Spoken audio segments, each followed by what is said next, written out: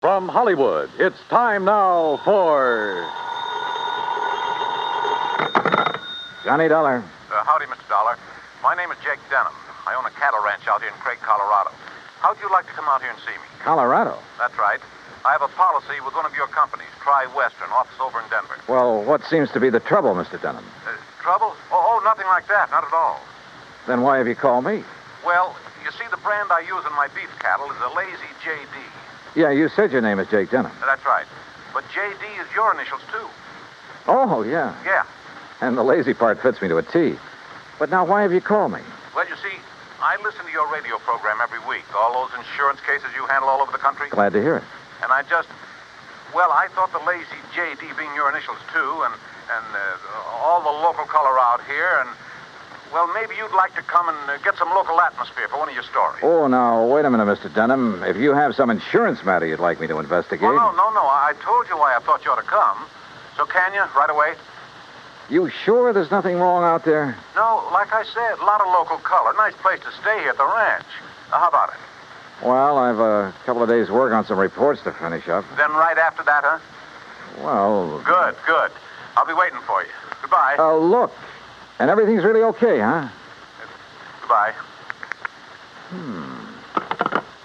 Mr. Denham, I think you're lying through your teeth.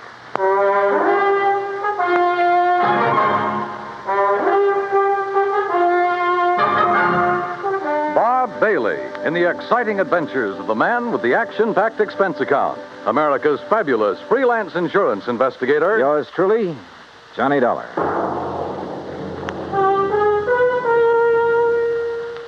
And now, Act One of yours truly, Johnny Dollar.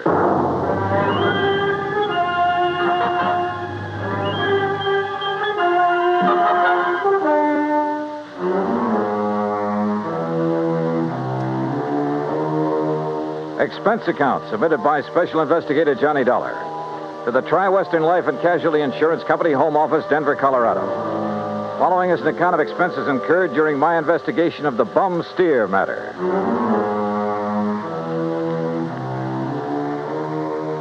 Expense account item 1, 370, long-distance call to Hal Versky, my contact at Tri-Western in Denver. Johnny, good to hear from you. You out in this neighborhood? Nope, still in Hartford. Hal, I want you to okay an expense account for me. Well, now that depends. Listen, do you know a client of yours by the name of Jake Denham? Yes. As I recall, he owns a big cattle ranch over near the little town of Craig. Uh-huh. Carries a straight life for something like 40,000, 50,000. Well, look, I got a phone call from him begging me to come out there and see him. Oh? Something wrong? He says not, but I don't believe him. Well, have you any reason to think something is wrong? Well, only the half-baked excuse he gave me for wanting to see me. Look, Hal, I realize this is just a hunch, but... Certainly sounds like it to me. But my hunches have saved your company a lot of dough on occasion. So how about it? Okay. Put it this way. If you run into something out there and clear it up, we'll pay the freight. If not, well, you just go ahead and have yourself a vacation at your own expense, okay? Oh, now, why don't you relax that iron grip on the purse strings for a change, huh? Why? What would you do? Okay, but I warn you, Hal, if this does turn into a case for your company, my expense account is going to knock you right off your feet. Oh, now, wait a minute. Bye-bye. Johnny! It took me nearly 4 days to clear up the reports I had to finish. I wish now it hadn't, that I'd left Hartford immediately. Expense account item 2, $133. Plane fare and all the incidentals I could think of, Hartford to Denver. I got there shortly after 7 a.m. Item 3, $50 deposit on a drive-your-own car, in which I promptly headed north and west on Highway 40. That is, after getting out of the traffic in Denver itself, and believe me, that town has it. The 200-mile drive to Craig was routine, except for the lush green hills, the snow-topped mountains, the vast meadows and forests. Colorful Colorado, they call it, and it sure is. Finally, about noon, I pulled into Craig and stopped at the Cosgrove Hotel for lunch. That's item 4, $350. From the waitress, I got directions to the Lazy JD Ranch. About 8 miles south on the Yampa River, just off Route 789. You want some dessert? Oh, no, thanks. This is fine. Hey, you one of the relatives? Relatives? Oh, of course not. You're too late. Too late for what? It was real beautiful, though. Half the town turned out for it, and most of the big ranchers. What are you talking about? Oh, my gosh, it's after 1:30. Look, I'm not supposed to be on duty now, and I got a date with my boyfriend. Hey, well, now... Excuse me, now, I wait a gotta go. second. Just pay the cashier in the lobby. Well, but look, Okay.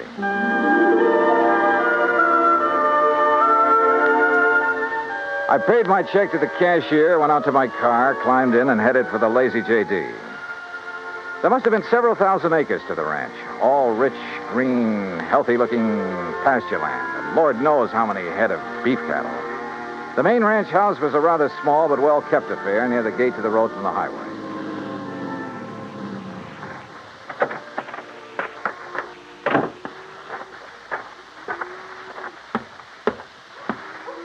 And then I saw it. A long piece of black crepe hanging on the doorframe.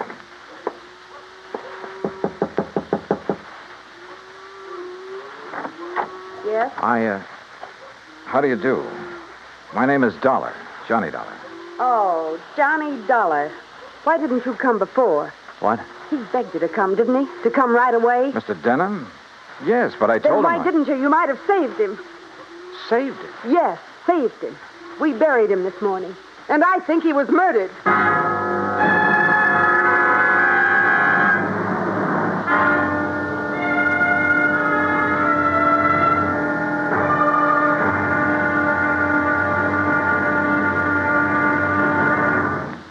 Act two of yours truly, Johnny Dollar, in a moment.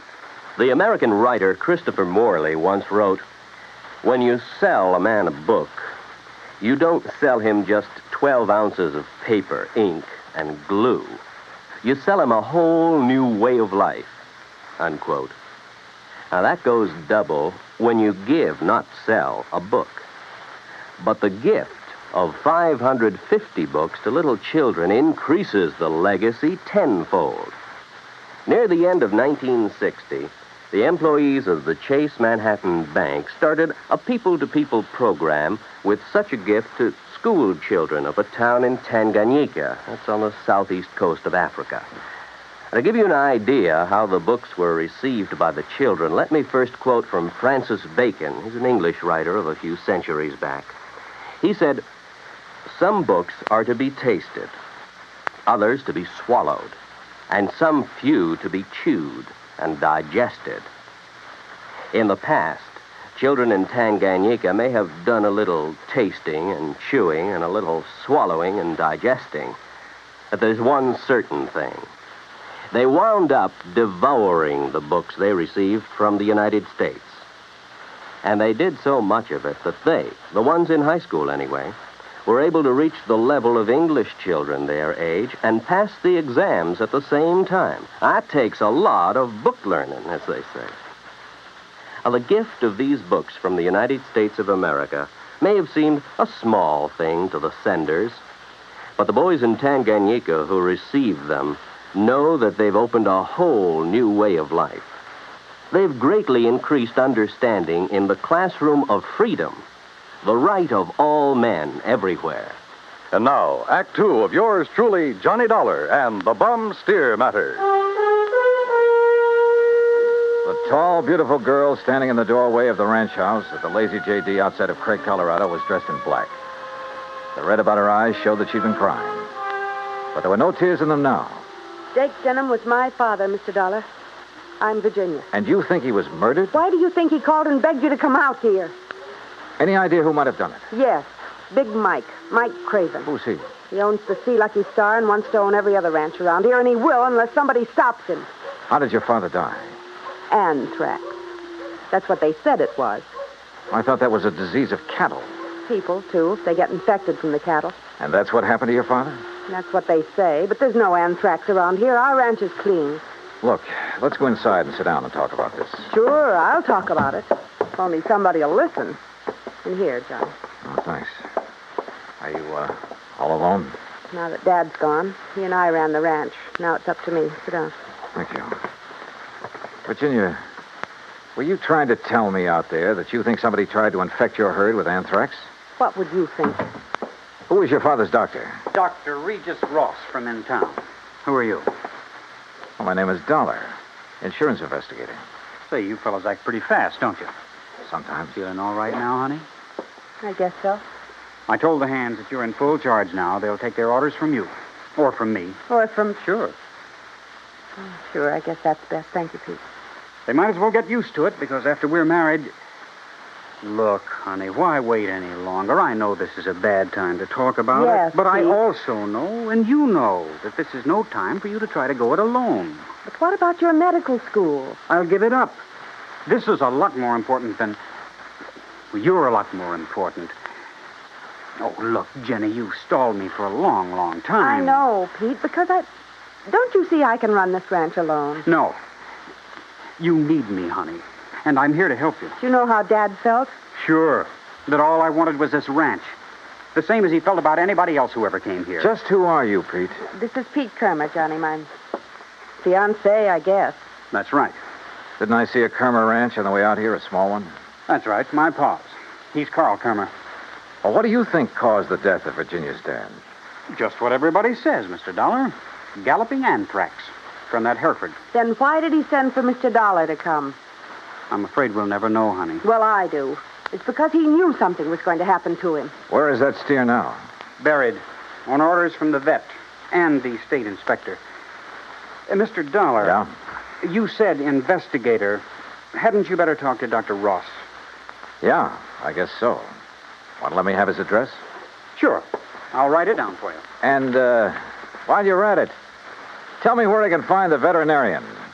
And that state inspector, too. Huh? Sure. Why not? When I left them, a few minutes later, Pete was still making a quiet, but I must say effective pitch for Virginia's hand. Expense account item 5 10 cents for a phone call to the state inspector. He told me he'd never seen the infected steer on the Lazy JD, that he was confined to his bed at the time. I called the vet's office, and he was expected back shortly. So I sat around the hotel lobby and glanced over some magazines. And then, in one of them, I found an article that made my eyes fairly pop out of my head. Item 6, I called the vet again. He was in. You caught me just in time, Mr. Dollar. I was about to drive over to the Sea Lucky Star Ranch for dinner. Mike Craven and I are old friends. That's so? Yes, ever since we roomed together at college. Oh, I see. I understand you're the man who spotted the anthrax out at the Lazy JD. Yes, sir, that's right. Just that one Hereford. How it ever got to him, I'll never know. The rest of that herd is absolutely clean. Got poor old Jake Denham, too. You think he became infected from that steer? Well, how else could it be?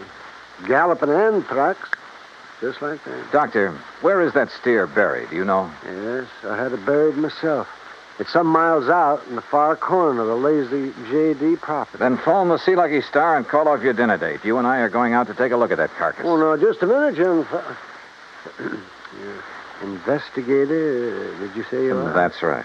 Well, I suppose you have some authority. What I don't have, I can get. Tell me, Doctor, is there some reason why you don't want me to see the carcass of that steer? No. Well, let's go. Along the way, we picked up two fellows who were handy with pick and shovel. It was almost dark now, so I bought a couple of powerful flashlights at one of the local hardware stores. That's item 7 925. It took a couple of hours for the two men to dig down to the carcass of the steer, but they finally exposed one flank of the unfortunate animal. Yeah, so you sure planted this critter deep, Doc. But there's part of him. Give us a few more minutes, we'll have it. No, wait. Huh?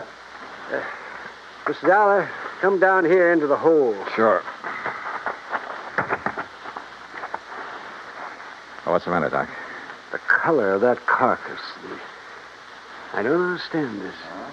What are you talking about? Well, this doesn't make sense. The deterioration and putrefaction that always occurs, well, it simply isn't here. You mean it's possible it wasn't anthrax killed this steer?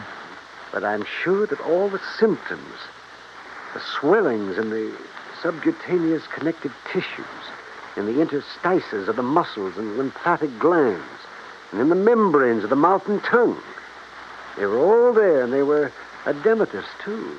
Could some poison have possibly produced those symptoms? Poison? Yeah, look, I read in a magazine this afternoon that strychnia often produces symptoms very much like those of tetanus, lockjaw. Yes, that's true. But a poison that would... Good heavens. Yeah? Why, I haven't heard of it since my college days. Quintanogen sulfide. But why? Good question. No, Dollar. Because it wouldn't explain the death of old Jake Denham. If it was anthrax. What? Or was he poisoned, too? Good heavens, you mean you think that... Wait a minute. Doctor, the brand on the rump of this animal. Oh, that's Denham's own brand, the Lazy JD. Yeah, but it looks to me like it was put on over another brand. Yes. Yes, you're right. Any way of finding out what the original brand was? No. Yes, Mr. Dollar. The other side, the inside of the hide might show it. Then, Doctor, you got a skinning job to do. All right. Hand me my bag there, please. Okay, here you are. Go to it, Doc. Thank you. Oh. That poison. How much to infect a man? Well, even a small scratch on the skin could absorb enough to be fatal. No wonder that Dr. Ross... Ross was the one who treated Jake Denham. Huh? Yeah. No wonder we couldn't understand why death came so... Well? No. Can you see what the original brand was? Yes. Yes, I can. I'm afraid so. Let me hold the light a little. Oh. I see. But I can't believe it, Mr. Dollar. Pretty clear, though, isn't it? See Lucky Star. Act 3 of yours truly, Johnny Dollar, in a moment. A couple of 1,000 years ago, the ancient sage Diogenes remarked that all things are in common among friends. Well, he didn't mean that only material goods were in common among friends, but that they shared their troubles as well. For a long time, the United States Armed Forces have been a friend in time of need, during fires, floods, and pestilence all over the world. Many peoples of the earth have come to believe in the friendship which the U.S. military personnel have spread for so many years, and the calls for help they answer in time of personal emergency, a response which has always been immediate. Not long ago, a Korean Buddhist nun was suffering from beriberi, an advanced form of acute malnutrition. But she was living in an isolated monastery deep in the Korean hills and valleys. Her sister nuns contacted the nearest Army Signal Corps relay station, and wheels began turning. In no time, an Army helicopter landed at the station's helipad. American soldiers carried the stricken nun to the copter. She was flown to a waiting ambulance and whisked away to the hospital. Her recovery was rapid, thanks to the United States Army, her newfound friends. Army helicopter men helped in many other ways. Over the 108 islands of the Ryukyus that spread from southern Japan to northern Formosa, Army helicopters are constantly whirling their blades as they hop from one island to another on missions of mercy. They bring food donated by American women on Okinawa, or they bring vital medicine to save a life. They also bring friendship and understanding and freedom, the right of all men everywhere. And now, Act 3 of yours truly, Johnny Dollar and the Bum Steer Matter.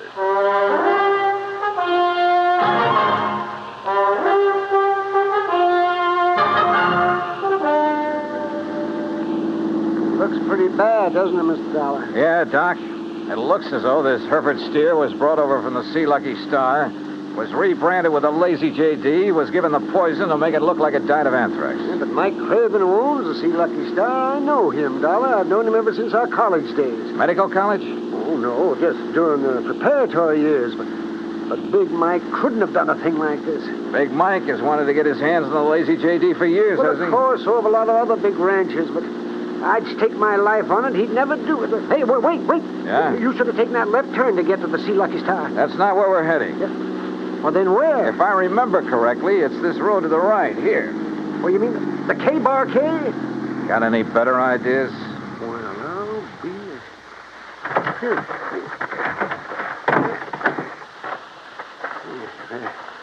The ranch house is dark. It won't be for long. Would you call this a good ranch, Doc? No, old Carl has been just a hanger-on. He hasn't made the place pay for quite some... What's going on out out there? Who is it? Johnny Dollar, Pete. Oh? I want to talk to you. Oh, sure. Door's open. I'll be right down. Come on, Doc.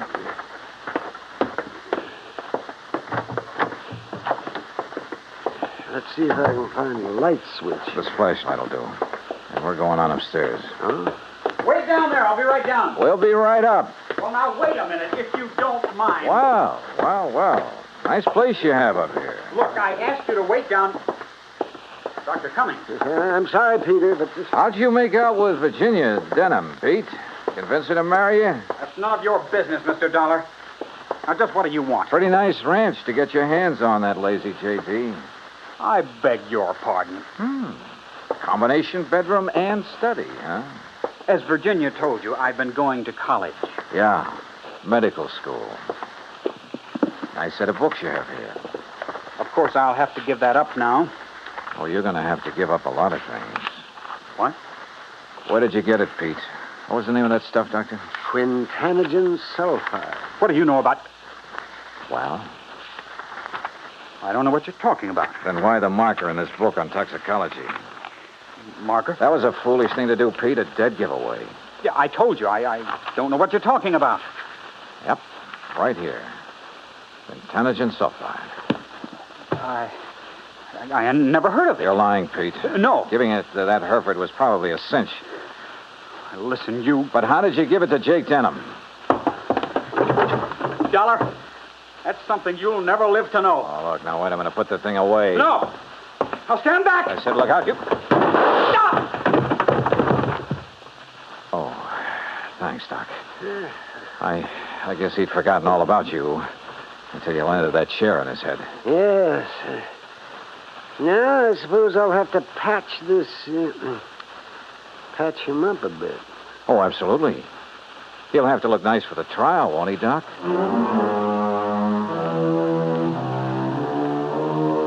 Expense account item 8, $55.95. Living expenses in Craig while waiting for the autopsy on Jake Denham.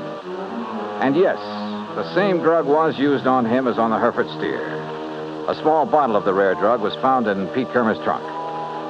So Pete's not only lost a chance for a nice ranch, but for living very long. Expense account total, including incidentals and fare back to Hartford, $618.50. On second thought, how's about just sending that check to the community chest? Then I'll feel a little better about this case. And about myself, too. Yours truly, Johnny Dollar.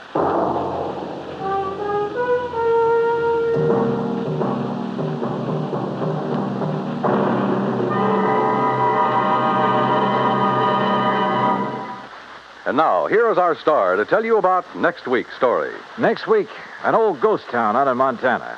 But one of the ghosts carries a .38 Colt. Join us, won't you? Yours truly, Johnny Dollar.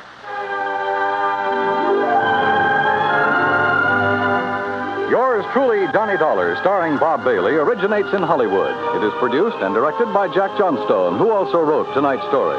Heard in our cast were Virginia Gregg, Gene Tatum, Will Wright, Jack Edwards, Howard McNear, Sam Edwards, and Forrest Lewis. Be sure to join us next week, same time and station, for another exciting story of yours truly, Johnny Dollar. Dan Cumberly speaking.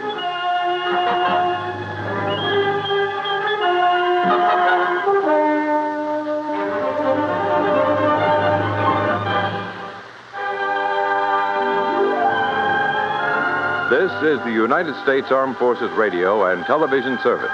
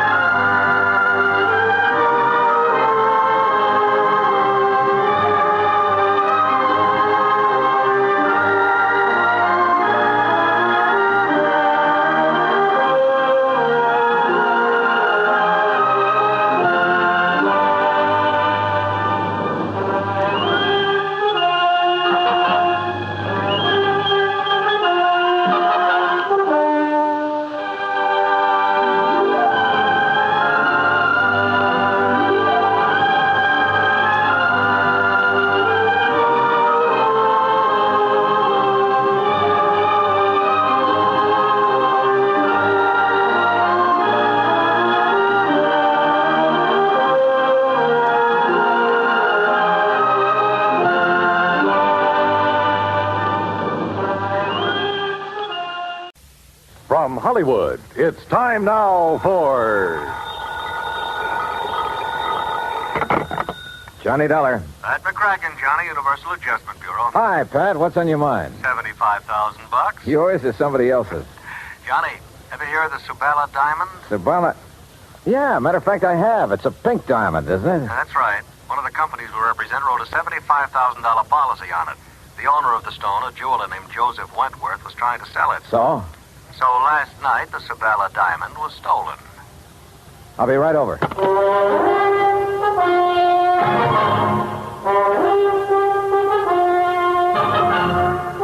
Bob Bailey in the exciting adventures of the man with the action-packed expense account. America's fabulous freelance insurance investigator. Yours truly, Johnny Dollar.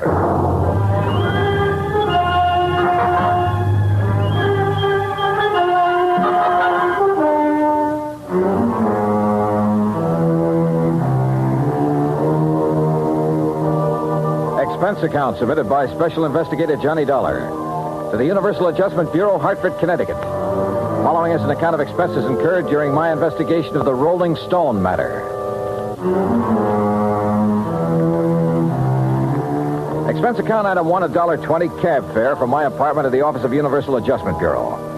Pat McCracken gave me what additional dope he had, which wasn't much, and I headed for New York. That's item 2, $26.40, and the apartment of Joseph Wentworth. I was just released from the hospital an hour ago. They kept me overnight for observation. Nothing serious, I hope, Mr. Wentworth? No, I was hit on the back of the head. At first, they suspected a skull fracture, but it was only a slight concussion. Well, you're lucky. Practically my total assets stolen, and you call it lucky. You mean the Sabala diamond? I borrowed heavily to purchase that stone, Mr. Dollar. I'm afraid I'm just about ruined. Well, if I'm not mistaken, it was insured for $75,000. You don't understand. The insurance money will barely cover the loans. The diamond wasn't insured for its full value. Oh, I see. And what's worse, I had a customer for it. I was almost ready to close the deal. Could have gotten at least $100,000, maybe more. Try to tell me exactly what happened, Mr. Wentworth. Last evening, Eloise stopped by the shop at 6. We were going to have dinner together. Eloise? Eloise Barnes, my fiancée. I started to close up, and I remembered I'd forgotten to put some things in the safe. She went down the street a ways to hail a taxi, and I went back inside. And left the front door unlocked? I must have. I was in a hurry. I opened the safe, then I heard a sound behind me. I started to turn, but too late. That's the last I remember. The police figure out what you were hit with? Yes, a heavy brass candlestick in my shop. Then when Eloise brought me to, the Sabala diamond was gone. Just a minute. You say Eloise brought you to? Yes. You see, when I didn't come right back outside, she started wondering what had happened. She came in and found me lying on the floor. Uh-huh. How long have you known Eloise, Mr. Wentworth? About a year. Why? Mind giving me her address? I think I'd like to talk to her. Expense account item 3, $1.80 cab fare to Eloise Barnes' apartment. Eloise looked, if anything, more expensive than the Sabala diamond. And I had the feeling that underneath that lovely surface, she was almost as hard. Her gray eyes never left my face as we talked, and I got the impression she had neatly weighed me, cataloged me, and put a price tag on me. Afraid I can't help you much, Johnny. Joe Wentworth apparently told you all there is to tell about it. You were out looking for a taxi at the time Wentworth got slugged. That's right. I feel sorry for Joe. That was a lot of diamond to lose. Must be quite a stone. If you go for those things. I don't know. I guess some people really have a thing about diamonds. But not you, huh? All right. Just happens there are a couple of things I prefer. Like what? Like money and mink. Huh? But now, according to your fiancé, you were... Just a minute. According to my what? Your fiancé, Wentworth. Well, Johnny, that may be his idea, but it's not mine. Well, you're not engaged. Joe's been very nice to me, and I like him. But we're just friends, so far as I'm concerned. Oh, yeah. I'm afraid I'm not the engaged type, Johnny. I've tried it once or twice, but it didn't work. Seems to interfere with my hobby. Your hobby? Yes. Having fun.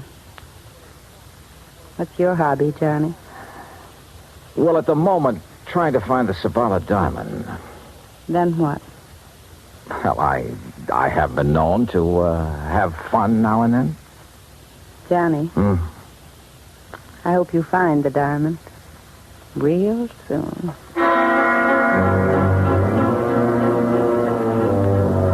The invitation was printed in large type, but this was no time for an RSVP, especially since I remembered Wentworth mentioning a customer who had been anxious to buy the diamond just before it was stolen.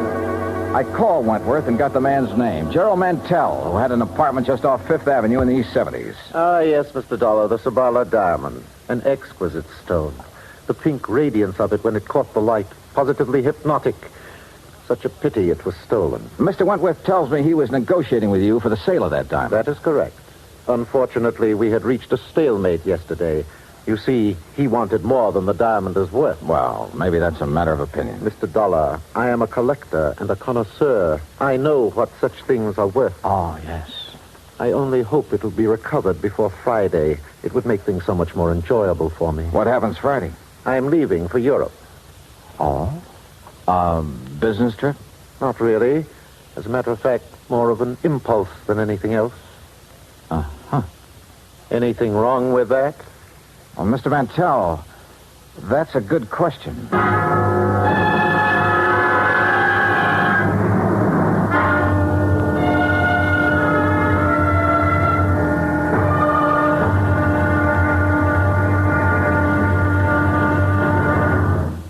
Act two of yours truly, Johnny Dollar, in a moment. Our flag now numbers 50 stars. And behind each star there stands yet another flag representing one of the 50 states. Alabama's state flag is of St. Andrew, the symbol of the Confederacy and the national flag of Scotland. Alabama's state capital, Montgomery, served as the first capital of the Confederacy, and it was on the steps of its Capitol building that Jefferson Davis took the oath of office as President of the Confederated States of America. The Scottish cross is in the form of an X, or saltire, and is also found on the state flags of Georgia and Mississippi. Perhaps it is the independent, rugged spirit of the Scots that recommended its national symbol to the Confederacy as a symbol of its rebellion. Alabama's state flag, the flag of the 22nd state to enter the Union, was adopted on February 16, 1895. And now, Act two of yours truly, Johnny Dollar and the Rolling Stone Matter. I went back to my hotel, stretched out on the bed, and went over the whole thing in my mind. Eloise, who liked the things that money could buy, and who supposedly had been looking for a taxi while Wentworth was slugged and the diamond lifted. Then there was Gerald Mantell, the collector, who was now suddenly leaving for Europe. Yeah, could be either of them. Johnny Dollar. You looking for the Sabala diamond, Mr. Dollar? Who's that? Well, that doesn't matter. I know where the diamond is. Oh, where? Not so fast, Dollar. I'm sure the insurance company you represent would pay quite a bit to get that stone back. The question is, how much? Oh, there's a bigger question than that, friend. Whether you're on the level or not. Suppose I can show you the case the diamond was kept in. Would you be convinced then? Maybe. Antonio's bar on East 53rd? Yeah. Maybe there in an hour. Now, wait a minute. How'll I know you? I'll know you. Hey, wait a minute.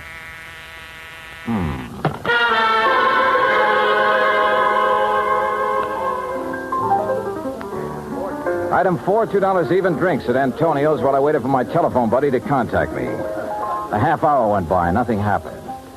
Then somebody came in and went to a corner booth. Not the person I'd been expecting, but just as interesting. So I went over. Hello, Eloise. Johnny, sit down. Oh, thanks. Expecting someone? All sorts of people. But this is a pleasant surprise. What brings you around here? Business, I thought. You know, Johnny, you've got a one-track mind. Always business. With that attitude, you miss a lot. I don't doubt it. Oh, here you are, Eloise. Oh, why, it's Mr. Dollar. Well, Mr. Mantell. Sit down, Gerald. I didn't know you two knew each other. Oh, yes, we've been friends for years. As a matter of fact, it was Eloise who told me about the Sabala diamond. Oh, you didn't tell me that, Eloise. You didn't ask me, Johnny. Oh, Gerald, the head waiter seems to be signaling to you. And so I see. I'll be right back. Well, look, Eloise, I think I better be getting along. Don't leave, Johnny. You've got a date with Mantell. He just wanted to have a drink with me before he left for Europe. I told him I was meeting Joe Wentworth here, so he said he'd stop by for a minute. Did Wentworth know that you and Mantell are old friends? I saw no reason to tell him, Johnny. Joe's very tiresome about things like that. You mean he's jealous? I wonder what happened to Gerald. This trip he's taking to Europe, I gather he got the idea rather suddenly. Gerald's very impulsive that way. Yeah. Well, I'll be getting along, Eloise. Looks like the man I came here to meet isn't going to show. I can't imagine what's keeping Joe. I'd say we've both been stood up, Johnny. Maybe we should do something about it, Well, as I told you right now, the only thing I have on my mind is... I know. That diamond. A girl could get tired of waiting, Johnny. Eloise, I don't think you've ever waited very long for anything. See you later. I'll count on it, Johnny. Dollar? What? Oh, Wentworth. We were wondering what has happened to you. Mr. Dollar, I'm certain you're a very efficient investigator, but it seems to me that you've questioned Eloise all you need to. Oh? Or have your conversations with her now reached the unofficial stage? Oh, now look, if Wentworth. that is the case, and I suspect it is, I'd better remind you that Eloise... Maybe I'd better remind you of a couple of things, Wentworth. In the first place, you... Mr. Johnny Dollar? Yeah, over here, wait. Dollar? Oh. Mr. Dollar, it's a note and a package for you, sir. A gentleman just left with me. Did he give his name? Oh, no, sir, no. But he was a short man in stocky and he wore a gray suit. Okay, thanks. Here you go. Oh, thank you. As I started to say, Hold on, will you, Wentworth? Couldn't take a chance contacting you. Somebody was following me. Contents of the package will show you I know what I'm talking about. We'll contact you later. What's this all about, Dollar? It's from a man who phoned me a couple of hours ago. If it's what I think is, and this package... Yeah. Empty jewel case. Your name on it, Wentworth. What? That's the case I kept the Sabala diamond in. Yeah. See you later, Wentworth. Where are you going, Dollar? Back to my hotel room and wait to hear from him.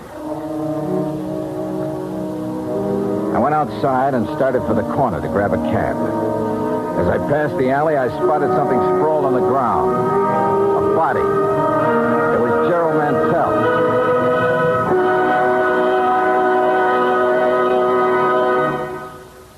Act 3 of yours truly, Johnny Dollar, in a moment. The way a man conducts himself at ease or under stress shows what he's made of. It shows his character under the strongest light. This is particularly true when a man becomes a prisoner of war. One of the points of the Code of Conduct of the American fighting man says, "If I become a prisoner of war, I will keep faith with my fellow prisoners. I will give no information nor take part in any action which might be harmful to my comrades. If I am senior, I will take command. If not, I will obey the lawful orders of those appointed over me and will back them up in every way." The very essence of the ideals set forth in those words were displayed by Commander, later Rear Admiral, Richard Antrim in April 1942, while a prisoner of war in Macassar, Dutch East Indies, during World War II. Acting instantly on behalf of a naval officer who was subjected to heavy punishment, Commander Antrim boldly tried to quiet the guard and to persuade him to discuss the charges against the officer. The guard refused. Tension increased.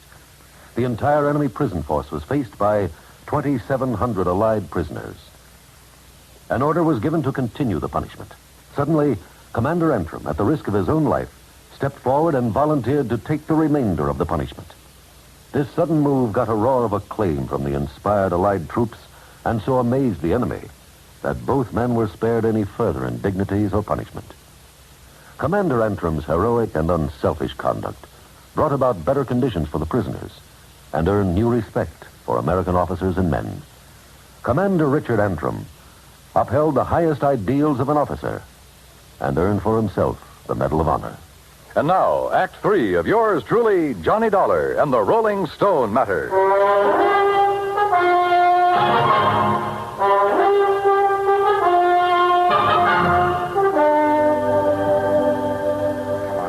on, Mantell. Come out of it. Come on. My head. Here. I'll help you. All right, easy now. Are you okay? So who did it? I don't know, Dollar. The head waiter told me taxi driver wanted to see me outside. I came out, but there was no cab in sight. I thought he might be at the corner, so I started walking. Past the alley here? Yes. Mr. Dollar, why would anyone want to beat me up? I can think of one possibility, Mantell. Yes? You wanted the Sabala diamond pretty badly, but Wentworth wouldn't sell at your price.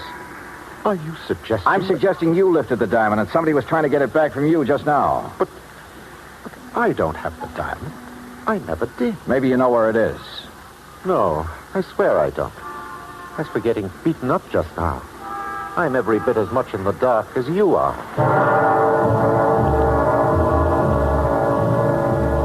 I didn't know whether he was telling the truth or not, but I had no proof he was lying.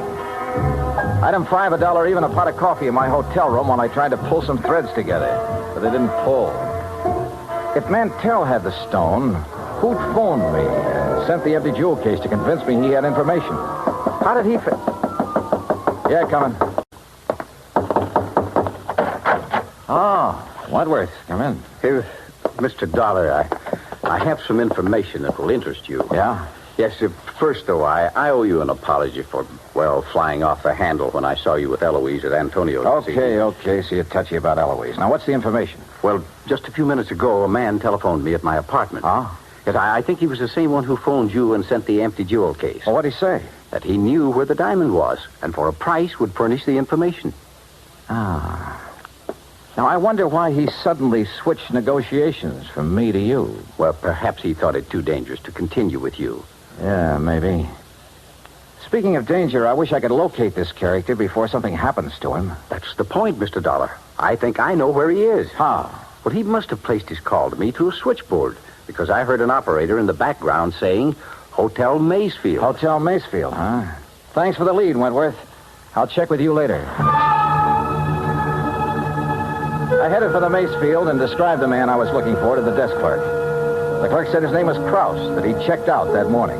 This I didn't get because he'd called Wentworth from the hotel shortly before. I had the clerk let me into Krause's room, hoping I could find some lead on where he'd gone. I did. A scratch pad with the imprint of a pencil still visible. A phone number and a name, Cathcart Hotel. I headed there fast and was referred to room 413.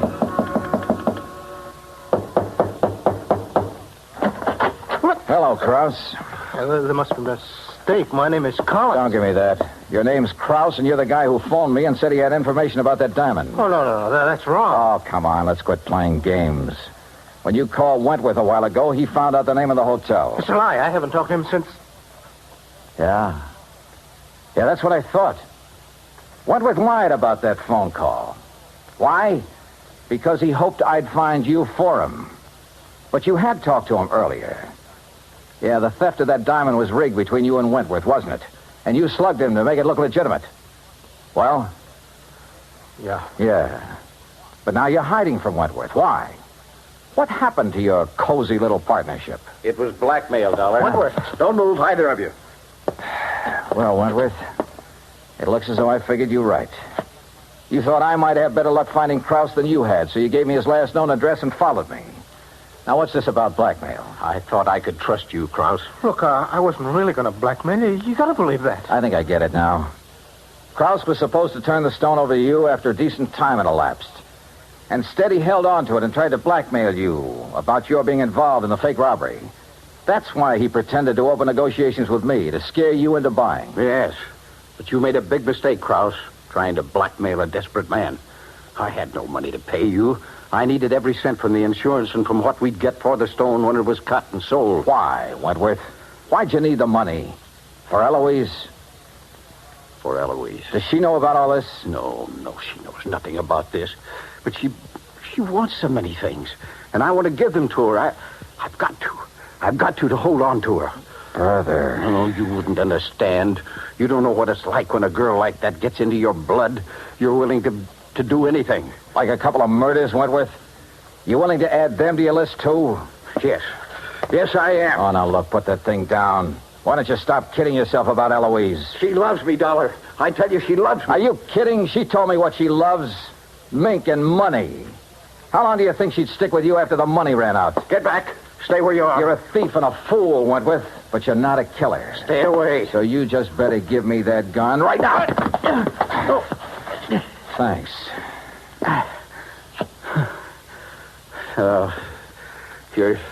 You're right about Eloise. I guess I always knew it, but I just couldn't face it. You just did. And you were right about me, Dollar. I'm no killer. You want to know something, Wentworth? I wasn't sure about that at all.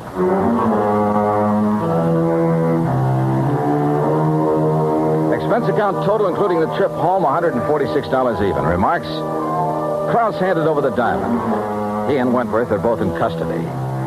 It was Wentworth who beat up Mantell for hanging around Eloise. And Eloise, last I heard, she was going her merry way, having fun, as she calls it. I never did accept her invitation to join her after the diamond had been recovered, and I'm not about to. Yours truly, Johnny Dollar.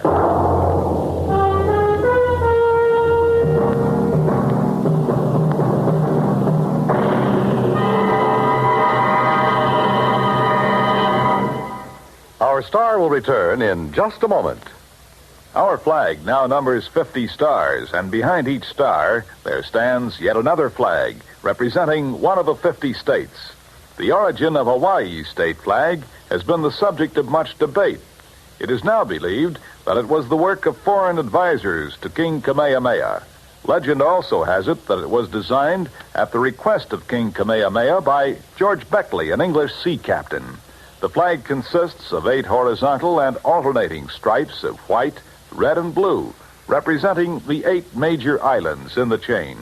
Also represented is the British Union Jack, a reminder of Captain Vancouver, who on his voyage around the world in 1794 gave King Kamehameha a British flag and the promise of British protection. The Union Jack is also a reminder of Captain James Cook, who discovered the Hawaiian Islands in 1778. Hawaii's state flag, the flag of the 50th state to enter the Union, was adopted in 1845. Now, here is our star to tell you about next week's story. Next week, well, the title of the yarn is The Ghost to Ghost Matter, and the story lives up to it. So join us, won't you? Yours truly, Johnny Dollar.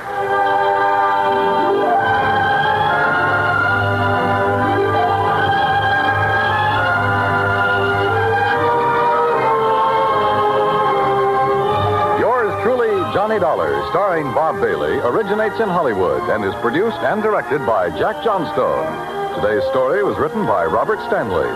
Heard in our cast were Virginia Gregg, Larry Dobkin, Forrest Lewis, Edgar Barrier, and Don Diamond. Be sure to join us next week, same time and station, for another exciting story of yours truly, Johnny Dollar. This is Dan Cubberly speaking.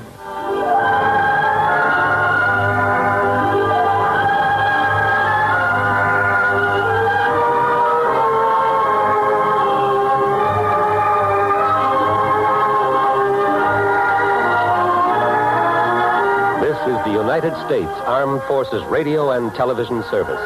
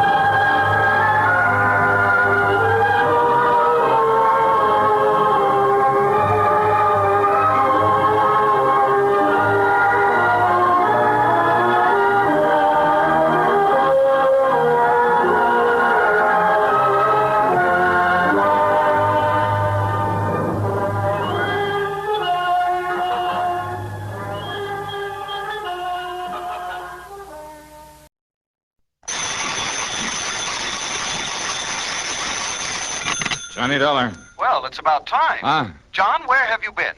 Oh, I just took a couple of days off to... Hey, now, wait a minute. Who are you? This is Harry Branson at Philadelphia Mutual Liability and Casualty Insurance Company. Harry, where have you been? What? Well, do you know it's been 6 or 7 months since you've called me in on something? No, it's only been a little over 5 months. 5.5 months, I should say. As a matter of fact, it's actually 5 months. Okay, Harry. So where have you been? Well, as a matter of fact, I've been right here in my office at Philadelphia Mutual, here on Walnut Street, here in... John, you're trying to change the subject. Yeah? From what? Why, from the insurance matter that has me concerned at the moment. What insurance matter? The one I'm calling about, of course.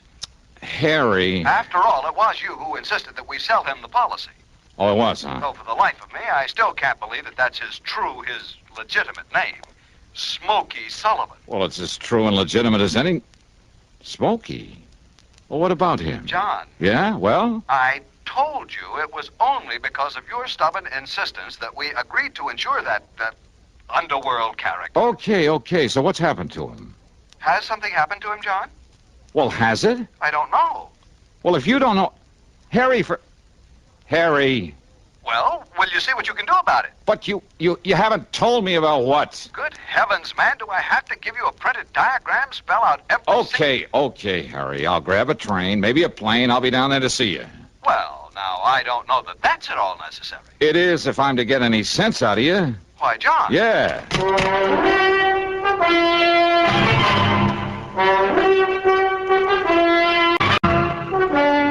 CBS Radio brings you Bob Bailey in the exciting adventures of the man with the action-packed expense account, America's fabulous freelance insurance investigator. Yours truly, Johnny Dollar.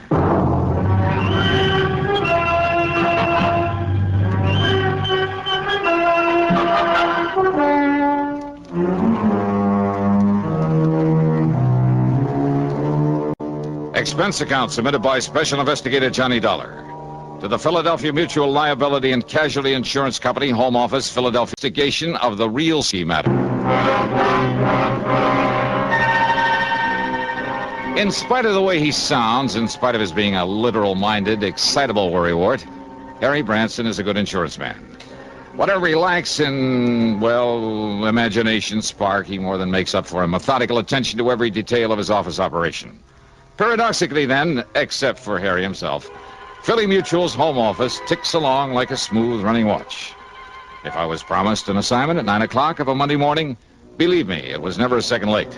Nor was there ever any question about the size of my fee or expense account, so long as it was justified. Which is one reason I always jumped at the chance to take on a case from Philly Mutual. And now, if my old friend Smokey Sullivan was in trouble, okay then.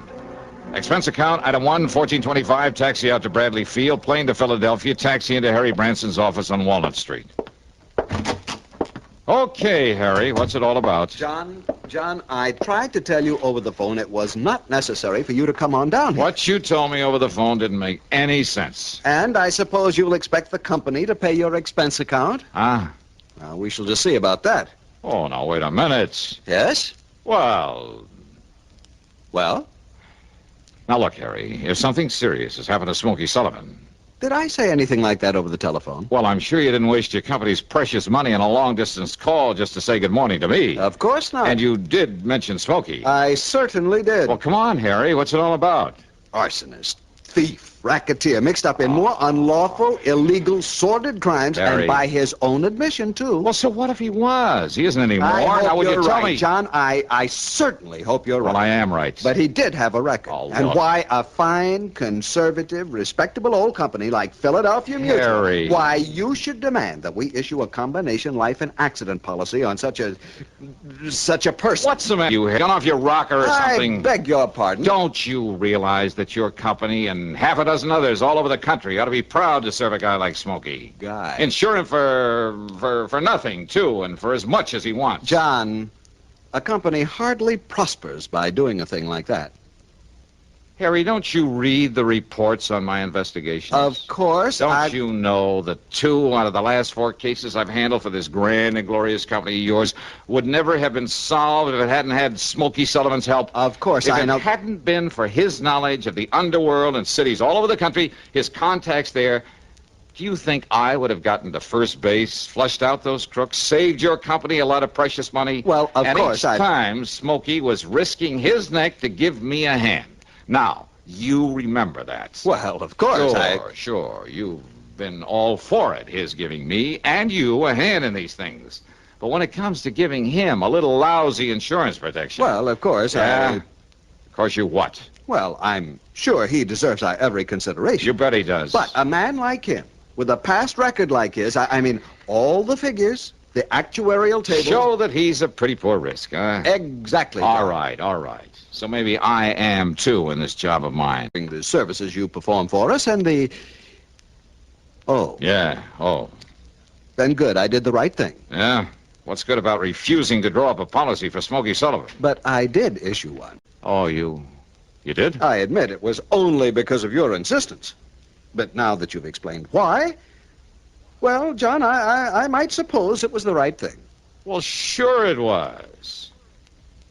And Harry, I'm sorry I blew my top. Perfectly understandable, but, John, I said I might it was all right. I meant except for one thing. Oh? What's that mean?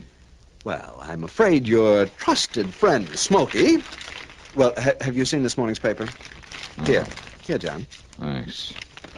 I see you're still reading the Philadelphia... What's this? Yes, that item I put a circle around. But I... Oh, no, Harry. No.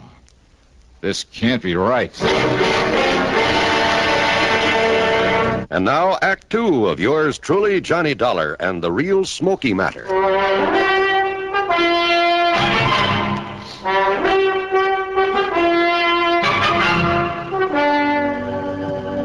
Read it, John, the whole news item. Toy factory. Burned to the ground. And I'm afraid your dear trusted friend, Smokey Sullivan... Millersburg Toy Company. Total loss. Certain proof of arson. Yes, John? Captain Oscar Fletcher of the arson squad states that the unusual technique employed indicates beyond the shadow of a doubt it is the work of a man who, although he is not known to have operated in this area since serving a prison term some years ago... True. ...is unquestionably the work of... Oh, no, Harry, this is wrong. I'm afraid not, John. That fire was set by Smokey Sullivan. You mean the arson squad is going to pin this on him because whoever did it happened to use a method that... No, I won't believe it. You didn't read the rest of the item. Why bother if they think I'm going to let him pin it on Smokey just You'd better read it, John. Why? I mean about the body they found in the ashes. Body? The police are certain that it's Smokey. Oh, no. Oh, yes. All right, look. Maybe Smokey was a torch man. Maybe Smokey was a lot of things before he went straight. And that distinctive ring they found on one hand of the body? So what? The same ring known to have been returned to Sullivan following his term in Dannemora prison. So what? Doesn't mean a thing. Smokey would know more. Here's another recipient going to his way. You for one, it's enough to get caught in one of his own fires. Well, now, of course, that's something... Yeah, sure. That's something you would know about, but I would.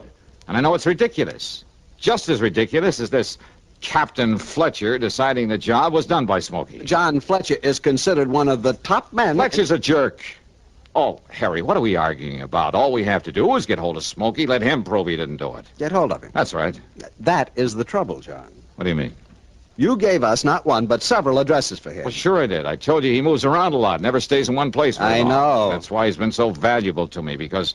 Anywhere in the country, Harry. We tried to wherever I had a problem, John, to get his policy to... I mean, wherever he knew he could help me. But we couldn't locate him. Yeah, Smokey's always come up. You haven't been able to find him. No. But, Harry, I'm absolutely sure that one of the addresses I gave you... No, John, we've tried for weeks at every one of them. He has simply disappeared from his usual haunts.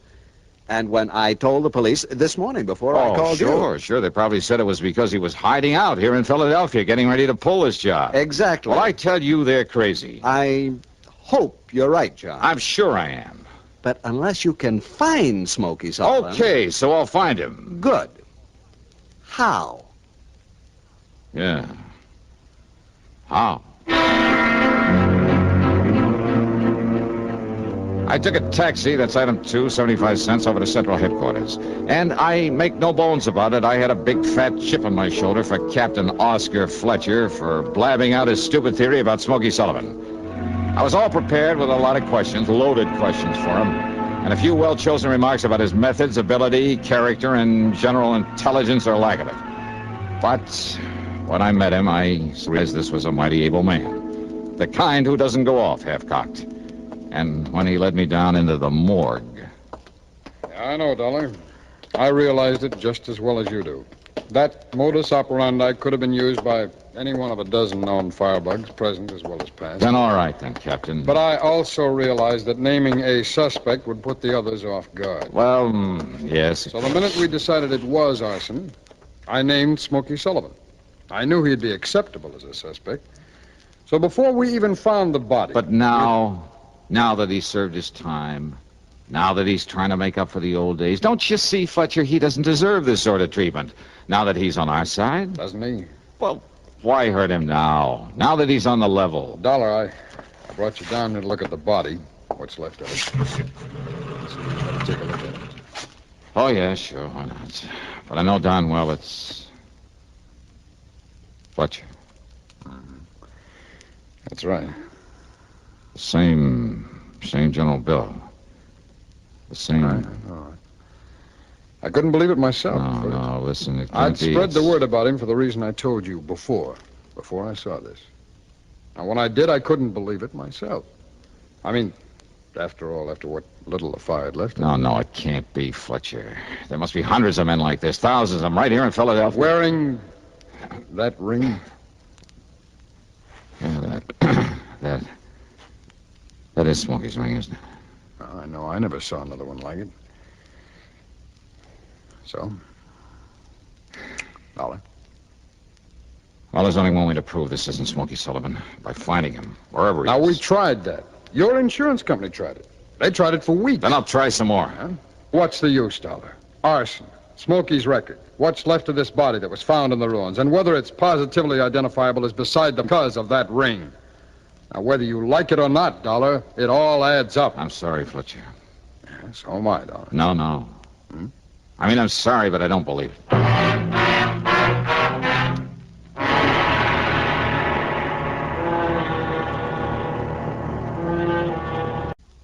Are you married? How many children do you have? Some people resent being asked such personal questions.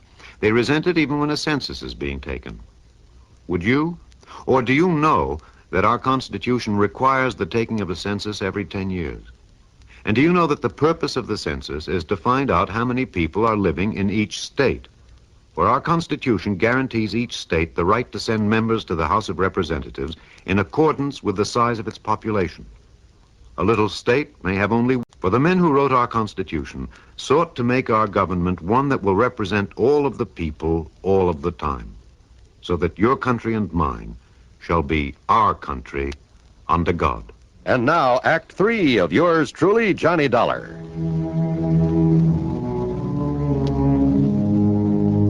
Item 3 over the next 4 days is $81 for room and board. More important, though, during the time is $116 for phone calls and telegrams to friends, newspaper men, police departments all over the country. Anyone I could think of who might be able to help me locate Smokey Sullivan. Nothing. Okay, Smokey had gotten restless again, as he had many times before. But always before, he told me where he was going. Yeah, maybe he tried to call me after I'd left Hartford. So one of those calls went to my answering service up there. No word from him. And there was always that body in the morgue. So unless I could somehow prove Smokey was alive, locate him. But how? And the only time that Smokey had ever contacted me was when when he thought that maybe... Yeah. Item 5, 10 cents for a call to Marty Ross, a top reporter on Philly's biggest morning paper. I told him he'd find a story in exactly half an hour at the corner of 13th and Pine. A story that he ought to give out to all the wire services. Item 6, $50, deposit on a rental car. Item 7, a call to headquarters, and I didn't give the desk sergeant my name, only the license of the car I'd hired. Okay, then. The first time I drove across the intersection of 13th and Pine against the light, only a few people on the sidewalk noticed it. And of course, some of the cars trying to cross with the lights. The second time I ran it, though, there was a cop there, and I thought I caught a glimpse of Marty Ross. I made the cop my target. And when I made the pass at him, nearly running him down... Hey! Take it! Oh! Oh!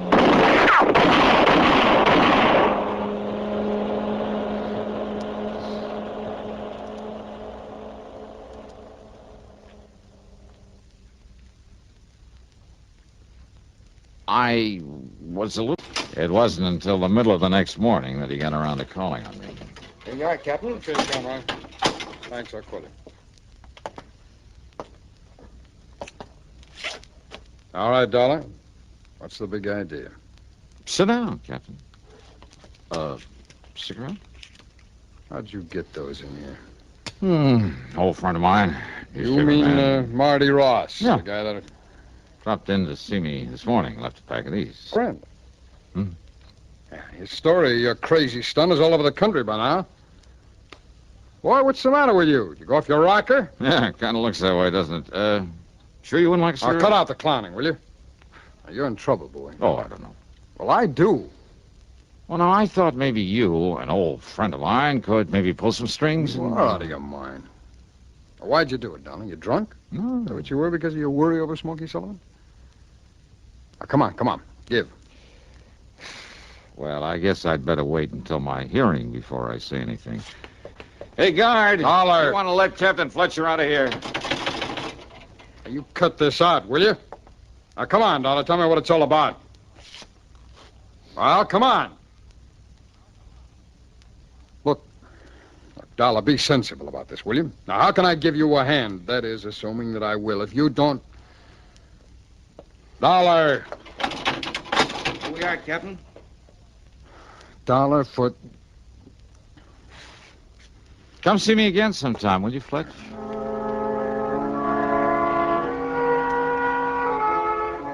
Well, after 2 days in that cell, even the guard wouldn't listen to me, just kind of sneered at me. I began to think that maybe I'd overplayed my hand. I asked if he'd get Captain Fletcher back to see me. No response. When he brought in the meals, I argued, I pleaded, I threatened him, reminded him that a citizen has some rights, even in jail.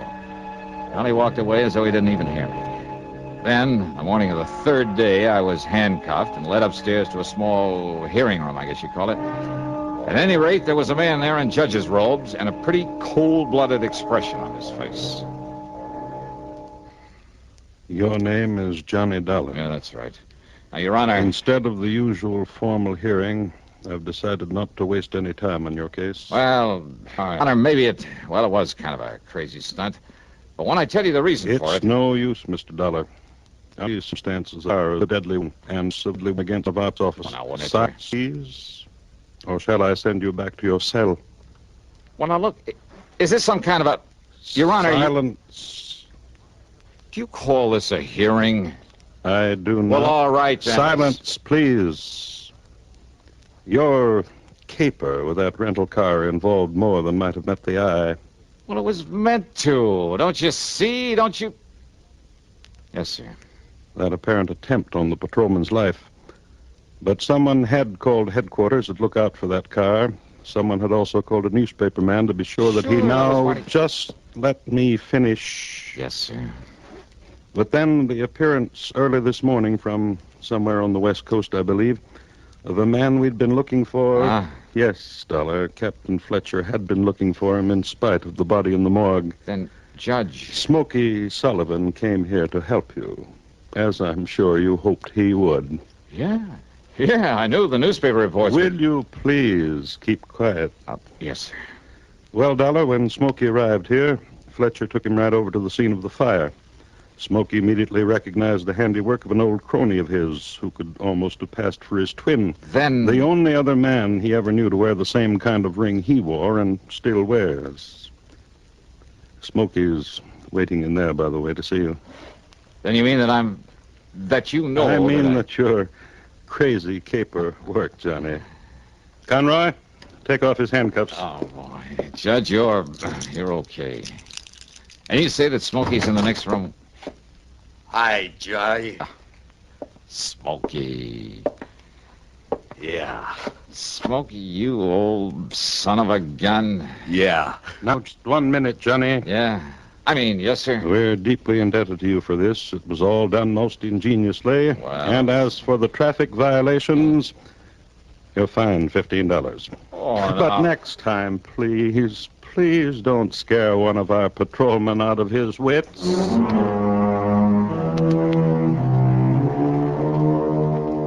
Well, sir, the reunion with Smokey was a dilly. And, of course, it goes on this expense account, as does a slight gratuity for him. And the cost of his trip from the coast and back. Yeah, he's settled out there now. So the total, including my fine and my own trip back to Hartford, $621 even. Yours truly, Johnny Dollar.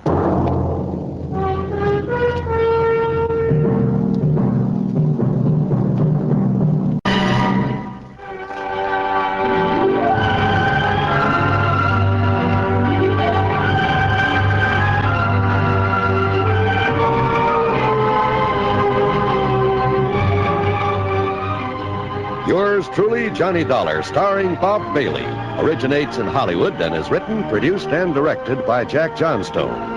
Heard in our cast were Harry Bartell, Stacey Harris, Lou Merrill, Vic Perrin, Tom Hanley, and Bill James. Be sure to join us, Johnny Dollar. This is John Wald speaking. Johnny Dollar has come to you through the worldwide facilities of the United States Armed Forces Radio and Television Service.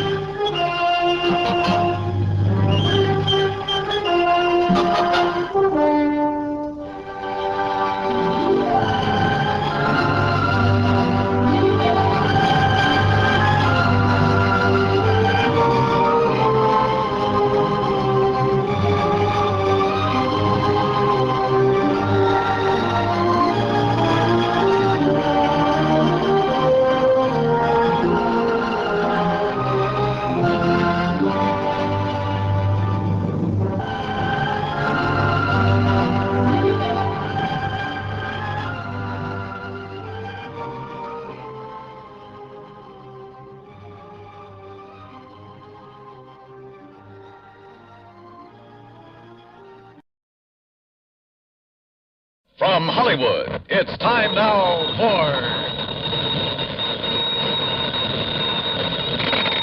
Johnny Dollar. Earl Foreman, Johnny. Hi, Earl. How are things in sunny Florida? I think I'll move to California. What?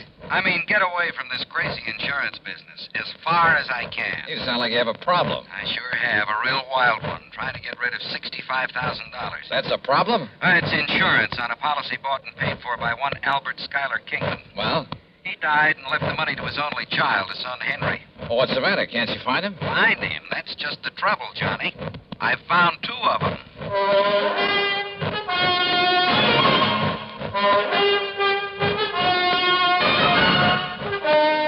Bob Bailey in the exciting adventures of the man with the action-packed expense account, America's fabulous freelance insurance investigator. Yours truly, Johnny Dollar.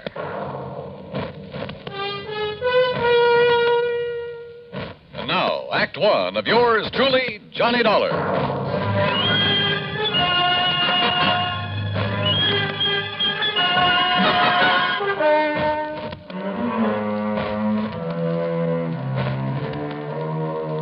Expense account submitted by Special Investigator Johnny Dollar to the Tri-State Life and Casualty Company, Sarasota, Florida. Following is an account of expenses incurred during my investigation of the Double Trouble Matter.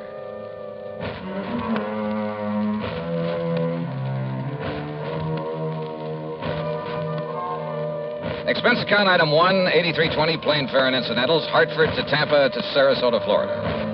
Item 2, $1.75 for a cab to Earl Poorman's office in the Conroy building.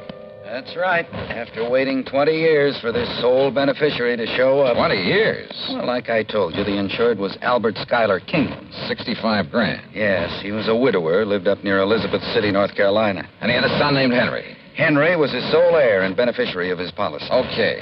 And you say that Kingman died 20 years ago? Yes, during that big hurricane back in 38. Remember it? Did about $40 million damage up and down the coast. Earl, I was a mere child at the time. Oh, sure. How old was Henry? Well, he was 10, just a kid. Anyhow, it was several days before the old man's body was found. And the boy? No trace of him. Disappeared. In due course of time, because of the statute of limitations, the old man's estate was, well, I guess it went to the state. But not his insurance, huh? No. We kept the matter of the insurance open, company policy. Requires a lot of legal finagling, but in the company's history, they've turned up beneficiaries as much as 15, 18 years after death. How? By advertising.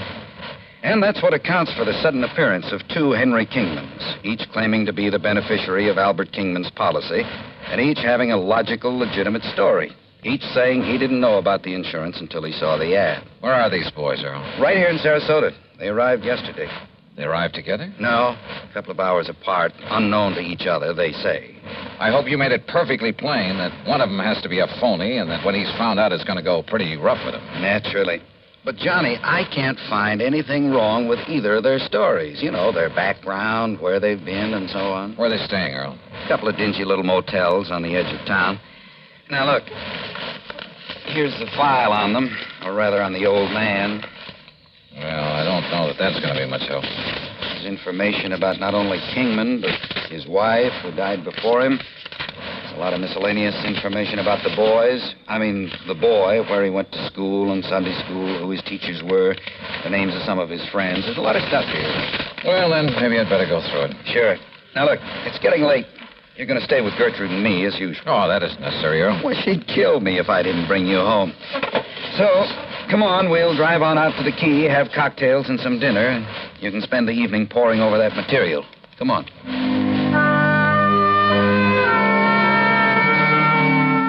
Cocktails and dinner were great. They always are with the Pullmans. Only poor man is a misnomer. That home of theirs on St. Armand's Key is not only big and new, but beautiful. They have their own private dock and speedboat on the bayou directly back of the house. Yeah, they own a couple of spanking new fancy air-conditioned cars. I decided that if I ever get enough to retire, this will be the kind of a setup for me. It was nearly 10 o'clock by the time I got around to the folder on Henry Kingman. But by 2 a.m., so help me, I knew more about him than he himself could. Yes, I was all set to expose one of these claimants as a phony, a fraud. Had the whole situation right in the palm of my hand, I thought. But, brother, I had no idea of what was coming. Believe me.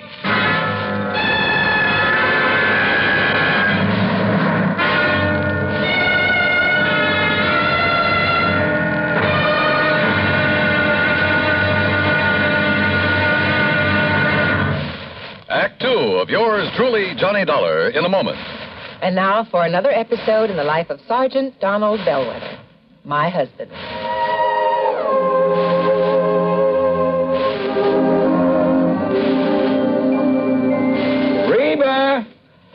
Reba! What is it, Donald? Confounded Reba, I can't find the fountain pen. I've looked all through this desk. Here it is, dear.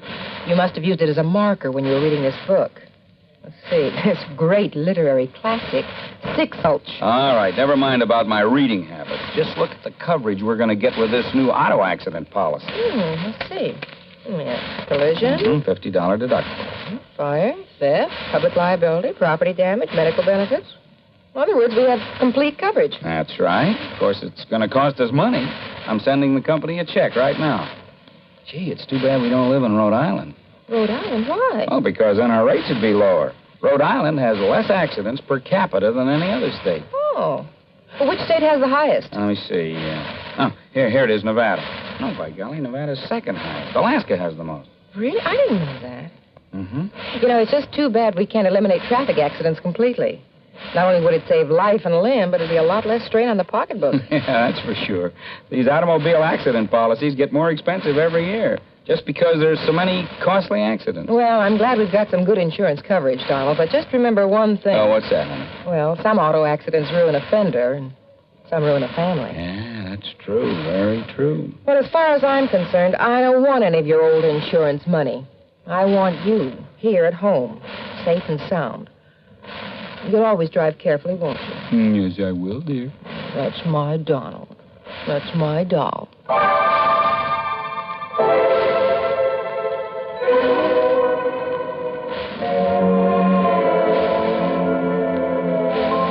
And now, Act Two of yours truly, Johnny Dollar and the Double Trouble Matter.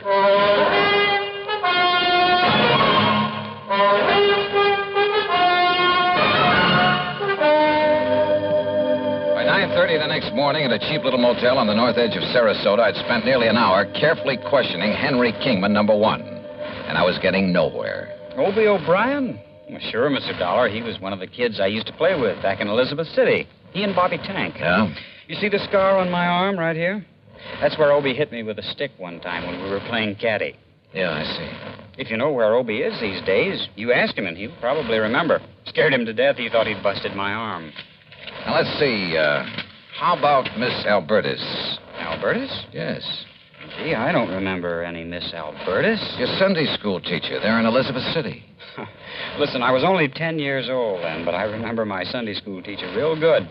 Her name was Miss Griswold, and she was, Look, are you trying to trick me or something? Yes, I am. Because Henry... Why don't you call me Hank? Everybody else does. The fact remains, Hank, that one of you two claimants to the insurance is a phony. Well, believe me, it's not me.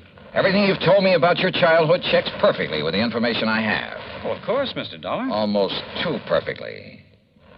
Listen, where did you live and go to school after the hurricane? Well, I'll be honest. I didn't have much schooling. Where did you live? Mr. Dollar, I wandered around more than Little Orphan Annie. All over North Carolina, then up north. Did you live anywhere long enough to be, well, really be recognized as Henry Kingman? I'm afraid I was just a bum. And all anybody ever knew me by was Hank. You saw the ad about the unclaimed insurance in New York? Yes, sir. I was working on the dock, stevedoring. Saw that ad in the Times. And I decided that if I had that much money coming to me and I could get a hold of it, why, maybe I could amount to something. Get an education, maybe, or, well... Hank, all the insurance company has to go on is your memory, or what you say is your memory of your childhood. What I've told you is true, sir. But if the other claimant comes up with the same kind of a story... But he can't. Because, don't you see, sir, I'm really Henry Kingman. I've told you all about my father and the house and the hurricane and the people I knew, about what's happened to me since... Yeah, I know.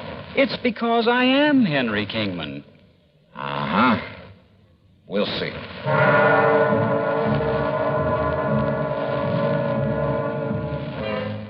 I tried to trip him up in a dozen ways, but with no success.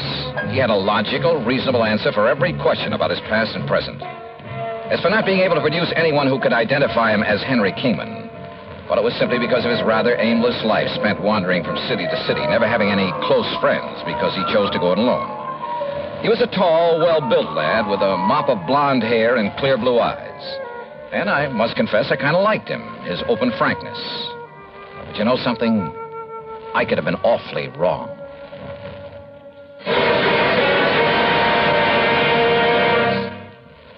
Although most men by nature don't feel in a combat mood much of the time, there are some who just can't get enough of a good fight, particularly if there is good, sound reason for it.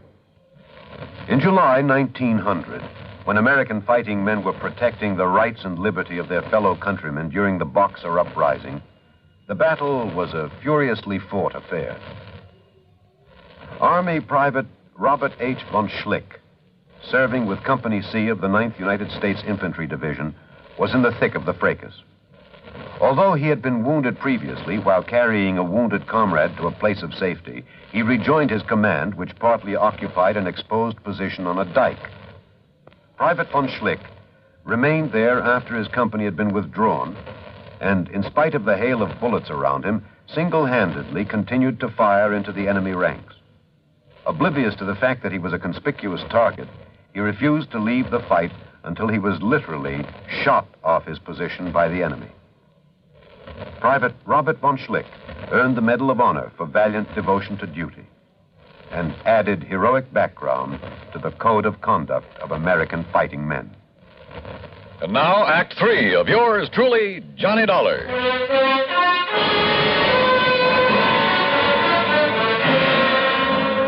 I got into the car that Earl Portman had loaned me and drove to the motel east of town to see Henry Kingman, number 2. Tall, dark, and well-dressed, he was terse and to the point. And he answered all my questions with the same ease and conviction as the other boy. In only one major respect did his story differ. Oh, sir, I can't name you a single person who can identify me as who I really am, Henry Kingman. And for a very simple reason. What's that, Hank? It's Henry, Mr. Dollar.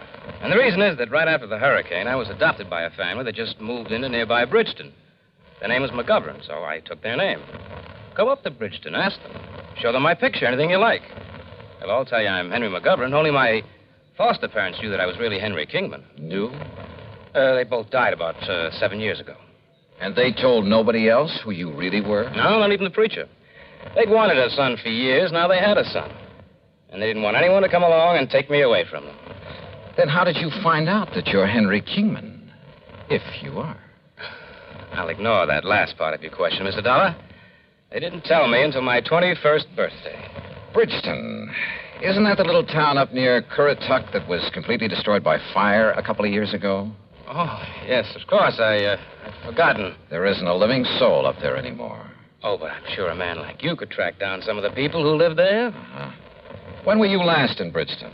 I went up north right after my foster parents died. As I told you, I've been living and working in New York. Now, look here, Mr. Dollar. Well? Hasn't everything I've told you checked perfectly with what you know about my father, my childhood, everything? Hasn't everything I've told you proved to be true? Isn't it proof that I'm Henry Kingman? There's only one trouble. What's that?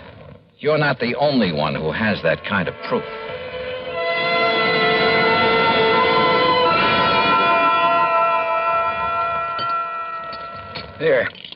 Here, Johnny. Have some more of this baked sea trout. No, thanks, sir. Johnny, you've hardly touched a thing. Yeah, I know, Gertrude. I'm sorry.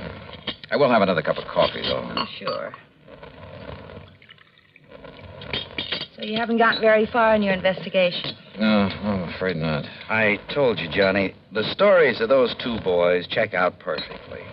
Unless the information the company's been collecting for the last 20 years is all wrong. But both of them can't be Henry Kingman. So one of them must be lying. But which one? Well, suppose, just for example, that the blonde is Henry. Yeah? Then how would the other have got hold of all that information? Unless... Well? Do you suppose they've known each other sometime in the past? They certainly don't like each other. I mean, each other's being here. I asked them, Earl, and they both deny having ever seen each other until they came here within a few hours of each other. I didn't see the blonde boy, but the other came here to the house, and I just didn't like him. The dark-haired one, I mean. Hey, wait a minute. Yeah? What is it, Johnny? The description of the father in that folder. Excuse me. Can I help you? No, thanks. I got it right here.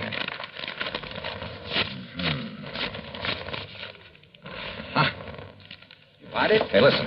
Does Dr. Crutches still live up the street? Sure. Do you want me to drive you over? No, thanks. I'll walk.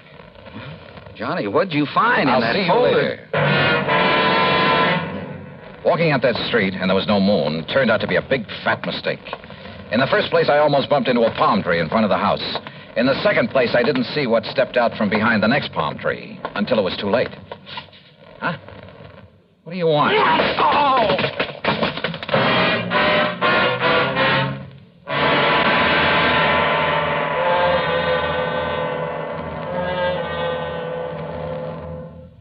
Times have changed, and so has the man. Through the ages, man has advanced both physically and mentally. Prehistoric man's concept of war and living was like that of an animal. His implements were crude, his knowledge simple. It was survival of the fittest. From his club and stones to bows and arrows and spears, from muskets and sabers to atomic rifles and missiles, man has progressed in the art of attack and defense. With each new phase, man's knowledge has developed. Today, the warrior, if he can be called such, is not a stone thrower, a bowman, or a swordsman. He's a technician who needs knowledge of all that science has developed. He's a sonar man, a radar man, a rifle man, or a torpedo man, a missile man, or a pilot. But whatever his job, he needs the skill and the technical know-how to do the job and do it well. Yes, times have changed, and so has the man. And now, Act 4 of yours truly, Johnny Dollar.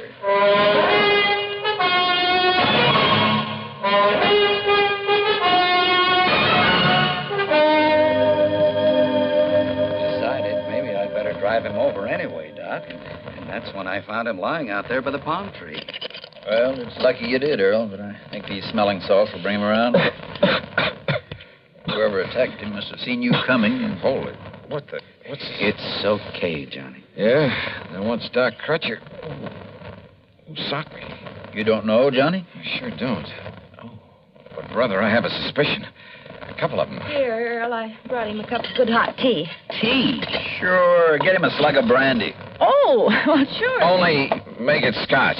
Good man, Doc. You feel okay now? Yeah. Earl, listen. Yeah? Get on the phone. Call the motels where those boys are staying. Tell them to get over here immediately. Better still, I'll drive over and get him. Meantime, Doc. Yeah? Here's your scotch, Johnny. Thanks. And if you want some more... Just a minute, woman. Where's mine? Oh, of course, Doc. I'm sorry. Neglect me, huh? Hey, listen, Doc. I want to ask you a couple of questions. What about? Heredity. Heredity? Yes. Okay. Shoot.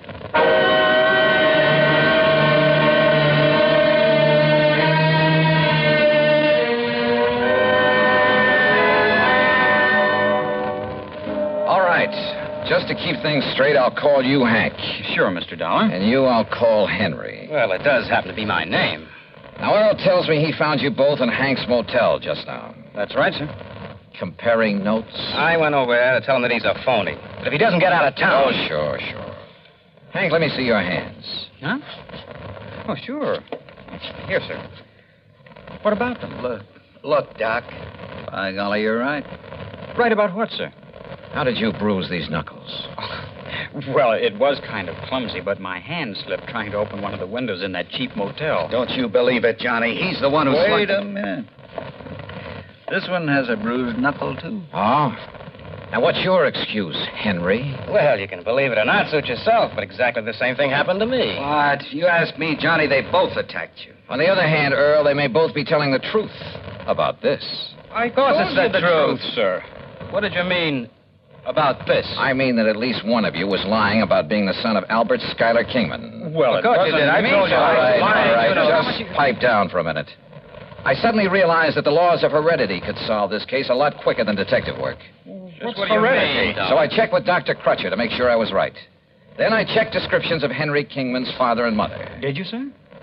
Both of them had brown hair and brown eyes. So what? Where both parents have identical color hair and eyes, any offspring will have the same. Hank, your hair is so blonde it's almost white, and your eyes are blue. Now, Mr. Henry, Dollar. your hair is almost black. Your eyes are also blue. Now, Henry, Dollar. you crazy fool. I told you this wouldn't work. Crazy fool, huh? If you'd let me come here alone... Yeah? Then you'd never have cut me in. Of course, I got suspicious. So I... If you kept out of the way, I got here first, didn't I? Well, how was I to know you were coming? What did All you right, boys, all right. No, it isn't all right, Dollar. Come on now, put that thing You down. make one move and I'll kill you. Come on, Hank. No. Go ahead and kill him. If you... No. Get back. Get back!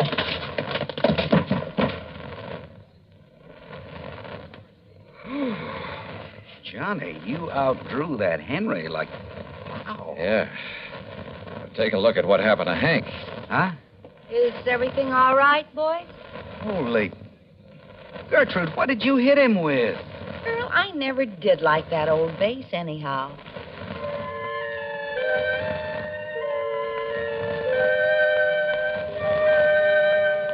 Yeah, my heredity gag was just that, a gag. But it certainly brought things to a head in a hurry. How did they know so much about the real Henry Kingman? Well, listen. As soon as we locked them up, I called the National Press Services, had them put the story of this attempted fraud in the headlines all over the country. Result? A phone call from the head of an orphanage where the real Henry had been taken in as a child, where he still lived. And, yeah, the phonies were a couple of kids who'd run away from that orphanage after he'd palled around with them, told them all about himself. As for why they both appeared to make the claim, sure. Each of them saw the company's ad and tried to get in ahead of the other. Well, they're in all right. For a long time. Expense account total, including incidentals and fare back to Hartford, $178.70. Yours truly, Johnny Dollar.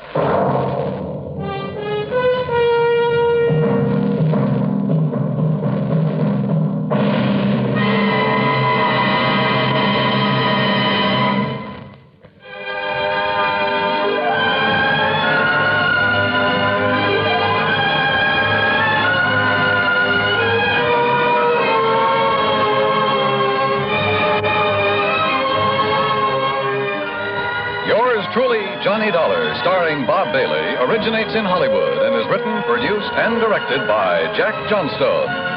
Heard in our cast were Virginia Gregg, Vic Perrin, Sam Edwards, James McCallion, and Parley Bear. Be sure to join us next week, same time and station, for another exciting story of yours truly, Johnny Dollar.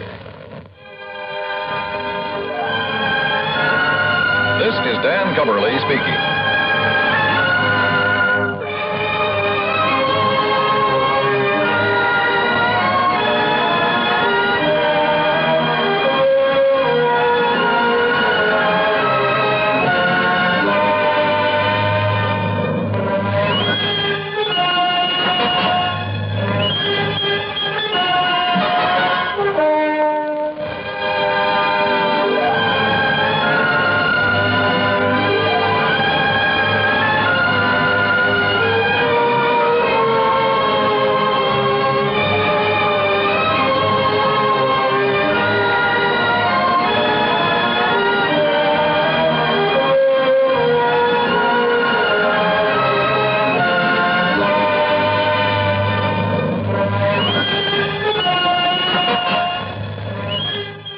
Truly, Johnny Dollar has been a presentation of the United States Armed Forces Radio and Television Service.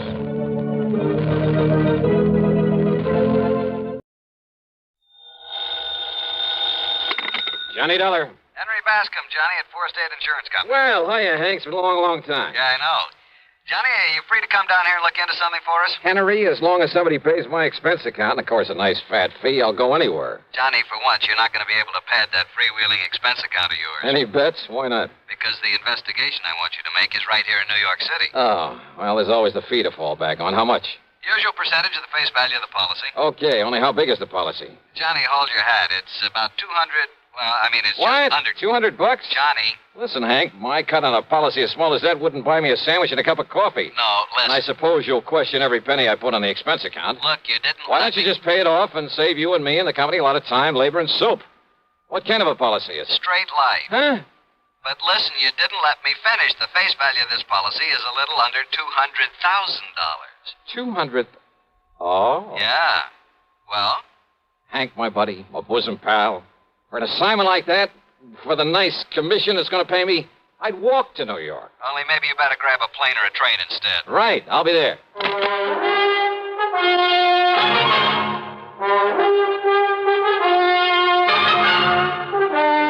CBS Radio brings you Bob Bailey in the exciting adventures of the man with the action-packed expense account, America's fabulous freelance insurance investigator. Yours truly, Johnny Dollar.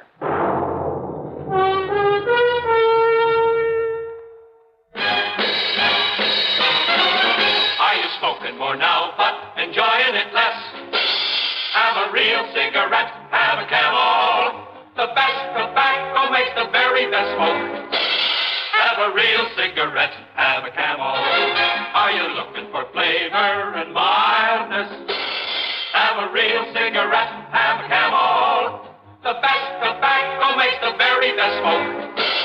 Have a real cigarette, a real cigarette, a real cigarette, have a Camel.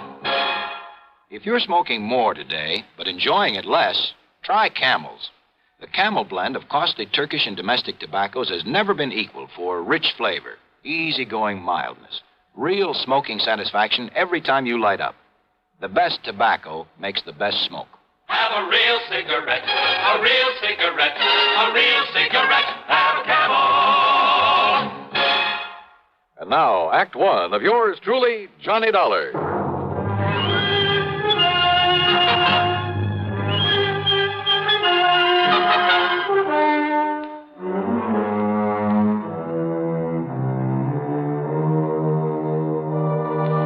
Expense account submitted by Special Investigator Johnny Dollar to the Four State Insurance Company, New York City office. The following is an account of expenses incurred during my investigation of the Evaporated Clue Matter.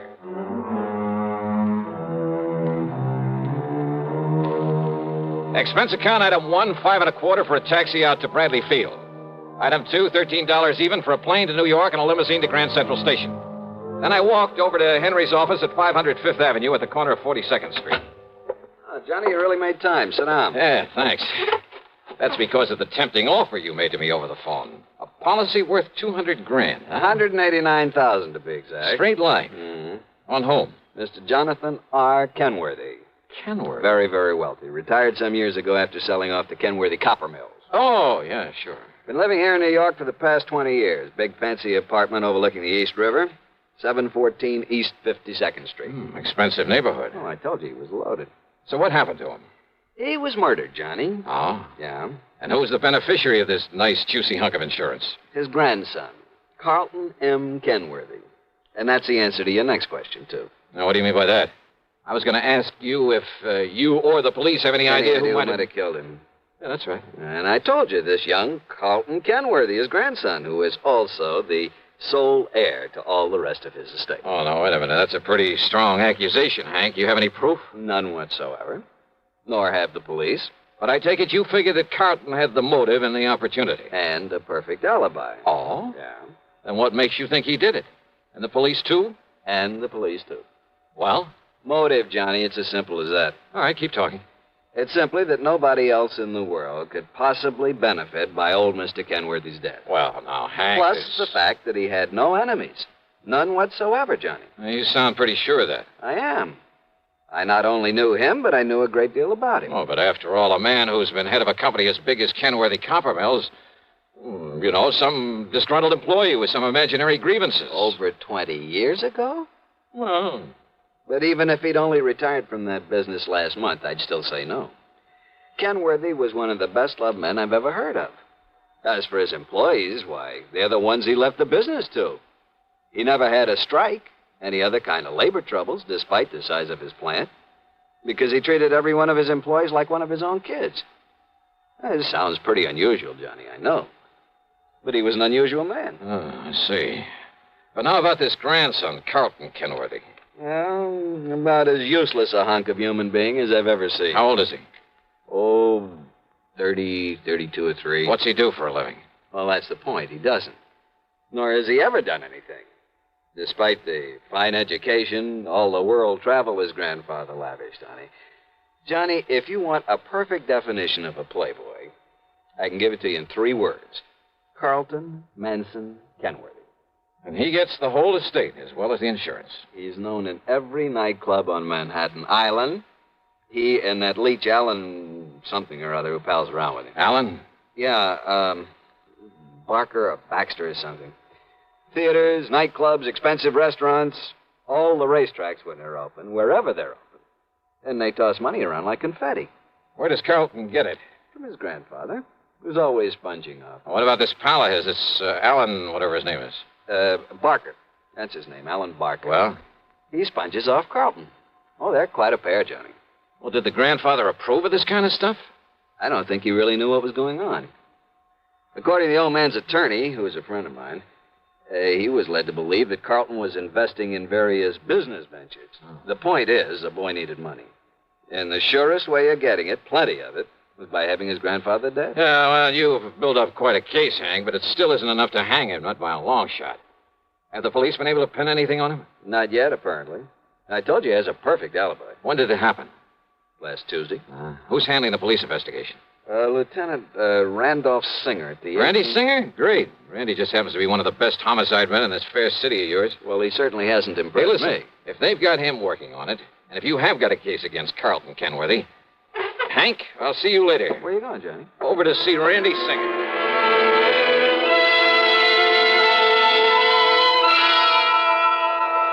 Sure, Johnny, I'm just as sure as your friend Hank at the insurance company. Why, Randy? Well, the way that boy played around. Cost him a fortune.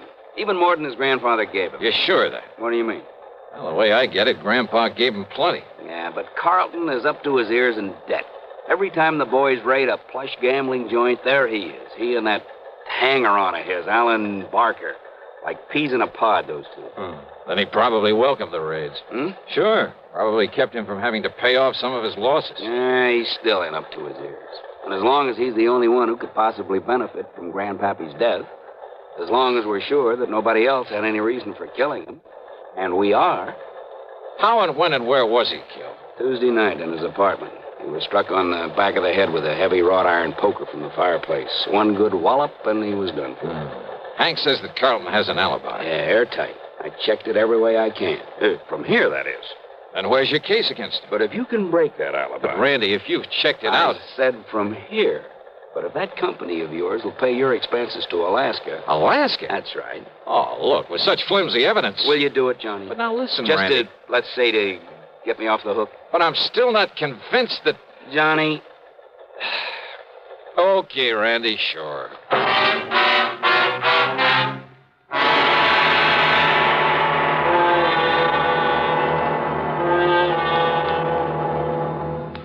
Act two of yours truly, Johnny Dollar, in a moment. Meet star Stuart Irwin. Nothing's worse for an actor than a nasty cold. To feel better quickly, I take wonderful 4-way cold tablets. The fast way to relieve cold distress. Right. Tests of all the leading cold tablets proved 4-way fastest acting. 4-way starts in minutes to relieve muscular pains, headache, reduce fever, calm upset stomach, also overcomes irregularity. Take my advice. For your next cold, take 4-way cold tablets. The fast way to relieve those cold miseries. 4-way, only 29 cents. And now here's a word about another fine product of Grove Laboratories. To get rid of embarrassing dandruff in 3 minutes, change to Fitch Dandruff Remover Shampoo. 3 minutes with Fitch regularly is guaranteed to keep unsightly dandruff away forever. Apply Fitch before wetting hair, rub in 1 minute. Add water, lather 1 minute. Then rinse 1 minute. Every trace of dandruff goes down the drain. 3 minutes with Fitch and embarrassing dandruff's gone. At the same time, Fitch can brighten hair up to 35%. Get Fitch Dandruff Remover Shampoo today. And now, Act Two of yours truly, Johnny Dollar, and the Evaporated Clue Matter.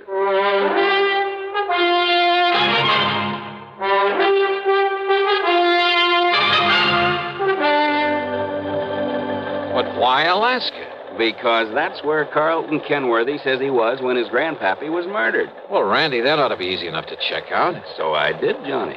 He made the airline reservation. He was aboard the plane. He got the Juneau on Monday afternoon. He got himself a room at the Baranoff Hotel. You checked that with the hotel? By telephone.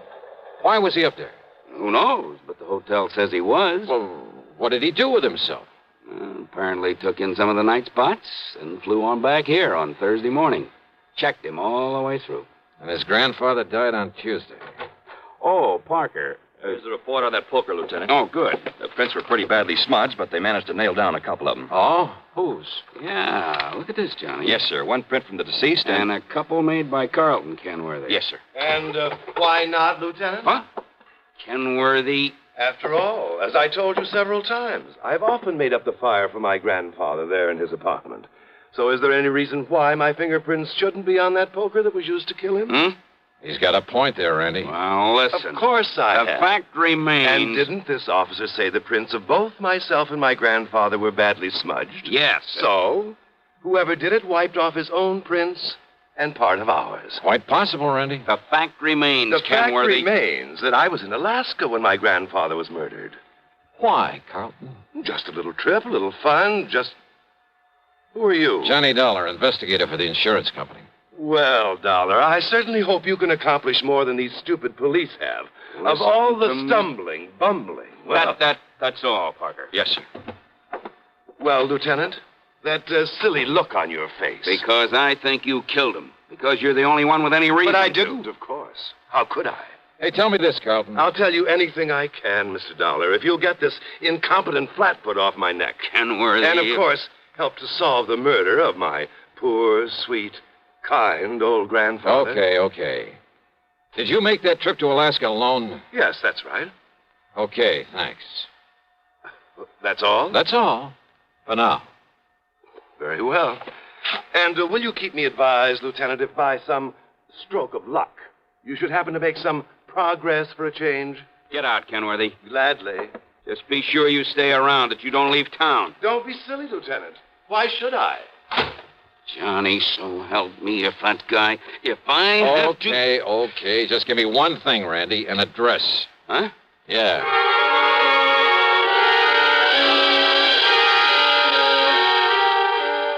I could see why Randy'd harbor no love for Carlton Kenworthy.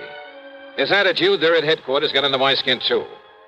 Expense account item 3, $1 even for a cab to Alan Barker's apartment. And I saw immediately why Randy had said they were like two peas in a pod, despite the fact Carlton was a good deal huskier. They were so much alike, I wondered if there was some blood relationship. Hardly, Mr. Dollar. We're simply good friends, that's all. Our tastes are alike in liquor and women. We like to do the same things, and, well, that's why we get along so well together, why we're known as the Inseparables. Alan, did you know that Carlton was going to Alaska? I certainly did. I drove him to his plane on Monday, and on Thursday I met his return flight and drove him back to his flat. Missed him like the very devil, incidentally. You keep a car here in the city? In the garage down in the basement. What did you do while he was away? Felt terribly at loose ends, but then I had my car washed and greased and took a long trip. Oh, when? I left Monday evening. Where'd you go? Oh, I drove several hundred miles. Took little side roads and byways that probably aren't even on the map. Think perhaps you could retrace your route? Good heavens, no. Oh, I did end up somewhere near Albany before starting back Wednesday morning. Uh-huh. Did you stay in Albany? My memory's a bit vague, Mr. Dollar, but I'm quite sure I didn't. Well, where did you stay over? Well, this may sound fantastic to you. Where? But I haven't the least idea. I took a couple of bottles with me. And they, coupled with the fact I was in completely unfamiliar country and that at night one little roadside motel looked as good as any other, well, I just don't know. You know, you make things sound pretty bad for yourself, Alan. I beg your pardon? Considering the way you've been sponging off Carlton Kenworthy, well, offhand, I'd say you had as much reason to want his grandfather out of the way as he did. I beg your And without pardon. a very good explanation of your whereabouts at the time of the murder. Now, look here, Dollar. But you know something? I don't think you have enough guts to have made those lily white hands of yours wield that poker. Horrid thought. And yet, on the other hand... Well, yes, Dollar? As an accessory. Accessory? That's right. I'll see you later, Alan. Now, look here. Just don't leave town.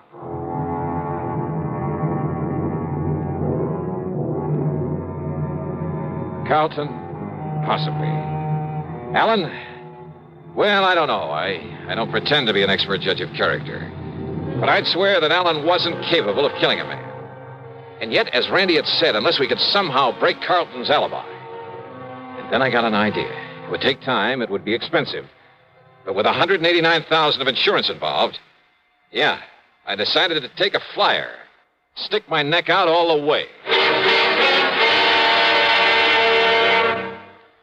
We'll return to yours truly, Johnny Dollar, in exactly 1 minute. Constipation is something people don't talk about much, but it can be a problem for anyone, even doctors. And when constipation occurs, it's interesting to see just what doctors consider important about a laxative they might use or recommend. Well, a majority of the doctors we heard from had this to say. A laxative should be effective, gentle, as close to natural acting as possible, and a medicine that can be used with complete confidence. Now, X-Lax has been popular with many doctors and millions of people over the years because pleasant-tasting chocolated X-Lax is effective. Overnight, it helps you toward your normal regularity. X-Lax is gentle.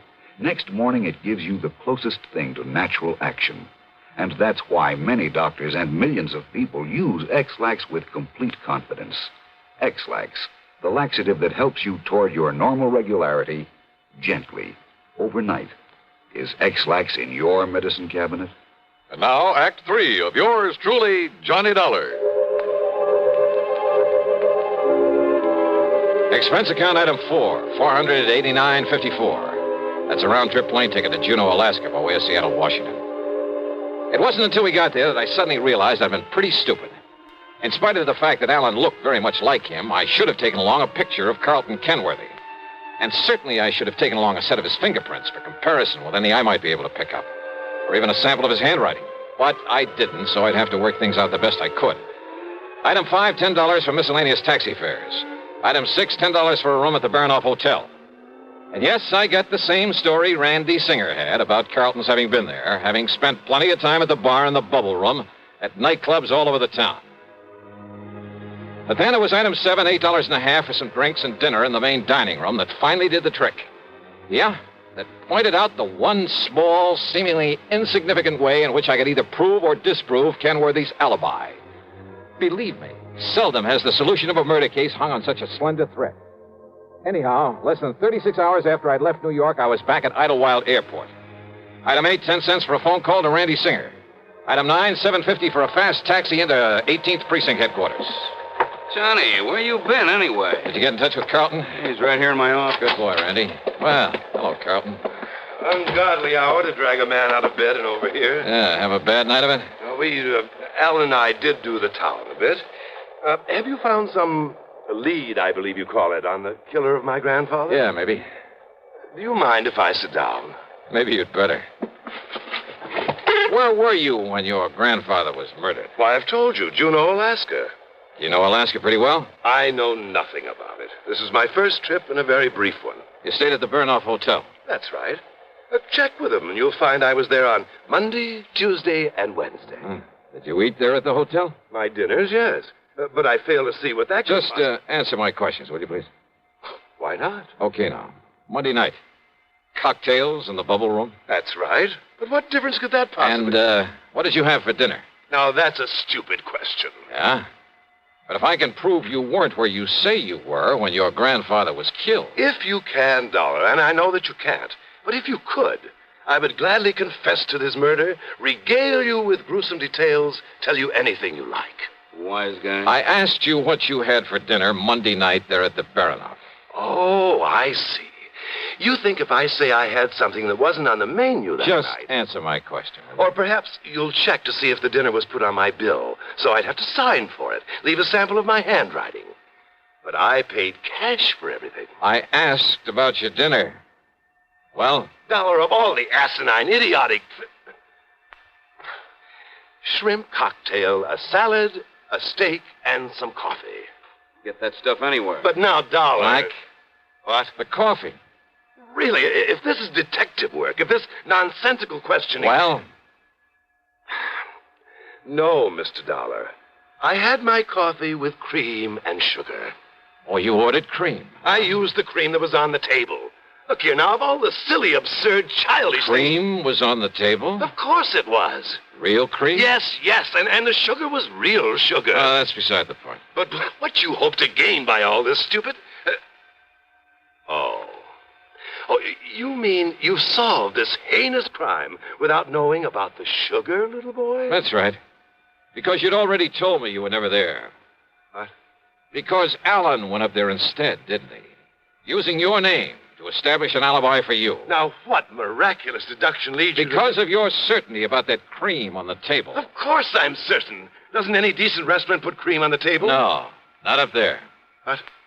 What's that, Johnny? But he didn't tell me that. I don't know why, Randy. Maybe no big dairy farms yet. Maybe just plain habit. Maybe they like it better. Dollar, how did you find out about But on that? every table, even in the best places, you'll find no cream. But a little can of evaporated milk. Like to check on it? Well, I'll be doggone. It was Alan. Did Alan tell you that?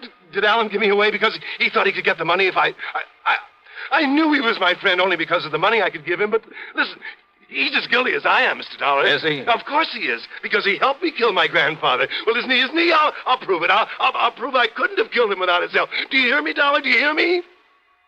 You think that's going to help you in court?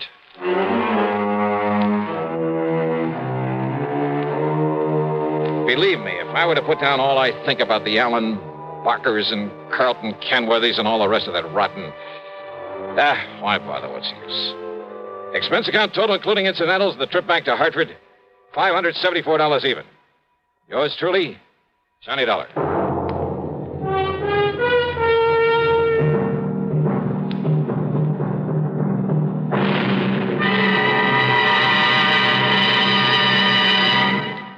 Now, here's our star with a word or two about next week's program. And a welcome to a couple of more stations that have joined us. WBRK in Pittsfield, Massachusetts, and WKNY over in Kingston, New York. We're glad to have you with us. And, man, how this network grows and grows. As for next week, well, I wonder just how you'd feel sitting on top of a nuclear explosive device, knowing the darn thing may go off any second and blow you to kingdom come. I know how I feel. And I'll tell you all about it on my program next Sunday, as usual, right here on the CBS radio station that brings you all the best in programming.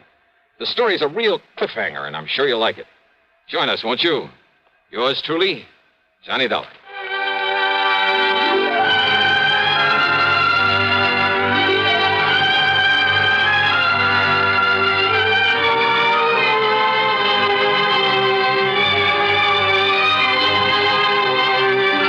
Yours truly, Johnny Dollar, starring Bob Bailey, originates in Hollywood and is written, produced, and directed by Jack Johnstone.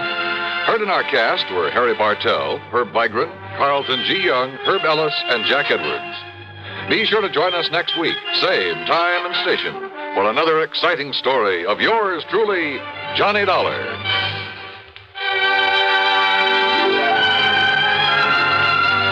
This is Dan Coverly speaking. Suspense follows on the CBS Radio Network. Better buys are your reward. Red Orange Motors for a Ford. Get your orange guarantee from the largest dealer in Albany. In the heart of Auto Row, Orange is the place to go. Orange Motors has the parts it's true, plus 44 years of experience too. Orange Motors, if you're wise, for better service, better buys. It's easy to have a new Ford Falcon in your garage. Orange Motors has an excellent choice of Falcons in all colors, automatic or standard shift, 2-doors or 4-door. For a nominal down payment, you can own a Ford Falcon for as low as $50 a month. Think of it, a new Ford Falcon for only $50 a month. Want one? Come to Orange Motors in Albany. Better Ford buys, used or new, at $7.99 Central Avenue. Orange Motors, if you're wise, for better service, better buys. Radio 59, WROW, first on the dial in Albany, Troy, and Schenectady. Time now for Johnny Dollar. George Reed, Johnny, at Floyd's of England. How are you, George? Do you by any chance remember Durango Laramie Matter? From that place out in Oklahoma with the crazy name of Bum Spung? That's right. Now, Johnny... How could I ever forget him? And more to the point, has he ever forgiven you? Forgiven me? After all, you were the one who accused him of passing counterfeit money. Well, I know. All he did was wash and starch and iron a few $100 bills to make him look nice and new and crisp. I'm quite frank to admit I was entirely wrong about him that time. Hey, tell me, does he still pay his premiums in brand new money and in person? Yes, and that's what has me worried. How do you mean?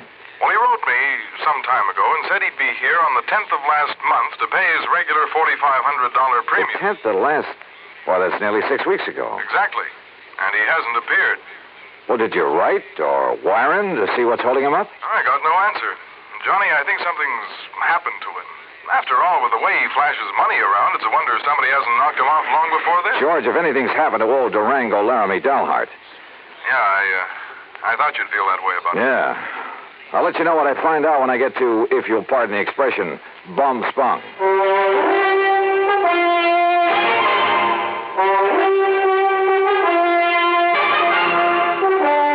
Bailey in the exciting adventures of the man with the action-packed expense account, America's fabulous freelance insurance investigator. Yours truly, Johnny Dollar. And now, Act One of yours truly, Johnny Dollar.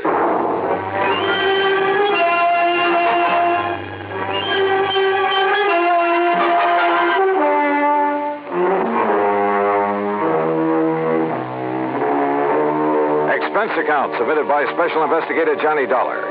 To Floyd's of England, American Office, Hartford, Connecticut. Following is an account of expenses incurred during my investigation of the Durango Laramie Matter. George Reed has quite a penchant for handing me really offbeat cases. But for once, this looked like serious business. Expense account item 1, 9420, transportation. I arrived in Enid, Oklahoma shortly after 4 a.m. Item 2, $1.85 for breakfast. Item 3, $50 deposit on a rental car. I headed due north on Highway 81, across some of the flattest plains country I've ever seen, that I hadn't expected to see again so soon. About 26 or 7 miles further on, after crossing what remains of the Salt Fork of the Arkansas, I spotted the familiar weather-beaten sign indicating that Bum Spung was somewhere up a rough dirt road to the left. Bum Spung, named by the Indians. It means bad water. And finally, there it was, the same old broken wooden fence surrounding a couple of acres of poor sandy ground. The same ramshackle house, the broken-down barn, propped up in spots with timbers. And in the yard were the same 2 sad-looking cows I'd seen on my previous visit. The swayback horse and the friendly, mangy, toothless hound, some decrepit-looking chickens.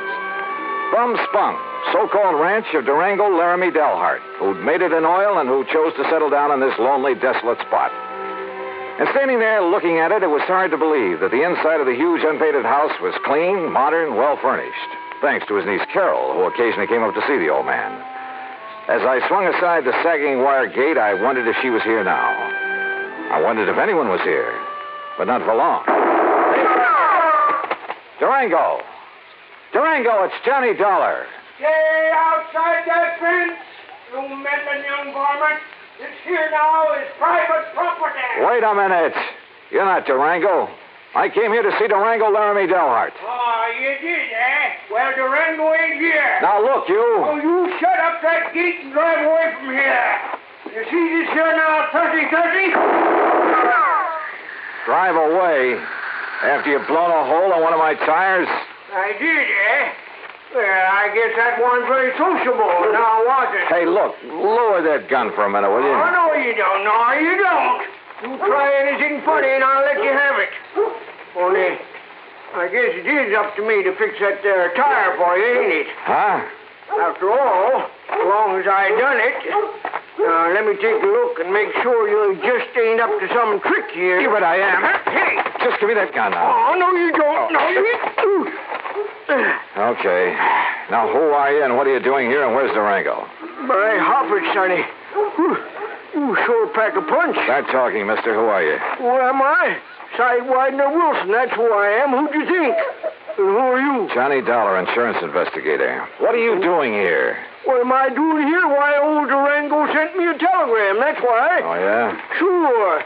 Here now. Read it for yourself.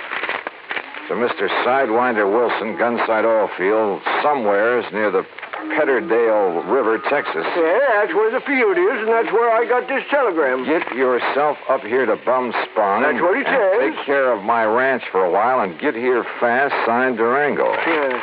Now, you satisfied? Just who are you, Sidewinder? Who am I? Durango's oldest, bestest friend is all. Known him since we rigged together in the oil fields before he made his gold strike up in Colorado, that's who. So when he tells me to come up here and take care of things, I come, that's all. What do you expect? But now look here, Johnny, is what you say your name is? Johnny Dollar. Yeah, well, there's something I don't like about Durango's going away this time. What do you mean? What I mean? Well, I mean the way he must have left in a powerful hurry, that's what. You know Durango pretty good? Pretty good. Well, can you see him leaving this nice house of his'n with all the doors and windows unlocked? He wasn't here when you arrived? No, sir. He'd already went away. And can you see him leaving no food around for the cattle and Methuselah and Primrose? Methuselah and Primrose? What is this? The horse and this nice old dog here. And what about the tractor?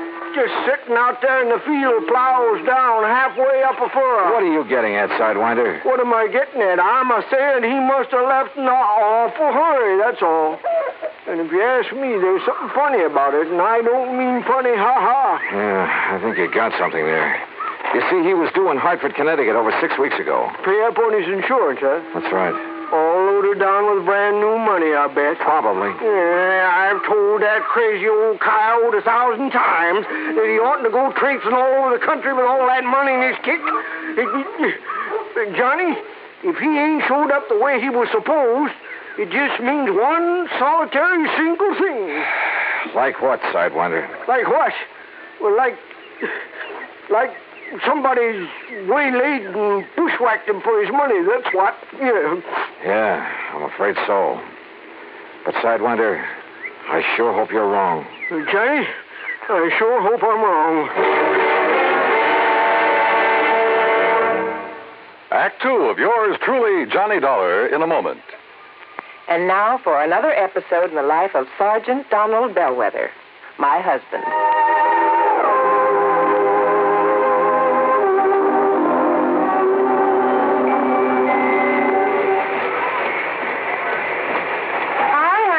Fix the windshield wipers? I sure did, Reba. How's that? Oh, you fixed them. Good for you, Donald. Thank you, my dear. Well, that's that. Now, if it rains, we're prepared for it, huh? I feel better now. Oh, me too. A driver has to see the danger if he expects to avoid it. That's right. And also keep the back and side windows clear in rain and snowy weather. That's right. Oh, how about the horn? The horn? The horn doesn't work, Sergeant. Aren't you going to fix it? No, I don't think so. Frankly, Reba, I hate horns. Whenever there's a traffic jam, the first thing some guys do is blow their horn. Which does absolutely no good. Of course not. All it does is jar everyone's nerves. No, I don't think I'll fix the horn. Oh, but now wait a minute, Don. Look, supposing we're driving along and suddenly we see a youngster on his bicycle headed right out into the street. Sounding that horn will warn him and possibly avoid a tragic accident. Yes, that's true, but... Or supposing we're driving on the highway, and just as we're about to pass a car, that car decides to pull out into our lane and pass the car ahead of him. He obviously doesn't see us, and he won't hear us shout. But one little beep on that horn, and he'll automatically scoot back and avoid a collision. Reba, you've convinced me. Even though it can be a nuisance, the automobile horn is a necessity. Then you'll repair it? Immediately. Oh, that's my Donald. That's my doll.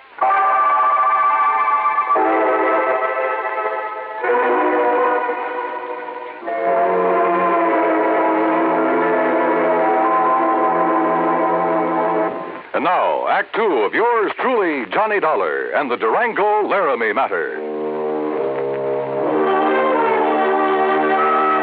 Durango Laramie Crate-old character from Bum-Spung, Oklahoma. Gone. Disappeared. His pal, Sidewinder Wilson, a bit of a character himself, had no idea what might have happened to him, but feared the worst. And I had to agree that his fears were justified. But tell me this, Sidewinder. Have you heard anything from Durango's niece, Carol? You mean that pretty little gal fixed up this place for him so nice, kind of looks after him? That's the one. Well, say, don't she live down to Enid? Enid, yes, runs a gas station. That's right, sign of the Flying Red Horse. Come on, help me fix this tire. We'll drive back to Enid. Well, I'll help you fix the tire, but I'm staying right here. Oh, why? Why? Because Durango's trusting me to take care of the place. And if he does turn up, God willing, I'll be here to have him get in touch with you. Okay, now let's get this tire fixed. No, wait. Look. Huh? See that fancy convertible coming up the road? I not only saw the convertible, but more important, who was in it, who pulled up alongside the fence and stepped out. She was 23 or 4, a tall, slim brunette wearing a neatly tailored skirt, a tight-fitting silk blouse. Neat, trim. She looked like she'd just stepped out of Charles of the Ritz. Well, how big dog-breasted Johnny! Carol, how are you? You couldn't resist my fatal charms. I couldn't stay away. With that. Oh, now, wait a minute. What's the matter with you? You don't like that? Oh, no, come here, Gal. Now, Johnny, Yeah? Carol? Oh, Johnny. Gee, I've missed you. Oh, you shut up, Sidewinder. Johnny. By God, by glory, Durango could see Durango. Oh, yeah. Carol, listen to me. You going to propose, Johnny? Where's Durango? Have you heard anything from him since he left here 6 weeks ago? He went to Hartford. But he hasn't arrived there. Oh, now don't you start worrying none about old Uncle Durango or anything. You sure, Johnny? I'm sure. That crazy old goop setting out across the country with over $50,000 in money in his pants. He ought to know better than to... Oh, Johnny, do you think something's happened to him? You ask me, I think somebody's killed him for that money. Oh, no. You haven't heard from him since he left? Only a postcard from Chicago where he stayed overnight at some fancy hotel. And, Johnny, that wasn't like him. What do you mean? Oh, it was before he went straight to Hartford. That real estate man was from Chicago, Carol. What real estate man? Oh, he used to come out here looking for people with oil money. Tried to get Durango to invest in real estate, Florida, New England. Well, what did his postcard say? Nothing, really. Just that he was staying overnight. And before he come back, he was going to look at Ong's hat. Who is Ong? Oh, he was always writing silly stuff like that. I don't know. Ong. Oh, Johnny, what'll we do? Where's the nearest phone? Back in Enid. Then come on, that's where we're going.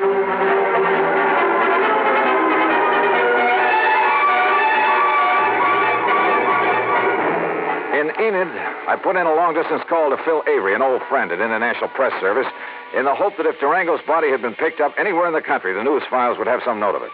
Durango Laramie Dalhart? That's a man's name? Yeah, Phil. Does it mean anything to you? I'll say this, Johnny. If a name like that had ever come in over the wires, I'd certainly have remembered it. But it hasn't. Not to my knowledge. Incidentally, what's this all about? Oh, he left here loaded with cash. Now he's disappeared. No clues?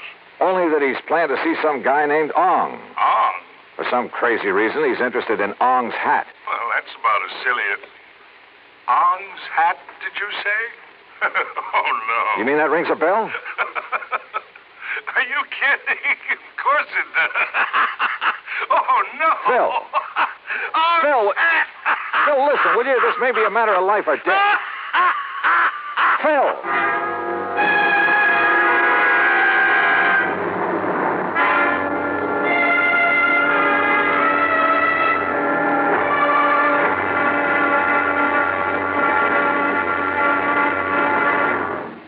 Act 3 of yours truly, Johnny Dollar, in a moment. And now for another episode in the life of Sergeant Donald Bellwether, my husband.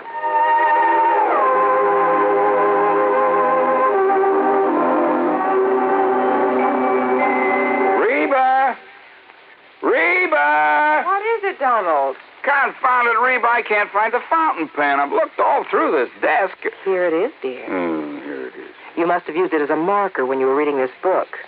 Let's see, this great literary classic, Six-Gun Showdown at Powder River Gulch. All right, never mind about my reading habits. Just look at the coverage we're going to get with this new auto accident policy. Let's see. We have collision. $50 deductible.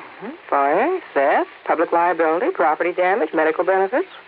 In other words, we have complete coverage. That's right. Of course, it's going to cost us money. I'm sending the company a check right now. Gee, it's too bad we don't live in Rhode Island. Rhode Island? Why? Oh, because then our rates would be lower. Rhode Island has less accidents per capita than any other state. Oh. Well, which state has the highest? Let me see. Here it is, Nevada. No, by golly, Nevada's second highest. Alaska has the most. Really? I didn't know that. Mm-hmm. You know, it's just too bad we can't eliminate traffic accidents completely. Not only would it save life and limb, but it'd be a lot less strain on the pocketbook. Yeah, that's for sure. These automobile accident policies get more expensive every year, just because there's so many costly accidents. Well, I'm glad we've got some good insurance coverage, Donald, but just remember one thing. Oh, what's that, honey? Well, some auto accidents ruin a fender, and some ruin a family. Yeah, that's true. Very true. Well, as far as I'm concerned, I don't want any of your old insurance money. I want you here at home, safe and sound. You'll always drive carefully, won't you? Yes, I will, dear. Oh, that's my Donald. That's my doll.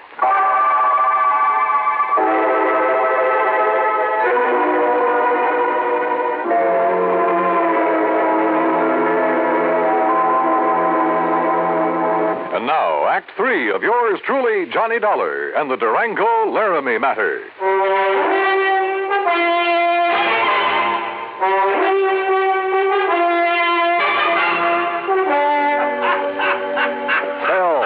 Stop that howling and make some sense. This could be a matter of life or death. Ong, did you say? That's right. You know who he is. Ong, oh, no. Do you know him? No, I don't know the Ong, but I know what it is. Huh? Ong's hat, New Jersey. What? Sure. down in the pine and cranberry bog country. Down near Mount Holly, south of Trenton. Are you serious? Of course I'm serious. Johnny. Okay, Phil. Well, that's where the big Okay, Phil, thanks. Johnny, I found the car to that real estate promoter from Chicago. Good. We'll take the first flight we can get out of Tulsa. Come on, Carol, we're on our way. Expense account item 4, $164.80, plane fare and incidentals. In Chicago, we stopped over long enough to pay a brief, unpleasant visit with one J. Harry Cramlin, real estate promoter, at his office just off the loop. So, what if I did sell this Dale Hard character some land over in New Jersey? What's it to you? You trying to cut in on a good thing? How much did you sell him, Mr. Cramlin? Oh, a little over $35,000 worth. But now if you... What was it, a lot of worthless swampland? He didn't seem to think so, after the glowing report I gave him. But why did he buy it? Because the old fool thinks there's oil on it. Cramlin, if you've taken Durango... Now, ain't that a name? Durango Laramie Matter. If he's been chipped in this deal, well, you better duck the next time you see me coming. You threatening me? About a cash, perfectly legal deal? Oh, I'm sure it was legal. But oil in South Jersey. Cramlin, my warning still goes. The next leg of our flight took us to Philadelphia. There I rented another car. That's $50 deposit, item 5. We drove across the Delaware River and picked up Route 537 to Mount Holly. There we stopped for a sandwich and a Coke. That's item 6. And there a passing glance at a newspaper headline stopped me in my tracks. Something about a big oil development at, yeah, you guessed it, at Ong's Hat. We burned up Highway 530 to Pemberton, then hit a sandy back road that led deep into the pine and scrub oak. Finally, suddenly, we came to a clearing. And there, well, there must have been 100 cars, expensive ones, some of them chauffeured limousines, and people milling about, haranguing each other, shouting each other down. And right in the middle of the crowd, a tall, angular man in blue jeans and a 10-gallon hat. Durango. Johnny, there he is. Durango! And then I saw something else on the edge of the clearing. 2 brand-new towering oil derricks. Come on, Johnny, let's get him away from that mob.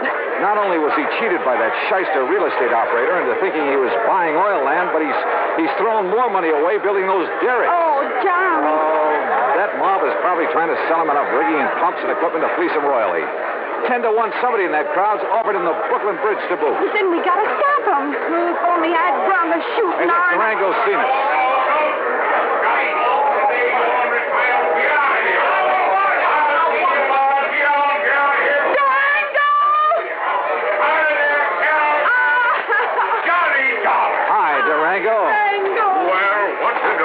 Tarnation ever rung you out for this godforsaken country, huh? Oh, Durango, you skunk, you're all okay. Why, sure I am. Come on in this shack here so we can get away from this blasted crowd. Come on.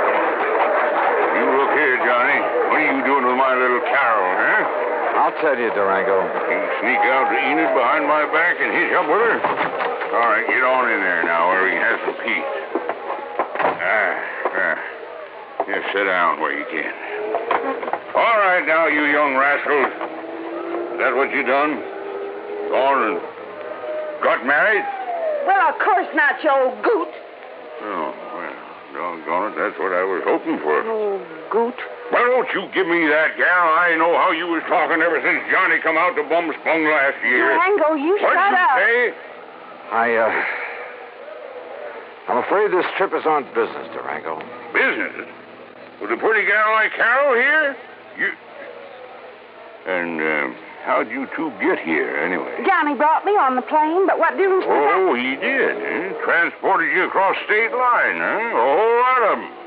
And if there ain't no law about that, why, Jake, you two are going to have to get married. Durango. And I'm just the one to see that you do. Durango! I don't carry this old 6-gun for nothing. Durango, will you shut up and let Johnny tell you why he's been looking all over for you? What do you mean, looking, Jake? Huh? Durango, you've been had. Me? By the crook who told you this was oil land. Ah, Johnny, I knowed it weren't the minute I seen it. But you put up derricks, and they must have cost you... Sure, they cost me plenty. It just, a funny thing happened.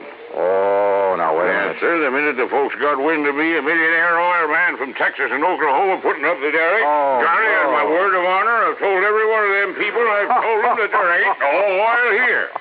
You mean you Yes, already... sir, I've told them till I was blue in the face. Durango. But would that stop them?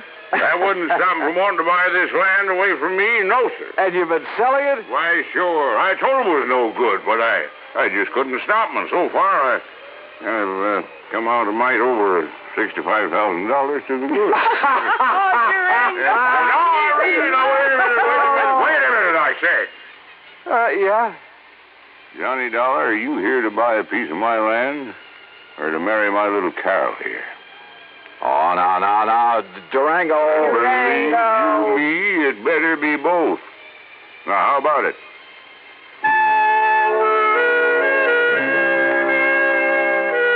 Expense account item 7, $1,000 even. The company now owns a small hunk of land in Ong's Hat, New Jersey. As for Carol, that ever-loving doll, well, someday, maybe someday. Expense account total, including incidentals and transportation back to Hartford, $1,416 even. Yours truly, Johnny Dollar.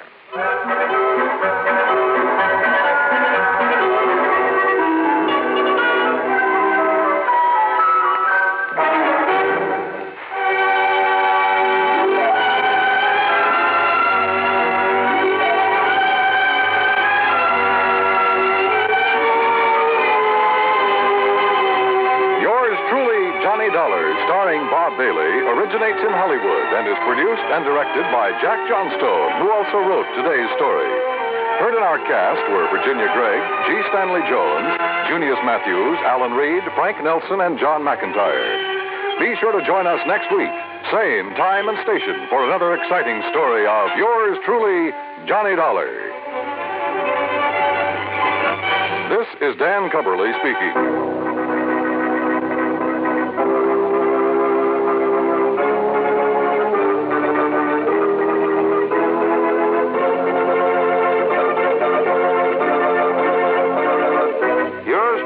Johnny Dollar has been a presentation of the United States Armed Forces Radio and Television Service.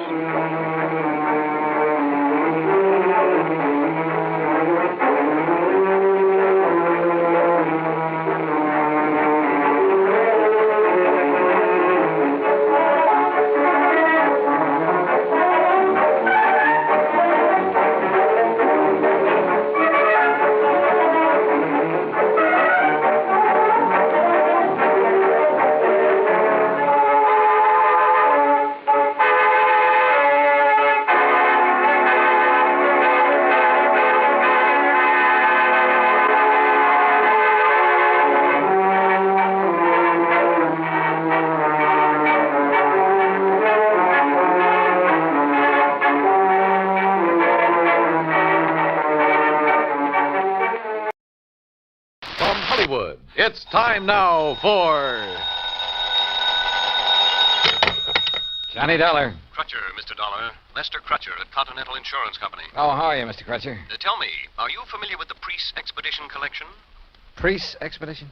Some of the relics, artifacts of considerable archaeological import that were excavated from the ruins of the city of Ur in the valley of the Euphrates. What? Findings from the temple erected to the god Baal, which proved of such historical value to students of the ancient Babylonian civilization. You know. Yeah, I certainly don't know. But what about it? We carry some special insurance on that collection. And what's happened to it? Nothing yet. But I think you'd better come over and see me.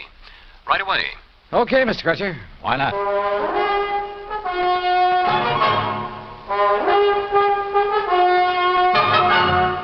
Bob Bailey in the exciting adventures of the man with the action-packed expense account. America's fabulous freelance insurance investigator. Yours truly, Johnny Dollar.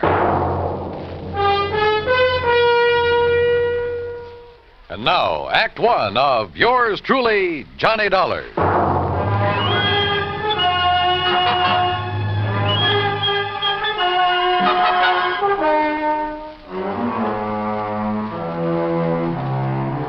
Expense account submitted by Special Investigator Johnny Dollar to the Continental Insurance Company, Hartford, Connecticut.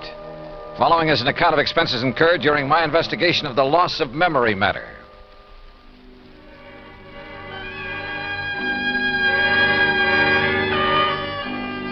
Ancient Babylonia, Crutcher had said. So on the way down to his office, I stopped off at the library for a good look at the encyclopedia. And I learned that what was once Babylonia is now a part of the country of Iraq, one of the hot spots in the Middle East. Good. There might be some action, even international intrigue. On a map, I found the location of the long-forgotten city of Ur. The confluence of the Tigris and Euphrates River near the Persian Gulf was where it was. Romantic names, all of them. And not too far away, the exotic city of Baghdad. Yes, at long last, a trip to the Middle East. Middle East? Well, that's what the map said, Mr. Crutcher. Near west is more like it, Dollar. Huh? You must have misunderstood me.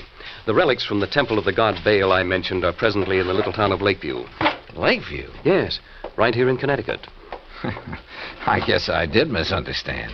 They're owned by a Mr. Alvin Peabody Cartwright, who, I might venture to say, is a crackpot of the first order, but who happens to have placed a great deal of insurance with us on his life, property, art collection, and so forth. I see. You mentioned a priest's expedition collection. Of rare scrolls and tablets, principally, taken from excavations along the bank of the Euphrates River. Some of them over 4,000 years old, all of them of great historical and archaeological value.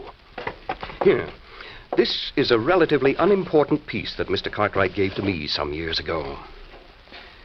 Well, what is it? What does it look like? Well, like a tiny sort of sofa pillow. Only it's made out of dried mud or some... Hey, wait a minute. There are a lot of tiny marks on it. Hieroglyphics, Dollar.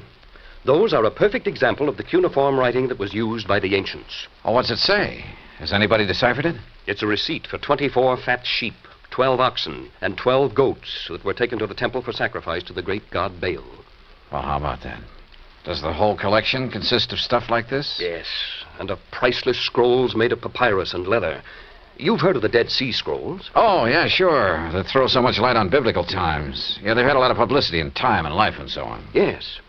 Those in the priest collection cover much of the history of the Canaanites and Phoenicians. And you've insured the collection? It's this way. Mr. Cartwright has decided to sell it to the museum here in Hartford. Has promised them that his stepson, Alfred Hocking, who lives with him, would deliver it to them today. But now he's suddenly worried to death that something will happen to it en route. So? So, to keep him happy, we've issued a $20,000 transit policy. Well, then what's he worried about? Now he demands a guard for it, too. Well, doesn't he trust his stepson, this Alfred? Who knows? Who knows what old Cartwright thinks, whom he trusts. Well, now look, And after all, $250 plus whatever expense account you can dream up for a couple of hours' drive in the country. What if his own... Oh? Well, sure, why not?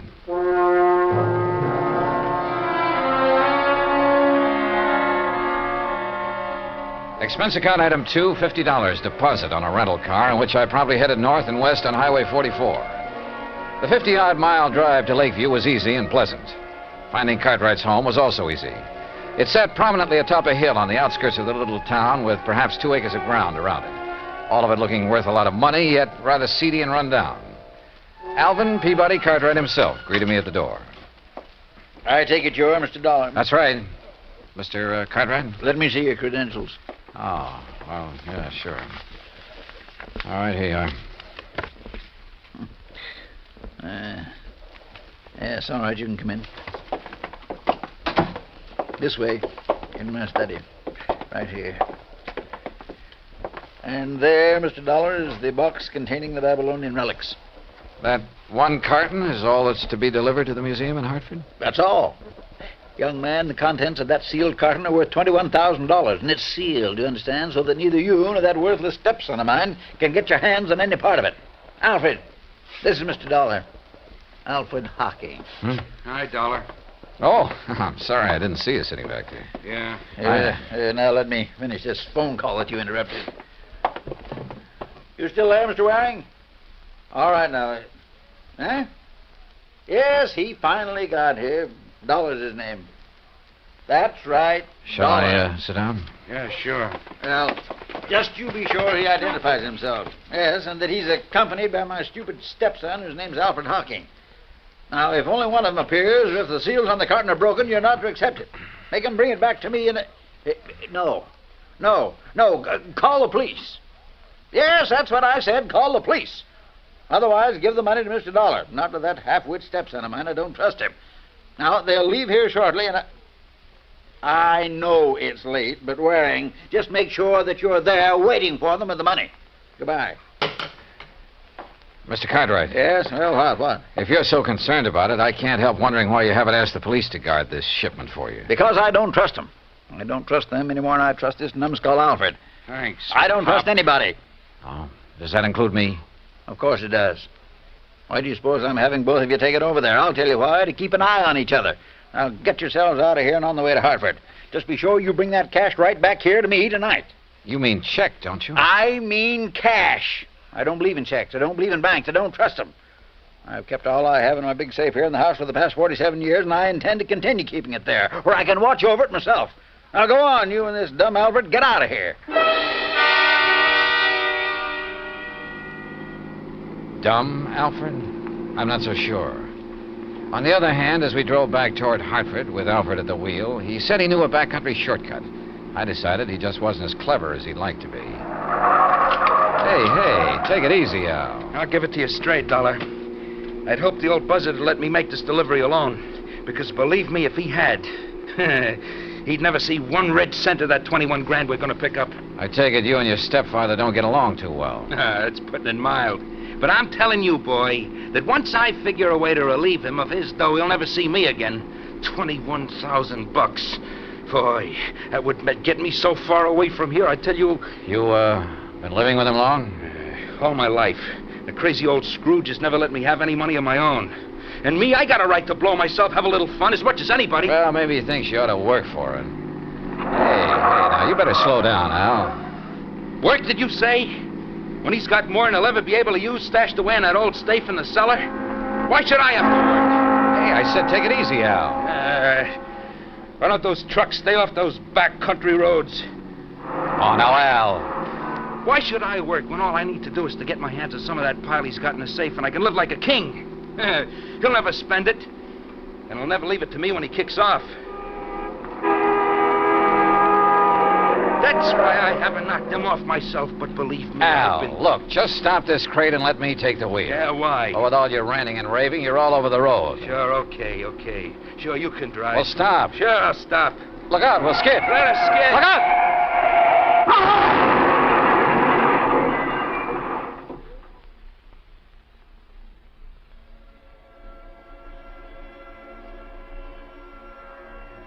There was a long period of deep, dull blackness, without sound, without feeling.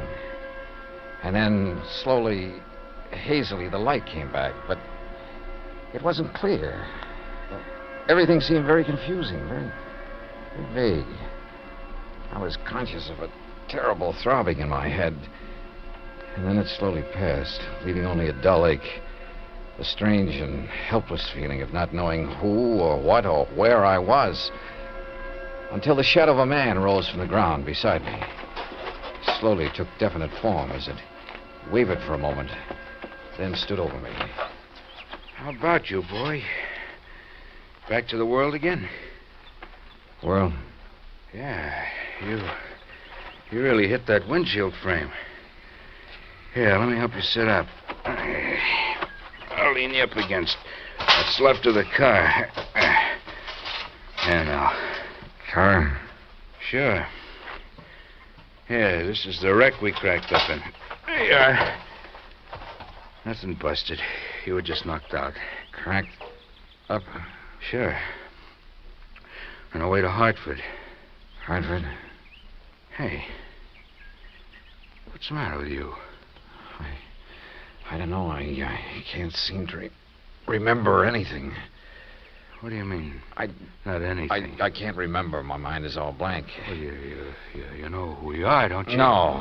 What? No, and my head, it's Look. Are you kidding, Hartford? Bud? Car? Sure. Hartford, to deliver some stuff and collect the big wad of...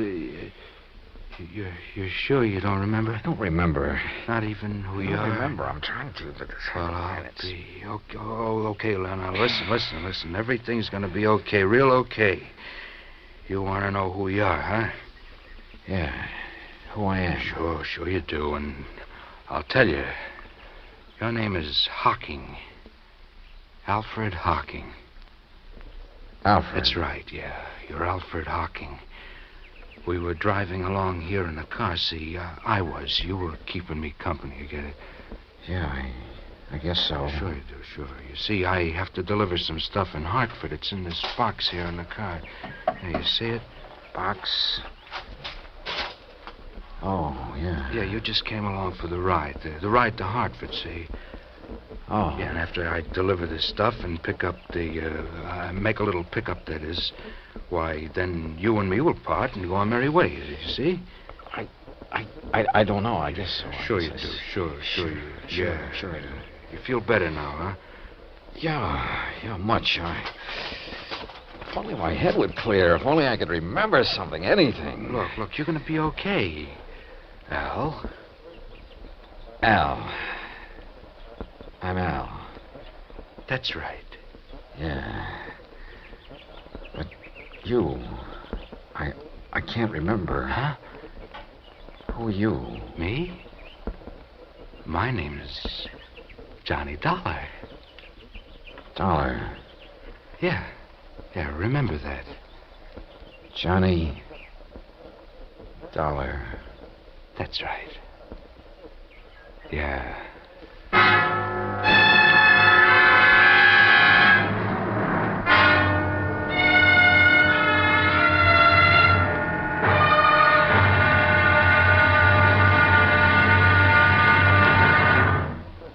Act Two of yours truly, Johnny Dollar, in a moment. We sometimes wonder, what is the life of a human being really worth? Not too much? Or maybe a great deal? Does it depend on whose life it is? Whatever the answer, one thing is certain. Fred Hargesheimer, since World War II, has felt that his life is worth quite a lot of gratitude. During the war in the Pacific, about June of 1943, Lieutenant Hargesheimer had his P-38 fighter plane shot out of the sky. Badly wounded, he bailed out over a tiny island, New Britain. It looked pretty small from where he hit the silk, but he found it much bigger when he hit the ground. It was bigger, and in complete control of the enemy. But Hargesheimer was lucky. After a month of lonely hiding, he was found by a group of friendly natives from the village of Nantambu. They cared for him and successfully hid him from enemy patrols for the next 4 months at the risk of their own lives. Then Hargesheimer was able to make it back to civilization. For the next 17 years, Fred Hargesheimer thought about those wonderful people of Nantambu. 12,000 miles away in the United States of America, Hargesheimer put a great plan into effect.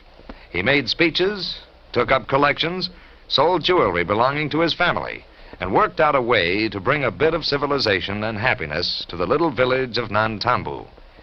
Needless to say, the villagers gave him a spectacular welcome upon his return. Fred Hargesheimer showed his gratitude to the people who had saved his life. But life is worth little without freedom, the right of all men, everywhere. Now, Act Two of yours truly, Johnny Dollar, and the Loss of Memory Matter.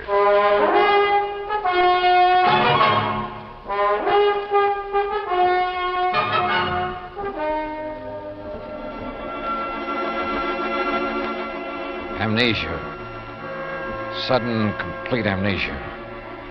And all the feeling of utter helplessness that goes with it. The man who was with me told me of the crack-up of our car on the way to a place he called Hartford.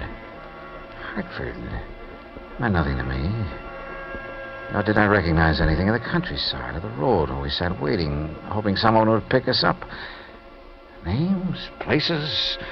I remembered nothing. Not even who I was. Or who the man with me was. That's right. Dollar. I'm Johnny Dollar. I see. And your name is Hocking. Alfred Hocking. Hocking. Yeah. Yeah, you're feeling better, aren't you? Yeah, I think so. Well, look in the pocket of your coat. Pocket?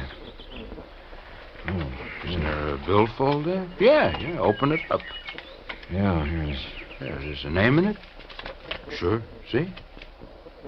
Alfred P. Hocking. That's right, that's you. And I'm Johnny Dollar. Just remember that and everything will be all right. Now, why don't some truck come along and pick us up, or a car? What are we doing out here, Johnny? You see this box? Well, I've got orders to deliver it to the museum in Hartford. Museum, huh?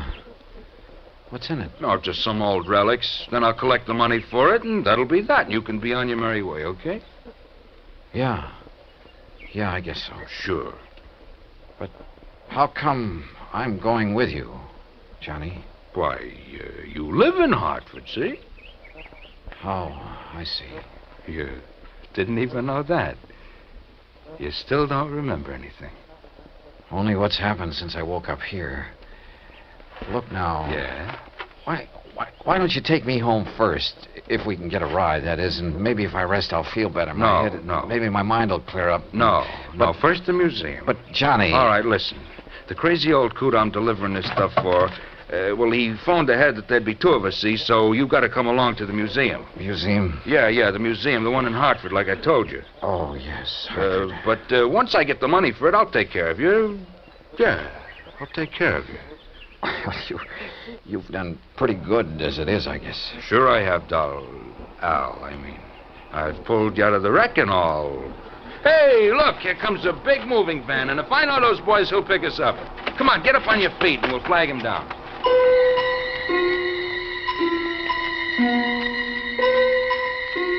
The helpful driver of the big cross-country truck picked us up and was all for getting me to a hospital before anything else. But my companion, who called himself Johnny Dollar, assured him he'd do it as soon as our mission was accomplished. So the driver agreed to take us directly to the museum Johnny had mentioned. Johnny Dollar. The name had a strangely familiar sound, but I couldn't remember. Finally, in the city, they told me it was Hartford. We pulled up in front of a large, rather imposing granite building. You sure somebody will still be there waiting to meet you, mister? It's getting pretty late. Don't worry, driver. There'll be somebody, all right. Okay, but you sure you don't want me to wait and take your friend Al to a hospital? Like I told you, the minute we're through here, I'll take care of him. Come on, Al. Sure. Thanks, driver. Yeah, thanks. Okay, boys. If I couldn't give somebody in trouble a hand, I'd have no business driving this rig. 20. Here's your package. Oh, thanks again. Now, come on, Al. Okay, Johnny. I'll do all the talking, and you just remember who you are. Sure. Let me help you carry that. You just push the bell button there beside... Well, it's about time. Which of you is Mr. Dollar? That's me. Hi, Mr. Waring. Here's my credentials. Yes. Then you... Al Hocking. Oh, yes. Just as Mr. Cartwright said on the phone. But what happened to you? I had a little car accident on the way. Oh, yes. Are you feeling all right, Mr. Hocking? Well, my... Oh, sure. I'm going to take care of him as soon as we leave here. So, if you don't mind, you've got something for me, haven't you? Of course. Seals are still intact. Sure are, in spite of the accident. Oh, very well. If you'll step inside, I'll give you the money. Good. Come on, Al. I must confess my bewildered mind was somewhat puzzled by what happened next. Mr. Waring opened a small wall safe and handed my companion a package. From it, he extracted and counted almost greedily $21,000. He signed a receipt, accepted a receipt for the packet of bills. Then we left the museum and hailed a taxi. Hey, buddy, you know a drive-your-own-car place that's still open? Sure do. Then take us there, and there's an extra fin for you if you step on it. Right you are. Johnny, can't the cabbie take me home first? I said I'd take care of you, didn't I? All right, now, don't ask any questions. We haven't got time. Maybe I had lost all memory. Maybe my mind was befuddled, confused. The pain in my head nearly driving me out of whatever sanity I'd retained. Nonetheless, I had a strange feeling that things weren't what they should be. Still, my friend, this Johnny Dollar who'd saved me from the wrecked car... If only I could remember things from before we cracked up. There was something strange, too, in the way he slowly, painstakingly signed the application for the drive-your-own car, looking carefully all the while at the license he pulled out of his pocket. Then a few minutes later, we were on the road again, and we were heading, according to the highway signs, out of town and toward a place called Danbury on Route 6. These rental cars could stand a little souping up. Look, Johnny, I thought you were going to take me home. I am. But you said I live in Hartford. Listen, if I know that stepfather of yours, the sooner we get out of the state. What? What were you going to say? Nothing. Now, listen. I gotta get you to a hospital, see, and the best one I know is over the line in New York. You want to get your memory back, don't you? Yeah, sure, but now look, Al. Huh? What'd you say? It's funny. I called you Al. What's funny about it? Sure you aren't beginning to remember things, huh? How about it? I wish to heaven I could. But now, look, Johnny, there's something funny about all this. I may be a bit muddled after that crack-up we were in, but it seems... You are muddled. That's the reason you're getting crazy ideas, but don't. See? Just quit thinking and relax so you might do something you'd be sorry for. Yeah, real sorry. This determination of his to get across the state line. Things were wrong, and I knew it. But I didn't know why. A man's judgment is based on his experience, or his reasoning powers, based on things he's done or that have happened to him, or at the very least on things he's known about in the past. And all of my knowledge of the past was gone from me. Anything I might do or say at this point would probably be wrong. So how could I argue with this Johnny Dollar? What's more, he had a gun. I'd felt it in his pocket when he bumped against me. Perhaps if I had a gun, I could stop him, demand an explanation. I felt that I should. Why? I didn't know why, but somehow. Johnny? Yeah? Why are you so anxious to get into another state? I told you to get you to a hospital. Now shut up. Oh, listen to me. Don't ask questions. Just leave everything to me. Well, why is driving all this distance, 50 or 60 miles now, better than if you'd taken me to a hospital or doctor back in Hartford? I told you to stop asking questions. Yeah. Johnny, why do you carry a gun? Why shouldn't I? Don't worry about it. Are you supposed to? Sure. I got a permit, so forget it. Let me see it. Hey, what is this? Later. Now. Later, I said. Then I don't believe you. All right, then here. Look in this card case. I looked in Johnny Dollar's card case. His driver's license, business cards that said he was a freelance insurance investigator. And again, something vaguely familiar stirred in my cloudy mind. You find it yet? And then an identification card with thumbprint and snapshot. And the picture was not of the man beside me. Instinctively, I leaned over to look into the rear-view mirror, to look at myself. But he pulled the gun from his pocket, and before I could do it, he struck me hard across the head.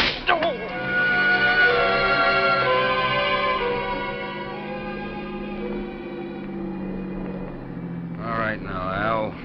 We're gonna stop. You hear me, Al? Yeah. Yeah. You hit me with that gun. That's right. That was a mistake. Because that second blow on the head. Why have we stopped? You'll see. You see, you gave me an idea about this gun. Get out. Sure. Why not? Pretty wobbly, huh? All right, now. Look down over the side of the road there. What about it? See that deep ravine down there? Why? Al? That's why. Because you called me Al. And this time you meant it. Yeah? I guess I did. Thanks to that poke on the head. So, you got some of your memory back, huh? But not your strength. No. So before you do... No, put that away. You're not going to get away.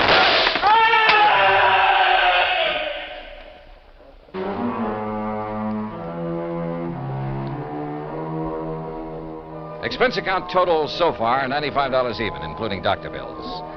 Repair bill on rental car is still to come, and strangely enough, old Cartwright is perfectly willing to pay it and any other expenses that may be involved.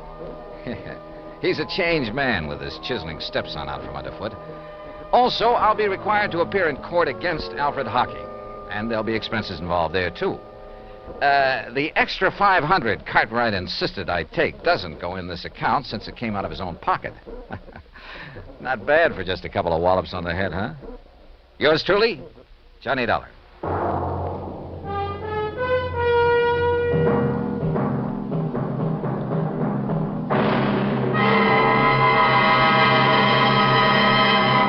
Now, here is our star to tell you about next week's story. Next week? Well, it's another case of mistaken identity, but believe me, a completely different affair. Join us, won't you? Yours truly, Johnny Dollar. Yours truly, Johnny Dollar, starring Bob Bailey, originates in Hollywood. It is produced and directed by Jack Johnstone, who also wrote tonight's story. Heard in our cast were Les Tremaine, Parley Bear, Joseph Kearns, Barney Phillips, Tom Henley, and Shepard Menken. Musical supervision is by Amerigo Marino. Be sure to join us next week, same time and station, for another exciting story of yours truly, Johnny Dollar.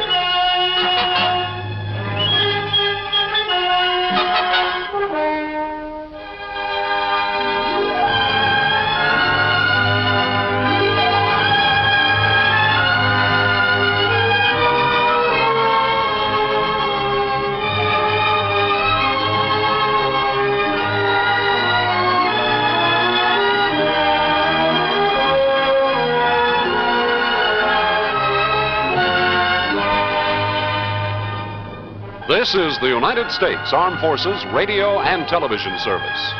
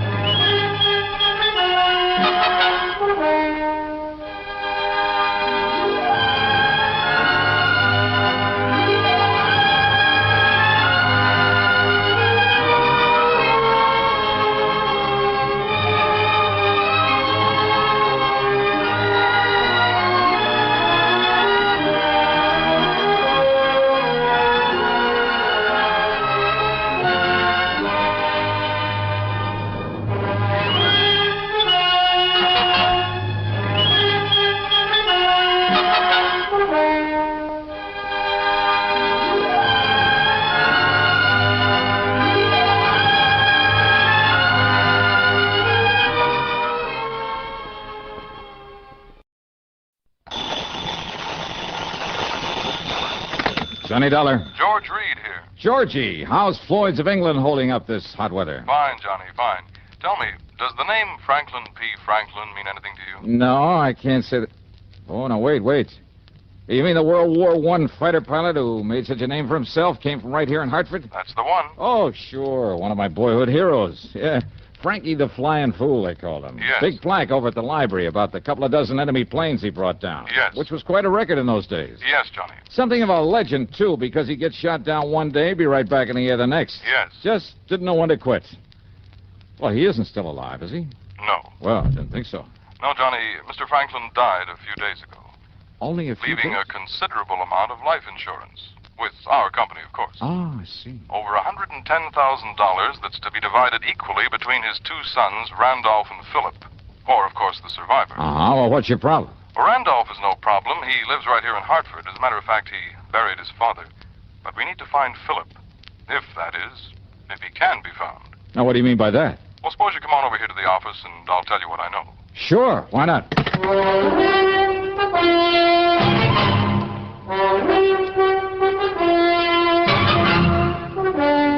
CBS Radio brings you Bob Bailey in the exciting adventures of the man with the action-packed expense account, America's fabulous freelance insurance investigator. Yours truly, Johnny Dollar.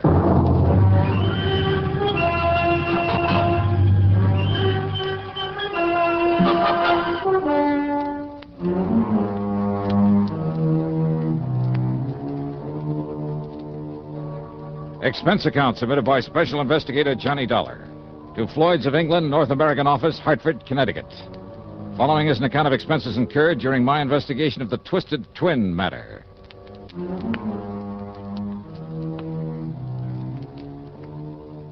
Floyd's of England hands me some pretty screwy cases, but I love them because they always put money in my pocket, sometimes plenty.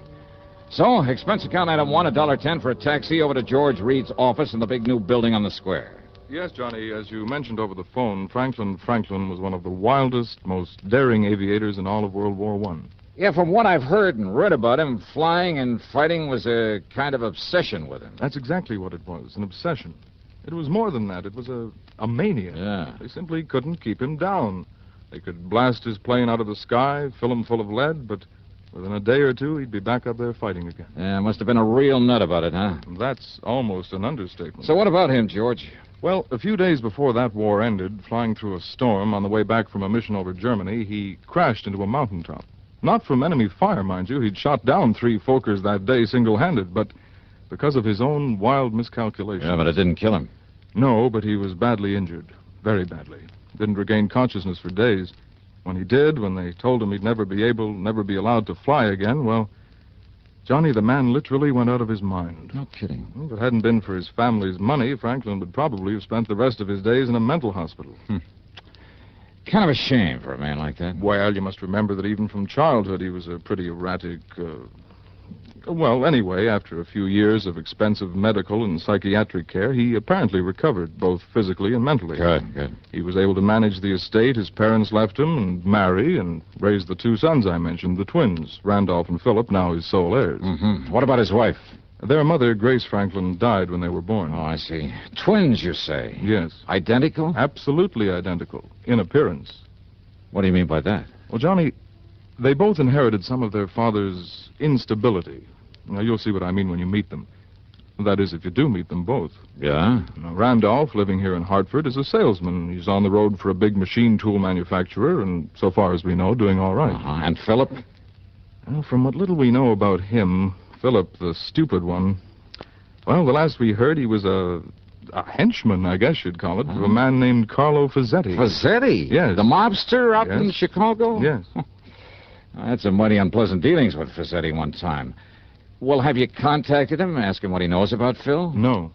Gee, Carlo Fazzetti. Yes. Oh, that's bad medicine. I realize that. But if the company's willing to pay good money for it, I'll try to make contact with him, see if I can enlist his help for a change. So? It may not be necessary. Oh? And your important contact will be Randolph. Okay. Because according to him, Philip died about a year ago. Okay, then I'll... Oh? Yes. Well, in that case, George... But he hasn't been able to give us any proof. And that, of course, is what we must have, proof, one way or the other. Well, Johnny? There's a fee on this one? I mean, after all, if I should end up having a tangle with Carlo Fazzetti... Your usual commission on the face value of the policy. And expenses? And reasonable expenses. Okay, Georgie, here we go again.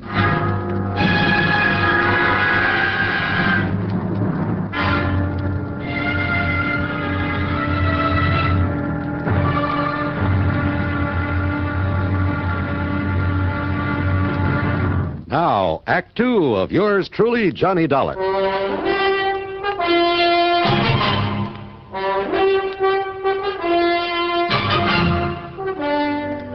Charlie, the doorman at Randy Franklin's apartment, might better have been named Gimpy because of his mental limp. Is that Mr. Franklin? Geez, I don't know. You don't know? Well, how should I? Well, he does live here, doesn't he? Sure, part of the time. Huh? Sure, he's a traveling salesman, some tool company. Yeah, well, ring his Mister, apartment. he's out of town just as much as in. Sometimes a couple of days, sometimes a month away. Yeah, okay, now will you please... Man, what a life. That's what ought to get me, a job like that, traveling all around. Ring his apartment, please. You See if think he's I in... like this? This standing around this fancy dump in this hot uniform? You think it ain't hot this kind of weather? I'm sure it is. Now, please, Boy, if you'll just... When I think how I could be traveling around all over, seeing the sights, meeting a lot of good-looking dames, showing them all a big time... Charlie, will you ring Mr. Franklin's apartment and see if he's in? You think I ain't responsible enough to get as good a job as Mr. Franklin or anybody else? Huh? Ring up his apartment? That's right. I can't do it. Can't do it. What do you mean you can't? A phone got busted a couple of days ago, and I forgot to call the repairman. But like I was What's the number saying, of his apartment? 4A on the 4th floor. But like I started to Okay, say... thanks. Yeah, well, like I was saying, me, I could be just... Wow. Wait.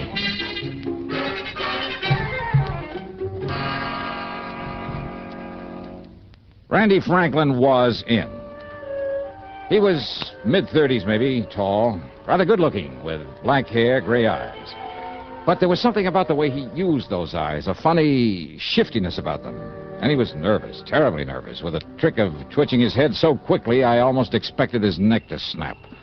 His handshake was warm and friendly enough, though, but his hands trembled. He drummed his fingers on the arm of his chair and kept adjusting his tie, touching his forehead, running his fingers down the edge of his jacket. Of course, I wish you could find Philip, Mr. Dollar, but you can't. Well, you seem pretty sure of that, Franklin. I am absolutely sure. Philip is dead. It happened about a year ago, and Mr. Dollar, it was my fault. Well, now, why do you say that? Philip lived in Chicago. He worked with a man named Carlo Fazzetti. So I've heard. You know who Fazzetti is? I've met him. Oh. I see. Yeah. Then you can understand why Dad was very disappointed in Philip. And when he became sick and Philip couldn't come here to see me, well, it was about that time I had to go to Chicago on business. I ran into Philip, and I told him, Mr. Dollar, I told him that unless he came back here and squared things with Dad, got himself a legitimate job and settled down, Dad would cut him out of his will, out of the insurance. Oh, is this true? Yes, I believe Dad might have cut him off. Well, now, it seems to me that would have been to your advantage. Thank you, but I prefer to get along on my own, which is why I wish you could find Philip now. But you can't. Yeah, you said that before. Of course, a share in Dad's estate, of course, I'd welcome that. But not all of it, if it meant cutting off my own brother, and... You look as though you don't believe me. Well, just keep talking, Randy. The point is, the threat of losing some of the estate persuaded Philip to fly back here with me to see Dad. But then, Mr. Dollar... Yeah? Well? Mr. Dollar, Look, are you always this nervous, Randy? No, it's just when I think about what happened, that it was such a frightening, such a terrible, such a shock to me. I don't think I'll ever get over it. Well, what happened?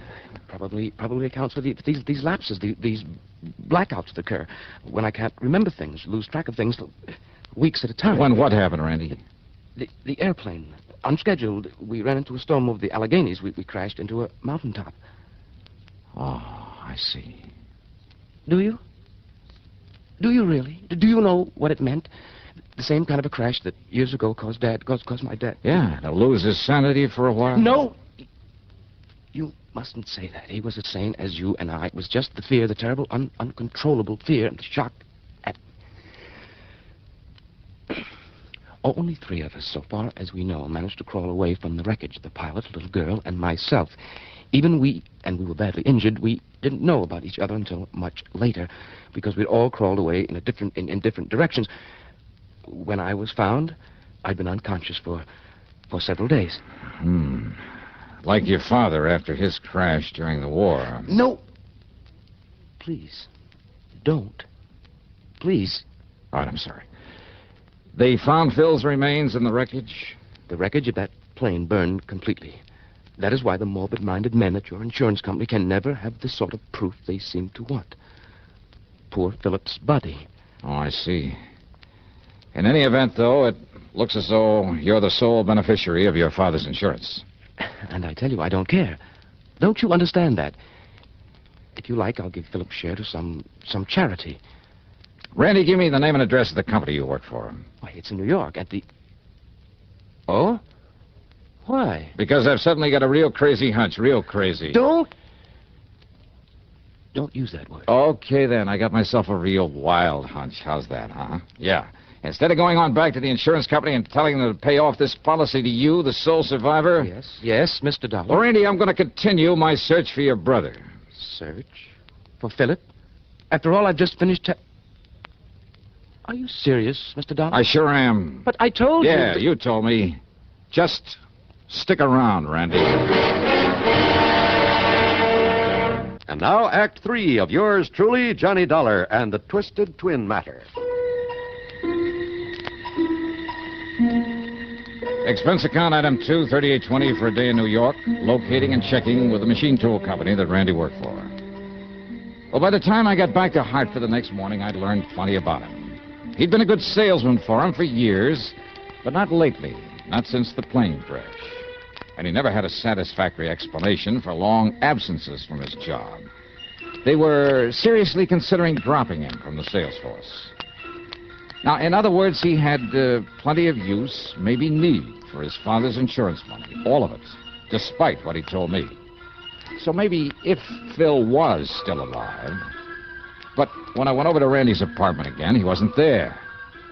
Okay, then. Item 3 on the expense account is $52.10, plane fare to Chicago. Items 4, 5, and 6 are 30 cents for telephone calls to my old underworld contact on, an ex-arsonist by the name of Smokey Sullivan. Item 7, $100 cash to Smokey when he dropped me off at Carlo Fazzetti's hangout, which, as might be expected, was an exclusive apartment out near the Ambassador East. What I didn't expect was the man who opened the door. Yeah? I want to see Carlo Fazzetti. My name is... Randy. Huh? So this is the answer. What are you talking about, mister? Oh, now, don't give me that, Randy. So you've been playing it both ways, huh? You ain't making no sense, Buster, so go on, get out of here, get lost. Now, just a minute there, Randy. What's this Randy stuff? My name's Phil. Phil Franklin? No, get out. Just a minute, Phil. Who is it? Should I know, boss? This jerky comes in here and starts talk. Well, my dear old friend, Johnny Dollar. Huh? Old friend, Why, of course, since you can't possibly be trying to tie me in with some of your insurance trouble. For once, Fazzetti. Come in, Dollar, come in. Yeah, sure. Ah, Phil. Yeah, boss? Make an extra one of them drinks for Mr. Dollar here. My old friend, Johnny Dollar. Okay, boss, whatever you say. Now, wait a minute, I want to talk... Phil. Yeah. Sit down here, Dollar. Right in here. That's Phil Franklin, huh? Yeah, dopey Phil Franklin. You're sure of that? Of course I'm sure. He's been with me for years, off and on. Off and on, huh? One of my good boys once, but now, I don't know why I keep him around. Say, listen, Did I Freddy. say keep him around? Half the time he's here doing odd jobs around the place, serving the booze, helping himself to it. Half the time I get the boys out looking for him. Sometimes he's gone 2 days, sometimes for weeks. Wait a minute. Yeah, he used to be one of my good boys. But ever since somebody knocked him on the head about a year ago... Say, he cracked up in an airplane. Oh, he did, huh? I know, what would Dopey Phil be doing aboard an airplane, huh? Here's your drinks, boss. Here. That's the boy. Oh, Dollar. Why'd you come here to see me, huh, pal? Only, drink up first. Here, Carlo. Just add this drink of yours. Huh? But if you don't mind, I'll hang on to this glass. No, wait a minute. Sorry, I gotta get going. What? See you next time I'm here in Chicago. Wait a minute. Maybe.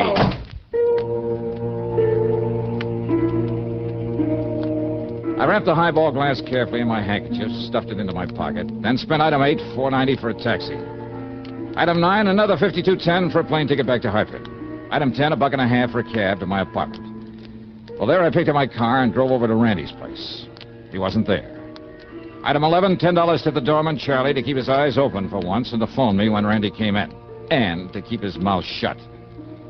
Well, as I might have expected, Charlie's call didn't come until 5 days later. Item 12, $4.85 for a tank full of gas. At police headquarters, I picked up Lieutenant Tim Waverly, who spends most of his time in the lab, not in uniform. I gave him the highball glass, some instructions. Then together we drove over to Randy's apartment. And this time he was in. Yes? Oh, Mr. Dollar. Yeah, that's right. You've been away, Randy, huh? Away? Oh, why, yes, I guess I have. Yeah, I guess so. Oh, Tim Waverly, a friend of mine, Randy Franklin. Hi, Mr. Franklin. How do you do? Just where were you, Randy? Does it make any difference? Where? Well, Mr. Dollar, I don't know. No, I'll bet you don't know. All right, let him see it, Tim. Sure. Mr. Franklin, have you ever seen this glass before? Here, take it. What? I said take it, here. All right. Well, have you? No, I can't say that I have. Okay, thanks. Let me have it back. Well, of course, here. Want to take it back to the lab, Tim? The lab? No need to, Johnny. These prints are identical, all right. Mr. Dollar, what's this all about? Randy Franklin, huh? And Phil Franklin, too. What? Yeah, so ever since that plane crash, huh? Please, don't talk about that again. Oh, sorry. Afraid you'll get all nervous, all upset again? Yes, don't you see? This last blackout was right after you were here before. Blackout, huh? Yes. You expect me to believe you don't know where you went, where you've been ever since then? It's true, Mr. Dollar. Are you kidding? I saw you in Chicago posing as Phil. No. What do you mean, no? It's not true. It can't be Those true. identical fingerprints on this highball glass prove it. I don't know what you're talking But about. why? What kind of a racket were you trying to pull? Dollar. Did you have some crazy idea that maybe, just don't maybe... talk like that. I told you not to talk like that. Do you hear me? All right, now, you just keep your hands to yourself, No, Randy. because you're trying to upset me again, but I won't let you get out. Get out Now, of here. just a minute, Watch you. it, Johnny. I'll show you. Coming here this way. You hear me? No, you... Don't. Oh. All right, now, Randy. No. Please. Take it easy, Johnny. You hit him pretty hard. And that isn't all, Tim. Let me have your gun. My gun? Yeah, give me. No, wait a minute. Thanks. All right, now, Randy. Johnny, you're out of your mind. Am I? Stand back. No, Johnny. No, please. No. No.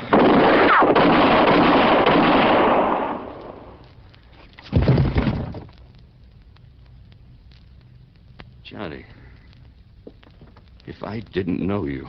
Okay. It was the shock that knocked him out, Tim. I know. You not only didn't hit him, you didn't try to, but yeah, I that's did... right. Now, let's get him over to old Doc Parsons. Dr. Parsons? Yeah. The psychiatrist? Yeah, come on. Give me a hand with him.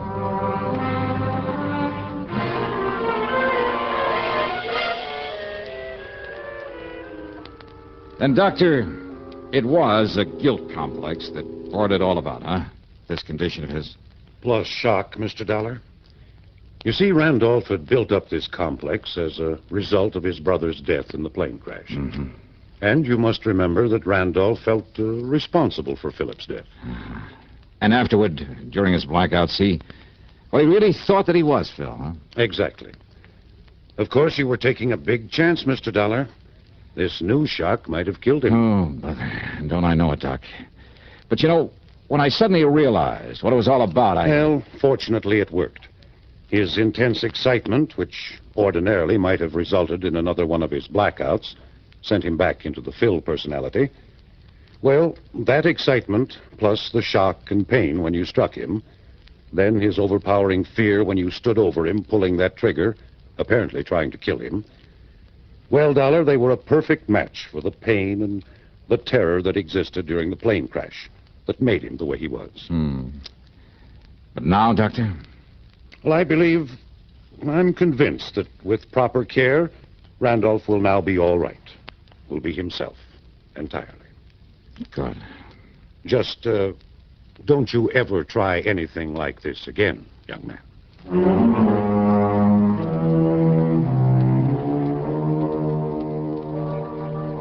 Yeah, Dr. Parsons was right. After this, I'll leave the shock treatment bit to people like him who really know what they're doing. All right, let's see now. Expense account total comes to $196.55. There'll be no fee on this one. Yours truly, Johnny Dollar.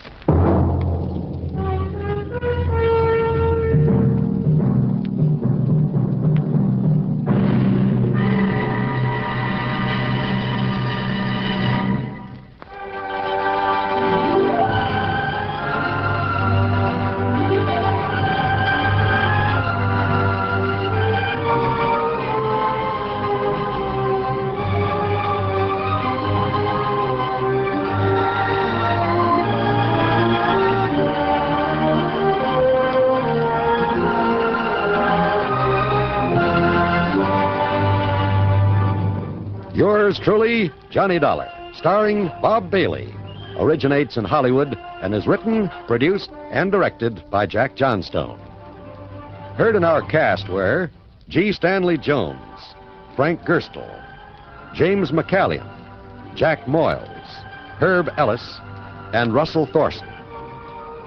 Be sure to join us next week, same time and station, for another exciting story of yours truly, Johnny Dollar.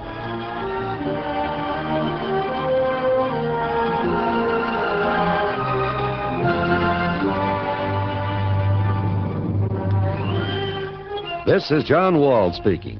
Johnny Dollar has come to you through the worldwide facilities of the United States Armed Forces Radio and Television Service.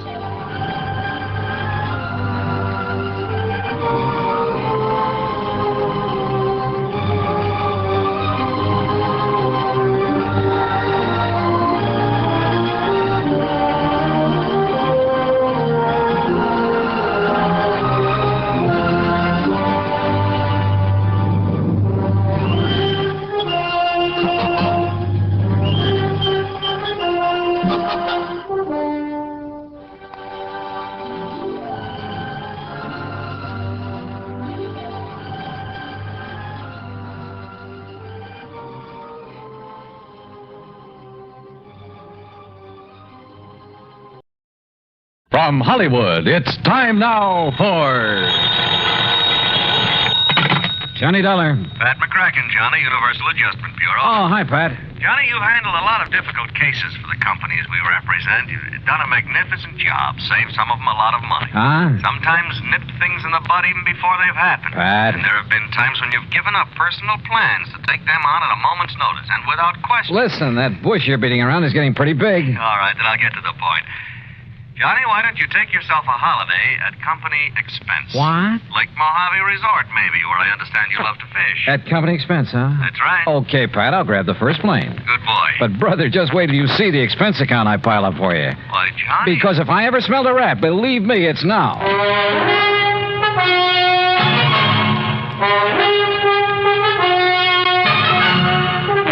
Bob Bailey in the exciting adventures of the man with the action-packed expense account, America's fabulous freelance insurance investigator. Yours truly, Johnny Dollar. And now, Act One of yours truly, Johnny Dollar.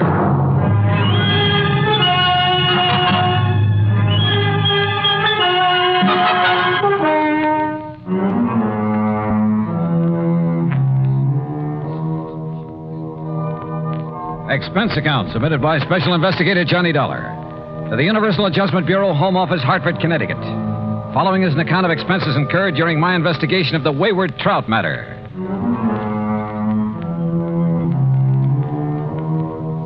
Expense account item 1, $174.50, plane fare, Hartford to Los Angeles and Los Angeles to Las Vegas.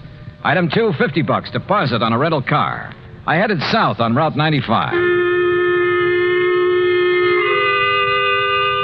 The Mojave Desert.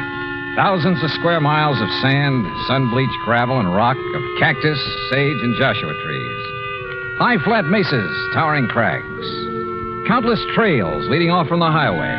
Long abandoned roads leading up into the harsh, bleak mountains, with their promise of infinite wealth to the prospectors who scratched away in their hungry search for silver and gold. And who knows, perhaps some of these were trails of the pioneers who beat a tortuous path westward to the great Pacific, who, with their oxen and heavy wagons, were lucky if they made 6 miles a day.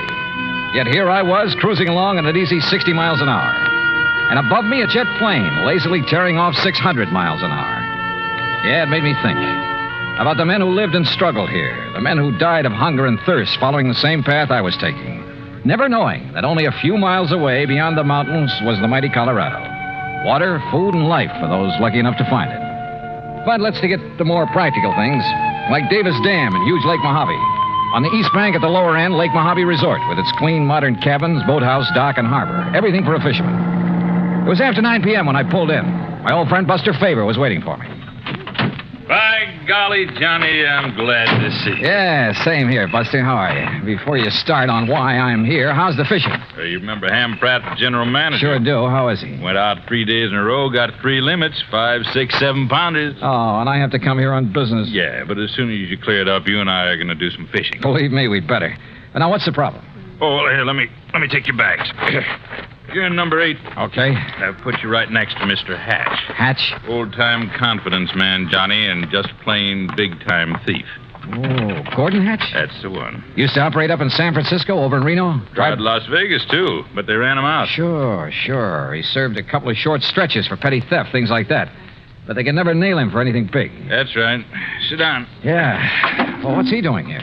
Oh, ordinarily, we'd give a man like that some excuse about being full up, something like that. I should think so. But Ham and I decided if we let him stay, and with somebody like you here, well, maybe we could do a kind of public service. Keep talking, Buster.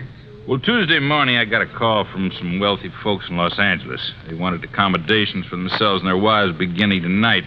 They're doing now. So? Well, Tuesday afternoon, this Gordon Hatch came barreling in. My wife, Marilyn, not knowing who he was, put him in number 7. What are you getting at, Buster? Well, those folks from L.A. have been here before, Johnny, and the women always come with enough furs and jewelry to a fishing resort?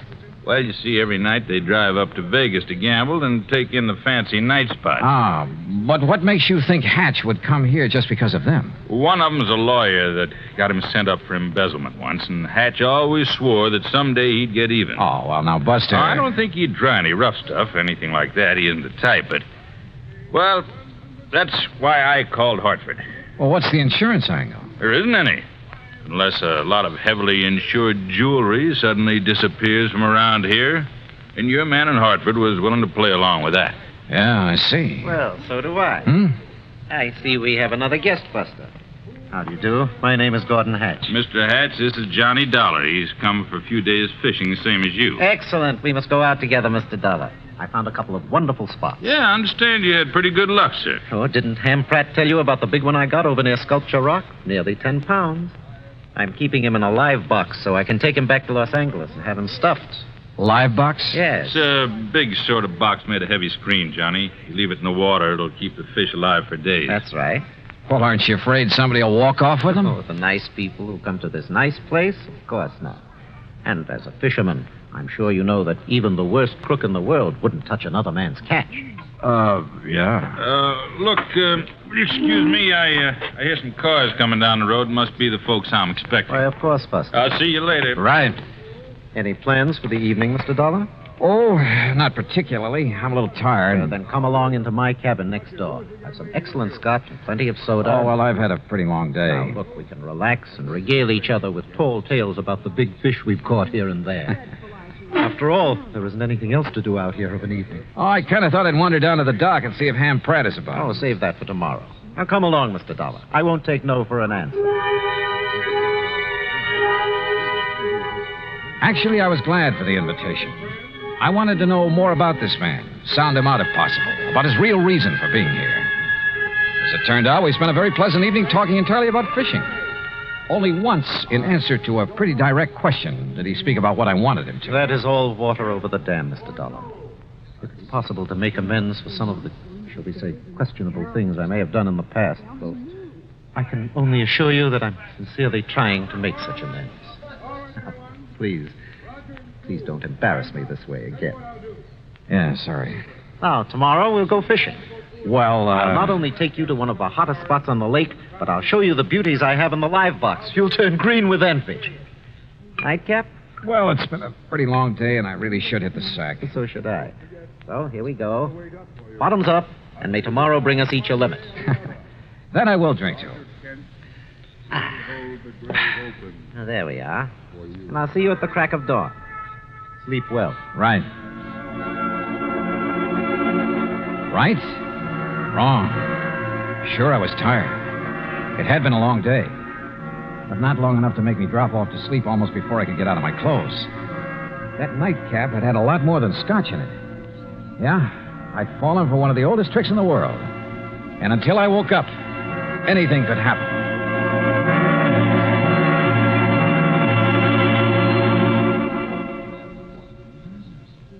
Act 2 of yours truly, Johnny Dollar, in a moment.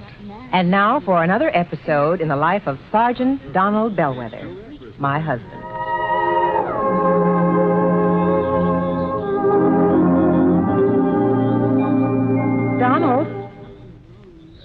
Donald. Sergeant Donald Bellwether. Please, Reba, can't you see I'm absorbed in the sports section? So I see. Who's the girl in the bikini? A shot putter? Look, what's the difference if she's an athlete or a Hollywood celebrity? Why do you insist on disturbing me while I'm reading? Did you drop off the laundry this morning? Yes, dear. Did you mail my letters? Yes, I mailed the letter. Did you know that angry, brooding, and impatient drivers are the major cause of many accidents? Yes, I know. What? I said angry or impatient drivers behind the wheel cause many serious accidents. And when a driver is emotionally upset, he's more apt to make an irrational decision or take unnecessary chances. My dear wife, you ought to know by this time that I am a well-adjusted individual. I have complete control over my emotions. You didn't have this morning. Now, just because I burned the toast, you stormed out of the house in a fit of rage. You didn't even kiss me goodbye. Mm-hmm. You're determined to pick a quarrel with me, is that it? No, I just want you to drive safely. I don't want you to be under any emotional strain when you drive a car. I want you to return home safely. I love you. Come here, woman. Yes, darling. You sit right here on my lap, and I'll give you that kiss you missed this morning. And you promise you'll never again drive the car when you're angry? I promise. Oh, that's my Donald. That's my doll.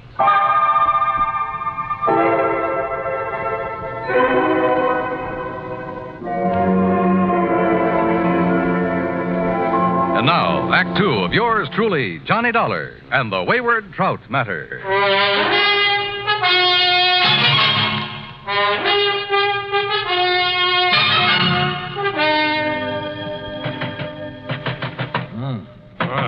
What is it? Hey, Johnny. Huh?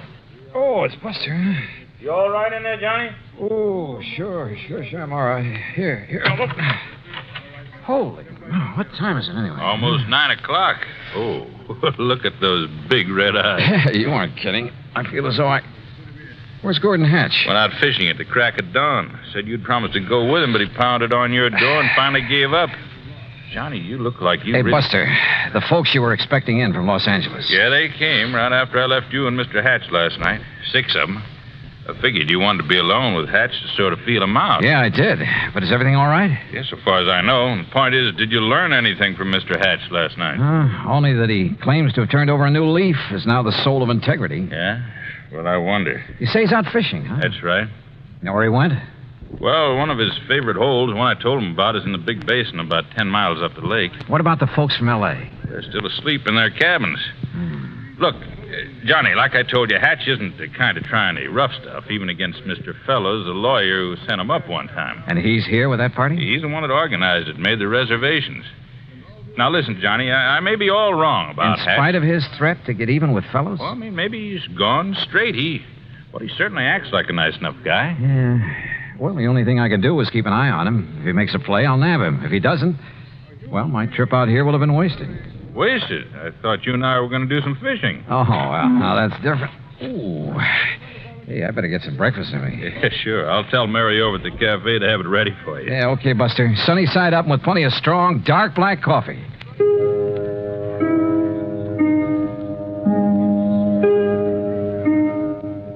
My head felt like it might split open any second, and I was more sure than ever that Hatch had poured me a Mickey last night. Yet he had expected me to go out on the lake with him this morning. Must have been nearly 10 a.m. by the time I'd showered, shaved, dressed, and joined Buster at the little cafe. Already, half a dozen early morning anglers had come back to boast about their catches, and the big ones had got away. Now, don't you tell us all, Buster, but that big one, Buster, he must have been 8.5 pounds. Yeah, I'm sure it was, Mr. Hector. Well, the place I lost him was in the second cove this side of the dam by the big square rock. Second cove this side of the dam, did you say? That's right next to the big square rock. Hey, Jim, I know a great spot for us to try this afternoon. Yeah, I heard that, too. Now, don't you tell us all about that spot, Buster. Cross my heart, Mr. Hector. Good. Say, Henry, I want to tell you about a place I found this morning. You feeling any better, Johnny? Yeah, much. Now, listen. If Gordon Hatch is up here after the money and jewelry of Mr. Fellows and his party, or for any reason at all connected with them, yeah? I think you and I had better hop into a boat and get... Mr. Fellows. Oh, yes, Miss Fellows. Good morning. Please come outside quickly. Come on, Johnny. Right. Miss Fellows, this is Johnny Dollar, friend of mine, special investigator. Oh, thank goodness you're here, Mr. Dollar. Buster, we'd been robbed. What? When, Mrs. Fellows? Sometime during the night. All our jewelry, Mrs. Harkins and Mrs. Peterson's and mine. Why, it must be hundreds of thousands of dollars worth. My diamond brooch alone I is see worth... you found him, Martha. Yes, Ralph. Oh, this is Mr. Dollar, and he's some kind of an investigator. Good. I've heard of you, Dollar. I've told them, Ralph, about the jewelry. Yeah, well, whoever did it got our money, too. With all we brought along to gamble in Vegas, it must be over $20,000. And how he managed to sneak into our cabins... And without waking us, too. Of course, we were pretty tired last night. Well, good morning. Oh, Mr. Pratt. Oh, what seems to be the... Johnny, glad to see you. How are you, Ham? I got some bad news for you. Yeah, Ham, it looks like he's done it. Oh? Gordon Hatch? Yeah. Better make a thorough search of his cabin. Gordon Hatch? Oh, no. I'm afraid so. Great Scott. So, Ham, look in his luggage, under the mattresses, anywhere else you can think of. Right, Johnny. Mr. Dollar, do you mean to say that Gordon Hatch is here at this point? Better look in his car, too, Ham. Under the car and the upholstery. Look here now, Mr. Dollar. Sorry, Mr. Fellows. I'll have to talk to you later. Come on, Buster. You and I are going for a boat ride.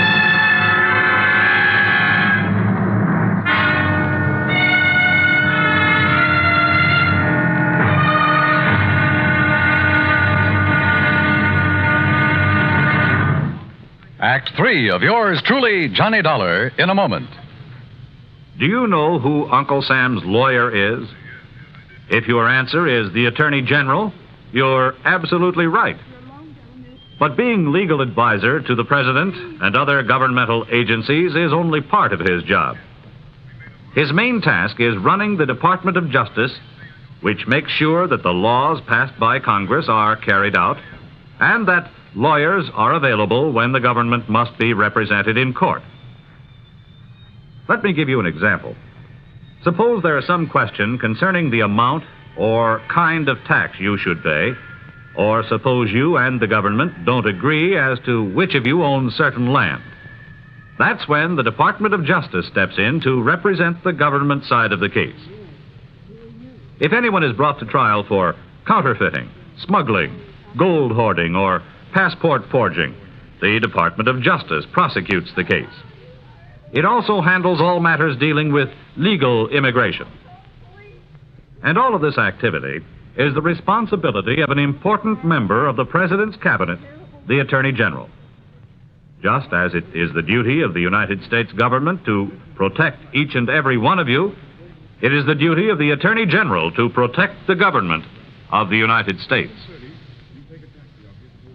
And now, Act 3 of yours truly, Johnny Dollar and the Wayward Trout Matter.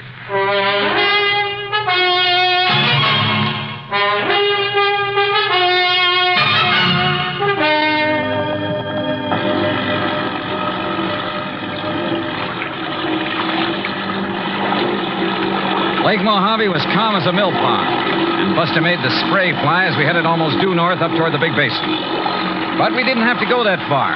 Buster, with the sharpest eyes I've ever known, spotted the ripples from the wake of a boat that had pulled into a deep, winding cove on the Arizona side. Hang on, Johnny.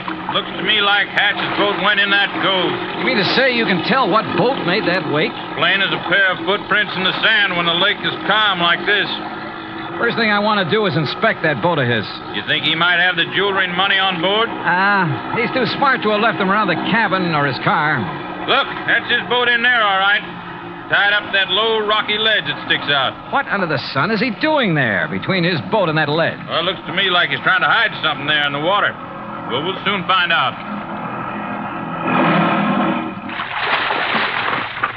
Well, Buster, Mr. Dollar, it looks like you've caught me in the act. Yeah, it kind of looks that way, doesn't it, Hatch? What were you so busy shoving down in the water between your boat and that ledge when we pulled out? Well, I figured no one would find it here, Mr. Dollar. Yeah, I'll bet. But I decided to move the live box into this hidden cove when I first came out this morning. The live box? Well, after all, it was you who warned me someone might try to steal some of these beautiful fish I've caught and I'm keeping alive in it. But as long as you found me out, well, here, take a look at it. Not a thing here on his boat, Johnny. Here, look at them. Ever see such a nice mess of bass in your life? Yeah, they're beauties. And that trout on the bottom. I got him way up the lake yesterday morning. Must be 10 pounds. That's the one you plan to have stuffed? That's the one. Well, you better have it done pretty soon. He looks dead to me. Yes, he was this way when I came out this morning. So, when I'm through fishing today, I'll head back to L.A. with him to a taxidermist. Hatch, there's something I want to talk to you about. I know, Dollar. But it's your own fault. Huh? I pounded on your door till I thought I'd wake the dead. Oh, no, that isn't what However, since you're here now, well, why not keep our fishing date now? Mr. Hatch, will you please... Darn it, though, I don't have an extra rod in my boat. Well, come on, Johnny. I'll give you one out of my boat, rod and reel. Oh, yeah, sure, okay. Dollar, I'll take you to fishing spots even Buster doesn't know about. Not a sign of the jewels and stuff on his boat, Johnny. He even went through his tackle box. Well, maybe he's hidden the stuff somewhere along the shore. If he's the one who took it. He looks and talks as innocent as a baby. So the only thing I can do is keep an eye on him, try to feel him out. Come on, boys. Time's a wasting. Oh, here, Johnny, you try this rod on for size. Well, that looks good to me. And here, take along a couple of these fast strike minnow hooks. If anything, they'll get you big bass. They sure will. Yeah, or maybe a trout like the one that Mr... What's the matter, Johnny? Come on, Buster. What? What's the matter? Well, it's about time. What were you two gabbing about over there? Say, Hatch, I want another look in the live box at that big trout. I don't blame you a bit. Well, step into the boat and I'll raise the top so you can really see it. No, I think I'll pull the whole contraption up here on the ledge. That'll take the fish out of the water. Well, you said that trout was dead early this morning. Well, that's right. Then why is he on the bottom of this thing? Why isn't he floating belly up? Here now. I don't know, but I don't see... Now, wait, what are you doing? Oh, those beautiful fish in there will die like the trout. Oh, I just want a real close look at that trout. Oh, just a minute. These live ones will hold still long enough for me to... Dollar, put them back in the water. Here we are. Ooh, 10 pounds? Look here now. Why, this fish weighs 20 pounds if he weighs an ounce. Dollar? And no wonder the way you've got him stuffed full of... Oh, how about this? A beautiful diamond brooch. No wonder you decided to get back to L.A. And not to stuff this trout, but to unstuff him. And how about this bracelet? Emeralds, aren't they? And look at these nice new $100 bills. A bit wet, perhaps? You're holding more than money and jewels in your hand, Dollar. Oh, now, put that thing away. I'm talking about your life. And I won't hesitate to pull this trigger unless you toss that money and those jewels into this boat. While I toss this over at you, Mr. Hatch? Put it down, Buster, or I'll shoot you, too. Toss me the jewels, Dollar. Toss them. And Buster, stay where you are. How about the whole trout, Mr. Hatch? All right, drop that. Boy, Johnny, you really clobbered him. Yeah, but... Oh, Buster, if you hadn't thrown that oar... And if you hadn't hit him in the face with that wet fish, Johnny, he would have plugged you. Yeah, Buster, I always did like trout.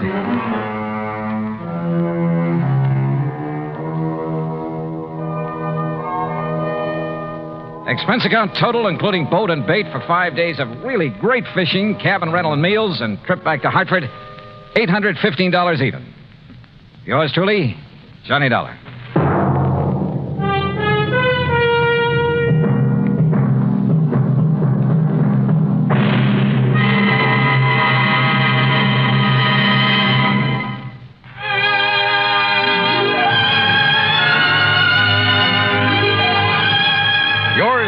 Johnny Dollar, starring Bob Bailey, originates in Hollywood and is produced and directed by Jack Johnstone, who also wrote today's story.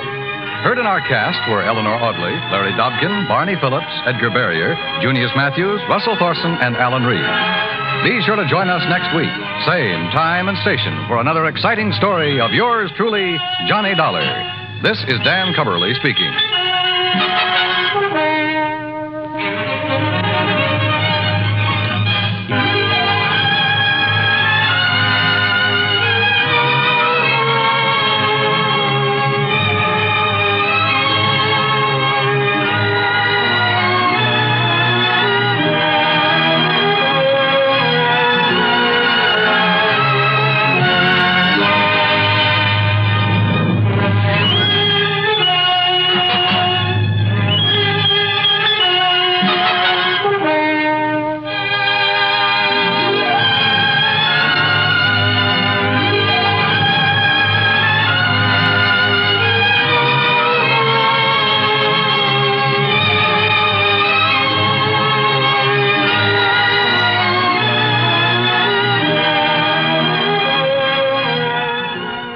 Yours truly, Johnny Dollar, has been a presentation of the United States Armed Forces Radio and Television Service.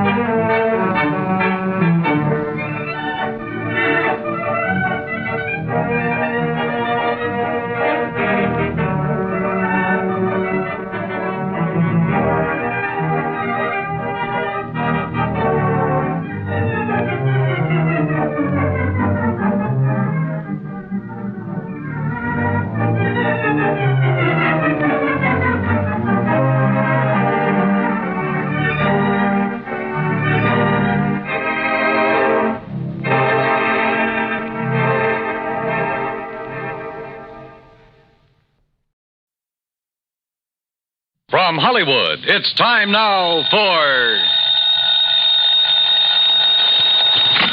Johnny Dollar. George Reed here, Johnny. Well, George, I'm really glad to talk to you. Oh? Why do you say it that way? Because every insurance case I handle for that company of yours pays me a nice fat fee. And right now I can use a little extra cash. Well, now, Johnny... So tell me all. What's Floyd's of England upset about this time? Well, I'm not sure. Uh-oh, here we go again. But, Johnny, I just received a transatlantic telephone call from Paris, France, from a man who wanted to contact you but didn't know where to call you. And he identified himself only as Le Chat Gris. Ah? Le Chat Gris? It's French, Johnny. No. And I believe it means the gray cat. Yeah.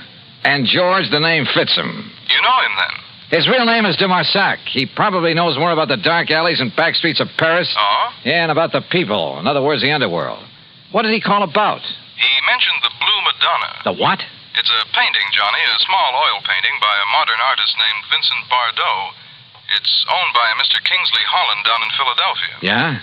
It hangs in the Gavin Galleries, and we've insured it for $12,000. Well, what did he have to say about it? Only that you're to call him. His number there in Paris is Orleans 57722. Uh-huh. That he has some very interesting information for you about that painting. Oh, sure. That he'll be glad to give me for a price. Exactly. I can't for the life of me figure what his interest is in it. If there were anything amiss, I'm sure the gallery would have called me. George, if you knew that character as well as I do, you'd okay my expense account without even looking at it and be willing to pay me that big fee I was talking about. What do you mean? Want to make a bet? What kind of a bet? I'll give you odds of 10 to 1 that whatever's hanging in that gallery down there in Philadelphia is not the Blue Madonna. What? Now, look, Johnny, good heavens. George, I'll be talking to you.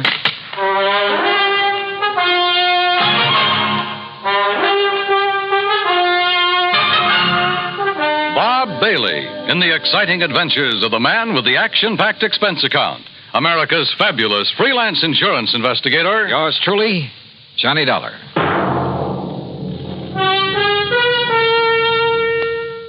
And now, Act One of yours truly, Johnny Dollar.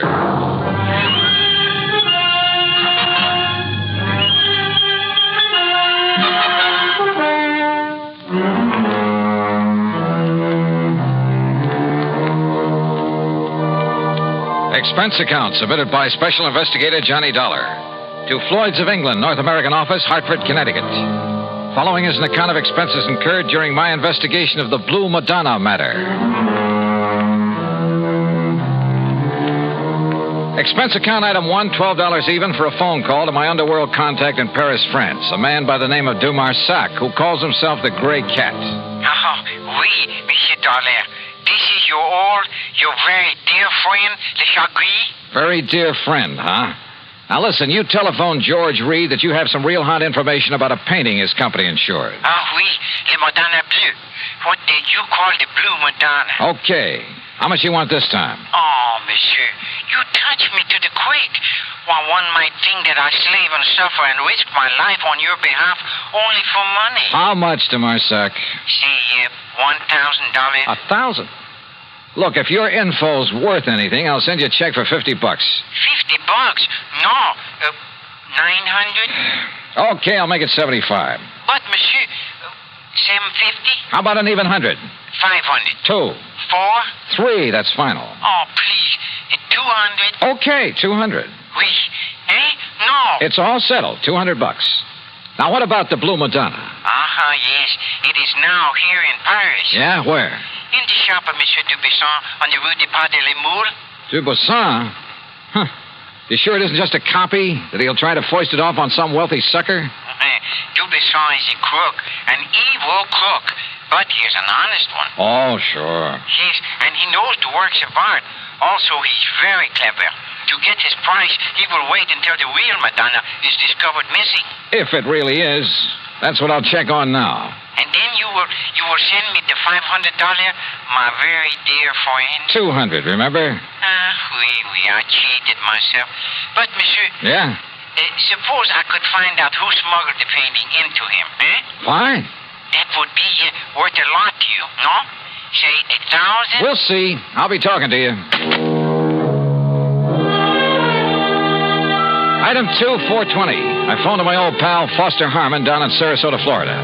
Told him I'd pay his fare if he'd grab the first plane out and meet me in Philadelphia at the Bellevue Stratford Hotel.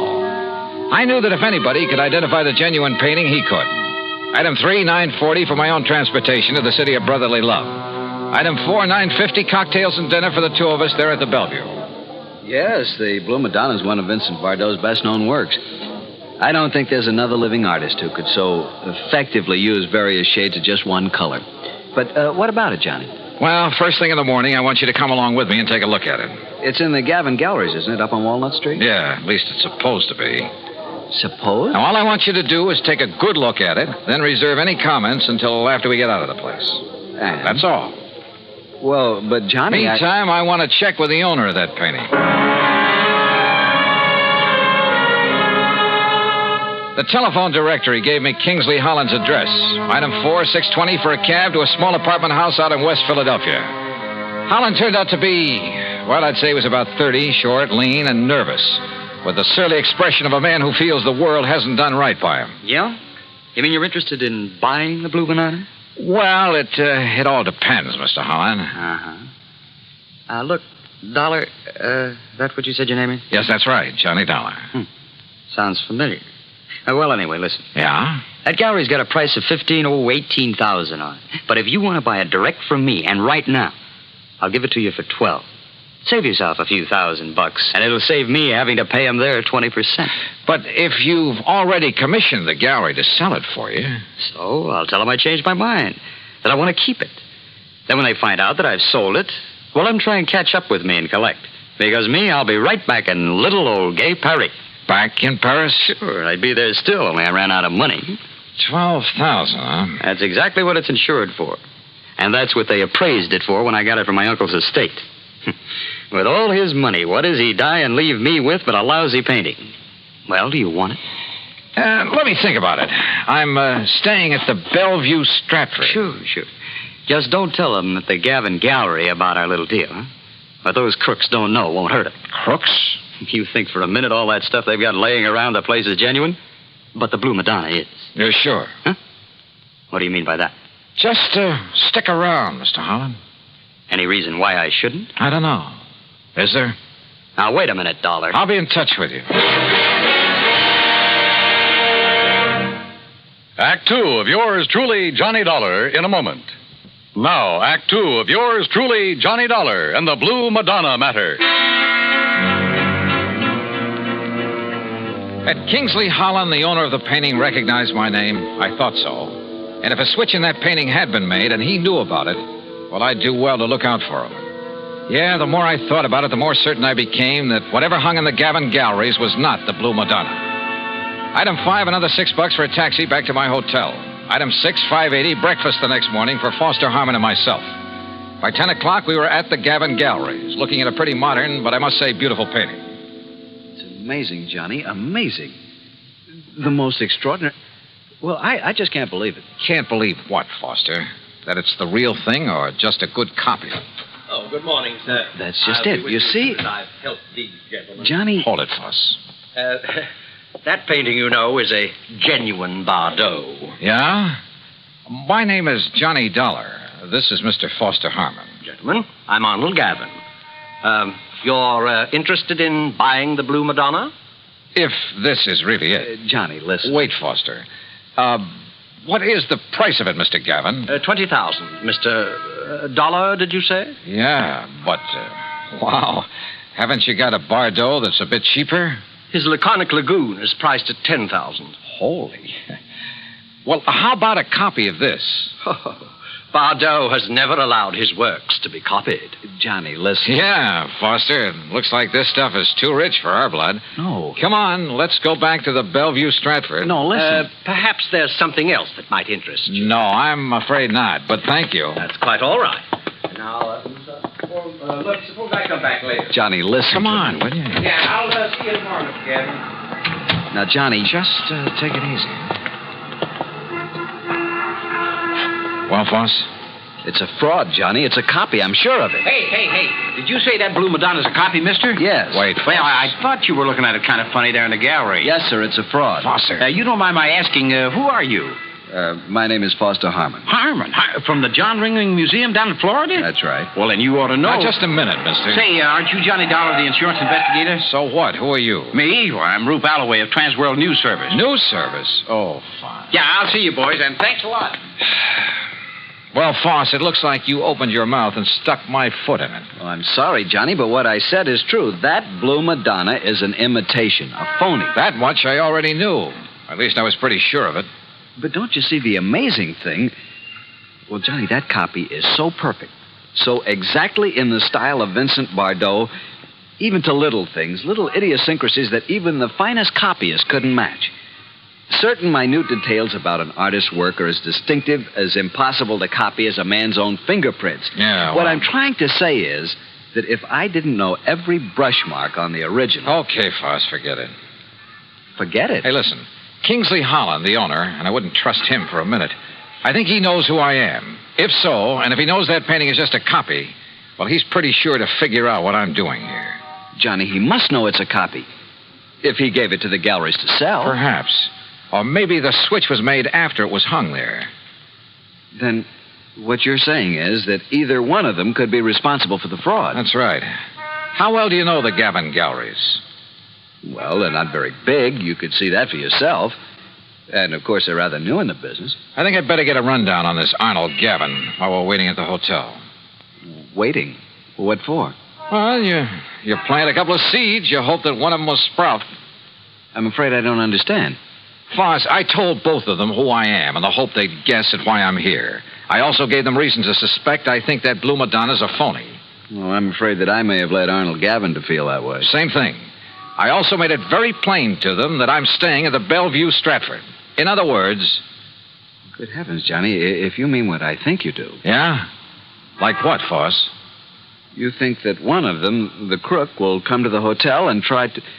Well, don't you see, Johnny, knowing that you're on to him, he might try to kill you. Can you think of a better way to bring him out in the open? Johnny. Come on, let's get back to the hotel. And wait.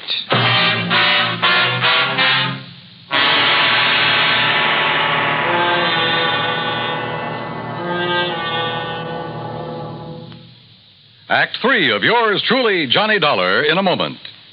And now, Act 3 of yours truly, Johnny Dollar. After all, there was no reason to drag Foster any further into this mess, although I knew he'd be game to see it through. So I paid him for all his expenses. That's item 7, 151 even, and sent him on back to Sarasota. Item 8, 10 cents for a phone call to Sergeant Jerry Hawkins at police headquarters. About mid-afternoon, he called me back. Boy, did you ever start a riot. Well, what'd you find out for me about Gavin and Holland? Well, Holland's just a lazy kid that's been trying to live off his relatives all his life. And Gavin? Okay, so far as we know. But listen, you seen the papers? No. The story about that phony painting is on every wire service in the country. All you can see in the headlines is that name Bardot. And I don't mean Bridget. Johnny, you and that Foster Harmon ought to collect a publicity fee. Are you holding Gavin or Holland? Well, what on? Sure, the boys have questioned both of them, but unless we can show some evidence that one of them pulled the switch. Johnny, you got any ideas? Yeah, Jerry. Suddenly, I think maybe I have. Well, then start talking so I can make a pitch. No, I don't think you will. What do you mean, if you know who did it? Well, I didn't say that, but, Jerry, I've got a hunch, a real potent one, and if it's right... Yeah? Well, read tomorrow's papers. Huh?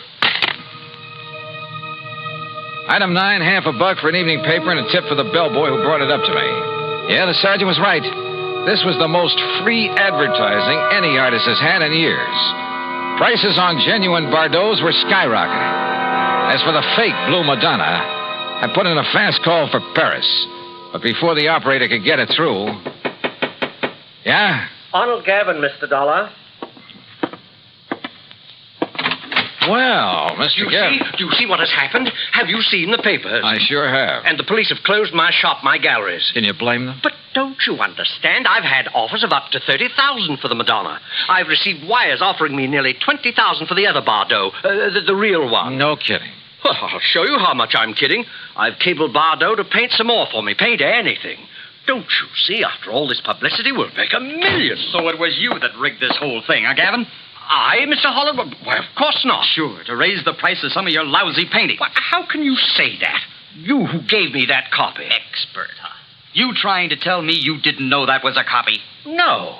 It was only this morning when the authority from Sarasota, when I called in the people from the museum here in Philadelphia. Do you know what they said? What? And it better be good. They said the only one who could have made that copy... Wait a minute. The only artist in the world who could have possibly... Hold it. Hold everything. Holland, you said you got that painting from your uncle's estate. That's right. It was willed to me. Where did your uncle get it? Why, Well, listen. I'm listening. Dollar, that Madonna was smuggled into. Smuggled? That's right. But by whom? Well, believe it or not. I think I can tell you who. And if this is my call to Paris, well, maybe I can even tell you where he is now. Johnny Dollar. This is your dear and faithful friend, Le Chagris. Good. Now listen. And for the information I can give you this time, you will have to pay me a vast sum of money. You're about to tell me that the Blue Madonna was smuggled into Paris by none other than the artist himself. This? By Vincent Bardot. Exactly. So that should be worth it, but how did you know? All right. All I want to know now is where is he? You know. He's not in Paris. Where is he? For $100? 150? 300. Oh, for that much I'll find out for myself. Goodbye. No. Okay, 200 or I hang up on you. Well, only for you, my best, my oldest friend. Where? He is aboard a plane for the United States. I might have guessed it. He has the Madonna Blue with him. He received the cable this morning. Great. I'll send you a check. You hear any of that, Mr. Gavin? Holland? Well, yes, but I'm afraid I don't understand. Well, I sure don't. Then maybe this call will help you.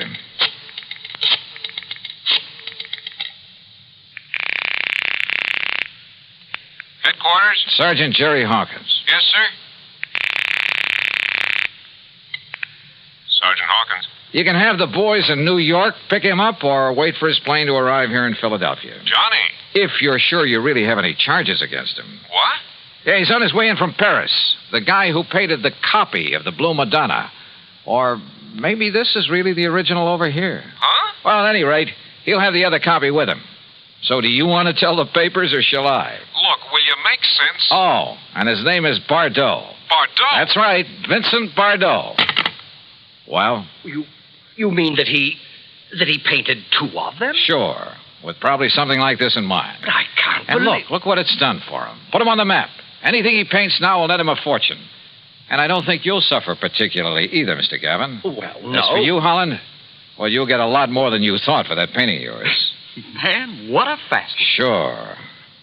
But you know something? What, Mr. Dollar? I just wonder if Le Chagris was in on this thing with him from the beginning. Le Chagris? So help me, I wouldn't put it beyond him.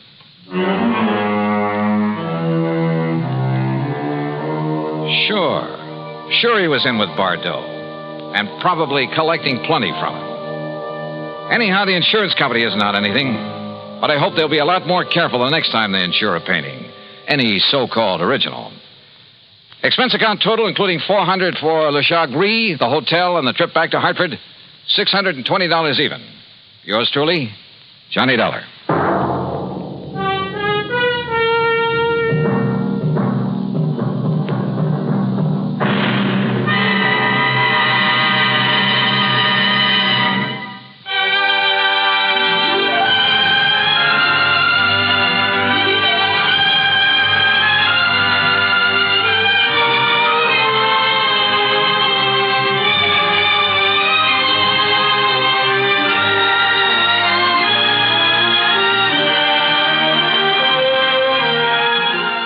Truly, Johnny Dollar, starring Bob Bailey, originates in Hollywood and is written, produced, and directed by Jack Johnstone. Heard in our cast were G. Stanley Jones, Forrest Lewis, Harry Bartell, Joseph Kearns, Bert Holland, and Byron Kane. Be sure to join us next week, same time and station, for another exciting story of yours truly, Johnny Dollar.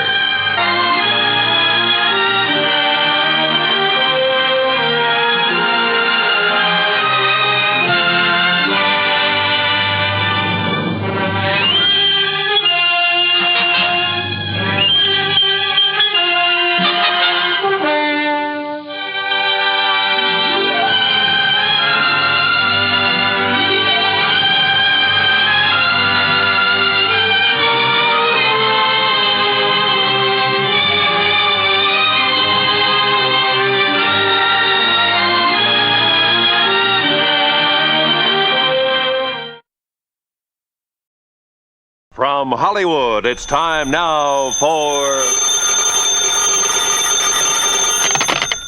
Johnny Dollar. Peter Hanley at Western Maritime and Property. Oh, yeah, Mr. Hanley. I found this message to call you. You're still in town at the Beverly Hilton. Yes, that's right. I thought you'd be back in Hartford by now. When I can enjoy a spot like this on expense account? What? This California weather, the swimming pool here at the hotel? Wait. Wait. You say on expense account? Why, sure. Dollar, you cleared up that matter for us. You proved conclusively that Randolph Merrill did not lose his yacht, that the explosion and the sinking were fake. That's right. And incidentally, as you anticipated, the yacht was found in a small Mexican seaport, all ready to be rebuilt and repainted to thoroughly disguise it. Good. Now, Mr. Hanley. Oh, by the way, in spite of his earlier vindictiveness, Merrill has decided to plead guilty and throw himself on the mercy of the court. Has he signed a confession? Well, no. Then I'll bet he changes his tune by the time he goes to trial. Oh? Sure, that's an old trick to slow things up, gain time. Are you having Mrs. Merrill held as an accessory? The Merrill has made and signed a statement completely clearing her, so to hold her now would only complicate matters. Hanley, either you haven't yet read my expense account report, or I forgot to tell you what tipped me off that bear was trying to pull something on us. Oh? was it, Mr. Dollar? Her jewels that you'd insured for $100,000. Oh, no. Oh, yes, Hanley. That jewelry Mrs. Merrill showed us was fake. Paste. Heavens, Dollar? You still think I ought to go back to Hartford? No, not until you found out where the real jewels are. Can you come down to the office, Mr. Dollar, right away? Sure, if you like. No. I'll drive out there to your hotel. Whatever you say. Yes, I'll drive out there. I'll be there right away. Scotch and soda be all right? Yeah, what? You suddenly sound as though you could use a drink.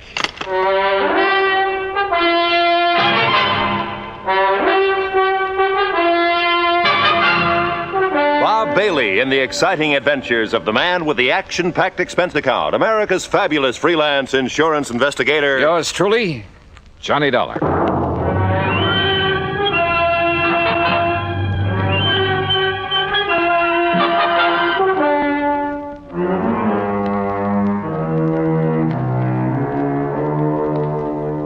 Expense account submitted by Special Investigator Johnny Dollar to the Western Maritime and Property Insurance Company, Los Angeles, California. Following is an account of expenses incurred during my investigation of the Wayward Diamonds Matter.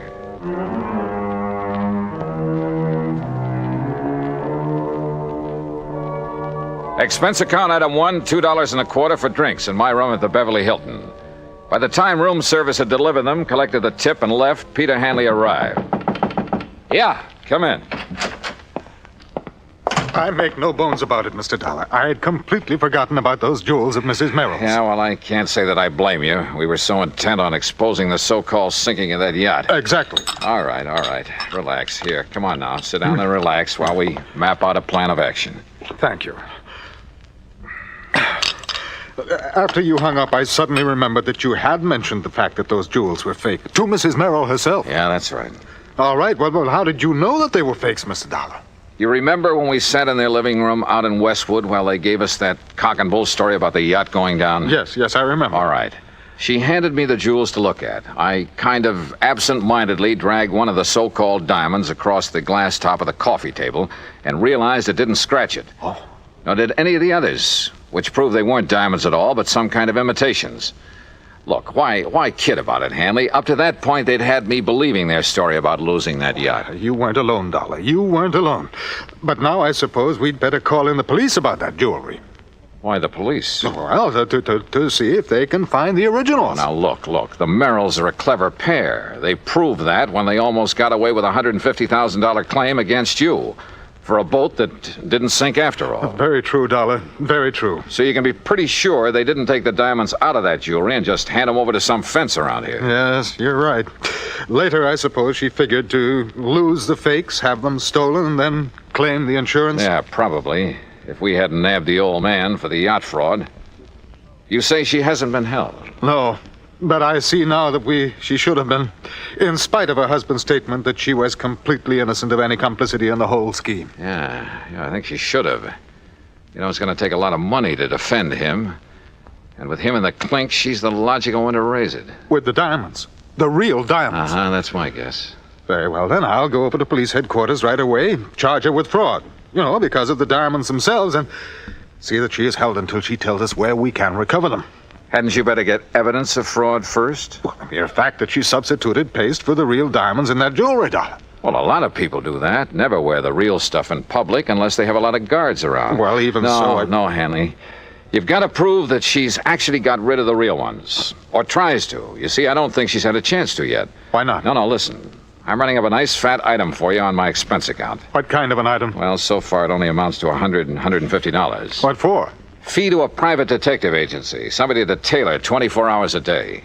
In the hope of finding out what she's doing with the genuine stones? More important, to find out how she'll try to dispose of them. But she may have done that some time ago. No, I doubt it. Why? It's only recently they've needed dough. Granted.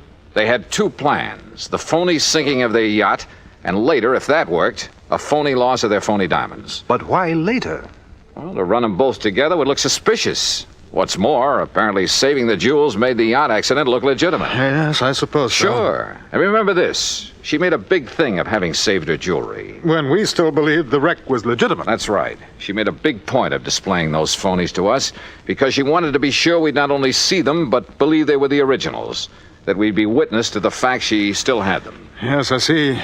But you must recall that you finally recognized them as Pace. Yeah, but like you and I almost forgot about it simply because they had nothing directly to do with the matters at hand. Yeah, and she may think that we have forgotten. I doubt it. The point is, now she needs money. He saw to it that she stayed free to raise it. And the diamonds are probably her only way of getting it. Which is why I put a detective on her. Oh, excuse me. Johnny Dollar. Yeah? What? Well, how did... Yeah. Well, look, I'll be right over. What is it, Dollar? Oh, that detective I was talking about has just lost his job. I don't understand. He just came to. Came to? Yeah, at the home of Mrs. Merrill. He's in her home? Yes, but she isn't. She's gone.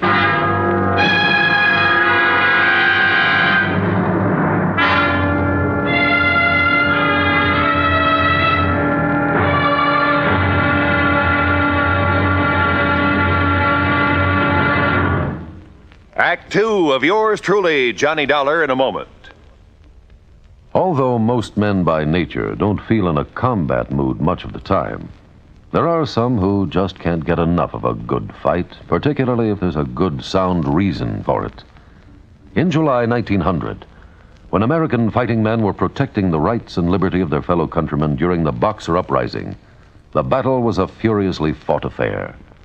Army Private Robert H. von Schlick, serving with Company C of the 9th United States Infantry Division, was in the thick of the fracas. Although he had been wounded previously while carrying a wounded comrade to a place of safety, he rejoined his command, which partly occupied an exposed position on a dike. Private von Schlick remained there after his company had been withdrawn and, in spite of the hail of bullets around him, single-handedly continued to fire into the enemy ranks. Oblivious to the fact that he was a conspicuous target, he refused to leave the fight until he was literally shot off his position by the enemy. Private Robert von Schlick earned the Medal of Honor for valiant devotion to duty and added heroic background to the code of conduct of American fighting men. And now, Act 2 of yours truly, Johnny Dollar, and the Wayward Diamonds Matter.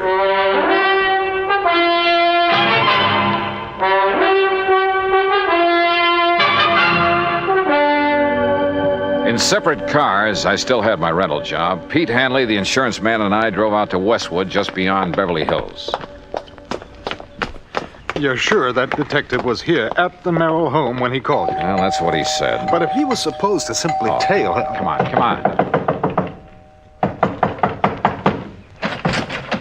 Mr. Dollar? Yeah, that's right. And I take it you're Sam Bench... Holy smoke, what happened to you? Where's Mrs. Merrill? Well, like I told you on the phone, Mr. Dollar, she's gone. Any idea where? Oh, sir. Hey, you mind if I sit down? I don't feel so good. No, go ahead. Go on, sit down. All right, you all set? Yeah. Now, what happened? Well, I was walking up and down the street. Huh? You know, real casual, so as not to arouse no suspicion. You've been walking up and down in front of this house all morning? Oh, yeah, all morning. But like I say, real casual, so Where did you ever learn to be a detective? Some correspondence course? Oh, now, look, Dollar, you shouldn't talk like that. I resent it. Okay, all right, go ahead and resent it. But prowling up and down in front of the house... Well, my brother runs a very good detective Your agency. brother? Yeah, and if he didn't think I was a good operator, if he wouldn't... all right, what happened? Well, I see her come out the back door. You know, Miss Merrill? Wow. And I see her go out and she opens up the garage. And where were you? Well, by good luck, I just happened to be in front of the driveway about then. So, real casual, I lean over and I start tying up my shoelace, Yeah. you know, so she won't get suspicious of me, you see?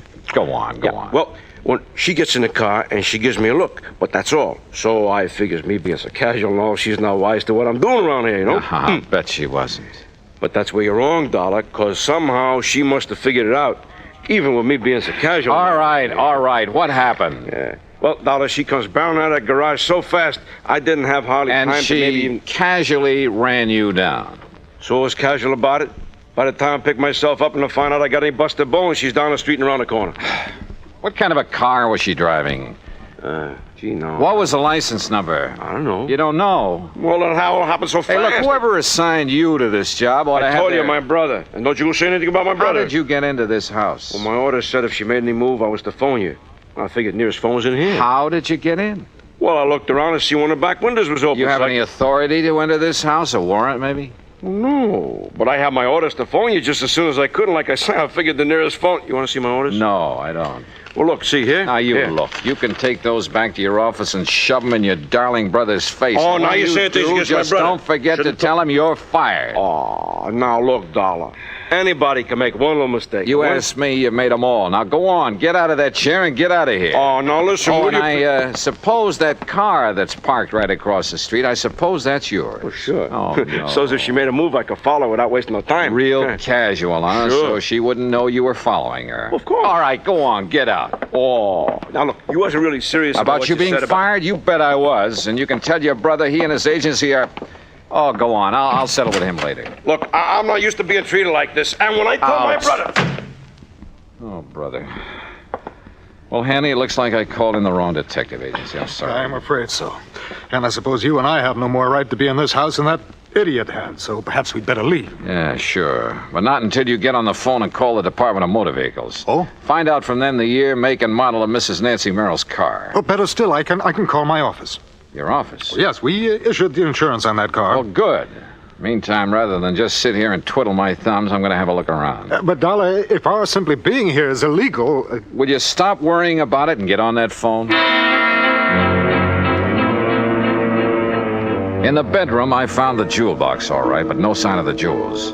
However, in a desk, I did find a receipt. A receipted bill for some work done by a jeweler in Westwood Village. The amount of the bill? Yeah. It was more than enough to cover the substituting phonies for the diamonds in that jewelry.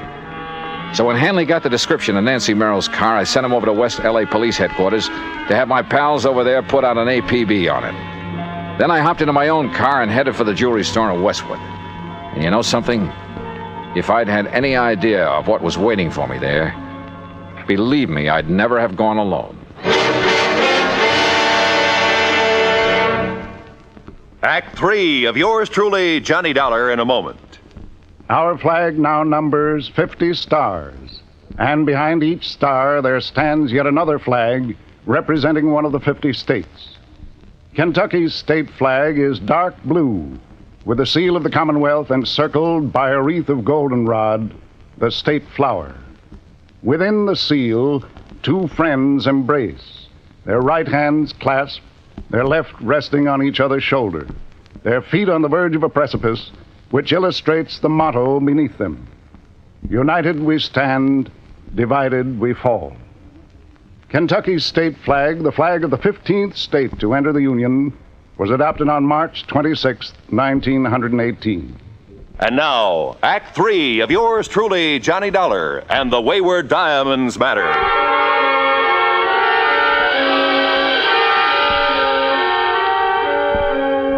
Howard's Hillcrest Jewelry is a small but very exclusive shop on Weyburn Avenue in the Westwood Village section of Los Angeles. There, with the help of a receipt I'd found in Nancy Merrill's desk, I hoped to get on the track of the missing diamonds. I entered the snooty little shop and asked for the owner. I'm sorry, my good man, but Mr. Howard is engaged with one of our important clients. Well, I'm here on rather important business. Well, if you care to leave your name and he wishes to see you, perhaps we shall call you.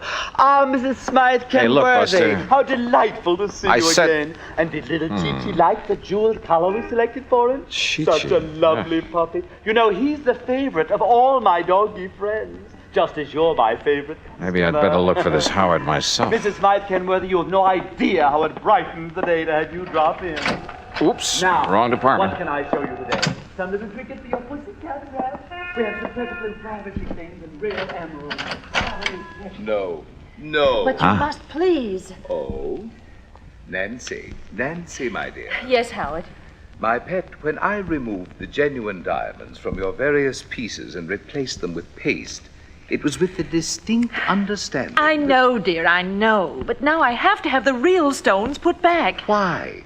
As I understood, it was in order to have the fake gems stolen so that you could collect on the insurance. Oh, of course it was, of course. Not so loud, Nancy, please. Howard, our plan to claim that the yacht exploded failed. Randolph is in jail. He didn't involve you in that, I must say, rather foolish plot. Oh, no, but I have to go through the motions of getting him legal help. Excellent, my dear. I hope they keep him in jail. Howard. Randolph has stood in the way of our romance too long, my pet. Howard, please, listen.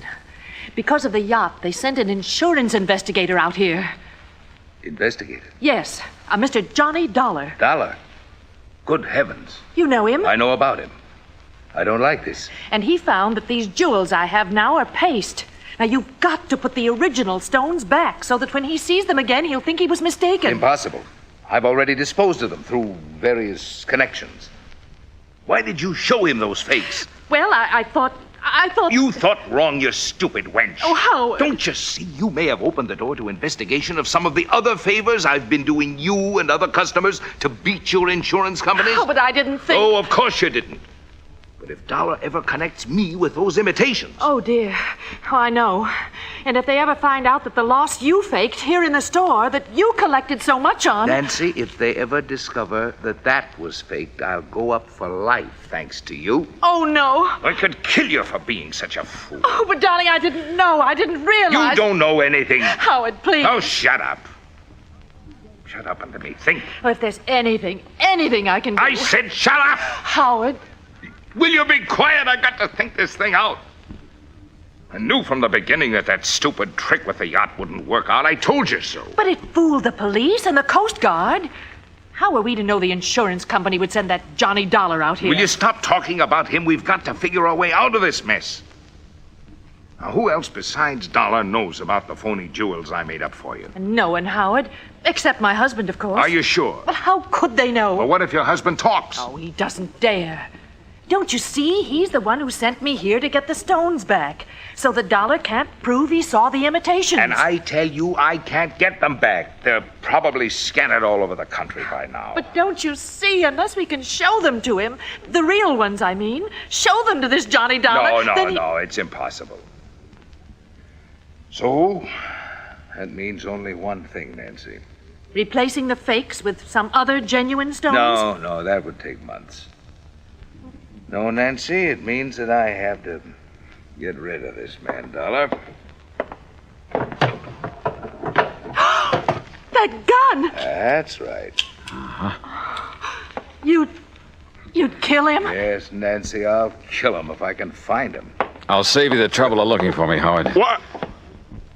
Dollar! And is that the gun you plan to kill me with? Yes, that's right. And I think I'd better kill you right now. Oh, Howard, darling, please. Oh, put that thing down, Howard. You're not going to shoot with customers out front. My private vault is just outside this back door of my office, Dollar, and it's open. In there, the sound of a shot won't be heard out front. No kidding. No kidding. All right, walk. Out that little door. Walk. Well, you don't really leave me much choice, do you? I'll open it carefully. No tricks. Tricks? With a gun on my back? All right, open the door. Go ahead. Well, it seems stuck. Maybe you'd better open it. I said no tricks. You open it. Oh, Howard, you don't know what you're doing. You bet I do. Go ahead, Dollar. You may be sorry for this, you know. Will you quit stalling and open it? Whatever you say. Mr. Howard! Mr. Howard! Oh, now what? Mr. Howard, there are some men here to see you. Nancy, go out there. Tell them I'm not to be disturbed. I'll see them in a few minutes. Oh, please, dear. Go ahead, go on. Mr. Howard, these men are from the police. The police? Well, bless Peter Hanley. Oh, no, you... Yes, I do. Dollar, are you all right? Those shots, Johnny. Hiya, Pete. Huh?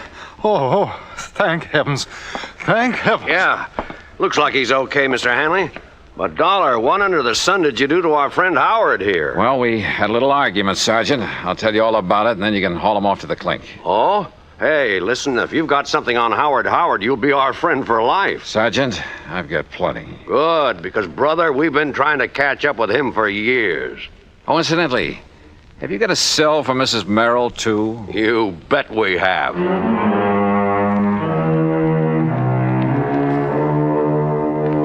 Expense account item 2, $50 in legal fees to make a deposition so I won't have to hang around for a trial or 2 or 3. And I have a sneaking suspicion that Howard and Merrill and his wife are going to have a long, long time to think things over. Expense account total, including additional mileage on my rental car and the trip back to Hartford, $218 even. Yours truly, Johnny Dollar.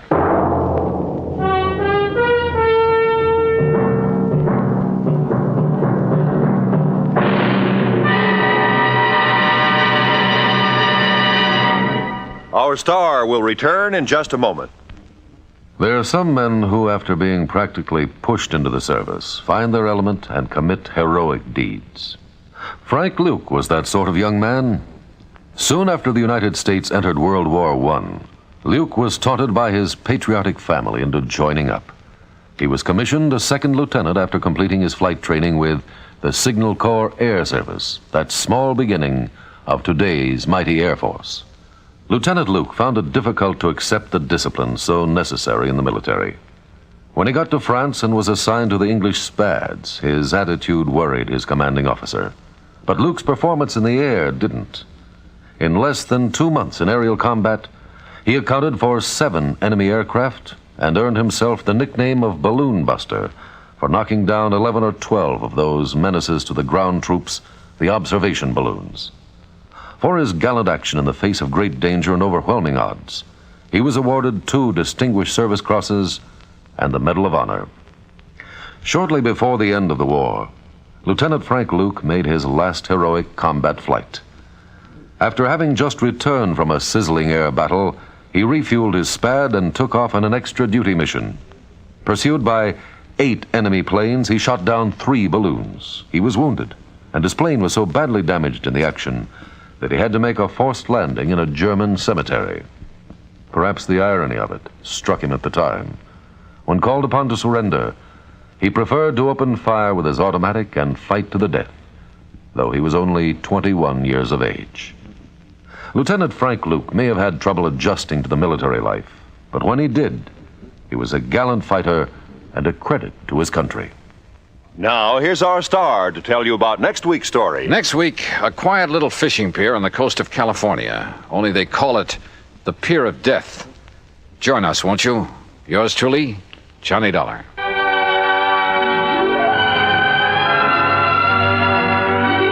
Yours truly, Johnny Dollar, starring Bob Bailey, originates in Hollywood and is written, produced, and directed by Jack Johnstone. Heard in our cast were Paula Winslow, Ben Wright, Jack Crucian, Jack Edwards, Marvin Miller, and Joseph Kearns. Be sure to join us next week, same time and station, for another exciting story of yours truly, Johnny Dollar. This is Roy Rowan speaking.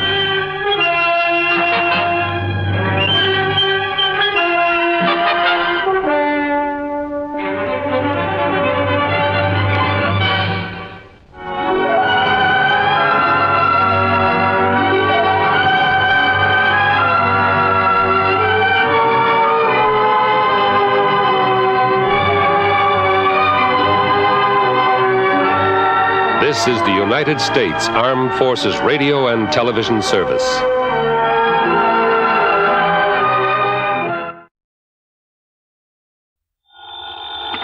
Johnny Dollar. This is Bert Larkin, International Casualty in Life. Oh, hiya, Bert. How are you? I'm afraid I have a bit of a problem, Dollar. Yeah? Yes, involving some $300,000. Wow. Will have to be distributed very shortly. Oh, well, easy. Bert, just send me a check. Forget the whole thing. You're testing, of course. Oh, well, now, how could you say a thing like that? Well, what about this 300 G's? You expecting a policyholder to kick the bucket? Exactly. Oh, though I wouldn't put it so crudely. Oh, well, maybe expecting him to be knocked off, huh? Oh, no. His name is Mr. William Makepeace Everly. Yeah? He lives out in the old Piney Wood section. Oh, yeah, that's a pretty well-to-do part of town. Exactly. And Mr. Everly is quite wealthy. Well, he'd have to have something to carry that big a policy. Exactly. I've just learned from his doctor, Dr. Thatcher, that he has only a very short time to live. Well, just what am I supposed to do about it? I don't know. You don't know? All I know is that Mr. Everly wants you out to see him immediately. And beyond that, Hey, Bert, there's something funny about this. I'm inclined to agree with you, Dollar. But will you do it right away? Sure, why not? But I wonder.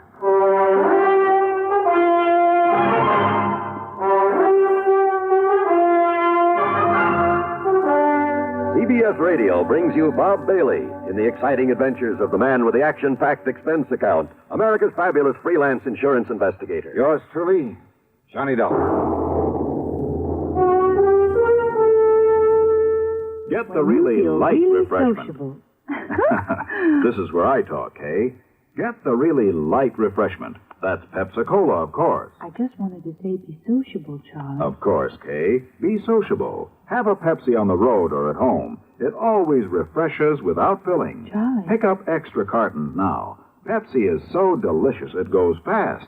That's why you should keep plenty of Pepsi on hand. Oops. Maybe I'd better sing. Be sure to say keep Pepsi handy. Yes, Charlie. But the song says it sociably. Be sociable, look smart, keep up to date with Pepsi. Drink light, refreshing Pepsi. Stay young and fair, debonair. Be sociable, have a Pepsi. What Kay means is, get plenty of Pepsi next time you shop. Well, yes. And now, Act One of yours truly, Johnny Dollar.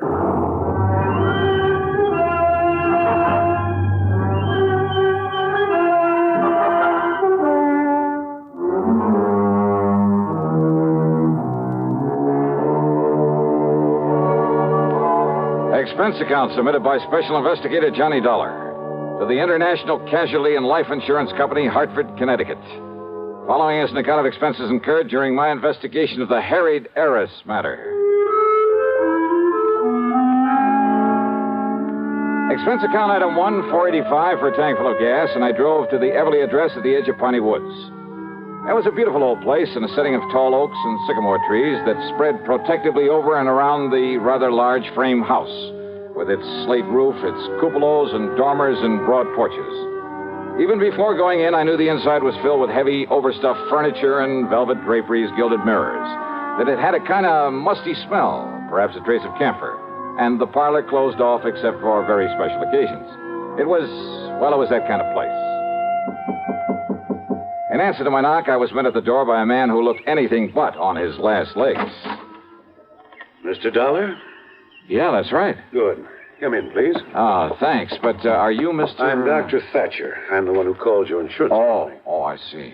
At Mr. Everly's request. Or I should say at his insistence.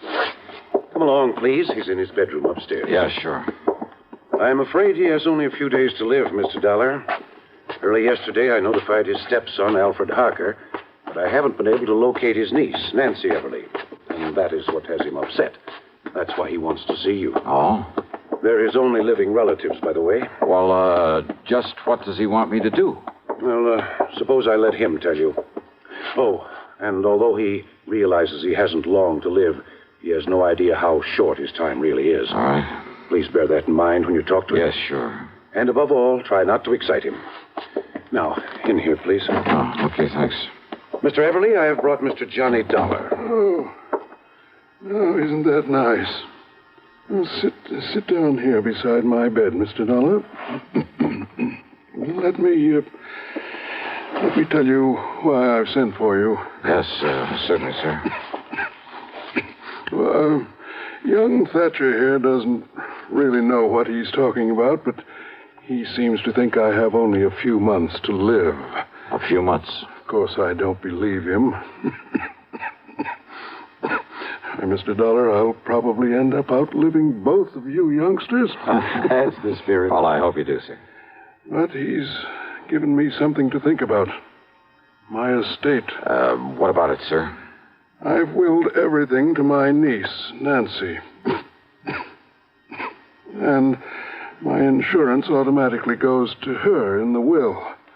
Or did you tell him that, Thatcher? I thought it better if you did. Yes. Well, Dollar, it's not only because she's been kind and loving over the years, but, well, she's had gumption enough to stand on her own feet, rather than depend on me for a living. Where is Nancy, Mr. Everly? I don't know. Well, But I want you to find her, Mr. Dollar, and bring her here so that I can see her before I... Well, now, I still don't believe this young sawbones, but I... Yes, I think I understand, sir. And she is your only heir, your only living relative? I told you, Doctor. My only heir. And I want to be sure. I want you to be sure it stays that way. Well, I'll do everything I can. I want nothing. nothing to go to my stepson, Alfred Harker. I see. Idle, worthless, sponging off me all these years, even forging my name to checks to get my money now and then. That kind, huh? Yes. And if he finds out I'm leaving everything to her, there isn't anything he wouldn't do to... Please, take it easy, Mr. Everly. I'm all right. Well, of course, Nancy realizes this about Alfred, doesn't she? No. And that's why you must find her. Bring her to me. I'll certainly try, sir. Yes, you must. Please, Mr. Everly, And now if you... anything happens to me, you must protect her from him. You must. You... Dollar, quickly, hand me that hypo there on the tray. Yeah, sure, Doc. Here you are. I was afraid he might get too wrought up over this. Oh. There now. Just relax, Mr. Everly. Relax. Yes. Thank you.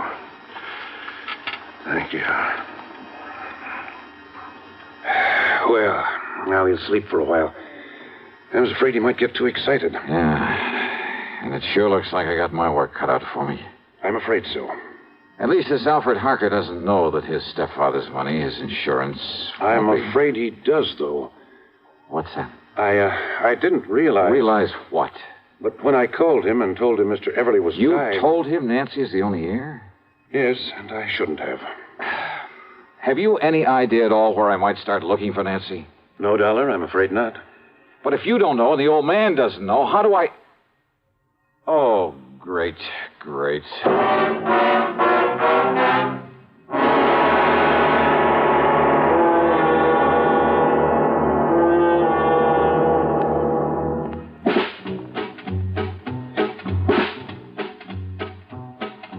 Have a real cigarette. Have a Camel. Have a Camel cigarette. Have a real cigarette. Have a Camel. Have a Camel cigarette. Best tobacco makes the best smoke. Have a Camel cigarette. Best tobacco makes the best smoke. Have a Camel cigarette. If you're smoking more these days, but enjoying it less, change to Camels. The Camel blend of caustic tobaccos has never been equaled for real smoking satisfaction. Have a real cigarette. Have a Camel. Start to really enjoy smoking again. And now, Act Two of yours truly, Johnny Dollar.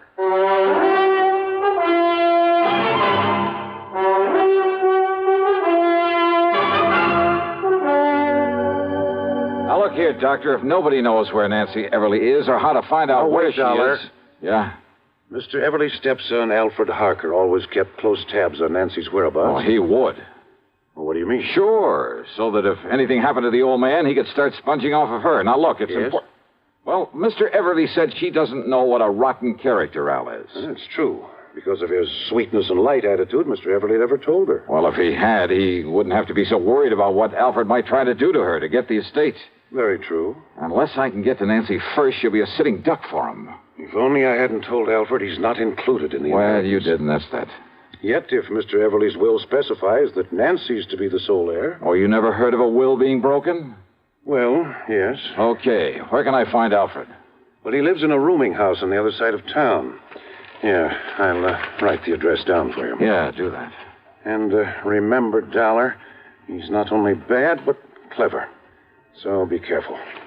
Here, remember that. Sure.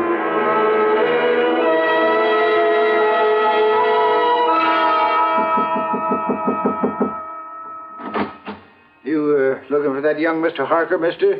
Yeah, that's right. Yeah, well, he ain't there. I'm the building super. Now, where can I find him? Don't ask me. All I know is he packed a couple of bags yesterday morning and left. All right, look here. I'm a private investigator. My credentials. Oh, say. If you'll just let me get into Harker's apartment. Oh, here. Here, this 5-spot be of any use to you? Oh, now, you know better than to ask that, young fella.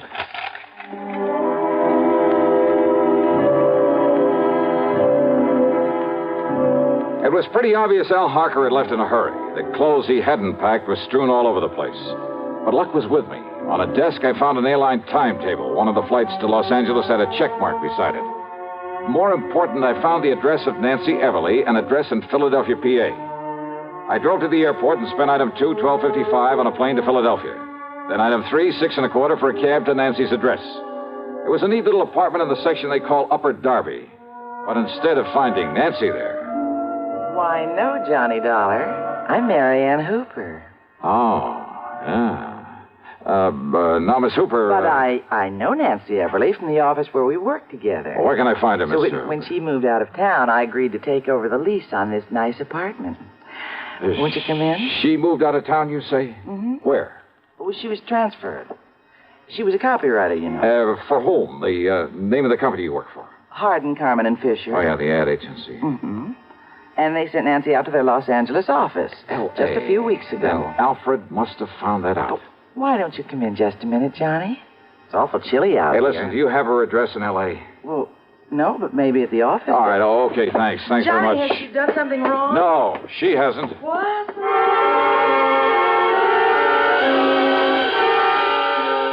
It was late, and I hadn't had any dinner, but I took a cab out to International Airport. That's another $6.25, and there, unfortunately, had plenty of time to eat before I could take the 1:30 a.m. plane for the West Coast. The meal is item 5, $3 even. Item 6, $161.60 plane fare to L.A. Item 7, another $6.25 taxi into the office of Hardin, Carmen, and Fisher, where I had to wait for the joint to open up. Then I talked to the receptionist. No, Mr. Dollar, Nancy isn't here. Oh, then I'll go out and grab some breakfast. She won't be in at all today. When does she come in if you... What did you say? I said she isn't coming in today. Why not? Well, I don't know. Oh, then give me her address. Yes, certainly. It's 1308 Pandora Avenue out in West Los Angeles. Okay, thanks a lot.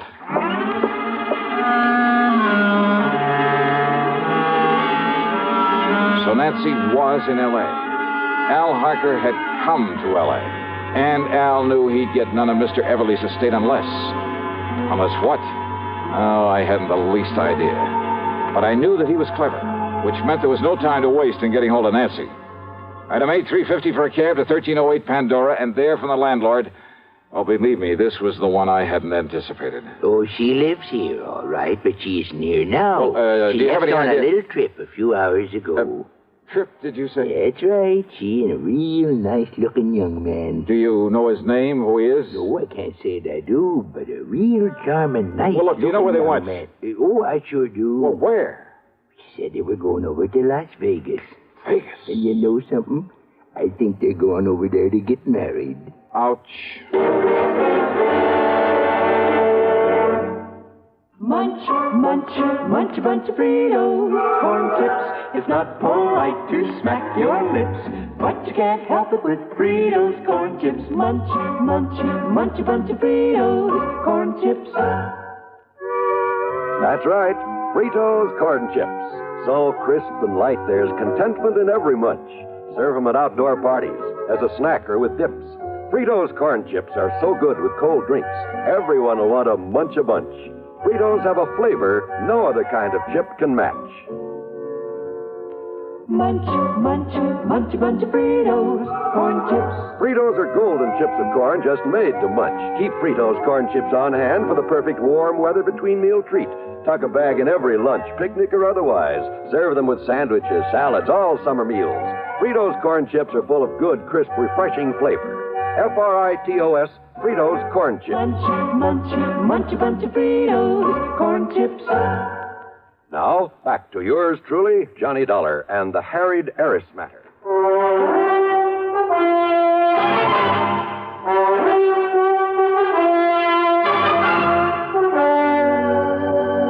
Expense account item 9, 70 cents for a phone call to Las Vegas, Nevada, to that well-known license bureau. Johnny Dollar, the special investigator? Yeah, that's right. Listen. Well, sir, this is a real privilege talking to you this way. Hey, listen, there's a young couple on their way over there to get married. Happens all the time, Johnny. Oh, yeah, sure. Especially here. Yeah, now listen. Their names are Nancy Everly and Alfred Harker. You want me to arrange something special for them to help them on their way? No. Somehow you've got to keep them from getting married. Well, now, unless you've got some legal reason, Johnny, some kind of court order or something. Oh, by the time I went through that, they could be married and gone. Yes, I guess that's So, true. look, you gotta stall them. Somehow you gotta keep that pair waiting. Well, now, Johnny, I'd certainly like to do you the favor. And do it. But unless I got some legal cause. You see, it works like Well, look, this. just you stall them off until I get there. I'll make it worth your while. Johnny, that sounds like bribery. All right, call it anything you like. Just hold them up until I can get over there to Vegas. But on what excuse, Johnny? Anything you can think of, but do it. I'm on my way.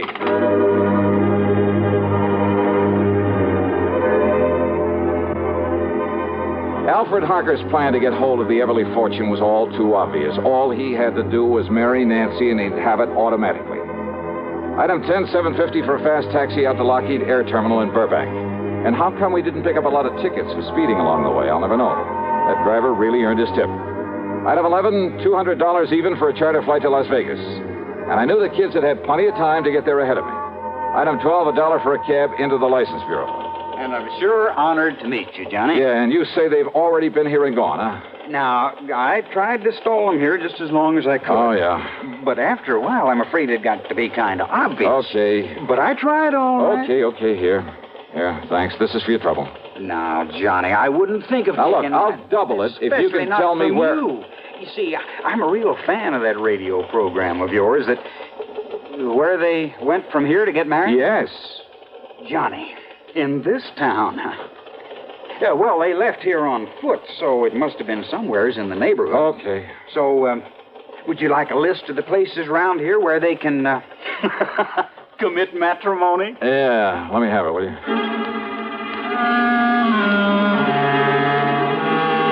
Item 13 is the 10 spot I accidentally left on the counter for him. Then I started checking every place in the area, every person who could seal the bonds of matrimony. Churches, marriage chapels, justices of the peace, even ordinary-looking private homes that were on the list. Hey, you know something? A lot of weddings take place in Vegas.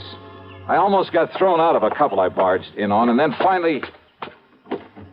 Why these excuse me, folks. In holy matrimony. Speak now or forever hold your peace. Excuse me, please. Just wait, young man. I'll take care of your wedding in just a minute. Yeah, well, look... Let us finish the ceremony, please. Yes, of course. Now, do you, Alfred Harker, take this woman... No, he doesn't. I beg your pardon, young man. Yes, what is this? Who's this man, Alfred? Well, I'm sure I don't know. All right, now listen to me, Nancy, and listen to me very Who are carefully. you? The only reason Al Harker is rushing you into this marriage is to get his hands on your money. What? My money? That's right. Now, look But here. you're wrong, because I have no money. That is, not enough. Well, maybe not now, Nancy, but you will have within the next few days when your uncle dies. Uncle Bill is dying? Ask Alfred here. He knows it. What in the world makes you think a thing like that? Because Dr. Thatcher told you he is, and told me that he told you. William Everly's dying, all right, and you know it. Alfred, why didn't you... Quiet, darling. Just let me handle it. And Al, you know something else that Nancy doesn't know. That Mr. Everly isn't leaving you 1 cent, that everything goes to her. So the quickest, surest way to get your hands on that estate is to marry her. Now, look here. Alfred, this isn't true, is it? I can explain everything, Nancy. Oh, I'm sure you could, Al, but you won't need to. You just listen to me, Now, mister. Nancy. If what you say is true, why did Uncle Bill write to Alfred and beg him to marry me? That it's the one thing he's always hoped for. Who told you that? I saw the letter myself. Alfred showed it to me. Oh, do you have that letter, Nancy? Alfred? Well, no, I threw it away. Yeah, you would. So not to have any evidence lying around. Evidence? A forgery. Like the checks your darling Alfred forged over the years. Alfred, no, that isn't true, is it, Alfred? It's true, all right. But neither this man or anybody else is going to stop this wedding. Come here, Nancy. Young man, Now, look, pulling that gun is about the most foolish thing you could possibly do, Alfred. Is it? Alfred, listen. No, Nancy. Now, let go of me. Please, Alfred, listen to me. Hey, just hang on to him, Nancy. I'll kill you. Sure.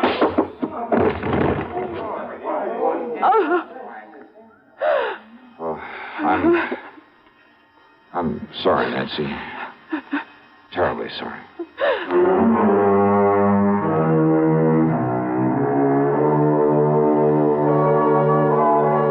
Well, pulling his gun was a big mistake.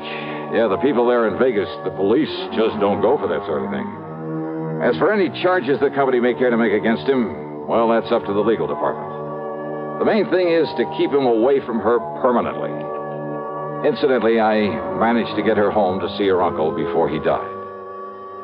Expense account total, including the trip back to Hartford, and for Nancy, too, of course, $76,425. Yours truly, Johnny Dollar.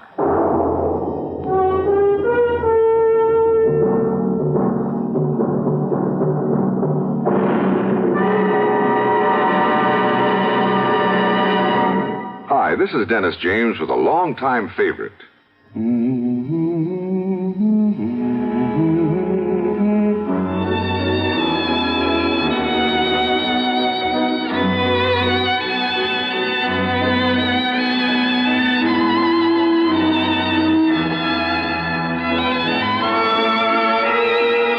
Yes, the longtime favorites are usually the best, aren't they? And one favorite folks have relied on over the years is Kellogg's All Brand. Since 1919, America's favorite natural laxative cereal. Kellogg's All Brand is the safe, gentle way to overcome irregularity caused by lack of bulk in your diet. It tastes good, too, and it never gets mushy in milk. There's only one All Brand, Kellogg's All Brand. So relieve constipation the way millions do with Kellogg's All Brand. ALL-BRAN. Yes, you're so right to stay regular with Kellogg's All Brand. Try it, okay? Okay. Now, here is our star to tell you about next week's story. Well, first, let me shout a word of welcome to the network to station KFBK in Sacramento, California. Glad to have you with us. Next week, I'm called in to help a small company that's involved in the race to conquer outer space. And I'm sure you know there are plenty of people in this world who'll go to any lengths to put a crimp in this project. But in this case, the man behind all the trouble turns out to be a real surprise. The case I'll tell you about is called the Casque of Death Matter. And believe me, there's lots of excitement and suspense. So join us, won't you? Yours truly, Johnny Dollar.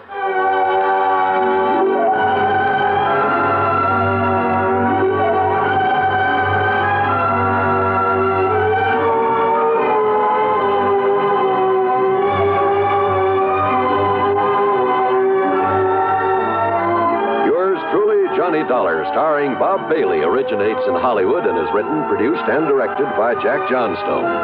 Heard in our cast were Virginia Gregg, Gene Tatum, Lillian Baeff, Marvin Miller, Russell Thorson, Bart Robinson, Forrest Lewis, Sam Edwards, and Harry Bartell. Be sure to join us next week, same time and station, for another exciting story of yours truly, Johnny Dollar. This is John Wall speaking. Suspense follows on the CBS radio network. You know, Dooley, I've been reading up on hypnosis. Come here and let me try it on you. I'm an officer of the law and don't approve of making a man divulge his secrets. However, I'll stand by in case there's criminology involved. I just want to clear up some of his problems, Officer Suds. I haven't got any problems. I'm the soul of contentment. Maybe that's your trouble. You're too contented. Lie down, Dooley. You're going to sleep. I feel so good. He's under my influence. Now, little tyke, get up. Go straight to the beer of your choice. Astounding. He's heading for Utica Club. 'Cause Utica Club will still take the trouble to age beer the natural way.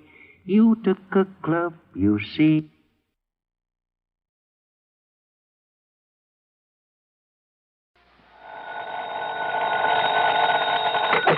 Johnny Dollar. Pat McCracken, Johnny, at Universal Adjustment Bureau. Greetings, Master.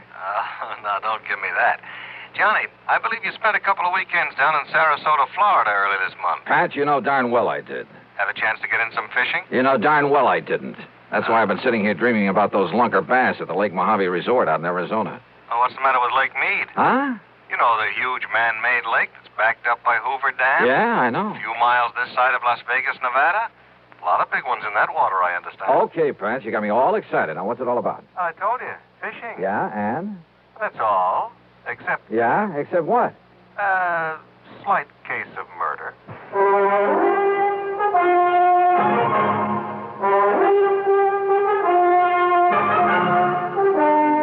Bob Bailey in the exciting adventures of the man with the action-packed expense account. America's fabulous freelance insurance investigator. Yours truly, Johnny Dollar. Here's actress Joan Bennett. It's terrible to try to act with a dreadful cold. To feel better quickly, I take 4-way cold tablets, the fast way to relieve nasty cold distress. Yes, tests of 4 leading cold tablets proved 4-way fastest acting of all. Amazing 4-way starts in minutes to relieve aches, pains, headache, reduce fever, calm upset stomach, also overcomes irregularity. When you catch cold, try my way. Take 4-way cold tablets, the fast way to relieve cold distress. 4-way, 29 and 59 cents. Now, a word about another fine product of Grove Laboratories. Had dandruff for years? Now get rid of it in 3 minutes with Fitch Dandruff Remover Shampoo. 3 minutes with Fitch regularly is guaranteed to keep unsightly dandruff away forever. Apply Fitch before wetting hair, rub in 1 minute. Add water, lather 1 minute.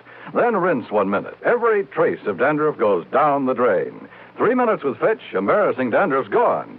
Fitch can also leave hair up to 35% brighter. Get Fitch Dandruff Remover Shampoo today. And now, Act 1 of yours truly, Johnny Dollar.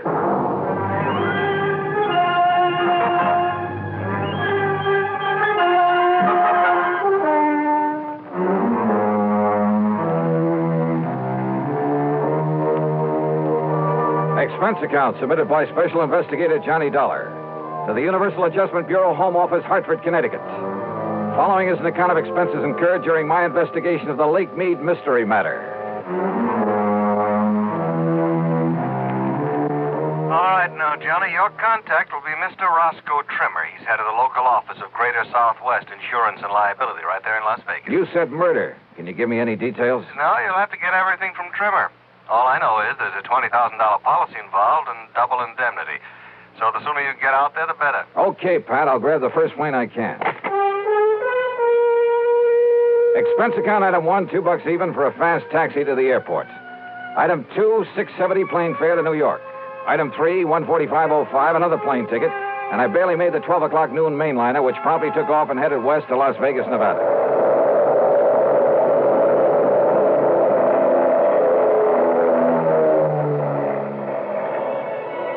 It was 9:45 p.m. Pacific time when we started the long glide down from a starlit sky to the landing strip at McCarran Field in Las Vegas, Nevada.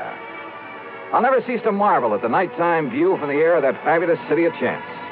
Sitting alone out there in the middle of the vast Mojave Desert, the sky-filling glow from its millions of lights, it had put a rainbow to shame. Oasis in the desert. Yeah, and very beautiful. I knew that Roscoe Trimmer's office would be closed this time of night, so I looked for a place to rest my weary head. Item 4, $1.50 for a cab into the Flamingo. And I just happened to remember that the Flamingo has an excellent casino.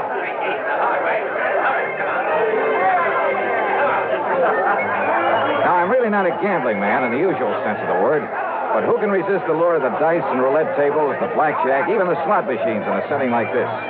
Sure, the house always wins, and the sucker who forks out his hard-earned money doesn't stand a chance.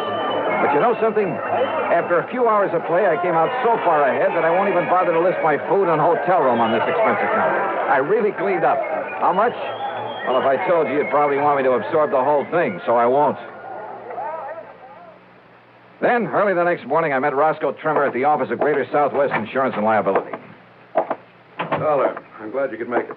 I don't like this one at all. Howard. Hiya, Rosk. Sit down, will you? Yeah, But sure. not for long. Huh? I've arranged a drive-it-yourself car for you. And the sooner you can get over to Lake Mead, the better. Well, just where, Roscoe? That's a pretty big lake. Overton. A little town 50, 60 miles north and east of here. At the upper end of the lake. So what's happened up there? Johnny, a client of mine, Thomas Mayfield Thomas, came out here from Chicago last year. Retired here.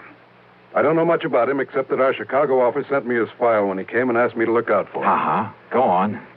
About a week ago, Thomas and a friend went fishing together out of Overton Landing. They went out with Hob Fulton on his charter boat. Incidentally, if you ask me, Hob's the best guide on the whole lake. Good, I'll remember that. Only you're here on a case, remember? Oh, sure. But go on. Well, the fishing must have been pretty good, because they stayed on at the Overton Motel. Then the next morning, they went down to the landing, rented a little Arkansas Traveler and a 10-horse Johnson, and went out fishing on their own. Rosk, I may try that very thing myself. But about the middle of the afternoon, a big east wind came up. You know what that means? I know that when a big Easter hits one of those desert lakes, there's only one thing you do. Get off it quick. Well, they didn't, Johnny. At least not quick enough. The following morning, when the blow had died down, Hob Fulton went out to look for him. And? He found the boat, all right. Beached on a point down near Goat Island. And Mr. Thomas's friend. What about Thomas? His friend says that Thomas went overboard when the squall hit him. Well, it's certainly possible. Yes, it is. Possible. The chomp on a lake like that can build up waves 8 and 10 feet high, enough to throw a man off any kind of a boat. Yes, I know. But you don't think that's the way it happened? I didn't say that, Johnny. It's just that... Well... Okay, Rosk. What was his fishing pal's name? Charlie Wentworth. Does that mean anything to you? No. Well, I'm afraid I don't know very much about him either. Except that he, too, came here from Chicago. Arrived in town about 2 weeks ago. I take it that's where he knew Thomas, back in Chicago. Yeah, apparently. Well, what about him? What does this Charlie Wentworth do? Apparently nothing. But hang around the gambling joints. Oh, he does a little dealing and shilling for some of them now and then. There's talk he's been making illegal book on the races, though nobody's pinned it on him. So, in your book, he's an undesirable character. That's right. But is that reason to suspect he took Mr. Thomas out on that lake and murdered him? Now, Johnny, there's been a lot of worry around this town about some of the people who've come out here recently from Chicago. You know, ever since those investigations began back east. So what? Does that mean everybody who comes from there is a killer? No, of course not. But a man who doesn't really work for a living, you know, just spends all his time around the gambling tables, has no visible, regular means of support. Thomas was retired. Maybe Charlie Wentworth is, too. Oh, Johnny. Besides, who knows? Maybe Thomas will show up. Maybe he swam to shore and is plotting his way back through the desert. Oh, now, you know the odds against a city man surviving out there. Well, does anybody really look for him? Everybody. The police, the National Park boys, everybody. Not only in boats, on foot, but they even use planes and a helicopter. They found no trace. Well, that still doesn't prove anything. Tell me this. Are the police holding Charlie Wentworth? No, they're not. Which means they don't feel they have any reason to. But you still think I ought to investigate? Yes, I do. Roscoe? So do I.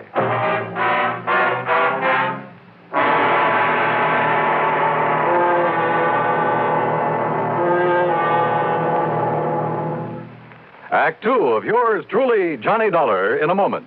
Hey, Dad, did you check your car filters today? No, son, I didn't. Why? Because it might pay you $1,000. $1,000 for a car filter? That's right, folks. You may have a filter under the hood of your car worth $1,000 and not even know it. A Fram filter worth 1,000 silver dollars. A regular filter change is important to today's cars. So important that Fram Corporation is paying $60,000 to get you to check your filters now. Last year, in preparation for Fram's silver anniversary, 10,000 secretly numbered Fram filter cartridges were distributed all over the United States and installed in cars during regular servicing. These filters are worth from $1 to $1,000. You may have one in your car right now and not even know it. Check your oil filter and air filter now. If there's a specially numbered Fram filter in your car, you will win up to 1,000 silver dollars, and your dealer will win the same amount. Get in on Fram's big silver treasure hunt. Check your car filters now. And now, Act 2 of yours truly, Johnny Dollar, and the Lake Mead Mystery Matter.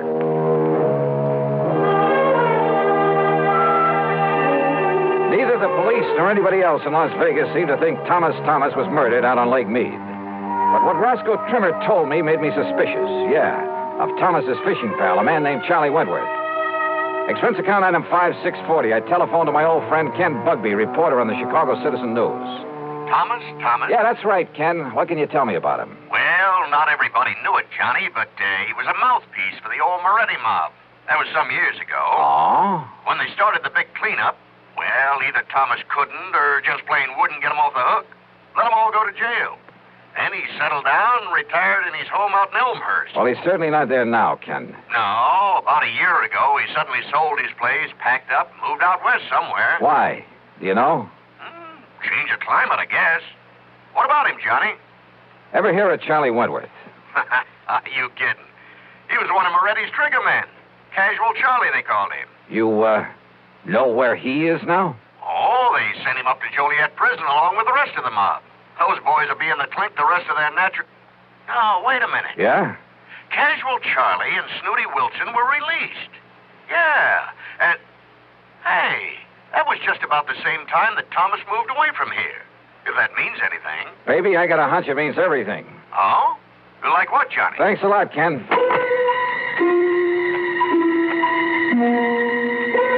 Next stop was the public library, the old newspaper files. Getting some info on the almost forgotten Moretti mob was a lead pipe cinch, especially about the time when the gang was broken up. And apparently, when Lawyer Thomas saw the jig was up for his boys, having made his pile, and to keep himself out of trouble, he left them flat. He'd let them get sent to the pen without raising a finger in their defense. So don't tell me that a mobster wouldn't want to get even with the guy who'd let him down. Sure, Charlie had killed Thomas. I was sure of it without even seeing him. But to prove it, without the corpus delicti, I spent item $632 even on some equipment at a sporting goods store. Then I drove north on Highway 91 to the quiet little town of Overton. There I learned that for once, Hob Fulton, the fishing guide, had a free day on his hands, that he was down at the lake some 12 miles east of the town. I met him at the dock, and within a few minutes, we were on board as Higgins run about and heading south. Lake Mead is a tremendous thing, something like a 550-mile shoreline, the biggest man-made body of water in the world, I believe. Just thinking about the record-breaking largemouth bass that have come out of that lake fairly made my mouth water.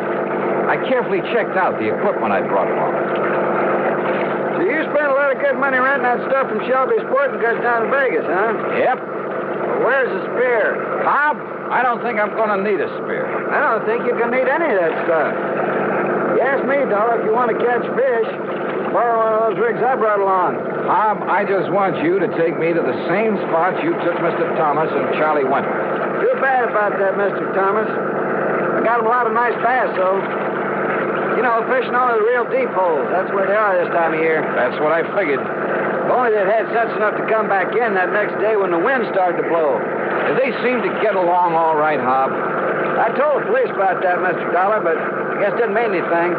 Told them about what? Well, you asked me. Mr. Thomas wasn't any too happy fishing with Charlie Wentworth.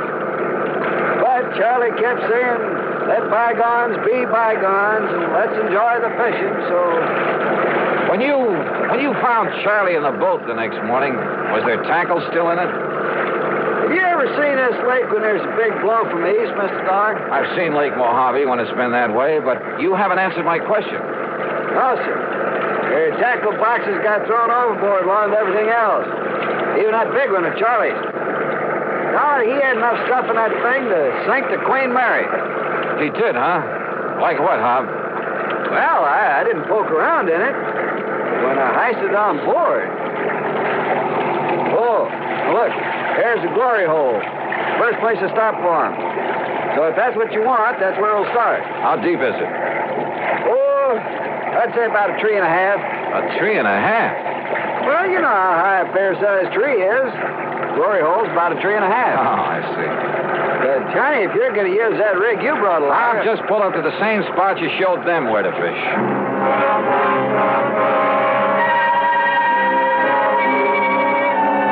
By the end of 2 hours, I'd tried at least half a dozen of the holes where Hob had taken Thomas and Charlie. No luck. Then we went 4 or 5 miles further down the lake and pulled up just below Goat Island, just below the big rock slide. Deepest hole in this part of the lake, Dollar. Must be near the 5 trees. A lot of ledges down there on the sides of it, so you better go kind of easy. I covered every inch of that hole, with the aid of a powerful waterproof headlamp I'd brought along. Then finally I came back up to the surface. That's right, I said came back up to the surface. Here, Johnny, let me give you a hand back in the boat. No, thanks. I'll rest you in the water for a minute. That's a pretty deep hole. Yeah, but how you ever expect to catch bass in that skin diving rig without even a spear? Hand me a long rope, Hob. I found it down there. Huh? Yeah, on a ledge about 50 feet down, lashed onto that heavy tackle box you were talking about. That's what made it sink. Hey, what are you talking about, Johnny? The body of Thomas. What? Yeah, and there's a bullet hole right between the eyes. Act 3 of yours truly, Johnny Dollar, in a moment. Be sociable, look smart, keep up to date with Pepsi, drink light, refreshing Pepsi, stay young and fair and debonair, be sociable, have a Pepsi. Pepsi. When friends drop in, let your hospitality show you're sociable in the modern manner. Pepsi, you know, is the favorite of the smart and young at heart.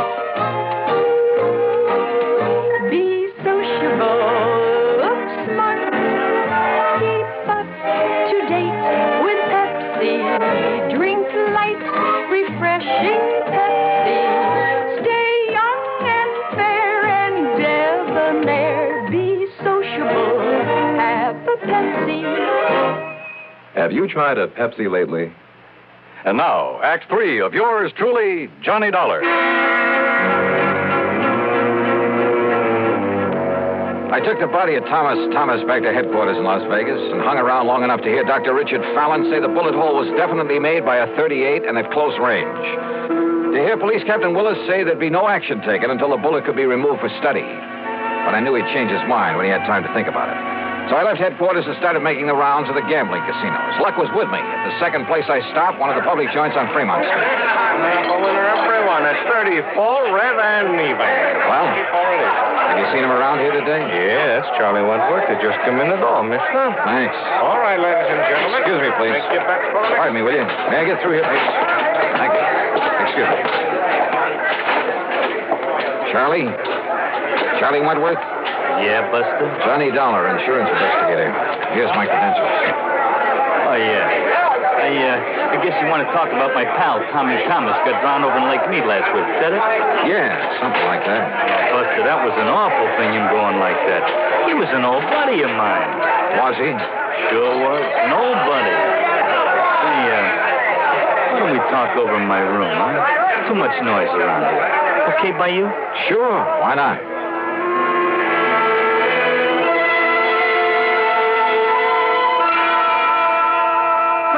Are you kidding? I'm not kidding. No. Listen, Dollar, I haven't packed a rod since the old days of the Moretti mob back in Chi. I'll bet. That's a fact. It's a truth. You think I want to get in trouble again? Well, you're wrong, see? Maybe. Look, I did my stretch, and it learned me a lesson. I'm all through with that kind of stuff. I'm all through with it. Oh, sure. It's a fact. It's the truth. I'm strictly legit now. You understand? What about making book around town without a license? Who said that? Well? You can't prove it. You or nobody else. And what's that got to do with Tommy Thomas and the poor guy getting drowned? Tell me that, huh? What is this, Dollar, anyhow? You really hated his guts, didn't you? Well, sure, wouldn't you if... Well... Sure. Because when the chips were down, he didn't give you a hand. He let you and the rest of the mob take the rap. Kept his own skirts clean at your expense. Listen, what are you trying to do? Get me excited? Say something I shouldn't say? I don't mean... Keep talking, Charlie. Sure I hated him. I could have killed him. At first, that is. Only at first. Anybody would have felt that way. But, you know, after a few years in the clink, you learn better. What good's it do you? Those things don't matter. You've learned your lesson. I know I did. Oh, you became a paragon of virtue, I suppose. I don't know what you're talking about, but that's all over. You hear me? When I just happened to find him living here in Vegas, that was all over. Let bygones be bygones. I mean it. We was pals. Charlie, there's about as much truth in that. That's a fact. That's the truth. Then why did you kill him? That's a lie. You can't prove it. That's where you're wrong. Huh? I have absolute proof. Oh, yeah? Yeah. I found it on his body. His body? I fished it out of Lake Mead this morning. Now, listen. You had Hob Fulton show you all the deepest holes when you went out fishing with him. Then the next day, you took Thomas out there alone. You killed him, tied that weighted tackle box to his body, and let him sink down in the deepest hole of all, down below the rock slide. That windstorm. Yeah. Gave you the greatest excuse in the world for coming back alone, didn't it? You couldn't have had it better if you'd planned that storm yourself. But it didn't excuse the bullet hole in Tommy Thomas's head from your gun. From my gun? Yeah. No longer packing a rod, huh? Dollar, maybe I sort of, kind of, well, maybe I forgot about this one.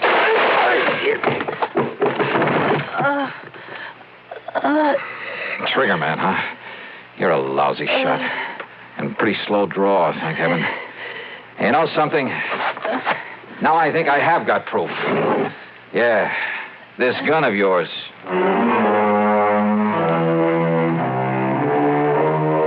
Down at headquarters, the ballistics team took less than an hour. Yep.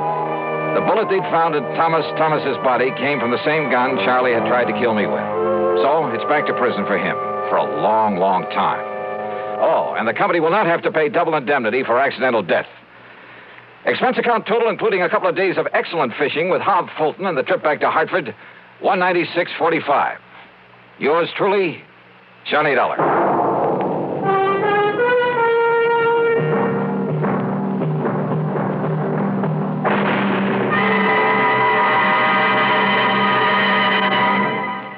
Our star will return in just a moment. I've used to medium-priced cars, but most of them raise prices way up for $59. Now what do I do? Come test our best, the Ambassador V8 by Rambler, the luxury car that did not raise prices. I've always bought medium-priced cars, but now they're just too long to handle, too hard to park, too big for my garage. Come test our best, the luxurious Ambassador. So compact, it outturns, outhandles, and out-economizes other medium-priced cars. Just what is the Ambassador? It's the compact luxury car, finest product of American Motors. Ambassador has generous shoulder room, hat room, and leg room, and no awkward hump in the middle of the floor. Ambassador offers personalized luxury, individual front seats that adjust to each person's exact leg room, adjustable headrests, 270 V8 horsepower, best power-to-weight ratio in the medium-priced field, air coil ride. It's the finest car ever priced so close to the lowest. Come test our best, the luxurious Ambassador V8 at Rambler dealers. Now, here's our star to tell you about next week's story. Next week, a little boy in a small New England town leads me to tangle with a killer. Join us, won't you? Yours truly, Johnny Dollar.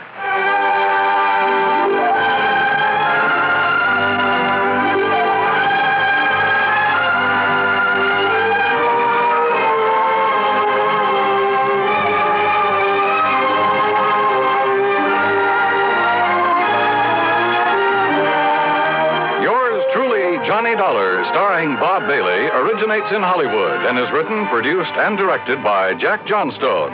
Heard in our cast were Larry Dobkin, Bartlett Robinson, Frank Nelson, Harry Bartell, and Gil Stratton, Jr. Be sure to join us next week, same time and station, for another exciting story of yours truly, Johnny Dollar.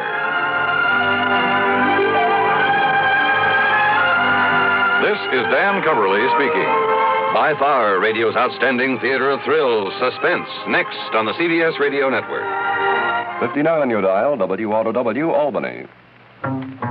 If it happens to you, and I think it might, that now and then your cigarette doesn't taste right, that's the tip-off, man, and you'd best begin on the new kind of filter that's known as Spin. Old Gold's new Spin filter. This new Spin filter is the best you've seen, does more than reduce tar and nicotine. It improves smoke and taste so that you can get the best taste yet in a filter cigarette. Old Gold's new Spin filter. Test for taste, try your present brand against Old Gold. Test for taste, and it's 10 to 1 that you'll be sold. Test for taste with a cigarette, a carton, or a pack. Test for taste, find the flavor all the other filters lack. Old Gold's new Spin filter. That's the story, boys. That's how you can get the best taste yet in a filter cigarette. Old Gold's new Spin filter. 5:30. From Hollywood, it's time now for Johnny Dollar. The count's 3-2 and the bases are loaded. And Ted Williams is at bat, huh, McGraw? Oh, Johnny, how'd you know it was me? Oh, just psychic, I guess. What's on your mind, Bert? Fella named Henry Sampson. Ever hear of him? Name's familiar. Well, it should be. He owns about half the newspapers in the South. Which means he isn't exactly struggling for money, huh? Right. In fact, he collects it. Figures. Especially Confederate money. Well, anybody can. What? Yes, sir, Johnny. He has one of the largest collections of old coins in this country. Oh? And a Confederate $50 he owns has disappeared. Bert, Confederate money isn't worth its weight in salt. That's where you're all wrong, Johnny. Huh? This particular $50 is insured for $20,000.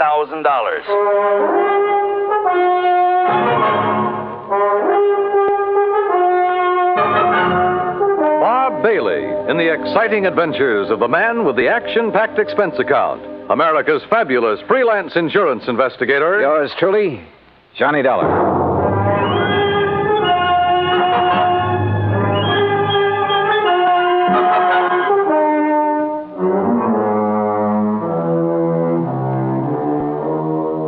Expense account submitted by Special Investigator Johnny Dollar to the Providential Assurance Company, 393 Dewey Avenue, Hartford, Connecticut. Following is an account of expenses incurred during my investigation of the Confederate Coinage Matter.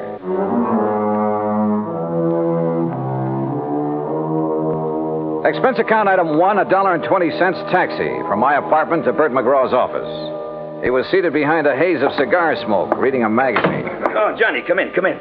Hey, morning, Bert. Sit down. I was just reading about an old teammate of mine. Oh, who's that? Bob Feller. Feller? Yeah, he was a pretty fair country pitcher. Of course, he wasn't in my class. Cars? Yeah. Many's the time I had to help old Bob out of a spot. Yes, sirree, Bob. That boy could get himself into more jams. Well, I remember... I didn't know you played with the Cleveland Indians, Bert. What? Well, I... Blasted cigar! You been reading up on baseball, Johnny? No, but I remember Bob Feller. Who doesn't? In 1940, I saw him pitch a no-hit, no-run game for the Indians. Oh, well, now, wait a minute. You and me, we must be talking about two different fellers. Yes, sir. That's so? Why, sure. This Bob Feller that was my teammate, he played ball for the Apalachicola Alligators. Yes, sir. Good old Bob Feller. Spelled it Faller. Fowler. Yeah. Yeah. Now, Johnny, about this Henry Sampson thing. His secretary called here just before I talked to you. Told me the coin had been stolen. Well, now, what makes that particular coin worth $20,000, Bert? Well, like I said, it's Confederate money, a silver $50, and where it was minted or something. That's what does it, I guess. Where was it minted? New Orleans. Now, during the whole time of the Civil War, that mint only turned out $4 $50. How come? Well, how should I know? I'm only going by what's on Sampson's original policy application. But you're sure about there being only 4 of those $50? Well, no, I'm not sure. You mean you've never checked? You insured the thing on Sampson's say-so? Well, Johnny, look, we were glad to get his business. Well, you must have been out of your mind. Oh, now stop balking, Johnny. You want to know how come that mint didn't make any more of them? You go ask him. I plan to. Where'd you say he lived? Right outside Birmingham, place called Shade Mountain. Expense account item 2, $107, air transportation, Hartford to Birmingham, Alabama. I claimed my luggage and was about to step into a cab when I was approached by a man of about 30, crew cut, Brooks Brothers suit. Mr. Dollar? Yeah, that's right. My name is Kopek, Michael Kopek. I'm Mr. Sampson's secretary. Oh, yeah. Your Mr. McGraw was good enough to tell me the time of your arrival. Are you all ready to go to Zora? Zora? According to the Bible, it was the village of Sampson. Oh, yes. Only I'd like to check into a hotel and freshen up a bit first. That is, if you don't mind. Mr. Sampson would mind, sir. But look, I've been aboard He instructed me to assign you a room in the guest house. I'm sure you will find it more than comfortable, Mr. Dollar.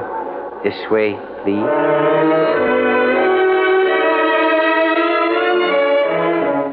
Just outside, standing in a no-parking zone, was the Sampson limousine. A uniformed chauffeur took my bag, and about 40 minutes later, we passed through the gates of Zora, Sampson's private domain. Beside the main house, there were 2 guest houses, 2 swimming pools, a private zoo, stock farm, turkey ranch, and a number of cottages for the servants and maintenance people.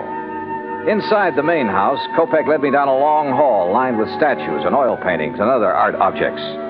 Finally, he stopped and opened a heavy door. Henry Sampson was seated behind a large desk, and standing near him was the most beautiful woman I had ever seen. Mr. Dollar, sir. Thank you, Michael. I'll call when I need you. Yes, sir. Well, Johnny, come in. Come in, sir. You had a pleasant journey down, I hope? Yes, fine, thanks. Good. Would you like a sample of our southern hospitality, Mr. Dollar? Well, forgive me, my dear. Johnny, this is Mrs. Sampson. Delilah, Mr. Dollar. Mrs. Sampson? In case my question confused you, Johnny, I meant, would you like a drink? No, thanks. Not just now. Let the man catch his breath, Delilah. Now, Johnny, let me get on my feet. I can't give you more than 10 minutes of my time. So, let's get right down to business. This here's a display case that was broke into. Mm-hmm. None of your other coins were taken, huh? No. Whoever did it knew what they wanted. They got the most valuable one. What about this lock? Was it tampered with? Wouldn't have done them no good to tamper with it. It's the biggest and strongest that Yale makes. Reckon he knew that. That's why he broke the glass. Then you think someone familiar with this room and your collection took the coin? If you want to know the truth, he suspects me. Delilah. Mr. Sampson, did anything unusual happen that evening? Did you have any visitors? None.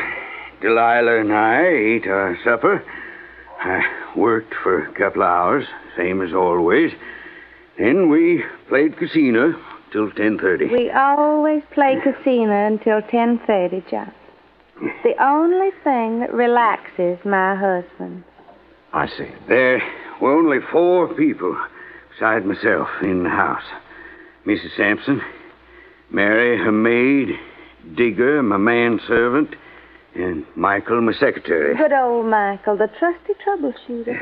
Mr. Sampson, according to your policy application, only 4 of those Confederate $half were ever made.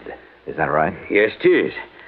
Confederate states didn't have any silver bullion to make more. Dirty Yankee blockade. Yeah. Could you give me a description of the coin, sir? Sure. Originally, it was a regular Union 1861 piece. At the New Orleans Mint, they ground off the reverse side and stamped on the shield of the glorious Confederacy and the words Confederate States of America. Hallelujah. May the South rise again. Now, that's not funny, Delilah. I think it is. Don't you, Johnny? Well, I'm just... You just give me your answer later. Right now, I'm going to have another drink. You ready? Not yet, thanks. No, you don't know what you're missing. You'll have to forgive my wife, Johnny. She isn't herself this evening. I haven't been myself in several years. Not since I married this You man. shut up, woman. Michael. Yes, sir? Mrs. Sampson is tired. Very tired. She wants you to take her to her room. Yes, sir. Well, see you at supper, Johnny. I'll have your supper sent up to you. Don't do me any favors, fat man. Get her out of here, Michael. Get her out before sorry. But she... Sometimes... It's all right, sir. I understand. Do you? Good. Good man. Now then. Oh, that's better. Now, about the coin. President Jefferson Davis gave it to my great-grandpappy for his service to the cause. Are you sure of its value? Sure it's worth $20,000? Why, shoot, boy. My grandpappy turned down 10,000 for it back in 1879. The way things are now, it's got to be worth 4 times that. Well, what's the matter? Don't you believe me? I didn't say that. Well, then what are you looking at me so suspicious for? Well, Mr. Sampson, I have a hunch you're holding out on me. Johnny, you're getting paid money to find the person that took it. Now, you earn your pay. I'll try to. Only I'd appreciate some help. I'll give you help. In fact, already have. Like how? Like the gates to Zora. I've kept them locked ever since it happened. And until you find that coin, nobody leaves here. Those gates stay closed.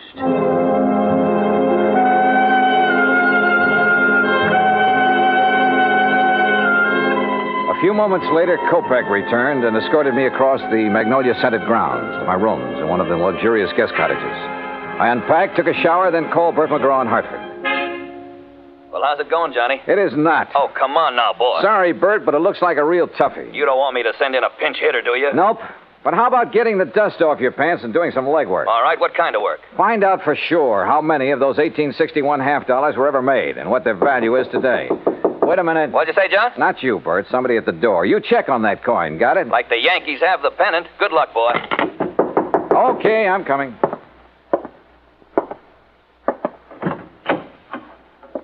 Yeah? Mr. Dahl. Yeah, that's right. I'm Mary Williams, Miss Sampson's maid. And I'm Digger. Everybody just calls me Old Digger. He's Mr. Sampson's man. We snuck off and come over here to see you. Oh, well, come in, please. Thank you, sir. Oh, yes, sir. Thank you. sure hope nobody saw us come in here. Well, what's this all about, Mary? Mr. Dollar, being an insurance investigator, you work for a company instead of the police, is that it? Yes, the company I'm working for now is in Hartford, Connecticut. Way up north. Oh, that's good. Mr. Dollar, Digger here, he's just scared to death. Scared of what? If you'd be here a while, you'd know. Gosh, you sure would. Well, can't you tell me? Mr. Sampson's got a big place here. He needs lots of folks to keep it up for him, and he gets them cheap from the prisons. What? Yes, sir. Somebody finds out who's going out on parole. The next thing a man knows, instead of being all the way free, he's here, working for Mr. Sampson. Yes, sir, and if he don't like it, Mr. Sampson has him sent back. Oh, come on now. Look, this is 1957. Things like that just don't happen anymore. Tell him, Digger. Well, Mr. Dollar, sir, I don't want to go back to that place. No, sir. I don't ever want to go back. Oh, it's all right, Digger.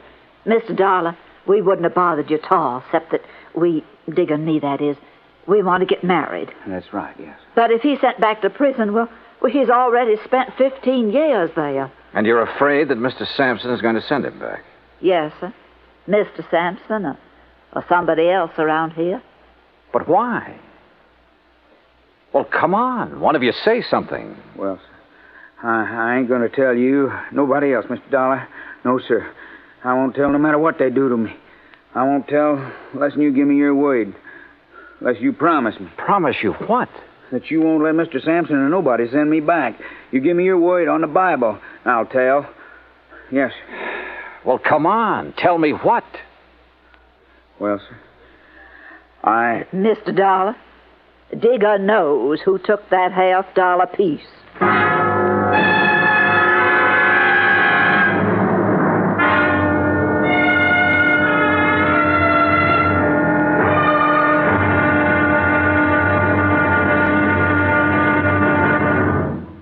Act Two of yours truly, Johnny Dollar, in a moment. The American writer Christopher Morley once wrote, "When you sell a man a book, you don't sell him just 12 ounces of paper, ink, and glue. You sell him a whole new way of life," unquote. Now that goes double when you give, not sell, a book. But the gift of 550 books to little children increases the legacy tenfold.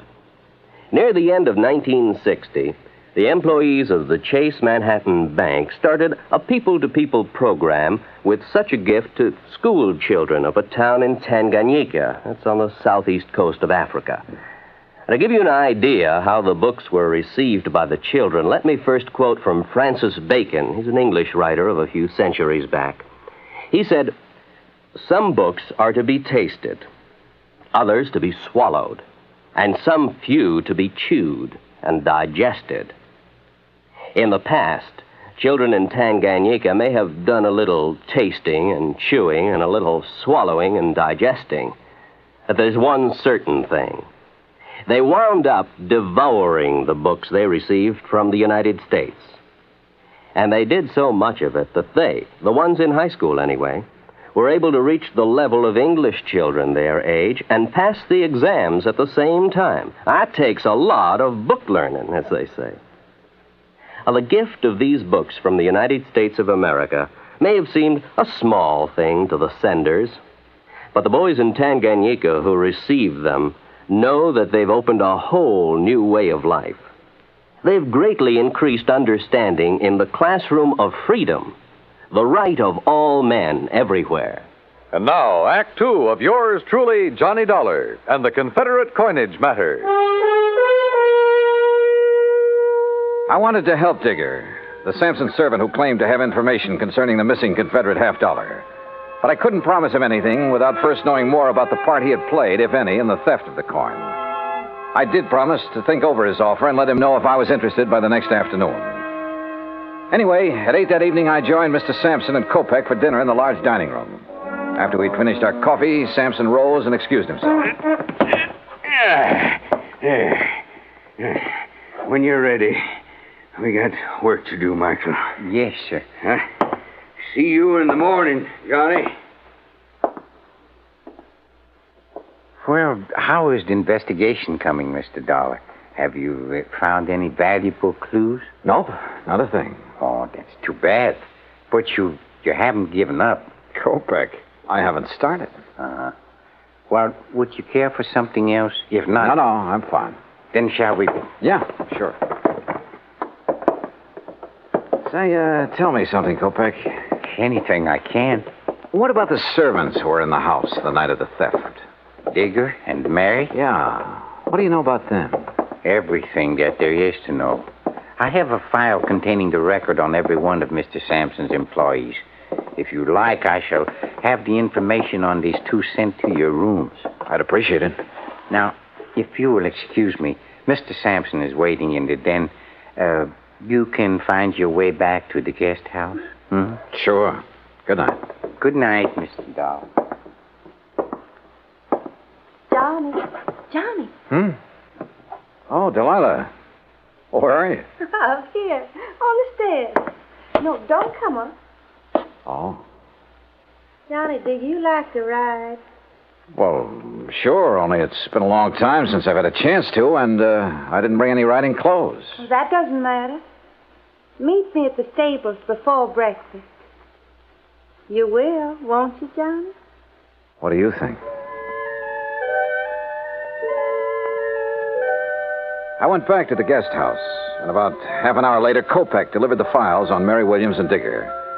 Everything Digger had told me was true. He had spent 15 years in prison on a manslaughter charge. So early the next morning, I crossed the green lawns of Zora and met Delilah at the stables. And a few minutes later, we were riding our horses away from the main house. Where shall we ride, Johnny? You want the cook's tour? Oh, I don't know. What's it include? Oh, the turkey farm, dairy, and zoo. Or would you rather go down to the river? Hey, you know, it's a funny thing, Delilah. What is? I've never seen a river. You fool. Come on, I'll race. Come on, boy. Come on.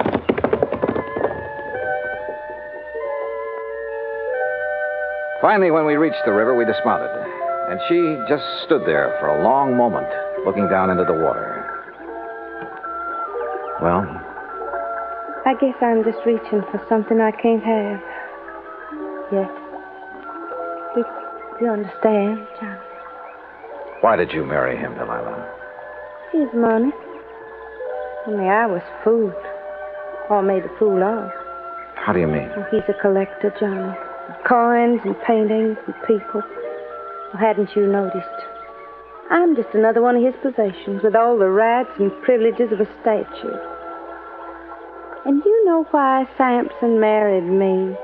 Because my parents named me Delilah. Well, why don't you leave him? Oh, I'd need money, a lot of it. And I thought I was going to get some. But now? Maybe I'll get another chance. And when I do, Johnny, you keep in touch, huh? We rode on back, had breakfast, and I returned to my rooms in the guest cottage. Around 11 o'clock, I picked up the phone and called Bert McGraw again. Johnny, about time you called. Yeah, what'd you find out, Bert? Enough to know that I'm in trouble, and you got to get me out of it. Trouble? What kind of trouble? That Confederate $50. Do you know what it's worth? $5,000. What? But you insured it for 20. I know it, but look, Johnny, it wasn't all my fault. I mean, well, how did Sampson know about the dies? What dies? The dies a man named Scott made 500 of those $50 from back in 1879. That's what lowered the price of the original $50. You mean there are 500 of those $50 in existence instead of 4? 504. The 4 original ones made in 1861, and the rest were made later. Well, looks like you're out 20 grand, Bert. Oh, don't say that. Unless. Yeah? Unless you're willing to let me try something down here. Anything, Johnny boy, anything. Even if it costs $5 grand? Well, you know what'll happen to me if the company has to take a loss of $20,000 for something worth only $5. Johnny, please, go ahead. Thanks, pal. I'll call you later.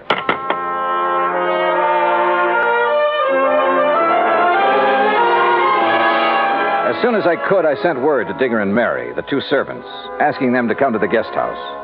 It was almost 3 o'clock before they arrived.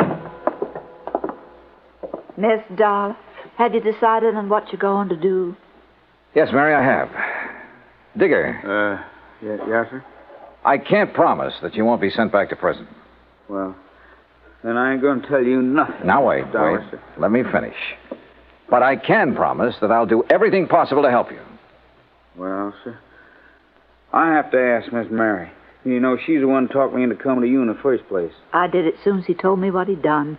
I didn't know about it till afterward, Mr. Dahl. All right. Just what did he do, Mary? Well, it wasn't his fault. He just had to break into that case and take that $50. Yes, that's right. I had to. Why? Because she said that she'd tell Mr. Sampson something real bad about me. Something that'd cause him to send me back to prison. She? Mrs. Sampson? Yes, sir. That's the truth, Mr. Dollar. I swear it. All right, Digger, go on.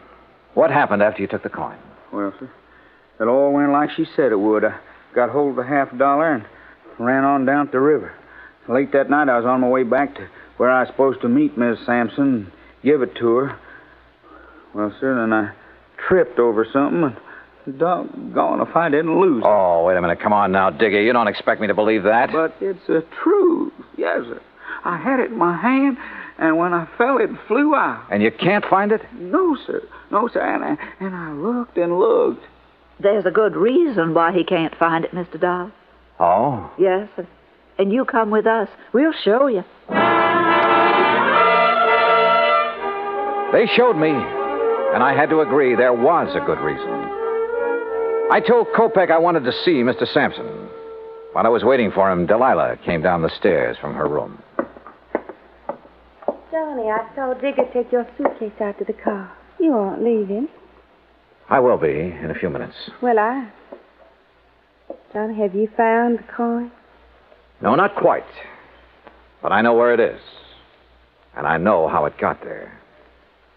You do? Why did you do it, Delilah? Why did you make him do it? You ought to know by now, Johnny. I did it for the same reason I've done everything else in my life, for money. I thought I could use the money to get away from here. What'll you do now? I don't know. It's up to him. You do have to tell him, don't you? Yes, Delilah. I'm afraid I do. There's no other way. I mean, well, couldn't you say one of the servants? No, Delilah, don't you say it either. Okay, Johnny. See you around, huh? Sure. See you around.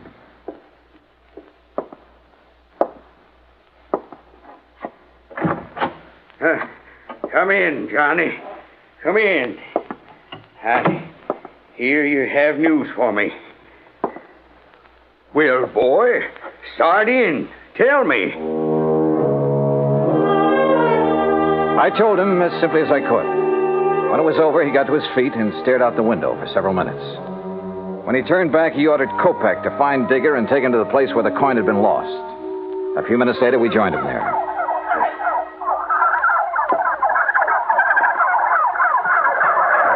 I can't believe it. This where you lost the $50, Digger? On the turkey farm? Yes, sir. Yes, Mr. Sampson, sir. Right over there. Well, why didn't you get in there and find it? Well, I told Mr. Dollar how come I couldn't, sir. Well, Dollar? He couldn't find it because when he dropped the coin, one of those turkeys swallowed it. Dollar, what do you mean, one of those turkeys swallowed it? Well, sir, just what I said. Turkeys will eat anything that glistens or shines that's dropped near them. And since Digger was cutting across this field when he dropped the coin... But, boy, do you realize there are 2,000 turkeys in there, and any one of them could have my $50? The $50 Jefferson Davis, president of the glorious Confederacy, gave my grandpappy. Any one of them could have it stuck in his skinny redneck? Yes, sir, it certainly could. Well, good. Now, you just tell me, how do you propose to get me my $50 back? You can't do it. You'll have to give me my insurance money. Yes, we know. That's why we're willing to buy the turkeys from you. What? Yes, sir. I'll give you $5,000 for the turkeys and guarantee to return the coin within 90 days, providing... Go on. Providing you allow Mary Williams and Digger to leave here and be responsible for the recovery of the coin. You mean You gonna let them tend the turkey? I'm gonna give them the turkey. What? Oh, Mr. Dollar, you're a good man. Digger, you miserable... You hush up. Well, Dollar, you sly fox. Doggone, boy. You just got yourself 2,000 turkeys.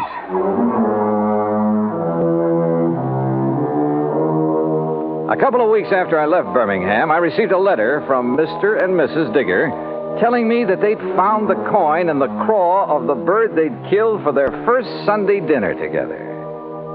Which proves once again, miracles do happen. Expense account total, including transportation back to Hartford, $405.10. Yours truly, Johnny Dollar.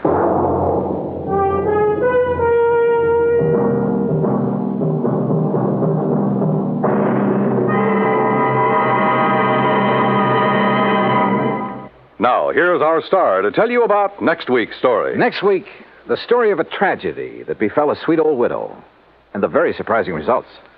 Join us, won't you? Yours truly, Johnny Dollar.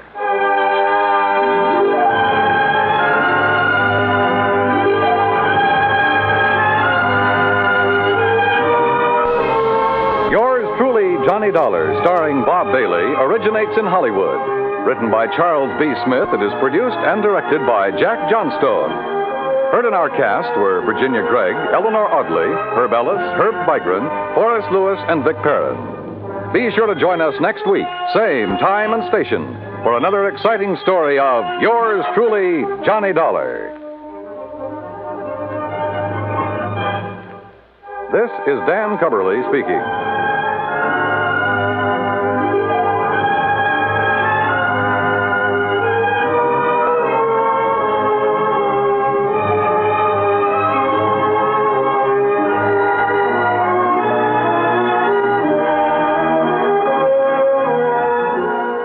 This is the United States Armed Forces Radio and Television Service.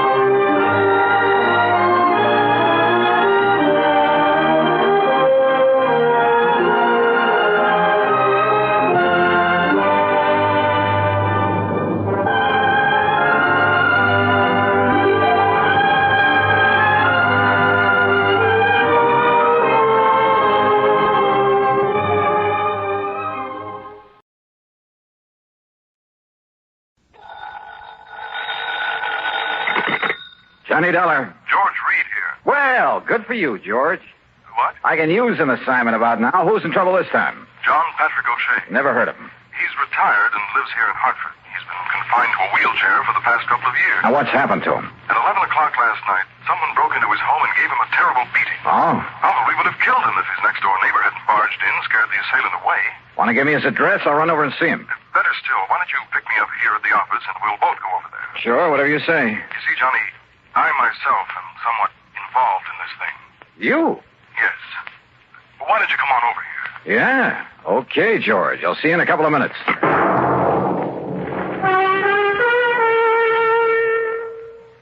And now, Act One of Yours truly, Johnny Dollar.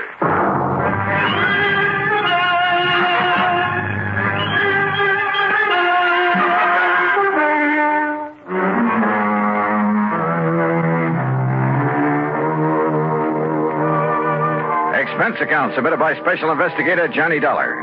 To Floyd's of England, North American Office, Hartford, Connecticut. Following is an account of expenses incurred during my investigation of the Wrong Man Matter.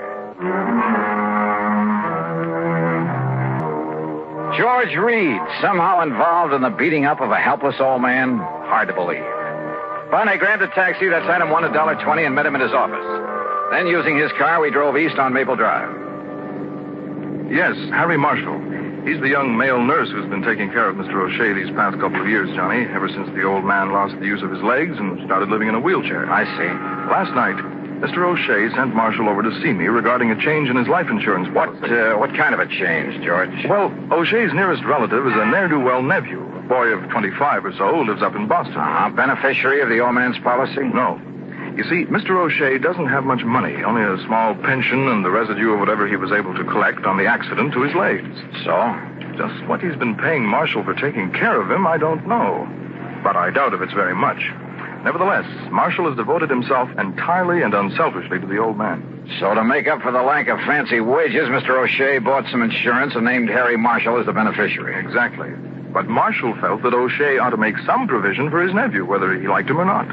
After all, his only living relative. Well, this Marshall sounds like a pretty unusual fellow. He is. He's a very fine chap, Johnny.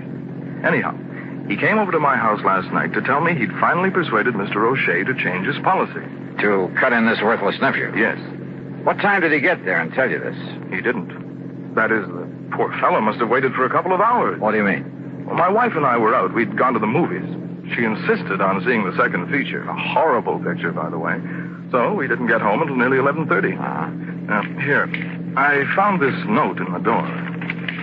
Mr. Reed, sorry to have missed you, but it's after 11 now, so I think I'd better get back to Mr. O'Shea. Please call me in the morning. I believe I have convinced him that he should name Walter in his insurance. That refers to Walter Berry, the nephew. Hope you and Mrs. Reed enjoyed the movie. Respectfully, Harry Marshall. So, by the time Marshall got back home, the old man had been attacked and his neighbor had called in the police. First thing this morning, Marshall phoned me. Now, here we are, Johnny.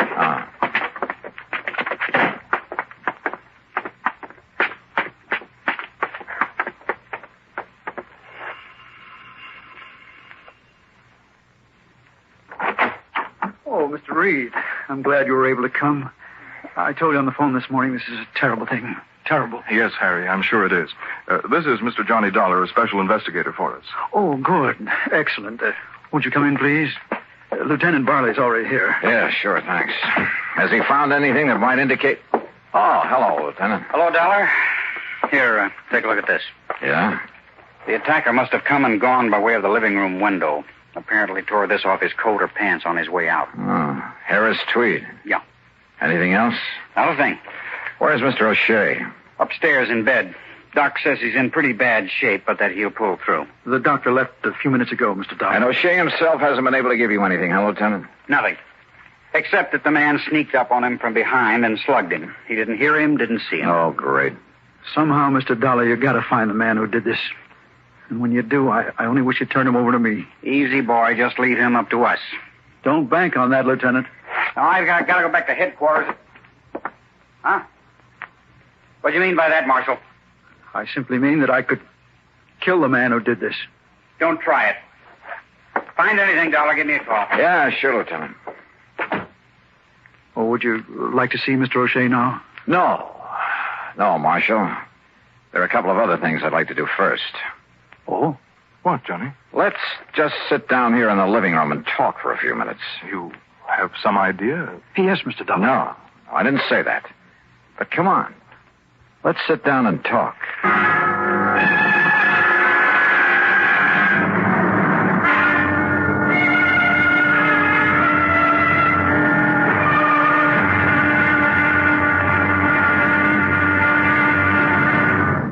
Act two of yours truly, Johnny Dollar, in a moment.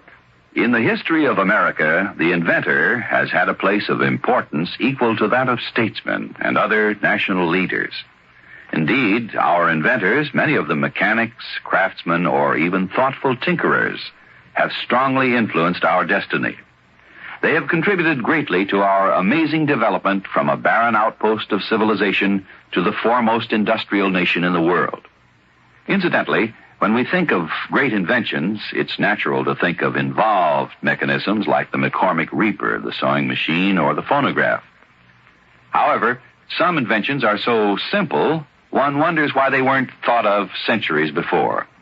An invention in this category is, of all things, the universal, all-important safety pin. This was the invention of Walter Hunt, who lived in New York in the first century.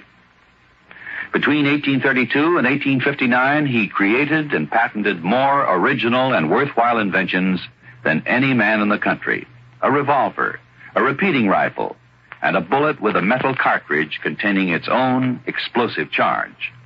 But of all his simple inventions, the safety pin is the most useful.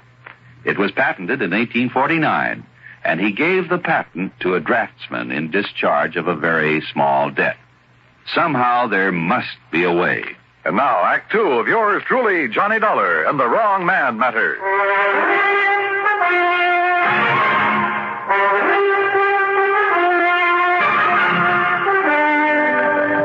Now, what time did you leave this house last night, Marshal? A few minutes of 10. I went over to see Mr. Reed here to tell him about a change that Mr. O'Shea had finally agreed to make in his insurance. It was something Mr. Reed and I had discussed before. Yes, but as I told you, Johnny, my wife and I were at the movies. Yeah, George. Had Mr. O'Shea gone to bed by then, Marshal? No, sir. He was sitting here in the living room, in his wheelchair, of course, watching television. He always stayed up late watching television. And, well, to be honest about it, he usually slept through most of it. That I can understand. So I quietly left and I went over to Mr. Reed's home. When I found they were out, well, when 11 o'clock came around and they still hadn't returned, I decided I'd better come back here. Go on. When I got here, I found the front door wide open. Inside were Mr. Wakely from next door and a couple of policemen. And there's poor old Mr. O'Shea. That neighbor, Mr. Wakely, did you say? That's right, Stuart M. Wakely. In other words, me. I didn't hear you ring, Mr. Wakely. Time like this, you expect me to be formal, young man? And who are you, sir? Another policeman? Plainclothesman? Mr. Dollar is an investigator for my insurance company, Mr. Wakely. I'm George Reed. Why didn't you send for me, Marshal? What was that? This man Dollar would probably want to know just what I found here last night while you were out gallivanting around someplace instead of being here where you should have been taking care of that old O'Shea. I beg your pardon? Well, weren't you? I hardly see it's any business of yours. But I just happened to have been out on an errand for Mr. O'Shea. Well, all right. Which reminds me, Mr. Reed, you will make the changes in the policy, won't you? Oh, well, of course. Well, all I got to say... Yeah, go ahead and say it, Mr. Wakely. ...is that if it wasn't for me coming over here the way I did, old man O'Shea'd be dead as a doornail right now.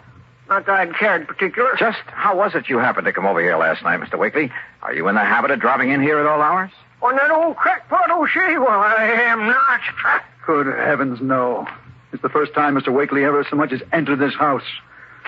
After all. Just what time did you get here, by the way? Well, not more than 2-3 minutes after 11 o'clock. You're sure of that? Well, of course I'm sure. I've been trying, you hear me? I've been trying to hear the 11 o'clock news on the radio. Trying. That's the reason I come. Marshal, that's the same time ready to leave George Reed's home and come back here. Yes. Like I started to say, the reason I come over here was to tell that crazy old man to turn down his television. What? Inconsiderate old fool. Night after night, that dang thing squawking away so loud you can hear it all over the block. Driving me and everybody else out of their mind. Mr. O'Shea is slightly hard of hearing, Mr. Wakely. Slightly? Now, Mr. Didn't I Wakely. call you on the telephone, Marshal, almost every single night and beg you to turn that thing down and I'd come over and do something about it? Yes, you certainly did. But a lot of good it done me. So that's why I come over here last night, Mr. Dollar, to tell the old man and this smart young whippersnapper that if they didn't turn down that TV and leave us there some peace around here... Yes, I'm sure. Now, would But you when I got up on the porch, I heard the old coot hollering for help. Even over that squawk box, I could hear him. And I heard his wheelchair fall over, and him still yelling for help. So what did you do? So I banged on the door, and I finally busted it open. And, well, you know what I found in here. Just what did you find? Old man O'Shea, laying there on the floor, all cod, and that window back of him wide open. And you called the police? Yes, sir. And that's when Marshal, that should have been here taking care of him, that's when he come in. And, of course, I sent for the doctor. And, Marshal, you have no idea who might have done it. I wish to heaven I had. I'll tell you this, mister. Yes? Everybody living on the block, everybody in range of that noise machine would have been willing to murder him for it. Yes, sir. Even you, Mr. Wakely. Yes, sir. Yes, sir, Now, wait, I didn't mean that. You sure? Now, listen carefully. Motive? Opportunity? Let's give a little thought to that, huh?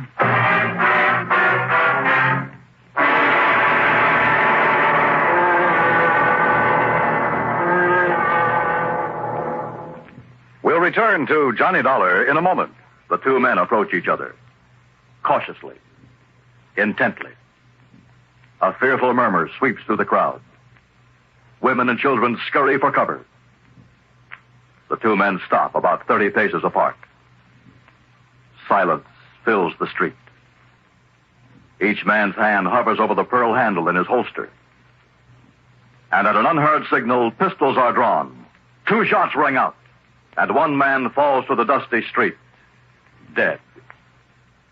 The hero holsters his weapon and ambles toward the saloon. Thus ends or begins the great source of American entertainment, the Western. Although glamorized now, the six-shooter did play an important part in the settling of the West. The man responsible for that ingenious weapon was Samuel Colt. Born in 1814, Colt, as a child, had an insatiable interest in gunpowder and the weapons that used it. As a young man, he was dissatisfied with the current one-shot pistols then in use. One day he remembered a sea voyage he had taken when he was 13, and how he had been fascinated by the ship's paddle wheel. Why not use a similar wheel in a pistol? Working feverishly, he finally perfected a weapon with a rotating barrel of 6 chambers. Thus, the six-shooter was born. Like most inventions, however, it took time to gain the public's acceptance. The opportunity came. War with Mexico was declared in 1846, and soldiers returning from the war told of the great success they had had with the Colt 45. Soon, the Texas Rangers adopted the repeating pistol in their many battles with the Indians. Samuel Colt, an inspired American with a philosophy that somehow there must be a way. Let's find it.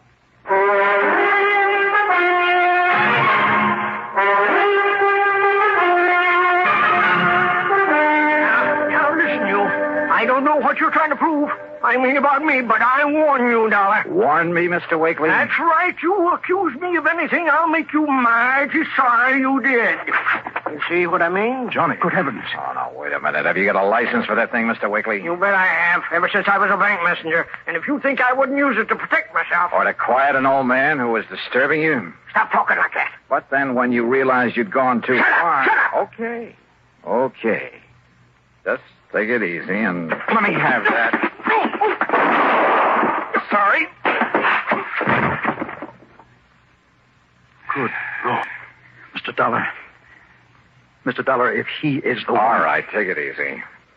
I'll kill him. Oh, no, you won't, George. Yes, John. Call Lieutenant Barley to come back here and take over. Yes. And, Marshal, you keep an eye on Wakely while I go up and talk with Mr. O'Shea. Don't worry, Mr. Dollar. And that means don't lay a hand on him. Even after what he's done? That's right. But listen... We haven't proved anything But yet. good heavens, Look, man. I'm in charge here now, and you'll take orders from me, understand? Well? Yes, sir. All right. I started up the stairway, hoping Mr. O'Shea would be in condition to talk. But then, suddenly, something I'd overlooked from the very beginning. Hey, George, come here a minute, will you? Yes, Johnny. Come here. Hey, look, tell me one thing before you make that phone call. Yes? Just when did you and your wife decide to go to that movie last night? What? Well, come on. Well, it was after dinner. We had no other plans. We weren't expecting any... Now, what does that mean? Plenty, George. Plenty.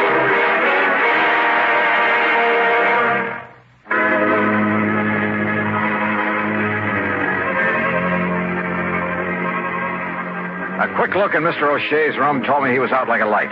No doubt the doctor had given him something to make him sleep. But that was all right by me. I had other ideas now. I located... Meantime, you're to keep an eye on Mr. Wakely. You are, George. What? I gotta leave you two for a few minutes, and keep an eye on Marshall, too. On me, Mr. Dollar? I don't want Mr. Wakely harmed. Just see that he stays here.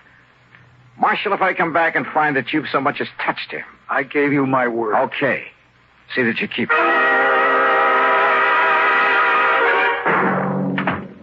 Why, yes, Mr. Marshall keeps the room for himself right upstairs. Good. Then if you don't... Clean-cut young man, ain't he? Is he? Don't use the room very much, though. Yeah, well, if Just you'll... a place for him to relax and be alone by himself now and then. Yeah. You know, after having to spend all the rest of his time nursing that old man he works for. Take me up to his room, please, will you? Well, now, I don't know. All right, here, my credentials. Eh? Johnny Dollar? Yes. Special investigator? Yes, that's right. Let's go, please. You mean he's in trouble, Mr. Dollar? I didn't say that. Oh, well, I'm glad you didn't. Harry Marshall's a mighty nice young man, devoting all his time to that Mr. O'Shea. Yeah. Not every young fellow these days. Now, here we are. Where does he keep his clothes? Hey? Oh, we're right. Oh, yes, here it is. We don't keep very many. Say, now, that's a nice-looking one. Harris tweed, ain't it? Yeah. But now, look. See? Yeah, I see. Ask me. He should have had that mended. Ask me, it's his ways he should have mended. What?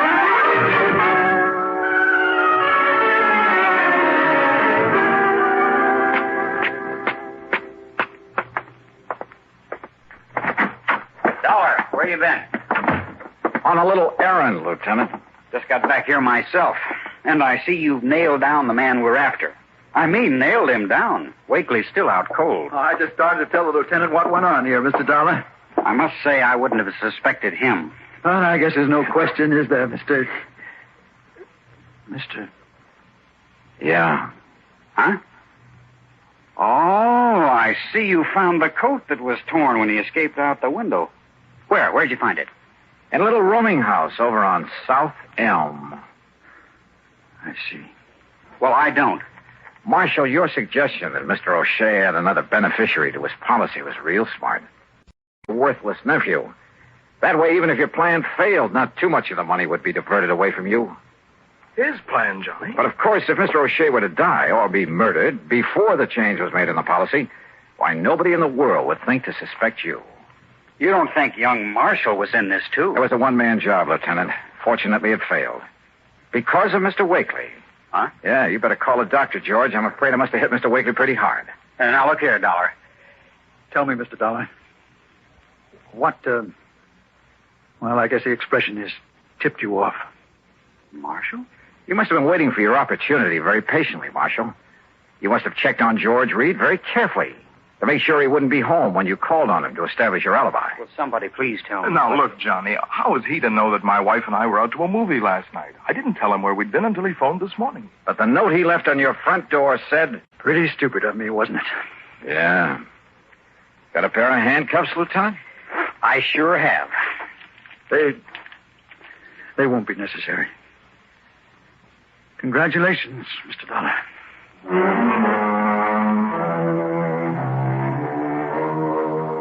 So, George, having saved your company from having to pay off the old man's insurance, well, how much is my fee going to be? If it's big enough, of course, I'll forget all about the... Wait a minute. What expense account? A lousy buck for the trip over to your office this morning? Not me. Yours truly, Johnny Dollar.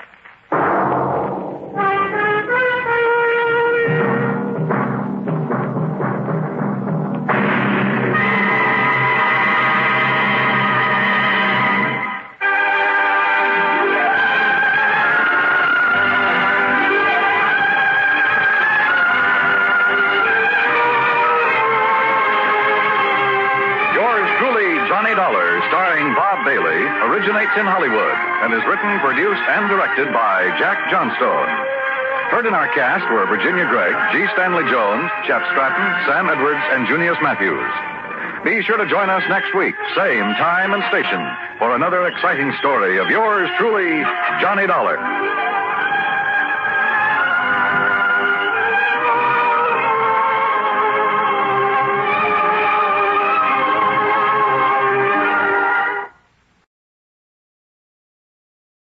From Hollywood, it's time now for... Johnny Dollar. Fred Wills, Assurity Mutual Limited, Johnny. Oh, hi, Fred. What's on your mind? At the moment, San Francisco. Oh, nice town to have on your mind. What's new out there? That's what I hope you're going to tell me. What do you mean? Johnny, there's an importer out there named Andrew Foreman. We're carrying a $50,000 policy on his life. So? So have you ever heard of an importer getting exported? I don't get you, Fred. I'm afraid that's what's happened to Foreman. Last night he disappeared. I'm on my way.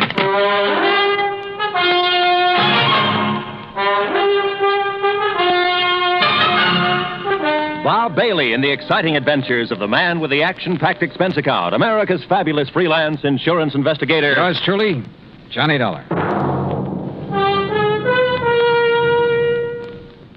And now, Act One of yours truly, Johnny Dollar.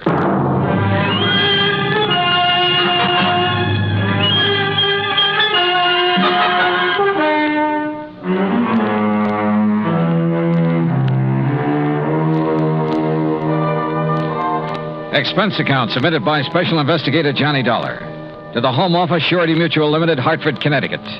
Following is an account of expenses incurred during my investigation of the Blinker matter.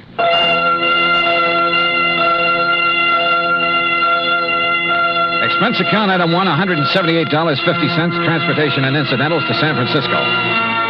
On the flight out, I studied the dope Fred Wills had sent me. Andrew Foreman, age 51. Occupation, importer. Health, good. Judging from the hefty premium he had to pay, his importing business must be okay. Wife, Marcia Foreman, age 35. 16 years younger than her husband. And Marcia was the sole beneficiary. My plane landed about 8 in the morning. An hour later, I was at the Foreman's apartment. It was spacious, modern, with a lot of glass and the kind of view of the bay that you had to pay plenty for. Yeah, there was money written all over the place, and Marcia Foreman looked right at home. I'm just having coffee on the terrace, Mr. Dollar. Won't you join me? Oh, thanks. I could use some. Out here. Oh, you sure got a beautiful view here. Yes. I never get tired of watching the bay, the ships. There's always something going on. Oh, here you are. Thanks. What is it, Mr. Dollar? Oh, I'm just looking up the bay. Alcatraz? Yeah. Such a grim-looking place. Oh, it's a real exclusive club. But I managed to get a couple of new members into it. I don't think I care for the kind of job you have, Mr. Dollar. Trouble wherever you go. Suppose we talk about your troubles. All right. I told the police all I know when I filled out the missing persons report. But I'll go over it again for you. If you don't mind. Your husband disappeared the night before last. Yes, that's right. What time? I'm not sure. Oh? Around 9 o'clock that night, somebody came to see him. A strange sort of man. How do you mean strange? Well, he was dressed in rough clothes, a seaman's jacket. He said he was an old friend of my husband's. Did he give you his name, Mrs. Foreman? Only Blinker. Blinker? Yes, he said that's what everybody called him. I guess because he kept blinking his eyes very rapidly. I see. Well, I showed this Blinker person into the den where my husband was and left the two of them together. Uh-huh. A few minutes later, my husband came out and told me he was going to drive Blinker downtown and find him a hotel room. So I went to bed. I was tired and went right to sleep. And? Well, my husband and I have adjoining bedrooms. When I went in to call him yesterday morning, he was gone. The bed, it hadn't been slept in. I called his office thinking he might have decided to work late, but they hadn't seen him. Then you called the police? Yes.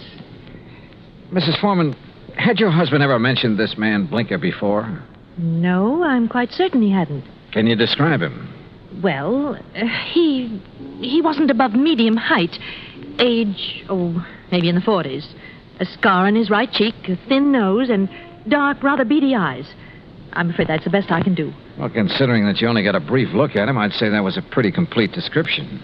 Mr. Dollar, do you think this person Blinker could have done anything to my husband? I don't know, but I'm sure the police are looking for him. Just one more question, Mrs. Foreman. Suppose Blinker had nothing to do with your husband's disappearance. I'm afraid I don't follow you. Oh, well, what I mean is, can you think of any reason at all, why your husband might want to disappear? No, Mr. Dollar. Absolutely not.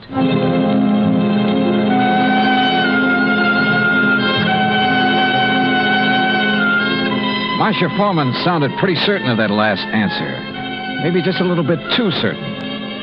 Expense account item 2, $1.80 cab fare to the office of an old friend of mine, Detective Lieutenant Scapella. Jono, if Foreman took this character Blinker to a hotel, it's no hotel we ever heard of. We've covered them all. You think Blinker could have killed Foreman? It's a possibility. What's another? Maybe there is no Blinker. Yeah, Skipper, I thought about that, too. Jono, didn't it hit you there was something strange about Mrs. Foreman's story? She said she let Blinker in the apartment. She showed him to the den. Now, she could have only seen him a couple of minutes. Yet she rattled off a complete description of him. Yep. Sure is to me, Scapella, right between the eyes. And the way she described it. Yeah, I know.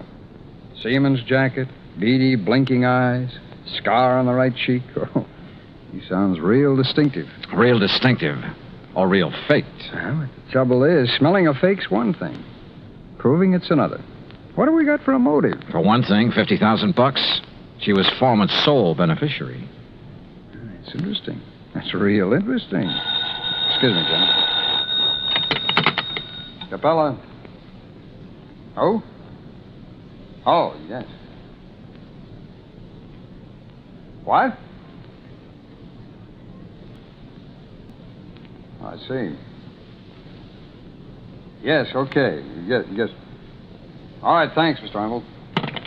John, it looks like we better back up and start all over. What do you mean? That was Wayne Arnold. That's Foreman's attorney.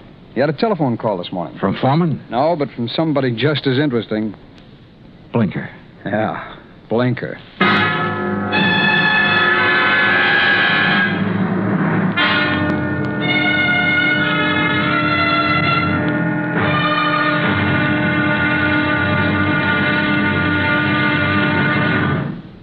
Act two of yours truly, Johnny Dollar, in a moment. And now, Act two of yours truly, Johnny Dollar, and the Blinker Matter. Like Scapella said, we had to back up and start all over again.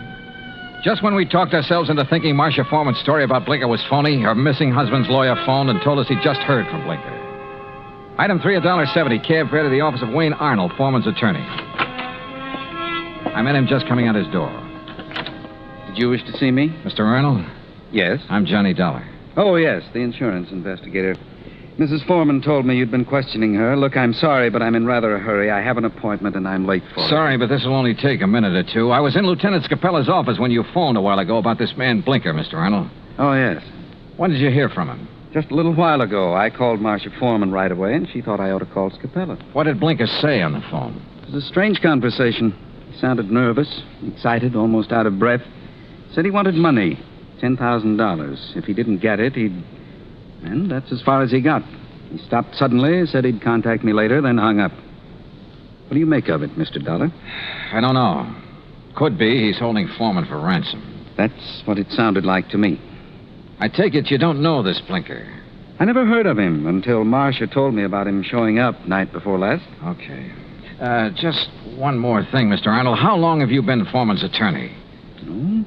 3, 4 years. Why? Any reason you know of why he might want to disappear? None that I can think of. Another woman, maybe? I doubt it very much. How about his importing business? As far as I know, it's in excellent shape. Okay. Thanks, Mr. Arnold. Mr. Dollar. Yeah? This man Blinker, why would he have it in for Andrew Foreman? Good question, Arnold. Sorry I don't have an answer to it. I went down the elevator and outside. I stopped at the corner to get some cigarettes, and that was my first lucky break.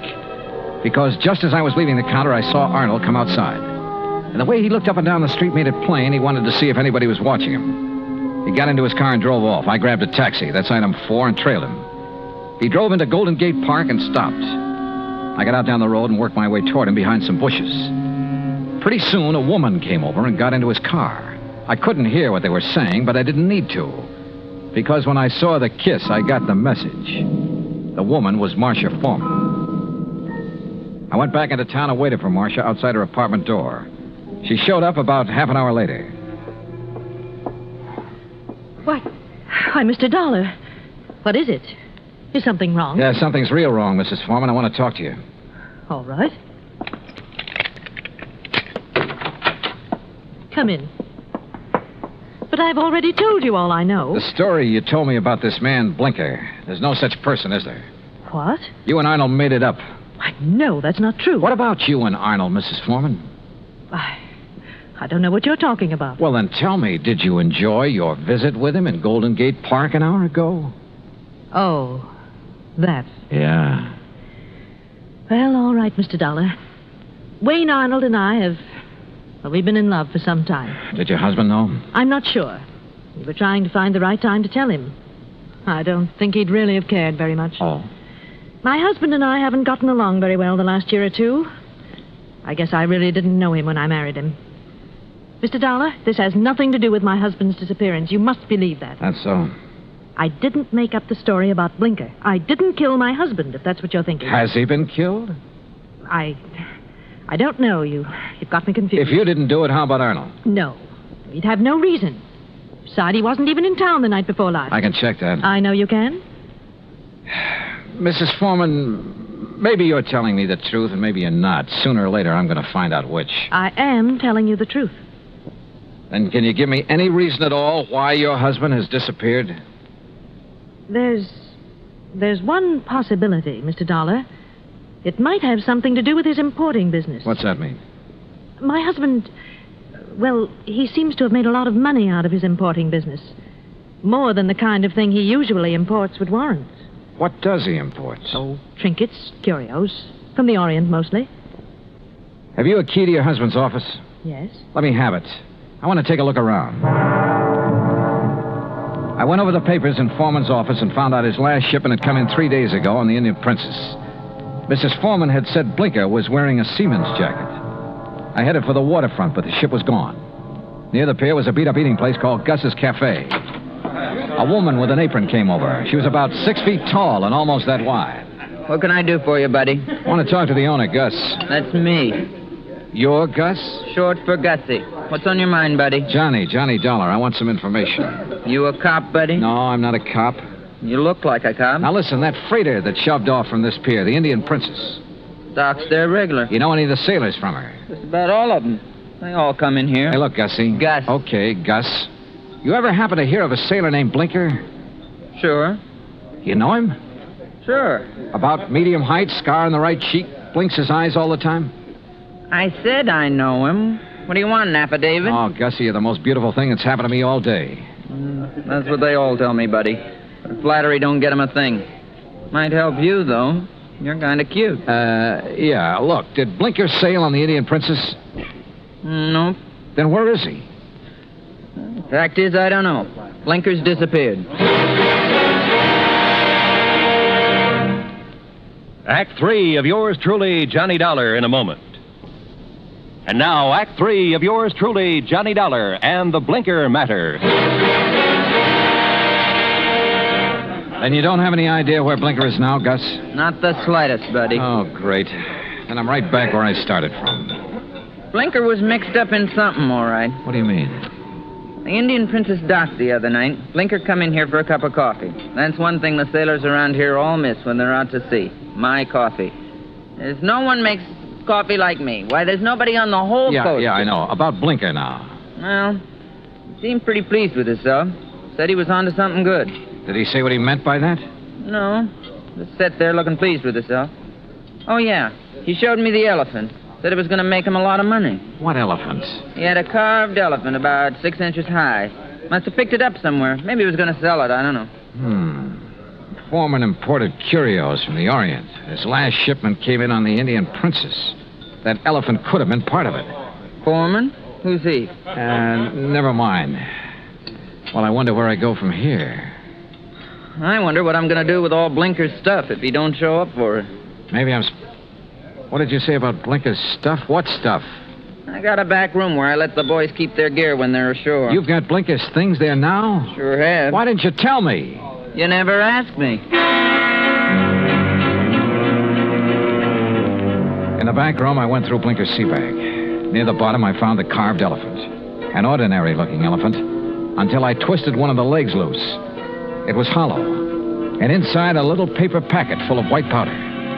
Suddenly, the whole deal slid into place, and just as suddenly, the whole deal made me slightly sick. Now I wanted to see the rest of those elephants real bad. According to the records in Foreman's office, the shipment was in a warehouse. I went outside and over to the pier. Johnny. What? Oh, Gus. Come here a minute, Johnny. Look, I'm in a hurry. Thanks for everything. I'll see you later. You got time to see this. Over here, near the pier. Wait a minute. Yep. It's a body, all right. One of the boys just fished it out of the water. I sent him to call the cops. Looks like it's been in the water quite a few hours. Gus? Yep. It's Blinker, all right. I knew I had to work fast now. I headed out on the pier for the warehouse. Once I thought I heard footsteps somewhere behind me. I stopped and listened. There was no sound.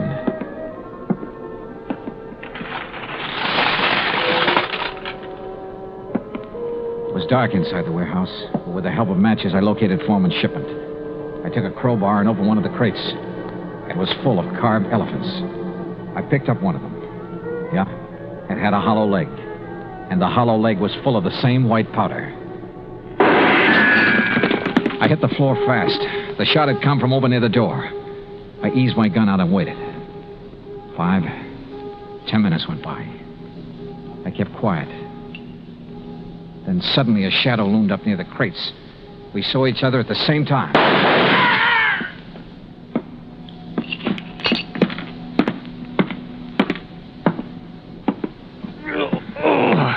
My shoulder. Oh, well. The missing man himself, Andrew Foreman. Look, Blinker found out what you were importing in those carved elephants. He tried to blackmail you. I don't know what you're talking about. Oh, sure. You probably told him you'd pay off. That's when you drove him downtown night before last. Then you tried to kill him, but he must have got away. I tell you. You called your lawyer, tried to put the squeeze on through him. But he had to hang up in a hurry. You were probably getting close. You finally caught up with him, didn't you, Foreman? Look, you've got no proof of anything. Why should Blinker try to blackmail me? Like I say, he found out about the narcotics in those hollow elephants. It was put there without my knowledge. You have no proof I was involved.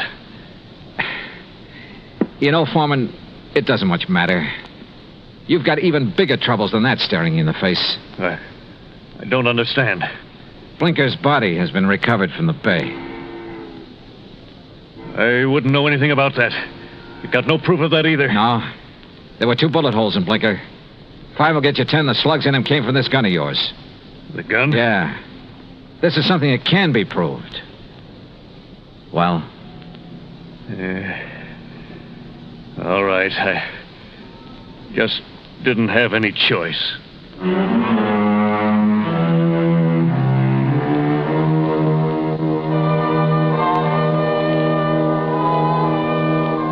Item 5, $183 even, transportation and incidentals home.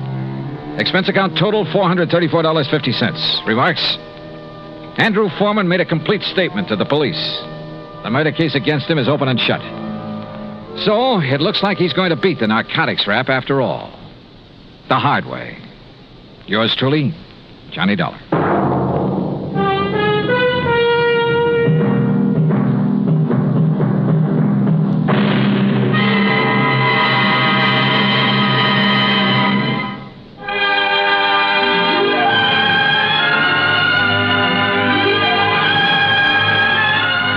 Truly, Johnny Dollar, starring Bob Bailey, originates in Hollywood and is produced and directed by Jack Johnstone. Today's story was written by Robert Stanley. Heard in our cast were Paula Winslow, D.J. Thompson, Harry Bartell, Stacey Harris, Vic Perrin, and Bob Bruce. Be sure to join us next week, same time and station, for another exciting story of yours truly, Johnny Dollar. This is Roy Rowan speaking.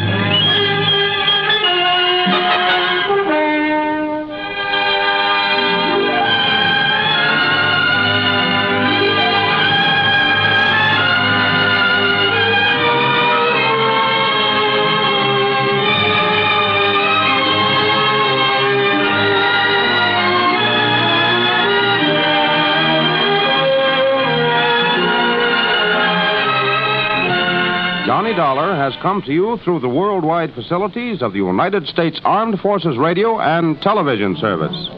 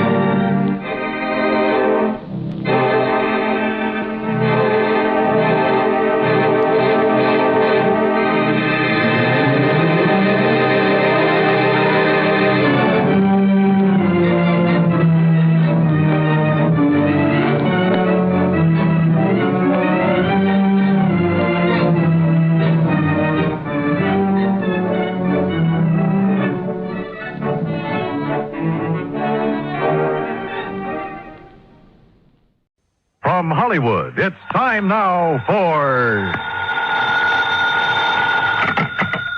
Johnny Dollar. You smell smoke, Johnny? What'd you say?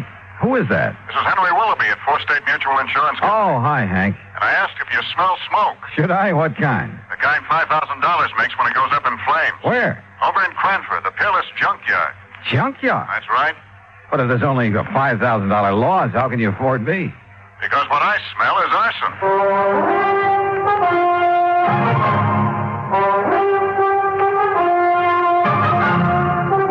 Bob Bailey in the exciting adventures of the man with the action-packed expense account.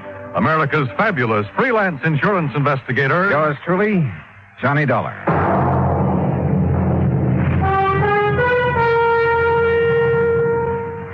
And now, Act One of yours truly, Johnny Dollar.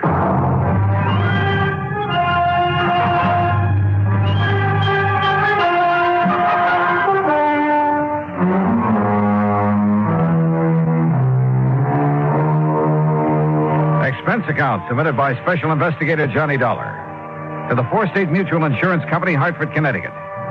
Following is an account of expenses incurred during my investigation of the Peerless Fire Matter.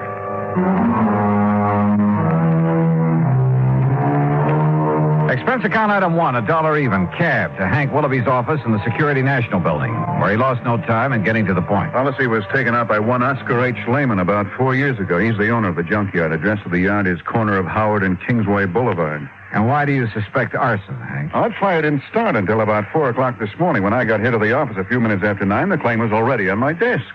Almost as though he'd had it filled out and waiting, even before the fire occurred, huh? Precisely. How much do you know about this man, Lehman? Well, nothing really outside of the data on the policy. His home address is 232 East 4th Street. Also in Cranford. Yeah. Okay, Hank. I'll see what I can see. Item 2, 40 cents phone call to make sure the suspect, or at this point, I guess I'd better call him the client, to make sure he'd be around for questioning. Here speaks Oscar Lehman. Mr. Lehman, this is Johnny Dollar representing your insurance company. So why do you waste time at the telephone? Or then maybe you're coming here with my check for $5,000 right away, huh?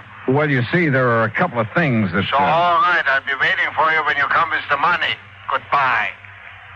Huh?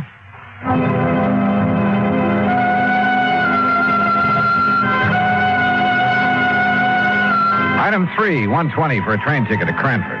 Item 4, $2 for an old rattle-trap taxi when I got there. Cranford is a new town, or rather a new one built on what was left of the old. When the big clock company folded up at the end of World War II, Cranford kind of fell to pieces. But situated as it was, just a few miles above the busy city of New Haven, A bunch of smart New York operators had stepped in and were busy making a nice modern residential community out of it. New stores, new homes, and all the fixings. You see there in the block up there ahead? Huh? You had a big fire there this AM, big junkyard. Yeah, I see. Man, it was really hot. Thought it was going to take the 3 houses there on Howard Street along with it. You know, flying embers and the heat and all. But the wind swung around. They didn't even get touched. Yeah, well, pull up, will you? I want to look it over. Okay, mister, you're the boss. Hey, you want me to keep the meter running? No, I'll leave you here. Okay. That's 85 cents. But it would have been $1.50 to where you first wanted to go. Okay. Hey, Hey, thanks. Boy, how I hate to see that junkyard gone. Oh? Why? Oh, well, that's where I've been buying my parts to keep this old crate tied together. You know something? It looks it. Now that Peerless is gone, I'll probably either have to get a new cab or either try and fix this one up right, you know, and that costs dough. Yeah, well, happy fixing. Yeah, like I say, though, out of something bad always comes something good. Sure. And I not only mean my taxi, mister, but them houses there, too. Well, what about them? Oh, they're on Howard Street. They've been beefing their heads off ever since the yard got its license. So now, no more junkyard. Now the whole place can be residential like it ought to. Now, like I always say, out of something bad always something comes... good, yeah. Yeah. Now, I got to get going. Hey, you know something? Maybe that fire gives me a good idea. Like, maybe I should burn up this old wreck of mine and the insurance company would have to give me a new one. Hey, how about that? Maybe you'd better be careful who you say that to. Oh, sure. Especially not to an insurance investigator Yeah, like well, me. don't you worry, bud. I'm too smart. You? That's right. Oh, happy day. In spite of the valiant efforts of Fire Chief Dale Marley and his crew, the Peerless junkyard was just that, junk.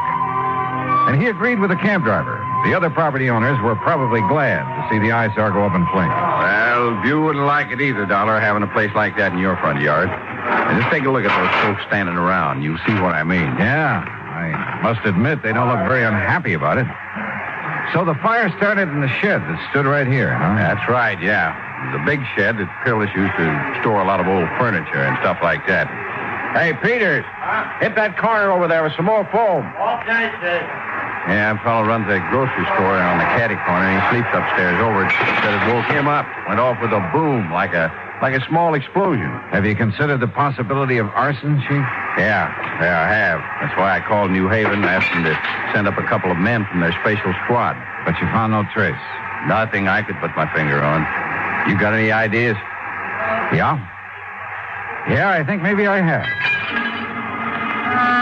I learned a long time ago that a lumber yard or a furniture factory were about the worst places in the world to look for signs of arson. The wood goes up so hot and so fast. And the remains of this shed wouldn't be much better. So I walked over to the little grocery store and spent item 5, 21 cents, for a loaf of white bread. Then I rejoined Chief Marley at the ruins of the shed. The arson experts can come up from it. Hey, what's the matter, Dollar? You get to eat breakfast? Oh, something like that. Hey, want a chunk?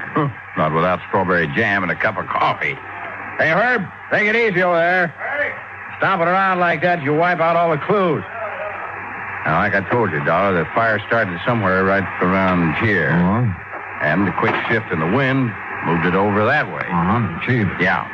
Here, chew a piece of this fresh bread. What? That's right, chew it. Get the taste of it in your mouth. What for? Just do it, will you please? Here. Well, you got an idea, son? You bet I have. Here.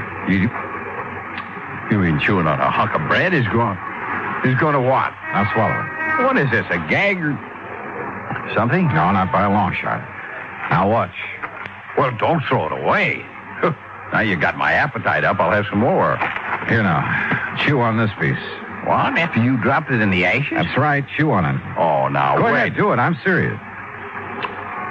Holy kerosene. That's right. Well, I'll be doggone. Yeah. Fresh bread will pick up even the slightest trace. Even after the fire? Even after a fire. That means kerosene was brought in and poured over the floor of this furniture shed to set it off. And, Dollar, I'm going to get in the police and have them lock up old Oscar Lehman so No, fast. wait. What for? Until I can talk to Lehman. Well, now, look. You look. This isn't any absolute proof of arson. Well, it's good enough for me. It's good enough for a suspicion charge. I'll tell the police what I found out. Who found out? Well, what I found out. Now, don't forget that. But if it puts us on the trail of an arsonist, If you like, you can take the credit for it. Only if you'll cooperate. Yeah, but Dollar... Otherwise, you'll lose any cooperation from me. Okay? Okay. Item 680 cents cab to the address on East 4th Street where Oscar Lehman lived. Like the Howard Street address, this was a has-been section. Lehman's home reminded me of some of those on the other side of the town, next to the junkyard. When the old character let me in, I wasted no time in getting to the point. You ask why I should be staying here in my home instead of at the yard? And I'm asking you why not? What good can I do over there? My lovely junkyard is gone. There's nothing I can do. So I'm waiting here to collect the money your company owes me. So are you going to pay me or not? Well, now, that depends. As I started to say... I tell you, I didn't even know about the fire till I went down there to open up the gate and start the day. What time did you go down there, Mr. Lehman? 11 o'clock, like always. Well, you sure didn't waste any time getting your claim into the office in Hartford, did you? Of course not. So soon as I see what's happened, I sign up the claim and take it to Hartford. And the office is closed, so I leave it under the door. Yeah, well... What else could I do? Sit around and wait to think about it while the money's coming to me? It's my money, so I should have it. You know how much merchandise I have in that yard? $25,000. Retail? Yeah. Then why'd you burn it up? You think I'm crazy I should do such a thing? Don't you understand now I'm out of business, for God? Oh, what do you mean? My license for the yard on condition, you know. A conditional license? Yeah, that's right. If I'm not in business every day, I lose the license. I lose the lease on the land. Then they make houses, little stores. It's a big development company. So you're crazy to come and talk to me, tell me I should set fire. Maybe I've suddenly changed my mind, Mr. Lehman. Maybe I've already met the arsonist. Huh? And I was just too blind to see him.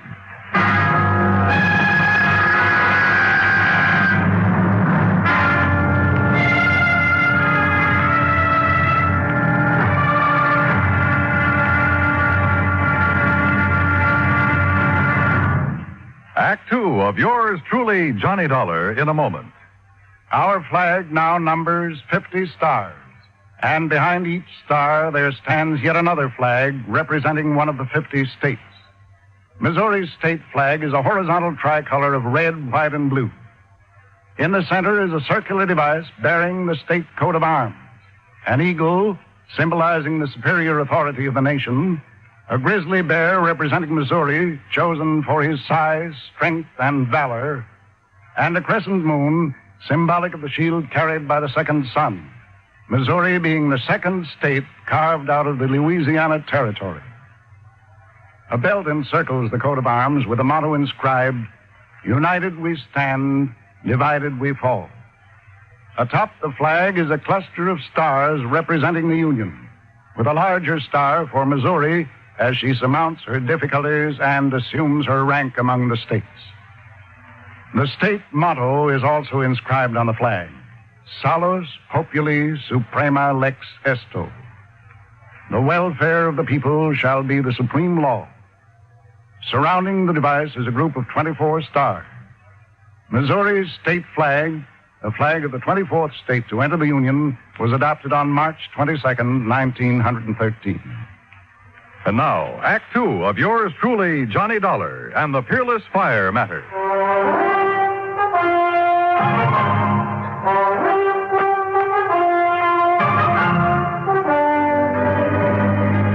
Something the cab driver had said while taking me to the scene of the junkyard fire had suddenly come back to me. He'd been talking about the nearby property owners, homeowners. They've been beefing their head off ever since the yard got its license. So now, no more junkyard. Now the whole place can be residential like it oughta. Yeah, like I always say, out of something bad always comes something good. Item 785 cents, another taxi back to the scene of the fire. The men from the department were still busy cleaning up. Their chief, Dale Miley, had been busy with some detective work. Had some answers that seemed to make good sense. Now, look here, Dolly. You see this hardware? See this groove in the foundation wall? Yeah. Big sliding door, huh? That's right. And here, the lock was still in a hasp. Yeah, I see. It's hardly likely somebody tried to pull a big sliding door closed and lock it after starting a fire with kerosene. It's too dangerous. Unless he used a wick of some kind. Yeah, but look here. On the side that faced Howard Street. Street? I just call this an alley. Yeah, pretty narrow from the old days. Now, look here. Well, it's window glass. Right. Yeah, there was a window here. You see, here's the two parts of the catch from it. The catch was open. Yeah, but the question is, was it open from the inside or outside? And I think I've got the answer. Look across the street. So? Those homes and the little lawns and gardens in front of them. So what? Well, you see the rocks they all use to border their flower beds? Go on, Chief. Now, look here. Just inside the shed where the window was, I found this rock under the ashes. And, Dollar, it looks to me like somebody threw that rock through the glass, opened the catch, climbed in, spread the kerosene, climbed out, tossed in a light of some kind, and left in a hurry. Yeah, but who? That's just it. You got a better idea than old man Lehman? You talked to him. Yeah, I think I have. Like who? I'll let you know when I find out the name. Well, now, wait a minute, Dollar. I hope that last crack would keep Chief Marley from sending the police after Oscar Lehman. Maybe he was guilty of firing his own junkyard. But with only $5,000 insurance, it didn't make sense. And I had a couple of better ideas. At least about people who might have had reason to do it. 3, as a matter of fact. For there were 3 residences on Howard Street facing what remained of the junkyard. Thanks to the sudden shift of wind, they'd received little damage. I walked down the short length of Howard Street to the first old house.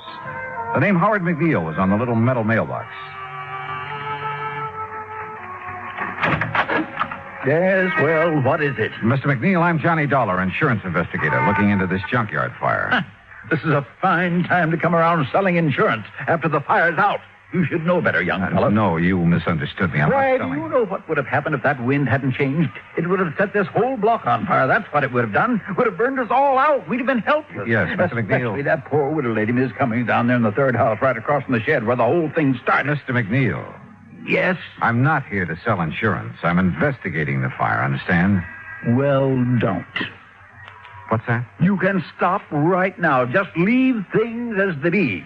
Don't you know that fire was a blessing? I'm not quite sure I said blessing. That fire was the finest thing that's happened around here in years. Oh, you like its having happened, huh? You just bet I do. The only way we could ever get rid of that awful pile of junk right in our front yards. Now, maybe they'll give us back our nice little park that used to sit there. Or build a lot of track houses. Yeah, all right. What did they do? Anything is better than that wretched junkyard. I've hated it. Everybody's hated it. I hated it. Enough to set it on fire? Yes, sir. Absolutely. Oh, no. Me? Well? Mr. Dollar. A quiet, peace-loving person like me? Oh, no. Why, I wouldn't even think of such a thing. Especially since that fire might have got out of control and burned me out. Well, you carry insurance, of course. I do not. I don't believe in it. No, so don't you try to tell me anything. I told you I'm an investigator. Well, why don't you ask that Nazi if he had insurance? Nazi? Yes, that Oscar Lehman that owned that dirty junkyard. Why do you call him that? Well, he's a German, isn't he? Well, that doesn't make him a Nazi. Well, it does to me. Anybody who'd wangle a license to put up a filthy place like that on our beautiful street, especially if he's a German, well, to me, he's a Nazi of the worst kind, the very worst kind. Thinks he's a ladies' man, too. All right, now, have you any idea who, besides you, would have liked to see that place burned out? I certainly have. Oh. Why don't you ask the police? They were here at dawn asking us all questions. You said asking us all. Of course, I mentioned the widow Cummings that lived in the third house, and then there's Miss Gertrude Mary Anastasia Conroy, the nice spinster lady who lives next door, and it's a very charming lady, Miss Conroy. Yeah, well, now would you mind? Oh, and what spirit she has. Now, that's the way I like them, Mr. Dollar. Ladies with spirit. And do you know something? One of these days, I'm going to ask her for a date in spite of the competition. You never have? No, sir. No. I'm not the bold type like some people I know, but I've been working up to it. And how long have you been a neighbor? 16 years, and you mark my word, one of these days I'm going to march right up on her front porch, and Miss Conroy, I'm going to say... Yeah, well, thank you very much, Mr. McNeil. Yes, but I was going to tell you, but... oh, dear, I must have said something wrong.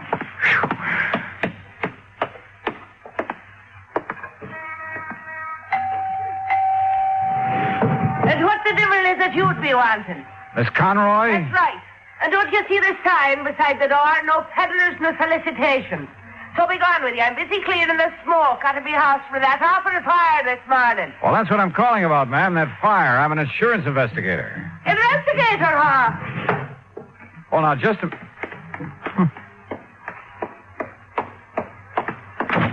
If you're an investigator, young man, let me see your badge. Badge? That's right. If you're an investigator, you're a detective. And if you're one of them, you're with the police force. No, And if you are, you can go right back and tell your chief I've had me filled right up to here with answering fool questions about that fire. As if I myself did it, huh? Well, did you? For years now, I've connived and connipted how to get that terrible, dirty, filthy junkyard out of this neighborhood. And now, poor soul, he's lost it. Oh, I could cry my eyes out. You what? Oh, such a lovely old man he is when I finally met him, that dear Mr. Lehman.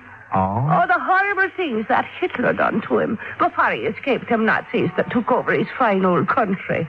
And when he got here, he put all his savings in that lovely second-hand lot. Lovely. So he could earn an honest living. I'm afraid I don't understand. Such a fine man. Such a gentleman. The way he'd click his heels and bow when he come calling on Sunday afternoon. Oh, he was such a gentleman. Wait a minute, Miss Conroy. I don't get it. A couple of minutes ago, you sounded as though you hated that junkyard. Second-hand lot. Oh. And so I did. Until I got to know that nice Mr. Lehman. And I'll tell you this. In spite and despite of the fact they won't ever let him set up in the same kind of business again. If it takes every cent I own, I'll see that he gets started in something else. Well, I'll be... Investigator, huh? Insurance investigator. And then I suppose I can tell you confidential that I've set me cap for dear Oscar. You mean you hope to marry him? Aye. And that I will before I'm through. But I got the impression that your neighbor, Mr. McNeil... Oh, that crazy old stick in the mud, that old coot, huh? But if you're from the insurance company, how can I help you, lad, with your investigation thing? Well, you can't tell me this. Was your friend, Mr. Lehman, in need of money, particularly? Well, no. His business has been good. He drives a nice car and keeps a nice home. But like I said, if he needs more than he's got to get started again, I'll be the first to help him. Besides, it will sort of help to bring us closer together if I'm worrying about him a bit. No, won't it? Yes, I guess it will. I just want to make sure. Now, wait a minute. Yeah? It's so blind I was thinking of me darling Oscar. So that's what you were up to with your nasty questions. What? Implicating that he might have burned up his place by his own self to get the insurance money. Is that what your evil, filthy mind was thinking of? I didn't say that. But that's what you meant, now ain't it? No, after all, somebody set that fire. And if he was in need of money... And just because I told the poor soul to get his claim in real quick this morning... You told him? Of course I did. Give him something to do besides standing around in the ruins crying his poor old eyes out, keeping his sorrows to himself. But I'll soon put a stop to that. I'll cook him up a real nice mess of corned beef and cabbage, a German style, that is, and take it over for his supper to comfort and keep him company. And what will you be doing for the poor soul? Well, that depends. Oh, it depends, does it? Well, you and that insurance company better pay up what you owe him instead of making snide talk about maybe he himself set that fire in his... Oh, get out. Go on, get out. Why should I be wasting my time talking to the likes of you when I've got cooking to do for me? Oh, brother.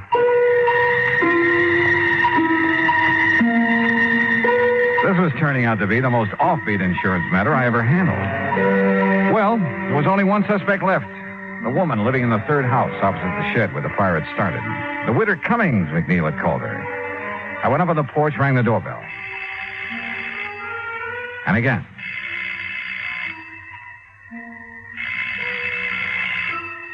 After the third time, I was about to decide no one was home when the door slowly opened. And just inside the door, in a wheelchair, sat a little old lady, pale, gray-haired. Her face reflected years of pain, of worry. I've been waiting for you to come, Mr. Dollar. So you know who I am. I overheard you at my window when you talked to Mr. McNeil and Miss Conroy. Listening to the neighborhood is the only thing I have left these days, tied down as I am to this wheelchair. Yes, I see. I'm sorry. come in and sit down, please? Thanks. There's, no one to take care of you here? Only Rudolph, who does as little as he dares. And you must take him away, Mr. Dollar. Rudolph? My stepson, who keeps me here, waits for me to die. What? Not even a rest home where I'd have care and friends, but here to die. He'd help me die, too, if he dared, because of the money. What money, Mrs. Cummings? That my husband left me. A lot, Mr. Dollar. And this Rudolph wants to get his hands on it? That's all he wants. That's why he wants me dead. But he hasn't dared kill me, because everybody knows that we're alone here together. And if I should die from his neglect, they'd know he did it. But he's smart. That's why he thought of the fire. He what? He thought that it would burn down this house, too, and trap me here. Mrs. Cummings, do you know what you're saying? The divine providence. The changing wind kept the fire away. He set that fire to burn this house and you? He's clever. He made it known that he'd be away all night, that he wouldn't be back here until he finished his work at the plant in New Haven. But he came back, Mr. Dollar, this morning before dawn. I heard him here in this house. And from this window, I could see him in the moonlight. Mrs. Cummings. No, I must tell you. Quickly, because he'll be coming back from work. His work. To keep up appearances, to keep them from suspecting. His gambling. The terrible people he goes out with at night. Gangsters, that's all. And I must tell you, because if I don't... Listen to me. I'm listening. I saw him take a can, the kerosene we keep in the cellar for when the electricity goes out. He took it across the street. He broke the window of the shed and went in. Then he came out. He threw a piece of burning waste back in. Then ran. Mrs. Cummings, are you sure? I lied to the police. I couldn't make myself tell them. After all these years of knowing what he's been and saying nothing. But I thought I'd wait for him. Maybe when he saw his evil plan had failed, that I was still here. Maybe I could make him give himself up. But in my heart, I knew he wouldn't. Because he's bad. All bad. Mrs. Cummings, I'm glad you told me. God forgive me. But I knew that if I didn't, he'd find some other way to... You must take him away, Mr. Dollar. Before he does murder.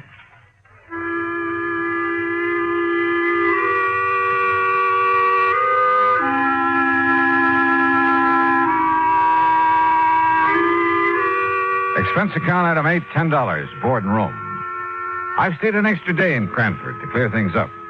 For while I waited for Rudolph to return, I found the kerosene can he'd used down in the cellar. Chief Marley found the top from it in the ashes. The police have since found only his prints on it. Rudolph is in the city jail. And I'm sure Mrs. Cummings will testify against him. After all, her life is at stake. Hospital layman, his claim will be paid in full. Well, I hope he and Miss Conroy live happily ever after. Expense account total, including incidentals on the way back to Hartford, $14.46. Yours truly, Johnny Dollar.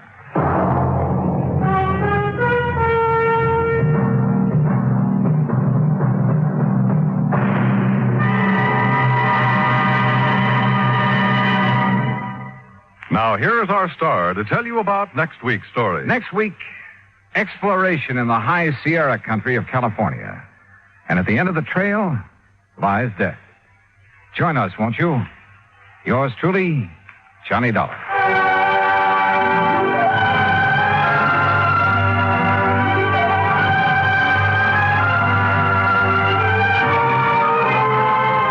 Yours truly, Johnny Dollar, starring Bob Bailey, originates in Hollywood. It is produced and directed by Jack Johnstone, who also wrote tonight's story. Heard in our cast were Virginia Gregg, Peggy Weber, John Stevenson, Herb Vigran, Hans Conried, Forrest Lewis, and Parley Bear. Musical supervision is by Amerigo Marino. Be sure to join us next week, same time and station, for another exciting story of yours truly, Johnny Dollar. This is Dan Cubberly speaking.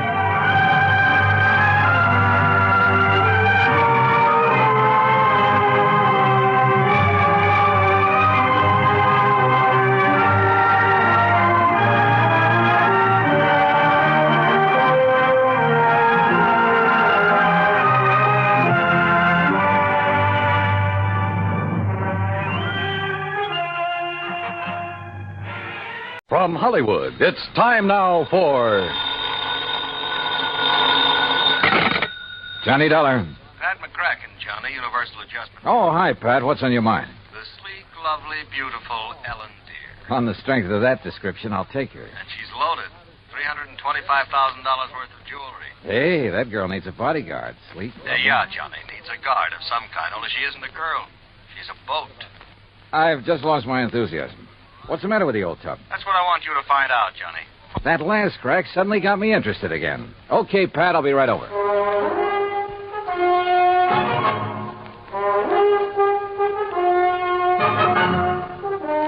Bob Bailey in the exciting adventures of the man with the action-packed expense account. America's fabulous freelance insurance investigator. Yours truly, Johnny Dollar.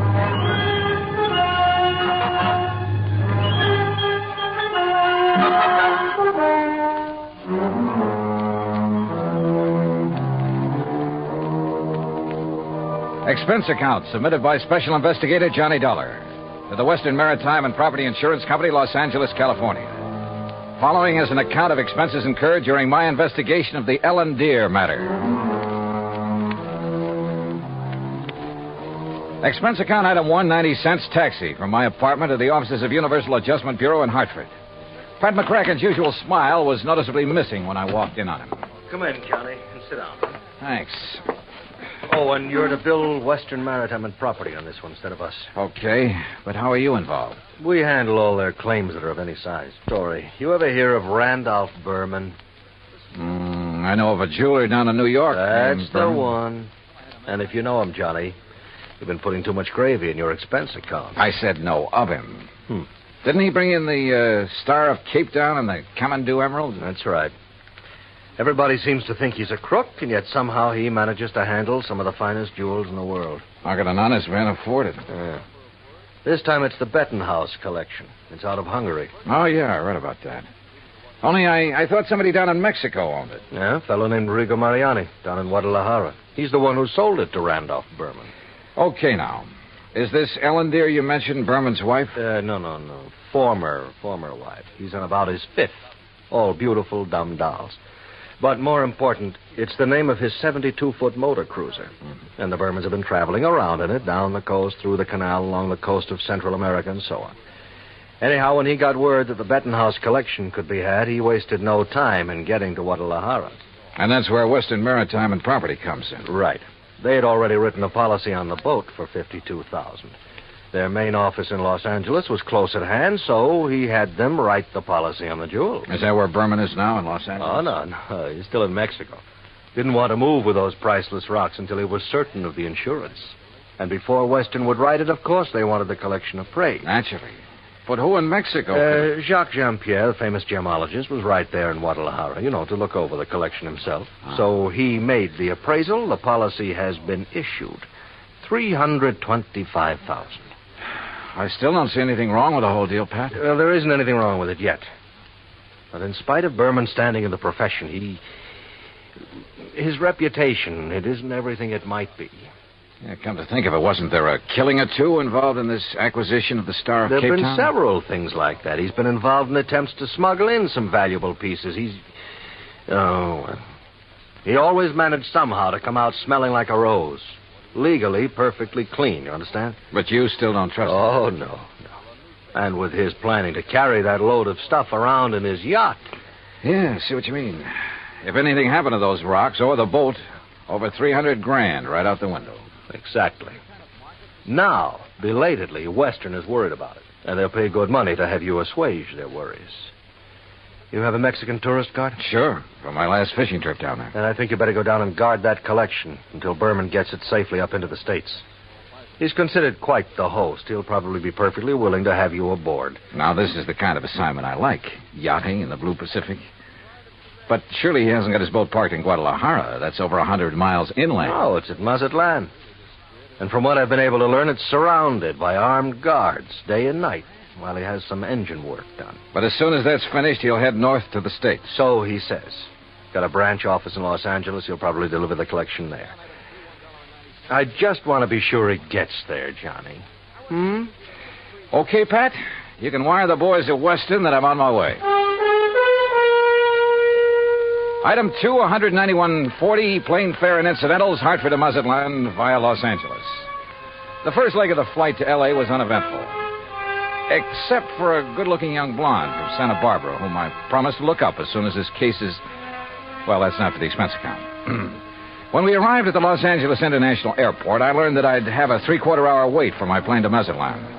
So I grabbed a magazine, that's item 3, 35 cents, when I heard my name being called on the PA system. Johnny Dollar, report to Pan American Airways desk. With the thought in mind that perhaps my little friend from the plane might have decided to stay over in L.A. Her name was Rita, by the way. I lost no time in getting over to the Pan Am desk. Mr. Dollar? Yeah? Johnny Dollar? That's right. I'm Arthur, Western Maritime and Property Insurance Company. Oh, yeah. How do, Mr. Arthur? Planning to go on down to Mazatlan with me? No. But meet Monsieur Jacques Jean-Pierre. Monsieur Dollar, I am honored. How are you, Mr. Jean-Pierre? This is the gentleman who appraised the Benton House collection for us. Oh, yes. I am an expert. So that we could issue the policy on it to Mr. Berman. Oh, yes. Yes, he's done this sort of thing for us many times. Oh, I don't know now, how many. I'm afraid that he's brought us rather bad news. Something's already happened to the collection? Well, not exactly. Not for the whole collection. No, not the whole... please. That is, I'm not quite sure. What I mean is... Yeah, just what do you mean, Mr. Arthur? Perhaps I should explain to Monsieur Dollar, eh? Well, I think somebody better. Yes, you go ahead, John. Yeah, very well. And while you're doing it, I'll cancel the rest of Mr. Dollar's reservation to Mazatlan. Yes, I'll do that. Oh, Claire... Oh, no, wait a minute.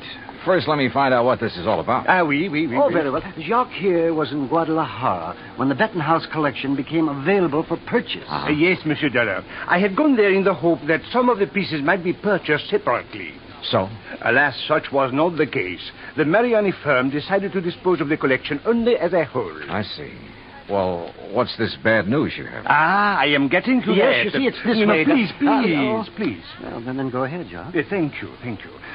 Monsieur Dollar, interested as I was, I looked over the collection very carefully, each individual piece. And you must believe me, to an expert like myself, every facet of every gem has a character all its own. A precious stone is like a face to me, always to be remembered. Yeah. Well, go on, please. I simply wish to make it clear to you, monsieur, that every item in the Benton House collection is completely familiar to me. Oh, it is? As are many other important gems throughout the world. You know, each is like a friend. And each stone in them is like a face to you. Precisely. Always to be remembered. Yes. Look, well, The collection is purchased by Monsieur Randolph Berman. Yes, Mr. Berman. Please. He wishes to insure it in Monsieur Arthur's company. Yeah, I know all that. Well, Monsieur Arthur requests by telephone that I appraise it. $325,000. Then you know. I know. So I stay at Guadalajara a few days to wait Monsieur Arthur's check for my services. You want to be sure the check please. I visit some of my old friends among the jewel setters. And then, on the third day, what do you think happens? You tell me. Johnny, this is it. In the shop... No, please, Monsieur I'm sorry. In the shop of my friend Garcia Hernandez, I watch him work on the mount for a beautiful diamond. And suddenly, I see that the stone is an old friend. One from the Benton House collection? Oui. The Calabar diamond that was supposedly in the possession of Monsieur Berman. You're sure of the identity of that stone, Mr. Jean-Pierre? Please. As I told you, monsieur, a precious stone to me. Yeah, it's like a face to you. So what you figure, Arthur, is that you've insured a boatload of $300,000 worth of gems on the way to the USA, and maybe they're not on board. Exactly. Unless, of course... Mr. Jean-Pierre, Did you tell Mr. Berman about this one stone? Oh, I went immediately to Mazatlan, where I knew he had his boat, the LMD. Well, what did he say? Alas, he had sailed away. Did you learn his destination? Oh, yes. Los Angeles, Johnny, right here. He has a branch office. Well, has he had time to get here yet? I don't think so. Have you tried radioing to his yacht? No, I've done nothing. You see, I didn't learn about this until Mr. Jean-Pierre arrived just a few hours ago. Yes, I came up on the aeroplane, the better to arrive and speak with Monsieur Arthur before Monsieur Berman would arrive. Do you know where Berman plans to dock his boat? Well, I'll tell you. Probably the port in San Pedro, if he is coming here. But who can be sure? Usually on vacation trips, he docks down the coast at Balboa, the yacht club. Or who knows, he might even... Yeah. He might have no intention of coming up to the States at all. He might not even have the jewels with him. Arthur, do you know where his branch office is? Oh, yes, it's in Los Angeles. Well, actually, it's in Beverly Hills. Got a car? Yeah. Then let's go. Though he couldn't quite put his finger on it, Arthur was convinced that Randolph Berman was up to something and that his insurance company was going to have to take the rap. On the way into Berman's Beverly Hills office, we dropped Jean-Pierre at the Beverly Hilton and told him to sit tight in case we needed him again. Berman's office was in a nice modern building on South Beverly Drive, tastefully furnished with pictures of various famous jewels on the walls, but with nothing of particular value in evidence. However, I did notice that one wall held a built-in vault big enough for a reasonably sized bank. We were approached by a hand-rubbing, obsequious little character dressed in striped pants and cutaway coat and wearing thick glasses. Good morning, gentlemen. Is there any way I may be of service to you? Yeah, I think there is. Are you the... Mr. Arthur. Forgive me. I didn't recognize you for a moment. Mr. Corello, this is Mr. Johnny Dollar. Hi. How do you do?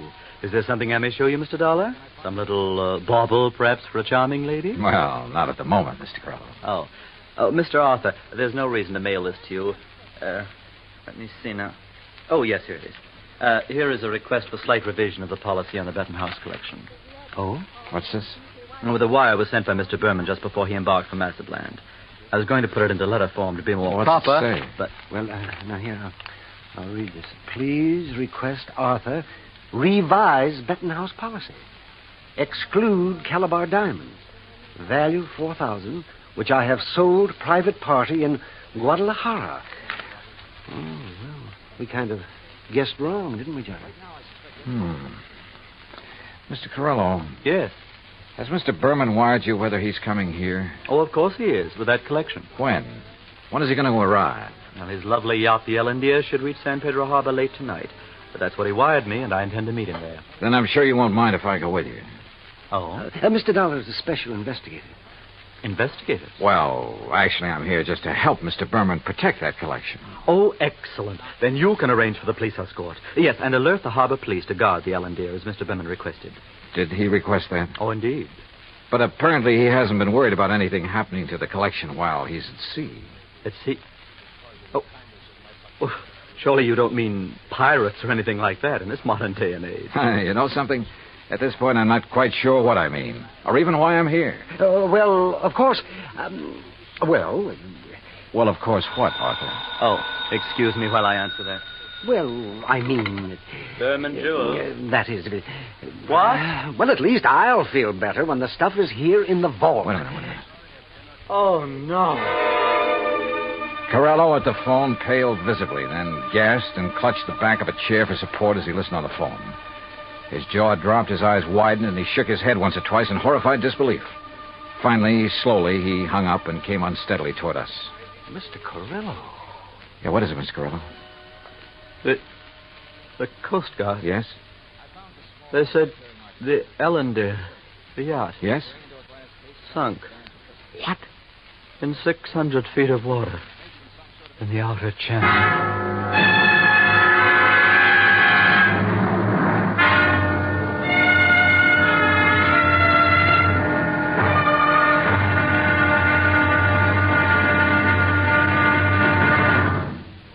Act two of yours truly, Johnny Dollar, in just a moment. Democracy. What has it to do with money, the medium of exchange of mankind? A couple of thousand years ago, it was said that money alone sets the world in motion.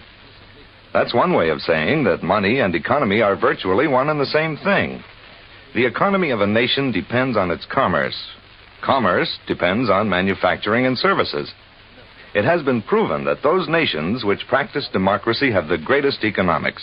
That means money, more money for more people, and a greater freedom of opportunity to earn a higher standard of living. That's why democracy provides mankind with its richest legacy of freedom.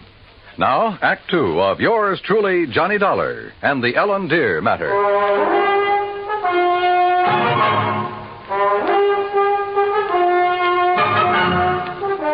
Expense account item 4, $7 even for a fast taxi ride to Coast Guard headquarters in San Pedro, which is really the port of Los Angeles.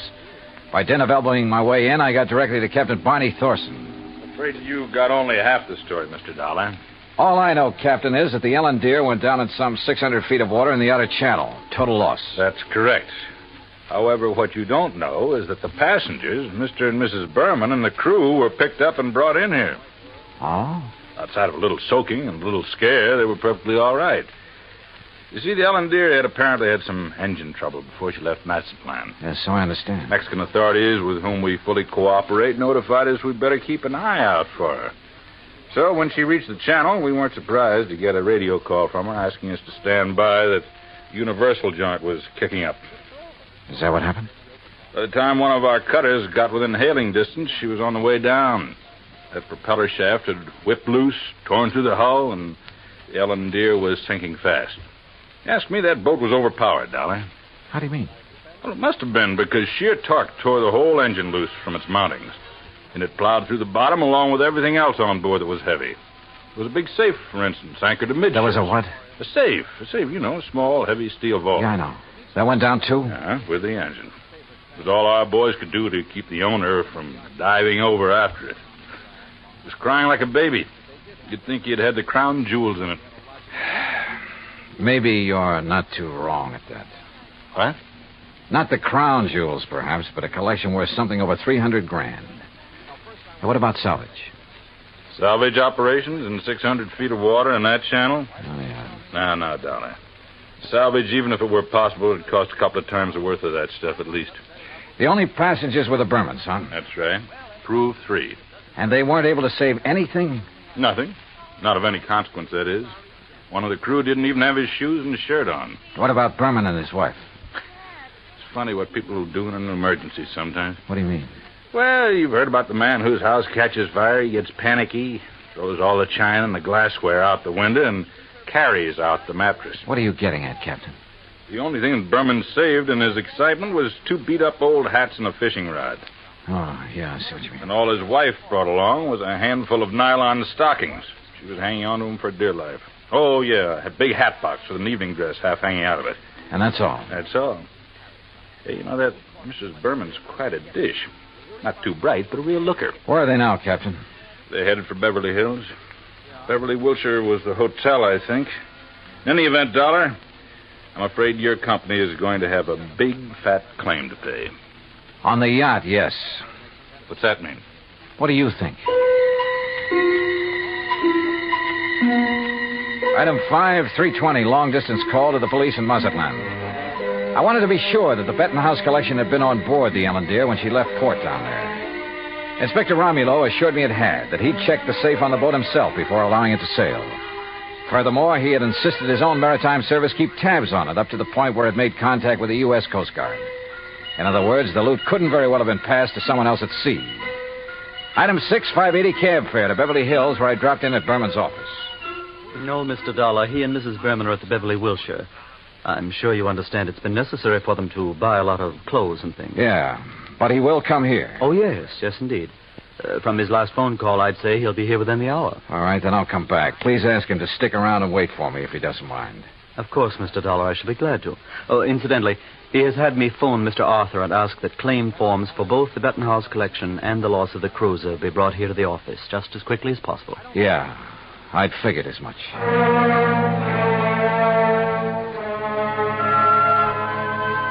Berman wasn't wasting any time.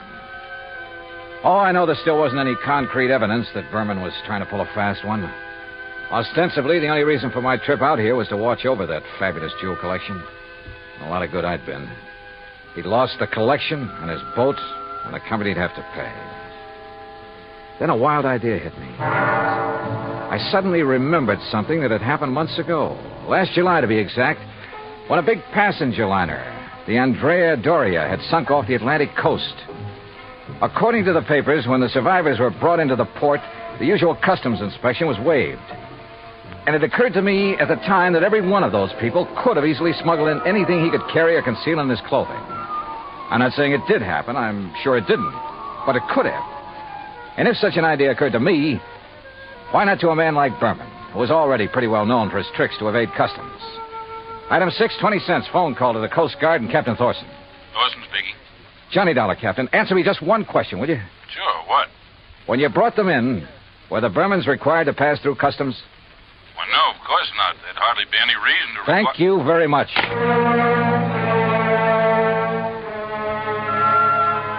Item 7, 10 cents, another call. This time to Arthur at Western Maritime and Property Insurance.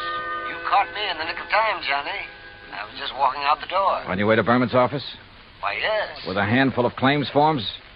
Yes. Now listen, get there as fast as you can. Get there ahead of him. What? So that you can see if he brings anything into the office, like the Bettenhouse collection. What? Though I doubt if he'd be that foolish. Foolish or not, how could he, Johnny? That collection, unfortunately, is at the bottom of the ocean. Listen to me. Keep him there. Maybe on the pretext of having to wait for me. Any reason you can think of. I'm afraid I don't understand. Just hold him until I get there, understand? Very well, Johnny. But what are you going to do? Arthur, I may have to break in and rob a hotel room. I went out and stationed myself across the street from the Beverly Wilshire. 5 minutes later, I saw Randolph Berman walk out the front door and head east on Wilshire Boulevard in the direction of his office on Beverly Drive. I waited a few minutes to make sure he didn't turn back, then entered the hotel. At the desk, I learned the number of Berman's suite on the 9th floor. Break in? It would have taken a battering ram. So I tried knocking.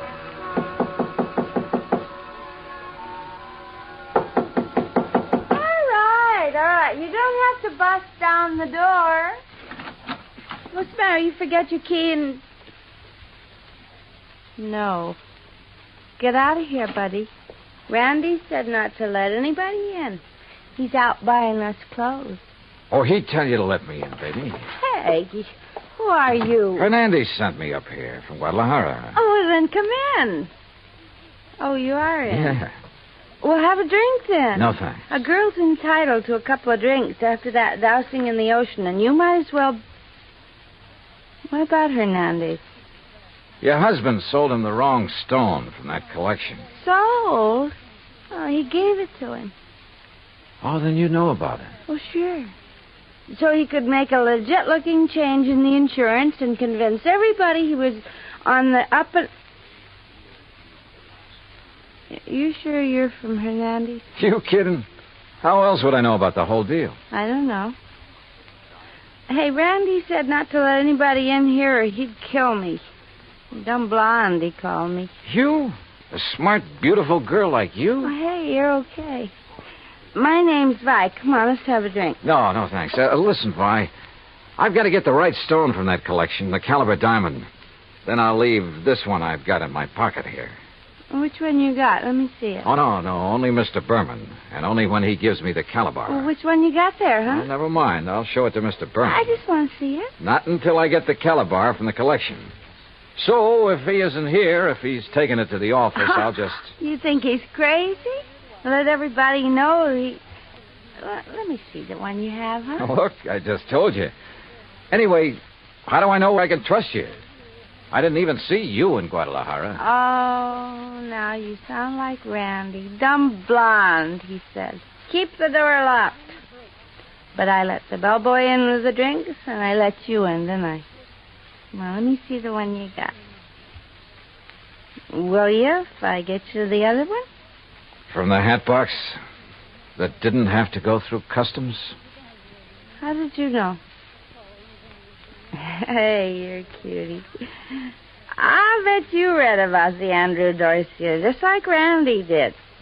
Come on, now let's have Where a is look. the hat box, Vi?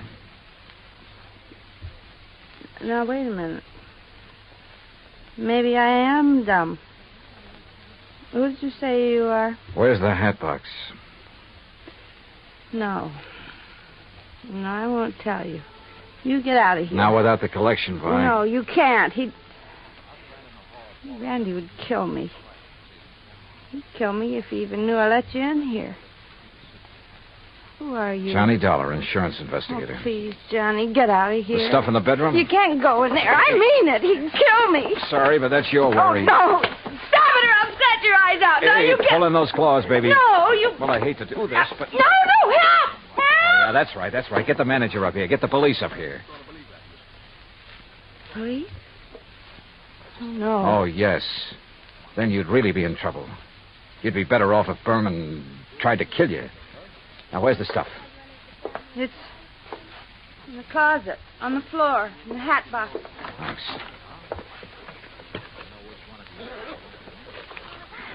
Well. Just a handful, but worth a fortune. Well. Oh, now, wait a minute, girl. Put down that bottle. I gotta stop you. He'd kill me, don't you understand? Just for letting you in here. You don't know him. Look, baby, you're in this thing deep enough as it is. Don't try to make it any worse for yourself. But when he finds out that I... Listen. He's come back. And I open up. Get my hands full. What'll I do? Where'll I go? Right here, behind this closet door. Quick. Johnny, Just stay there. Hang on to that bottle and think over what I told you about getting in deep. Hi, where'd you get these drinks? You let somebody in here. Bellboy? Why, you half-witted bird brain, I told you. Who are you? The name is Dollar, Mr. Berman. Insurance dick? I just dropped by to pick up the Bettenhouse collection. Put it down, Dollar. I'm a good shot with this thing. Yeah. And it wouldn't be the first time you killed over a handful of jewelry, would it? That's right. Won't be the last. But you'll never know about it. Now, where's Vi? How should I know? She let you in here? I'll murder that dizzy blonde. That dizzy blonde is a lot smarter than you think. Where is she? What do you mean? By helping me, she has a chance of getting out of this mess you've involved her in, of getting out clean. That dirty two-timing... Dollar, I'm going to kill you. You'd even like to involve her in that, too, wouldn't you? Thanks for the idea. I'll make it look like she killed you. Oh, no,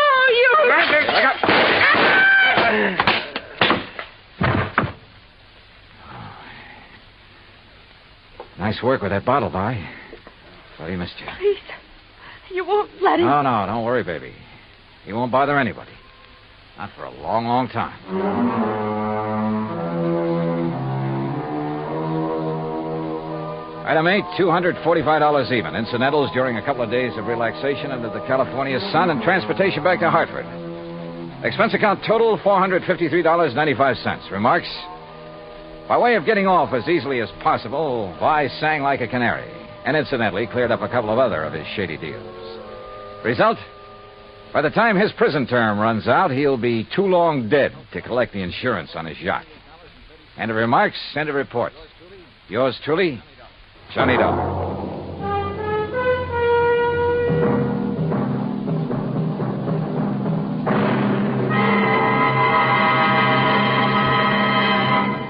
Now, here is our star to tell you about next week's story. Next week, the DeSalle Matter. And I promise you a double-barrel thrill in it. Join us, won't you? Yours truly, Johnny Dollar. Yours truly, Johnny Dollar, starring Bob Bailey, originates in Hollywood. It is produced and directed by Jack Johnstone, who also wrote tonight's story. Heard in our cast were Virginia Gregg, Lawrence Dobkin, Howard McNear, Jay Novello, Jack Edwards, Barney Phillips, and Raymond Burr. Musical supervision is by Amerigo Marino.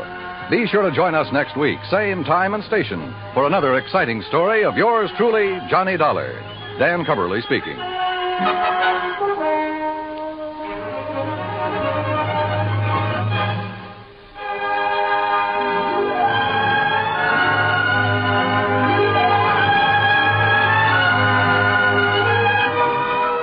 Johnny Dollar has come to you through the worldwide facilities of the United States Armed Forces Radio and Television Service.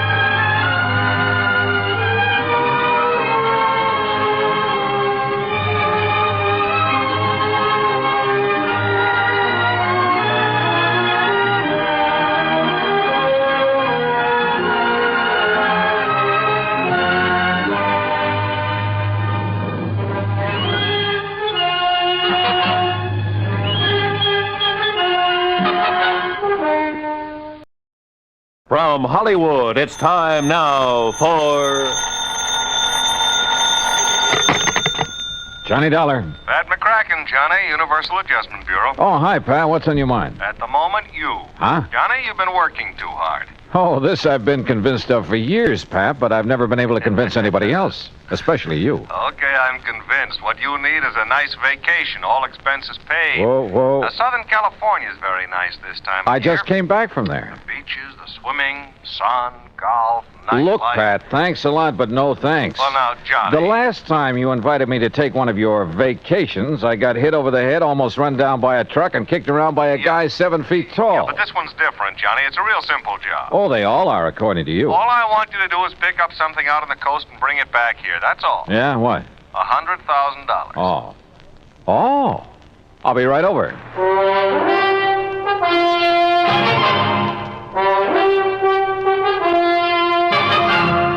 Bob Bailey in the exciting adventures of the man with the action-packed expense account, America's fabulous freelance insurance investigator. Yours truly, Johnny Dollar.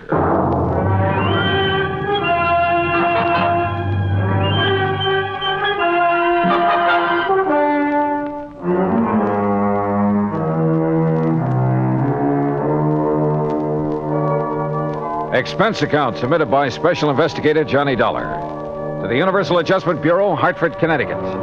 Following is an account of expenses incurred during my investigation of the Johnson Payroll Matter.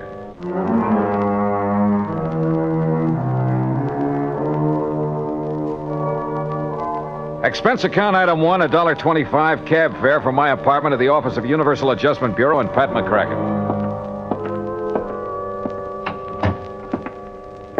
Well, $100,000 made you prick up your ears, Johnny. Sit down. Okay, Pat. What's the deal? You hear about the Johnson payroll robbery last week down in New York? I read about it, but there weren't too many details. They got $100,000, and the payroll was insured by one of the companies we represent. How many in on the robbery, do you know? Oh, we're not sure. There were several. One of them was fatally wounded. Was he able to talk before he died? Yeah, just enough to tell us the plan was to split up after the robbery, meet in another city to divvy up the loot. Uh-huh. And you think it's out in California now? We also think one of the crooks may be trying to double-cross the others. Hiding out from them, maybe? That's the general idea. We got a call from Los Angeles this morning. Fellow wouldn't give his name, but he claimed he could give us a lead on the one who has the dough. For a price, of course. Oh. So you're to meet him in L.A. and find out what he knows, if anything.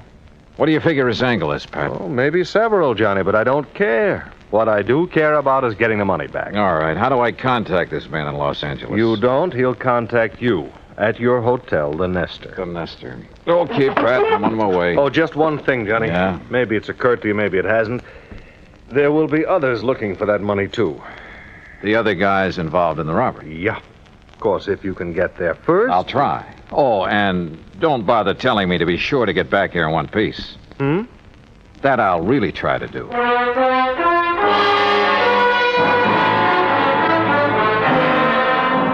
Expense account item 2, $187 even, air transportation and incidentals to Los Angeles. I've been told to stay at the Hotel Nestor, so I took a cab. That's item 3, $5.50 from the airport. It was just getting dark as my cab pulled up in front of the place.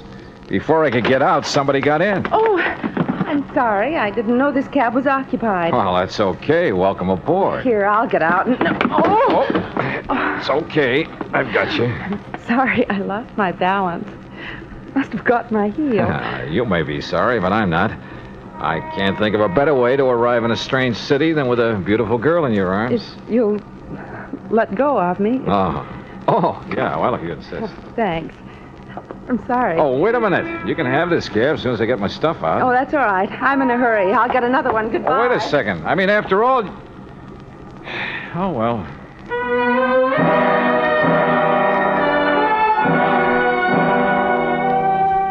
Yeah, that's the story of my life. The best ones always seem to get away. I went into the hotel lobby to register, but found a message waiting for me from the informant who'd phoned to Pat.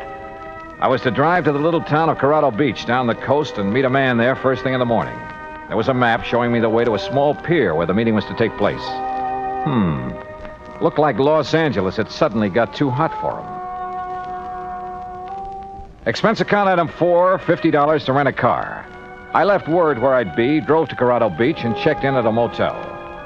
Then early next morning, I went out to the little pier. It was a ramshackle affair with a couple of beat-up boats tied to it and an old character fumbling with the door of a little bait shack. I went over to him. Hi. Morning. Having trouble? Yeah, some kid's been monkeying with this lock. You want some bait? No. This is one trip I didn't come to fish. How is it, by the way? Fishing? Yeah. Fine. Oh, just my luck. No, I'm supposed to meet somebody here. Oh, it must be that fellow out there. He was already there when I got here. Oh, where? Oh, you see that boat, bottom side up on the pier near the end? You mean the man sitting beside it? Yeah. Got himself a fishing rod, looks like. Could be he wants some bait. I'll walk out with you and see if you don't mind. Oh, not at all. So the fishing's been good, huh? What have they been catching? Oh, quite a few bass last couple of days. Off the pier? Yeah. There's some kelp beds in close, brings men around here. Funny. Your friend there, you don't seem... Hey. Asleep, I guess. Hey, watch out, he's slipping. Grab him. I got him. But... Hey, mister. Mister, he isn't sleeping. That's right. He's dead.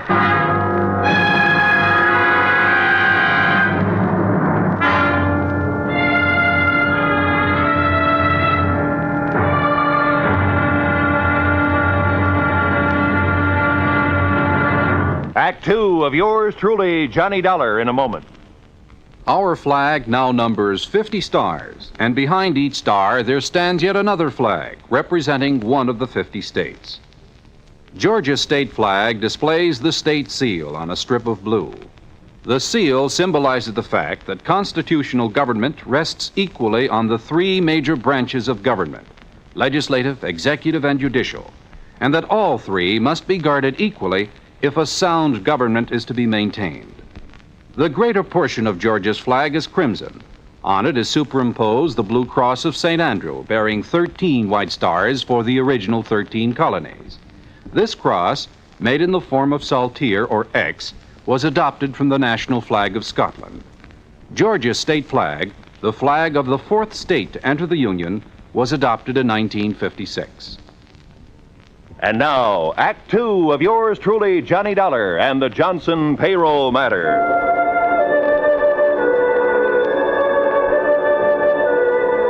I'd flown 3,000 miles to meet a man, only to find him dead at the end of a rickety little pier at Corrado Beach, a knife between his ribs. I searched him while the old fellow at the bait shack went to call the police, but I didn't find a thing on him to help me. No identification, even. Later, talking to the police, well, they didn't have any line on him either. My only lead on the payroll robbery was dead. I waited around the motel most of the day, hoping the police could turn up something on the dead man, but it was no soap. Item 5, $2 for drinks in the town's only bar while I tried to figure out my next move. And my next move was to the phone booth in the corner to call Pat McCracken back in Hartford. Collect. Oh, tough luck, Johnny. But are you sure the dead man is our informant? There was no identification on him, but he was right where he told me he'd be in the message he left for me in L.A. Probably not much doubt about it, then. Oh, incidentally, I sent some mug shots out to you. Some men who might have been involved in the Johnson Payroll job. Sent them airmail special. Yeah, I got him about an hour ago. We're not sure if any of them are the ones or not, and we don't have any line at all on the leader of the gang. Well, what's your next move, John? Search me. Right now, I'm right in the middle of nowhere. I guess I... Hey, wait a minute. What's the matter? Maybe I'm not out of leads after all. What do you mean? Pat, I'll call you later. What pulled me off that phone in a hurry was a glimpse of somebody over near one end of the bar. I slid out of the booth and went over. Well, hi. What? Imagine meeting you here. I'm afraid I don't know what you're talking about. You're the girl who got into my cab in Los Angeles. I'm afraid you're confusing me with somebody else. I'm sorry. I have to go. No, just a minute. I'm beginning to think it wasn't just coincidence you got into my cab. Maybe we'd better have a little talk. Please, go of my arm.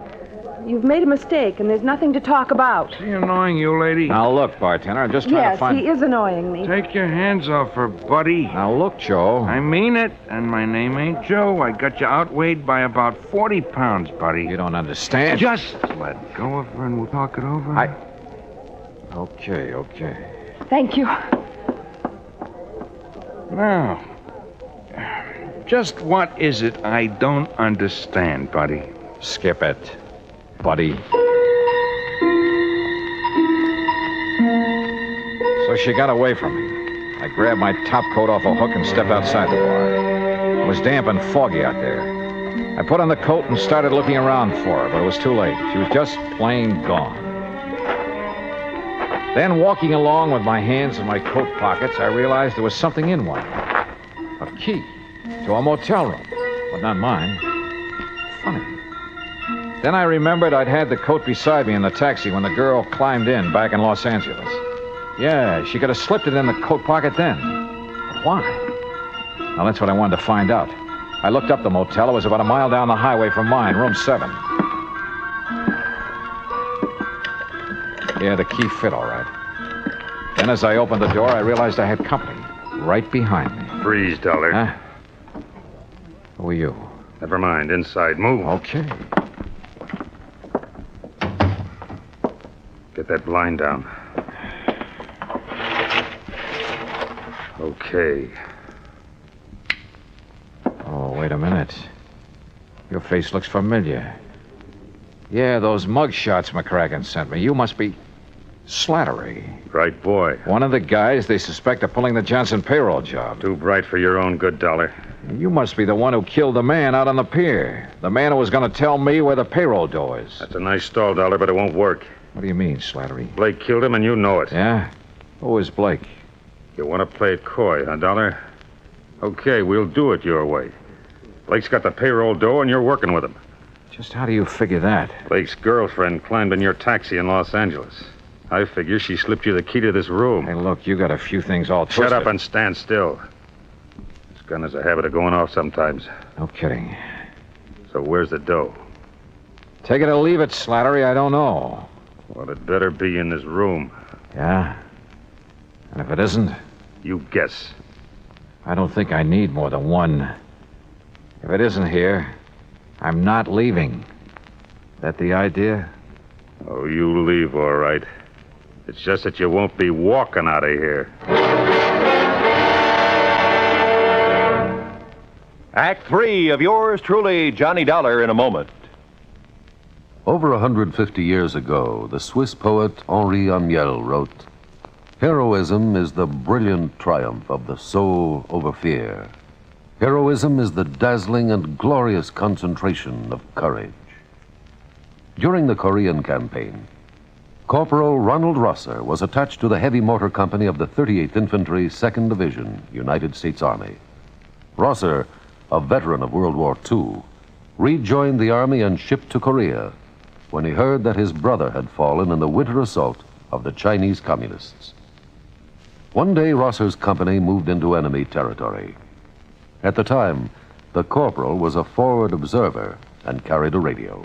Suddenly, in the midst of an enemy attack, Rosser handed his radio to a buddy, slipped the safety off his carbine, and filled his shirt with hand grenades. He charged at the enemy through fierce mortar and artillery fire, shooting from the hip.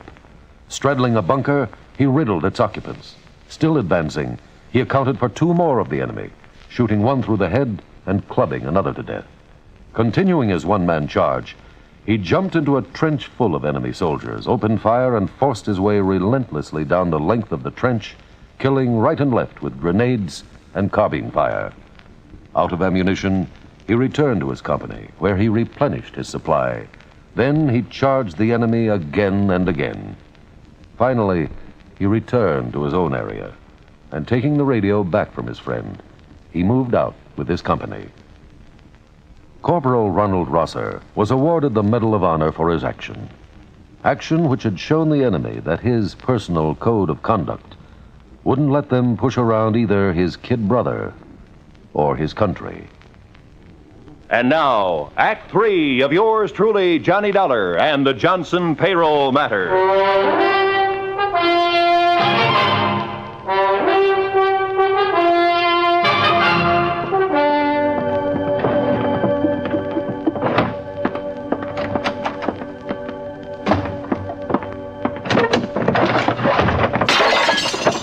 Now, look, Slattery, you've torn this motel room completely apart. Obviously, that payroll money isn't here. That's right, Dollar. So now you're going to tell me where it is. Oh, brother, you take a lot of convincing. I told you I don't know.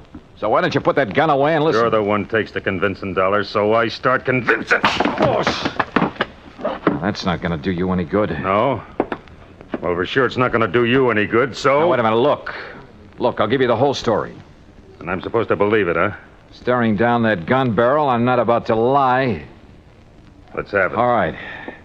A guy called us from Los Angeles, said he could give us a lead on who had the dough from the Johnson Payroll job. It was Hollis. He was hoping you'd lead him to it. Hollis? Yeah, the guy you found out in the pier dead. And you said a man named Blake killed him. You know Blake killed him. You know Blake engineered the holdup and then ran out on Hollis and me. Do I? Sure, because you're in with him. I seen his girl get in your cab in Los Angeles. Okay, so she got in my cab, but I didn't know her. I'd never seen her before. She slipped you the key to this motel room, didn't she? Yeah, now I think I know why. She was trying to sidetrack us. Lead us to think the dough was here so it would take the pressure off Blake and her. That part of your story I don't buy, Dollar. I think you know where that dough is, and I want it. Now, look. Talk! If you think I'm going to take any more of this. This gun says that's exactly what you're going to do until you decide to talk! I roll with this next one, then let my eyes droop and my knees sag. He reached out to steady me, and I gave him a left boot in the stomach that flattened him. By the time he got to his feet, I was out the door. I dove behind some bushes down the road, and I waited. He pounded right on past me, gun in hand. I waited until he was out of sight, then doubled back to my car. Apparently, Slattery didn't know Blake's girl was around here somewhere. One thing was sure. I had to find her, but fast. There were only 3 motels in town. The one I was staying at, the one where Slattery had been playing patty cake on my jaw, and a third off the highway near the beach. I drove to that one and checked the register. It showed a Myrna Grant in number 8.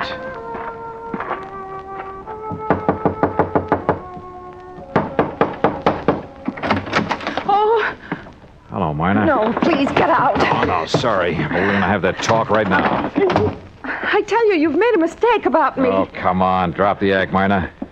I know you're Blake's girlfriend, that you slipped that motel key in my coat pocket in L.A. to get me off the trail of the Johnson Payroll money. The what? I also know that Blake masterminded the robbery and double-crossed his buddy, held out on him. Oh, I guess I knew it must be something like that. What are you talking about? Mr. Dollar, I haven't known Fred Blake very long. A month, maybe. I didn't know what he did for a living, and I didn't ask him. 2 days ago, he said he was in trouble and needed my help. He wanted me to slip that key into your coat pocket in the taxi in Los Angeles. To take Slattery off his trail. Then he told me to meet him here at the beach. When I saw you in the bar a while ago, I got panicky. I didn't know what to do. But that's all I know about it. Mr. Dollar, I didn't know Blake was a criminal. Honestly, I didn't. Yeah? Now, will you help me find him? Yes. I will, Mr. Dollar. If I can. The trouble is, right now, I don't know where he is any more than you do.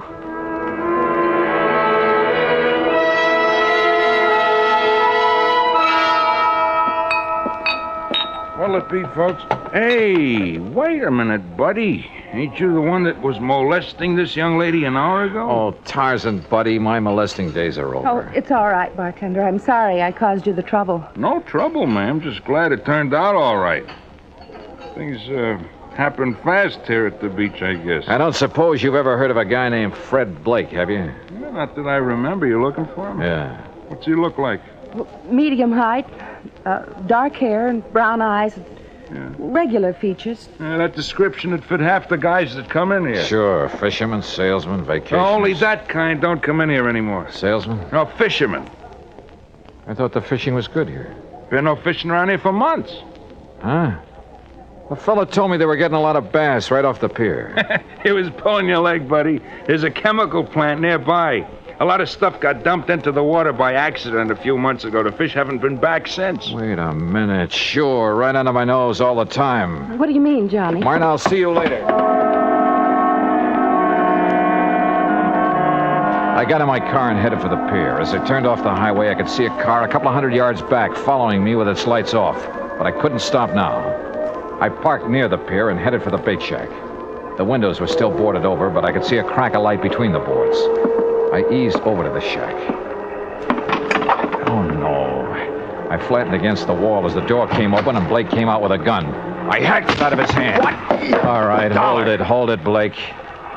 Well, the fisherman's friend, huh? Look. You killed that guy on the end of the pier just before I showed up this morning. You didn't have time to leave, so you covered by making like you worked here.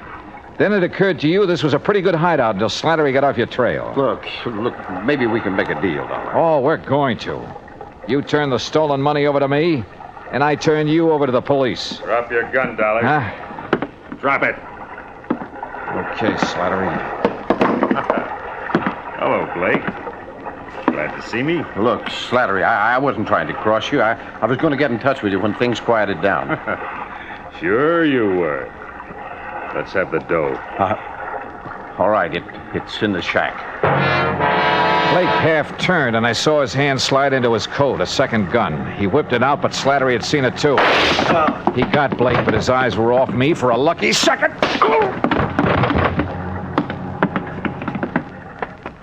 I checked Blake.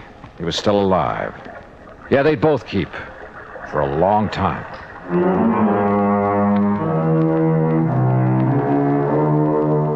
Item 6, $174 even, air transportation and incidentals back home. Expense account total, $526.50. Remarks?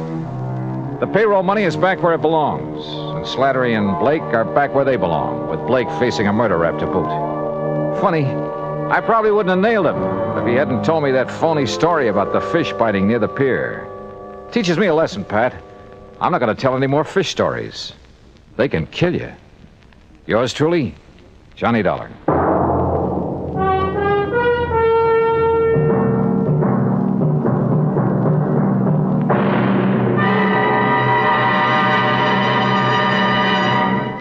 Our star will return in just a moment.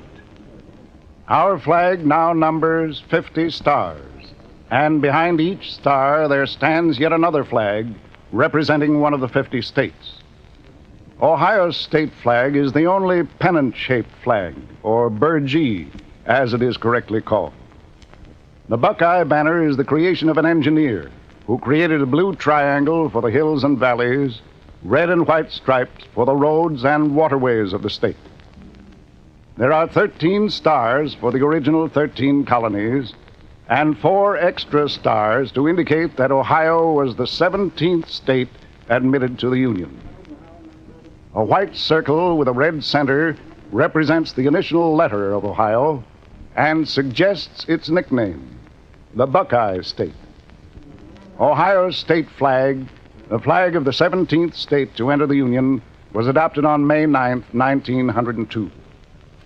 Now, here's our star to tell you about next week's story. Next week, a pair of common, ordinary glasses solve a case for us. The gruesome spectacle matter. Join us, won't you? Yours truly, Johnny Dollar.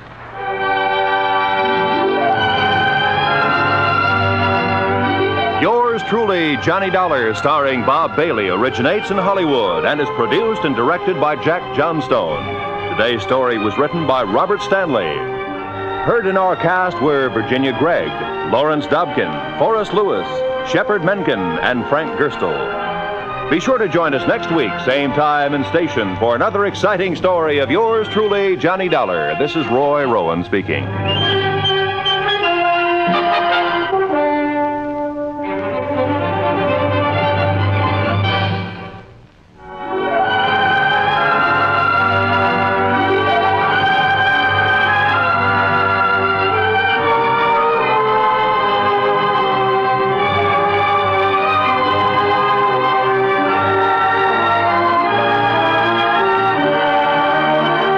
This is the United States Armed Forces Radio and Television Service.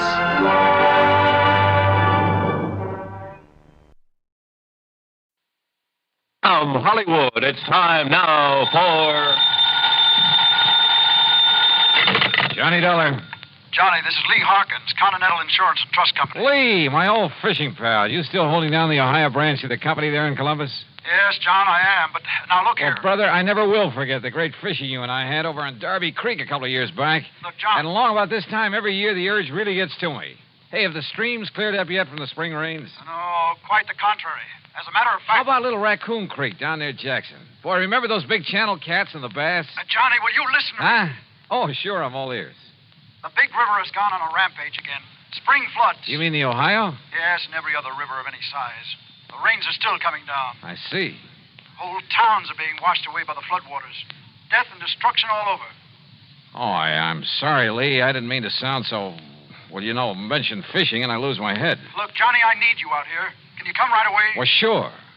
You see, any fishing we do may be for the bodies of people.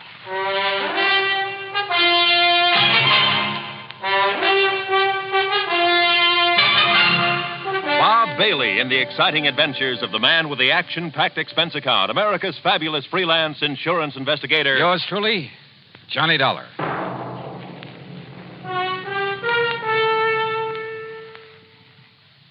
And now, Act One of yours truly, Johnny Dollar.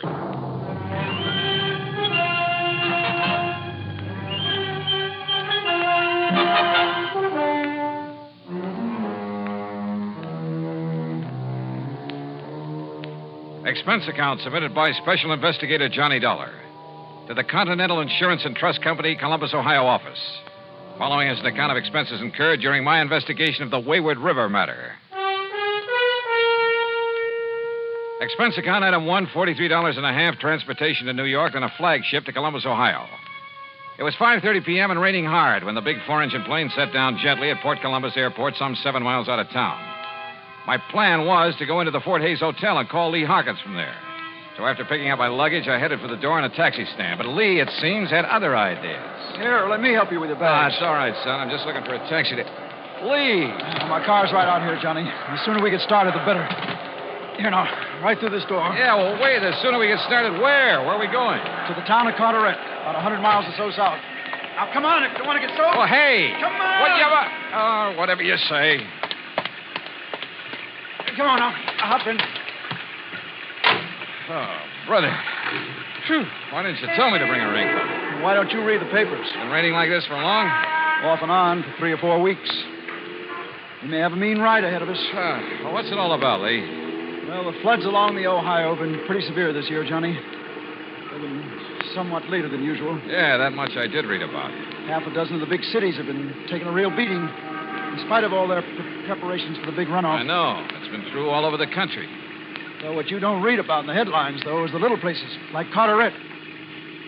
It's my old hometown, Johnny.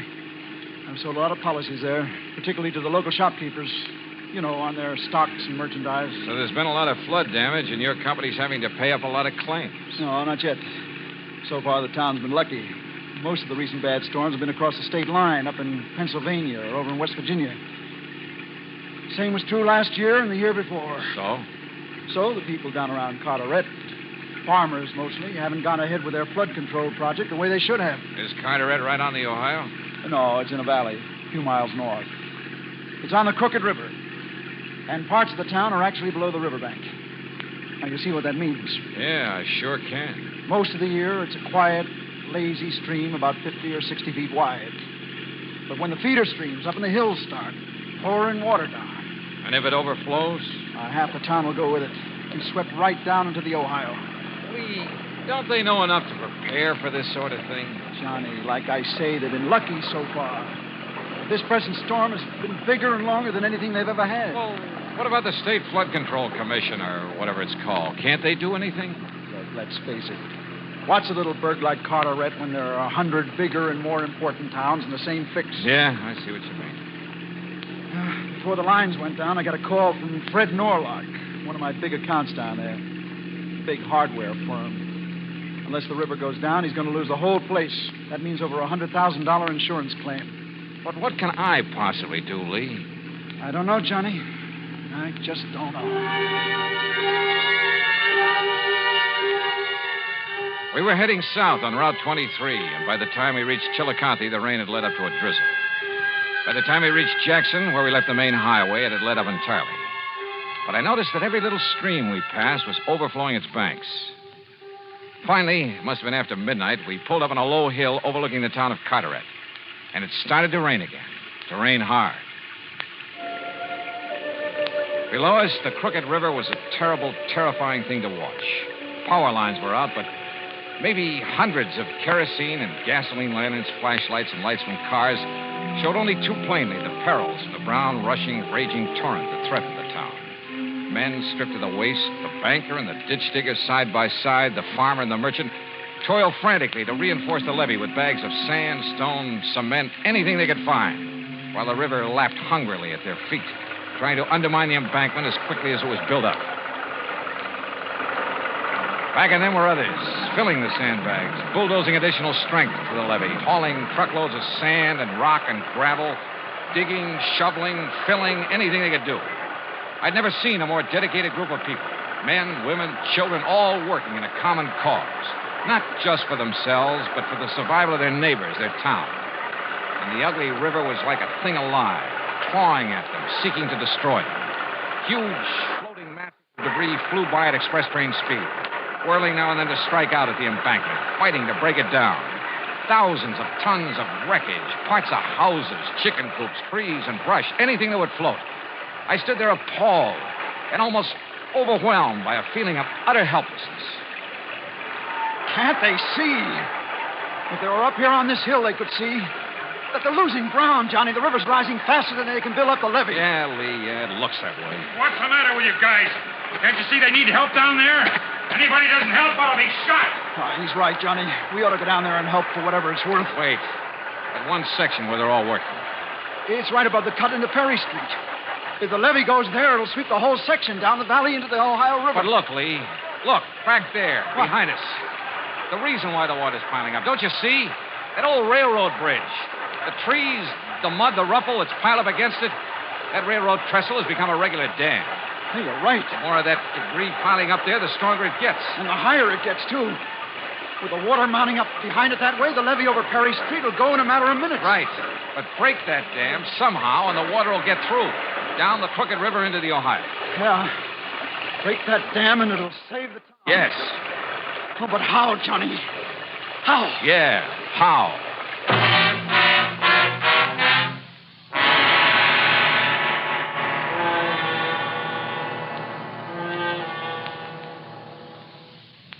Act 2 of yours truly, Johnny Dollar, in a moment. And now for another episode in the life of Sergeant Donald Bellwether, my husband.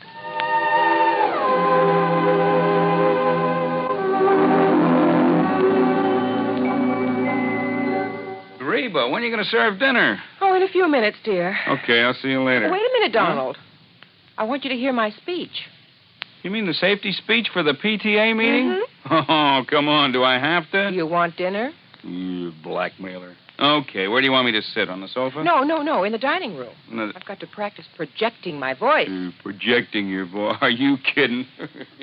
Anyway, how's this? Oh, that's fine. Okay, now, after the president introduces me, I'll say, Madam Chairlady, parents, visitors.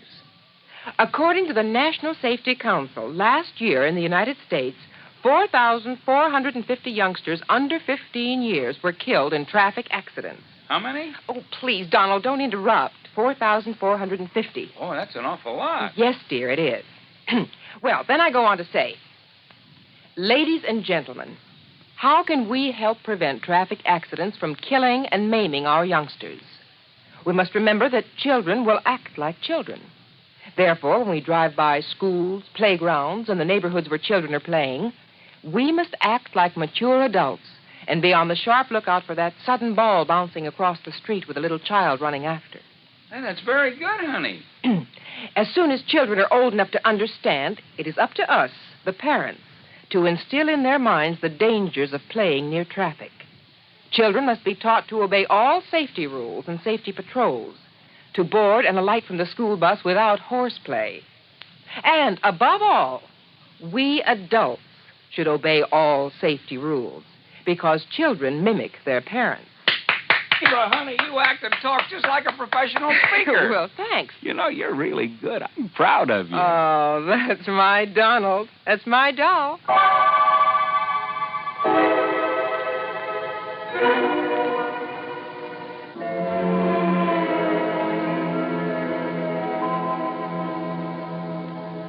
And now, Act 2 of yours truly, Johnny Dollar, and the Wayward River Matter.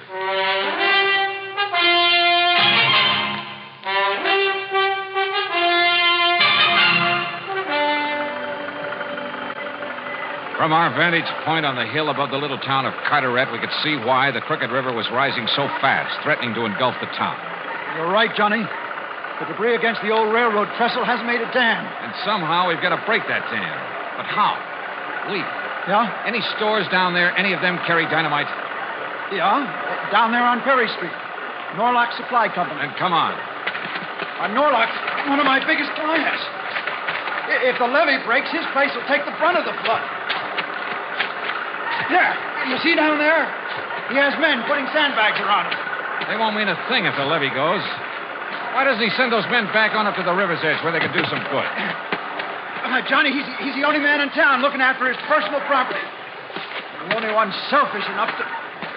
Say, listen, he's also the man who's always opposed doing something about this river. Save your breath, Lee. We've got to get down there and get some dynamite. The groups we passed, still vainly trying to chink up holes in the levee, all but spat on us as we passed. Because we weren't working with them, trying to save their town from the raging Crooked River, or so they thought. Finally, we slogged our way to the Norlock Supply Company on Berry Street. More sand. Faster! Fill those bags and get them around my place. The levee goes, it'll all come down here. More sandbags, more! You're crazy, Mr. Norlock. You're wasting your time. What? Mr. Harkins. Why, if that levee goes, nothing will save this place of yours. He's right, Norlock. Get your men on up to the levee where they'll do some good. Sure, but then you'll pay the insurance of my place is swept away. It won't be if we save the town. We need dynamite. Who are you? Oh, this is Johnny Dollar. Insurance investigator? What are you doing here? Look, there's no time to stand around and talk. We need dynamite, a lot of it. What for? For the wreckage from up the river. It's jammed against the old railroad trestle south of town. And it's made a regular dam. That's what's backing up the water. I know, I've seen. You gonna blow that up? That's right. Now, where's the dynamite? Anybody go out on that trestle with the pressure of the river against it, he's crazy. Any part of that goes, he'll go with it, he'll be killed.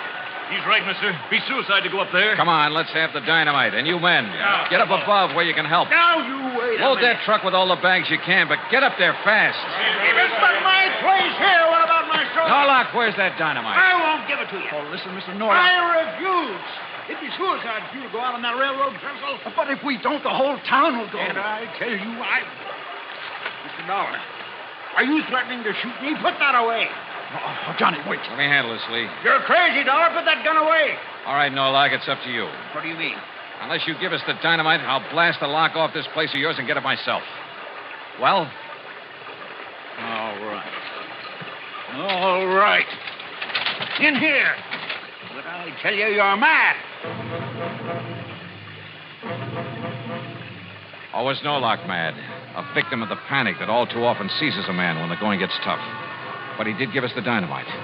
Then, with two of his workmen, Lee Harkins and I trudged through the mud and the night loaded with cases of dynamite, back to the old railroad trestle.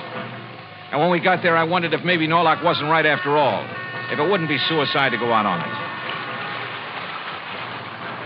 The pileup of debris against it was huge. In back of it, the deadly brown water swirled and eddied, throwing telegraph poles, railroad ties, huge trees pounding against it, battering at the old framework of the trestle. If only they'd strike hard enough to break it down, break the dam. Perhaps they would.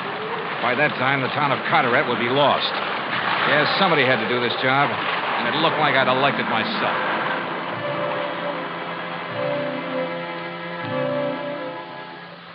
I'm not quite clear on what happened during that next 20 or 30 minutes. They seemed like 30 years of nightmare. But I edged my way out on that rickety framework, a fused case of dynamite under my arm. It was dark, and I had to feel my way along over planks and boards and trees that the force of the water had thrown up on the trestle. The wires leading back to the plunger that would set off the charge would catch and drag. But I knew I had to reach the first long span to make the explosive do its work. And all the while, the old bridge creaked and groaned and shook from the impact of the wreckage being thrown against it by the angry water. But then, finally, the job was done, and I felt my way back to the bank. Hurry, Johnny! Hurry! Yeah, I'm coming.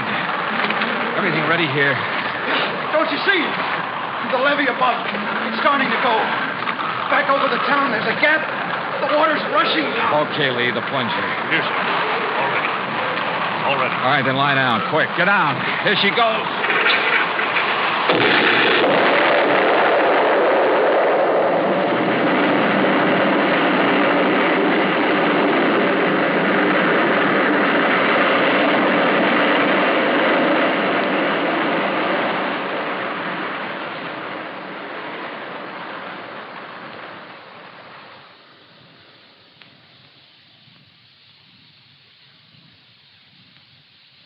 Act 3 of yours truly, Johnny Dollar, in a moment. Do you know who said, "My political ideal is democracy. Everyone should be respected as an individual, but no one idolized." I am convinced that degeneracy follows every autocratic system of violence, for violence inevitably attracts moral inferiors. Time has proved that illustrious tyrants are succeeded by scoundrels. Those words were written by the great scientist Albert Einstein. Einstein saw the weaknesses of a government in which too much power was centered in too few people, a government based upon violence. Einstein saw the danger of elevating a person to so high a level that he might seize power to which he was not entitled. Such a situation is not in the American tradition. Remember the words of Albert Einstein. They are part of your American heritage. Degeneracy follows every autocratic system of violence. And now, Act 3 of yours truly, Johnny Dollar and the Wayward River Matter.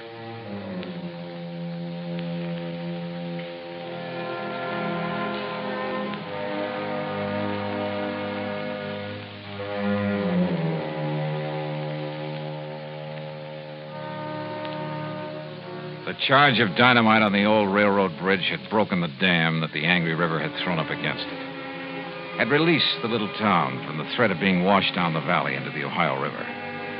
The men and women and children, spent from having struggled against the raging water throughout the night and all the day before, went quietly back to their homes and farms to rest and sleep. And nature, defeated, gave up.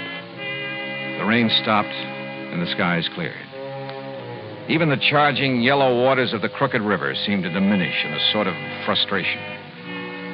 What damage had been done to the town could wait now until the people were rested, refreshed. As Lee Harkins and I plodded wearily over to the village inn, I noticed that the streets were deserted. Yeah, even as the long gray fingers of dawn reached up into the sky, the town, exhausted, slept. Unmindful of the rooster in someone's backyard who sought to rouse it. Nor did we rouse the innkeeper, but picked a couple of rooms and settled down to rest our weary bones. But I couldn't sleep. Somewhere in the back of my brain, a little worry began to form, to peck away at me. In all of Carteret the night before, there'd been one man and one man only who'd ignored the common good to look after his own selfish interests. I went into Lee's room and awakened him. Oh, no, Johnny, later. Come on. I'm so dead I can hardly go back to sleep. Will you? No, come on. Just a couple of questions, Lee. Listen to me. Oh, why don't you let me sleep? Over 100,000 insurance, you said. Yeah, 100 and... Oh, I don't know. Well, if you ask me, that's too much for a business of any kind in a town this size. Much too much. So maybe I gave him a break on his valuation. Yeah. You know, to help sign up some of the other merchants. But 100,000 of insurance money would give him enough to live on the rest of his life. Oh, now, look, why don't you go back to bed, Johnny? Lee, he knew about that dam at the railroad trestle. And so far as I could see, he was the only one who did. Well, everybody else was so busy at the levee. But did he try to do anything about it? No. Instead, he went through the motions of trying to protect his property. But he knew that if that levee broke, nothing would save it. All right. Chalk it up to panic. Panic, huh? He fought to keep us from getting that dynamite, the one thing that could save the town. He kept those workmen away from where they might have done some good, at the levee. He alone wanted that levee to break. But good heavens, Johnny, Well, you're right. You must be. Yeah, I'm right. I'm going out and look for Mr. Fred Norlock. Yeah, but there isn't a soul out there. Everybody's... Maybe. That's what I want to find out.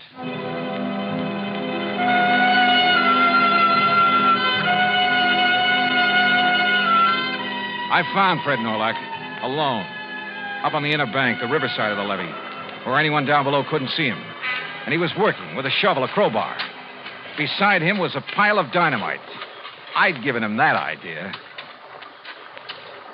All right, Norlock, lay down that shovel. Go it. The river didn't do it the way you planned last night, did it? Maybe not. Because of you, but you're not going to stop me now. Oh, now put that thing down. I'll kill you, Dollar, if you come any closer. And nobody will know because there's nobody around. I'll throw your body in the river. Nobody will ever know. Sure. Set up a small charge, enough to breach the levee. That's right. It's all ready, and you can't stop it. And the river will crash through, destroy that failing business of yours down there, Yes. and take with it the homes in the valley, the livestock, maybe even the people. Keep your hand away from that pocket. So it's you or me, huh? And if I go, the town goes too. Yes. But if I can outdraw you... This pistol is aimed at your chest. Now you walk straight ahead to the edge of the river. Walk!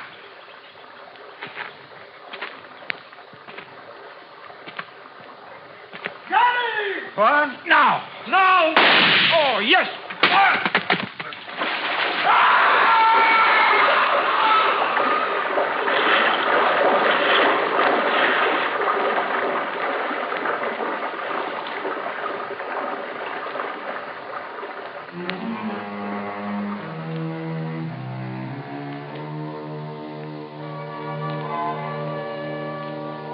Norlock's body was never recovered. He'd lived alone. He died alone. A crooked man in the crooked river. Nor was he mourned in the little town he tried to destroy.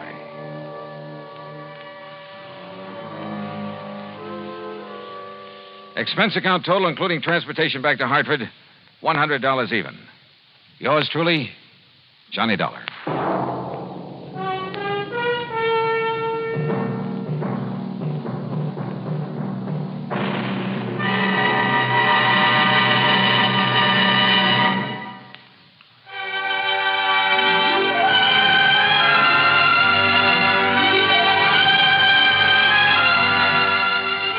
Truly, Johnny Dollar, starring Bob Bailey, originates in Hollywood and is produced and directed by Jack Johnstone, who also wrote today's story. Heard in our cast were Chet Stratton, Frank Gerstle, Bob Bruce, and Parley Bear. Special sound patterns by Tom Hanley and Bill James. Be sure to join us next week, same time and station, for another exciting story of yours truly, Johnny Dollar. This is Roy Rowan speaking.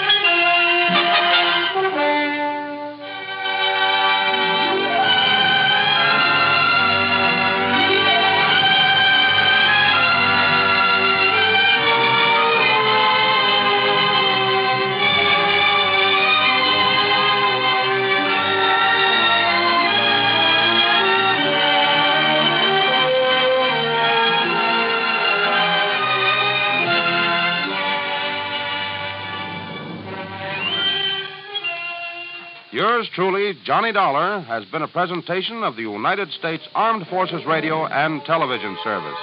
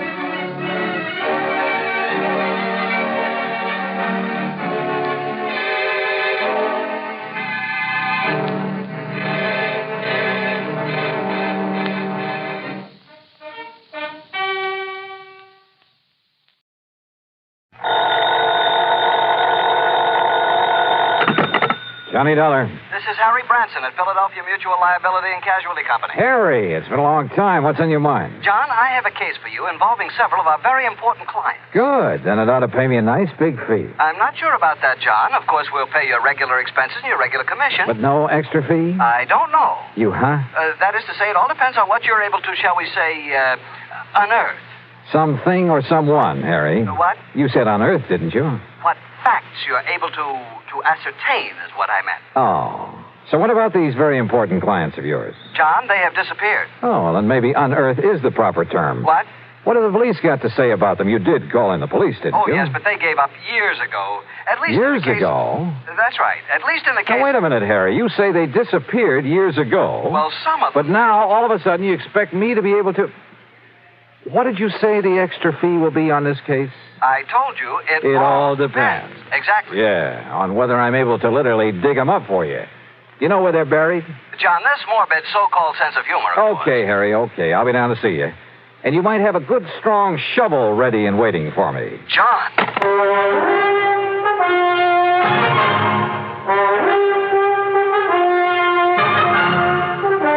Bob Bailey in the exciting adventures of the man with the action-packed expense account. America's fabulous freelance insurance investigator. Yours truly, Johnny Dollar. Now, Act One of yours truly, Johnny Dollar.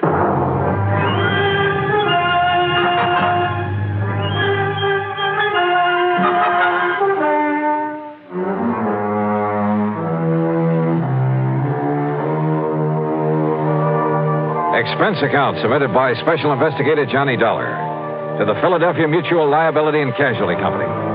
Following is an account of expenses incurred during my investigation of the Casque of Death Matter. Expense account item 1, 1340, train fare and incidentals, Hartford to Philadelphia. I went by train since Harry Branson didn't seem to be in a hurry, and I enjoyed a look at the countryside this time of year. It was a little after noon by the time I reached the office on Walnut Street and sat down to talk with Harry. But I thought I impressed the... Old sober-sides Branson hadn't changed a bit since the last time I'd seen him, and he still looked as though he was carrying the weight of the world on his shoulders. However, now that you have finally arrived, suppose I get right to the point and tell you what this is all about. Well, you said on the phone that some of your policyholders have disappeared. Yes, and you must understand this, John. Yeah? In accordance with Pennsylvania law, in a case of a mysterious disappearance, and I'm sure you're familiar with the mysterious disappearance clause, it's part of all our life insurance contracts. Well, if you mean, did I ever read the fine print on one of your policies, the answer's no. You should sometime. The fact remains that when the insured disappears and fails to return or otherwise be accounted for by the end of 7 years, when the company has received no proof the insured is still alive, the company then presumes the insured to be deceased. Do I make myself clear? Keep talking, Harry. It simply means that at the end of 7 years, the full amount of the insurance is then paid to the beneficiary or beneficiaries, whichever the case may be. So, 7 years ago, a Mr. Wilbur Davis of Goshenville here in Pennsylvania mysteriously disappeared. Now his beneficiary is demanding payment of the insurance. Naturally. So why don't you pay it? We shall. But in checking through the files, I've suddenly discovered that his was only the first in a long series of mysterious disappearances. There have been a total of 8, all within a relatively small area, and of recently increasing frequency. When was the last one? The 4th of last month, Mr. Charles Moody. Charles Moody. Where? In the little town of Kirkwood, New Jersey. And the police have found no clue as to what might have happened to him? None whatsoever. One in Goshenville, Pennsylvania, one in Kirkwood, New Jersey. Where were the others? 2 in other small Jersey towns, 2 here in Pennsylvania, and 2 down in Delaware. Any relationship among the beneficiaries? None. That is, none that we know of. Why do you ask that? I just wondered if some one person was killing them off to collect the insurance. No, the beneficiaries are all widely separated individuals, so you can dismiss any possibility of murder. Harry, in a case of this kind, that's the one possibility I never dismiss.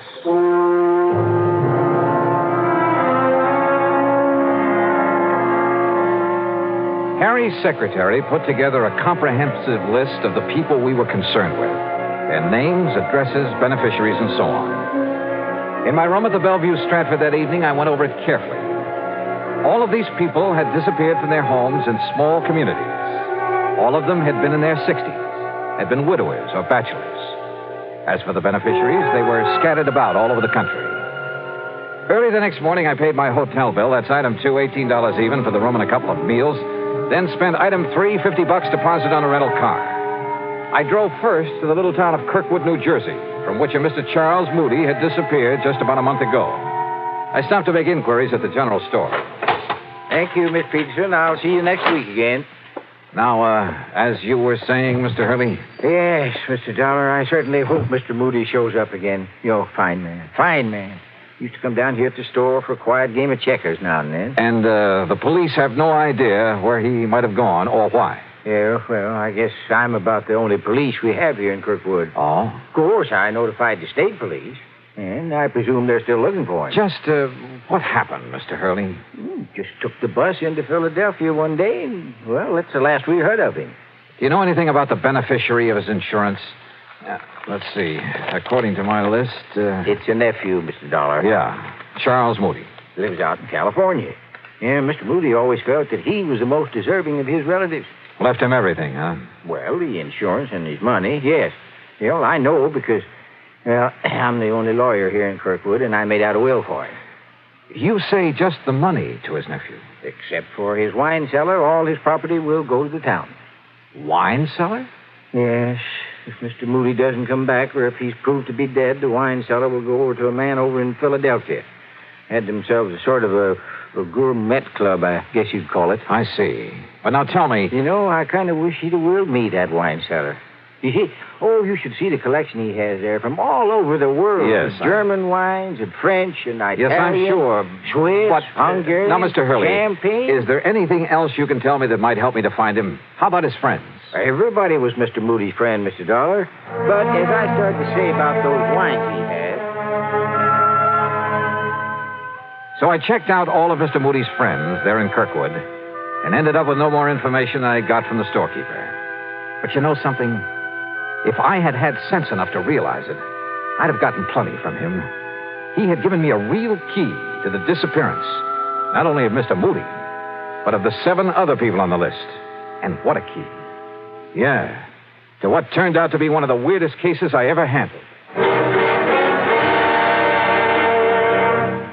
Now, Act 2 of yours truly, Johnny Dollar, and the Casque of Death Matter.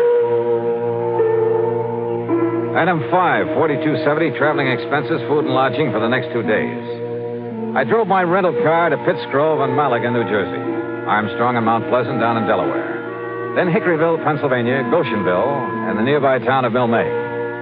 I contacted not only the local police, such as they were, but dug up the lawyers who'd written wills for the missing men. And by doing so, I learned a strange, intriguing fact. You see, my last contact was there in the village of Milne with the one lawyer in town. Yes, Mr. Dollar. If my client, Mr. Frederick Burton, fails to return by the end of 7 years, your company will have to pay the insurance.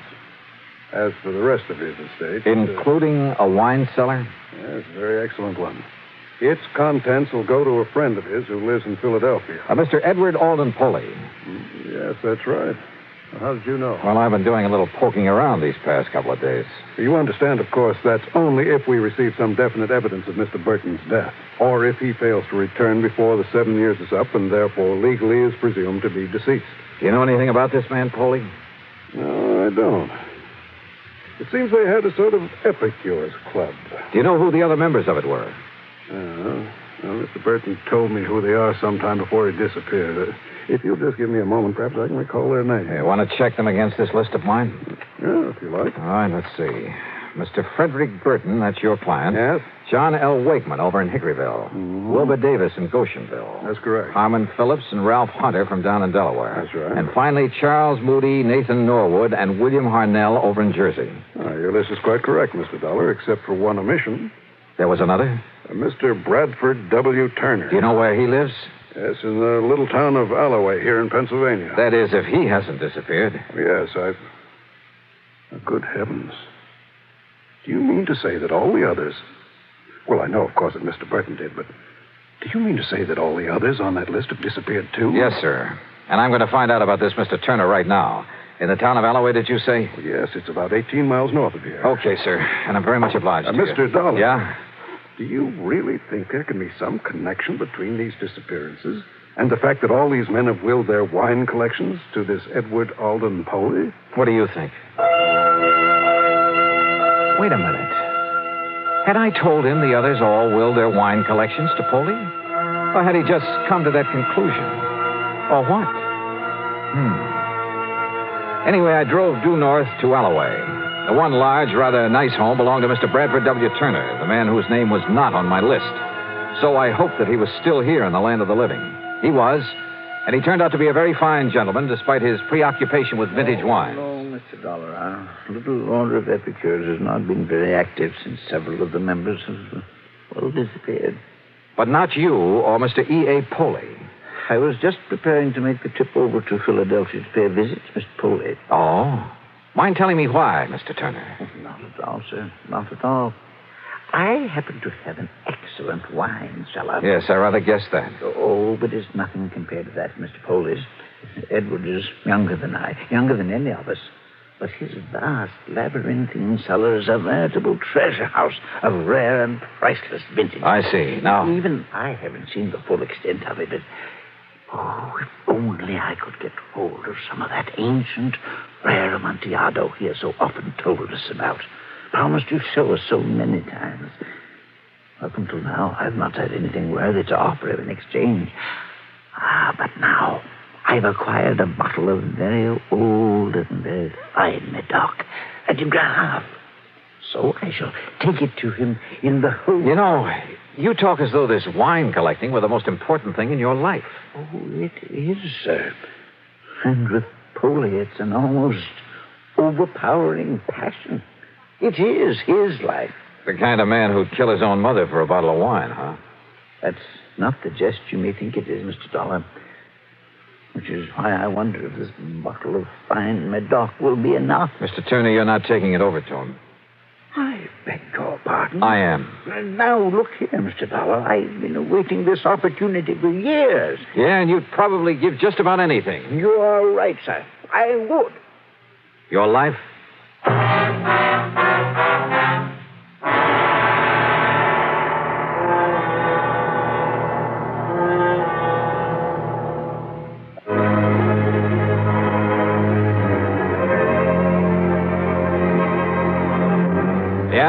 Every one of the old men who disappeared had been a nut on the subject of wine collecting, and had provided in his will that his cellar was to go to a Mr. Edward Alden Poley.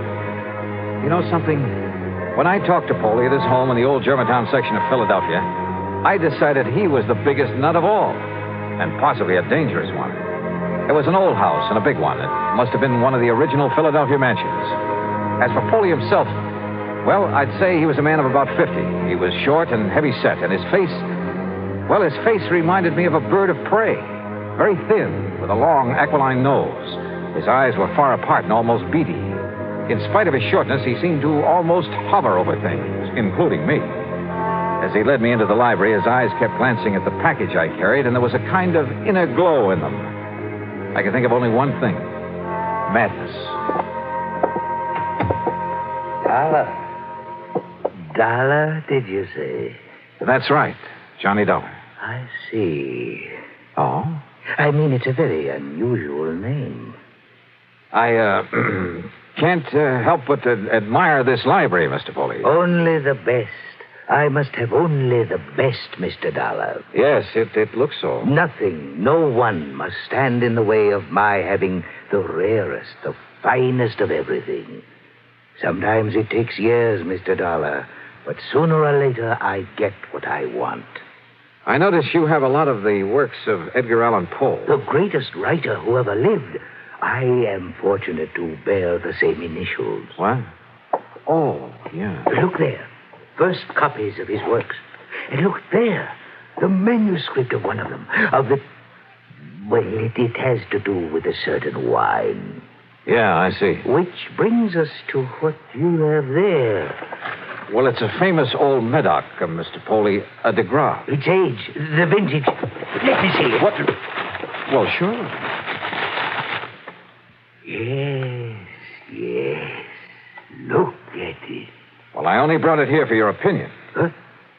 Oh, but I must have this. I must have I'm afraid that's impossible. Oh. We shall see. Perhaps we'll make an exchange. I have in my vaults an old, a rare, a priceless Amontillado. Come, Mr. Dollar. The Casque of Amontillado, huh? What was that? Nothing, sir. Lead the way. He did. Yeah, he sure did. Through a hidden door behind a panel in the wall. Instead of using a flashlight, he took along a sort of torch, a flambeau, I think you call it, that gave off an evil, oily smell that stained the passageway with smoke.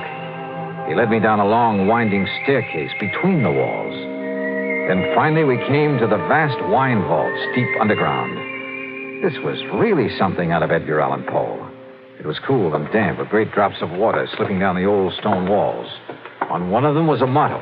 Nemo me impune lacessit. I'm afraid my Latin is a little rusty. No one dare seek to best me with impunity. Yeah. But now the Amontillado. A little further. Are you a mason? A mason? A little joke, Mr. Dollar. You see, I am. He pulled a small trowel out of the inner pocket of his coat, then laughed strangely. Sure. The Casque of Amontillado, just like in the story by Edgar Allan Poe. The dark, damp wine vaults, that motto on the wall, the trowel. And this madman was living the part. No wonder his friends had disappeared, because each of them had had some priceless wine that he wouldn't part with.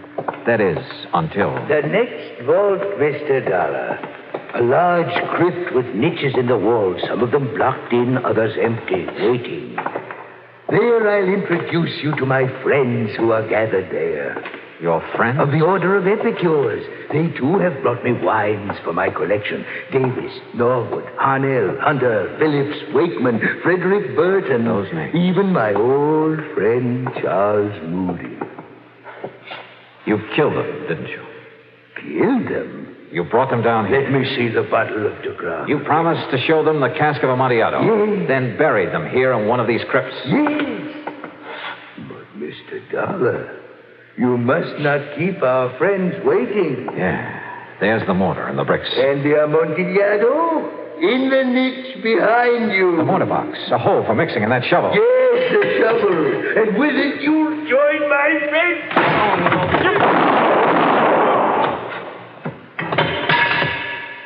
But this isn't the way the story.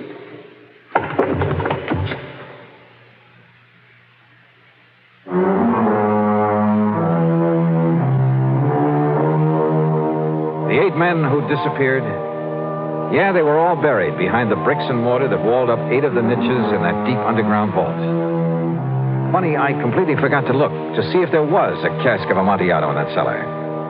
Edward Alden Poley, when the courts get through with his case, I'm sure he'll be committed to an institution for the rest of his life. Yeah, I told you in the beginning, this was the weirdest case I ever tackled. Expense account total, including incidentals and the trip back to Hartford, $101.20.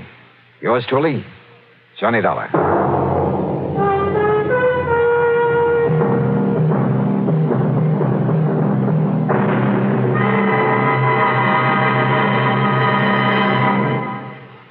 Now, here's our star to tell you about next week's story. Next week, I run into a girl who is fabulously rich, and because of it, fabulously poor. Join us, won't you? Yours truly, Johnny Dollar.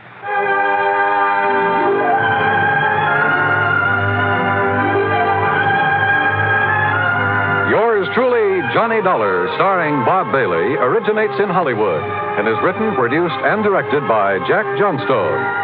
Heard in our cast were Harry Bartell, Forrest Lewis, Bartlett Robinson, Farley Bear, and Marvin Miller. Be sure to join us next week, same time and station, for another exciting story of yours truly, Johnny Dollar. This is Dan Cubberly speaking.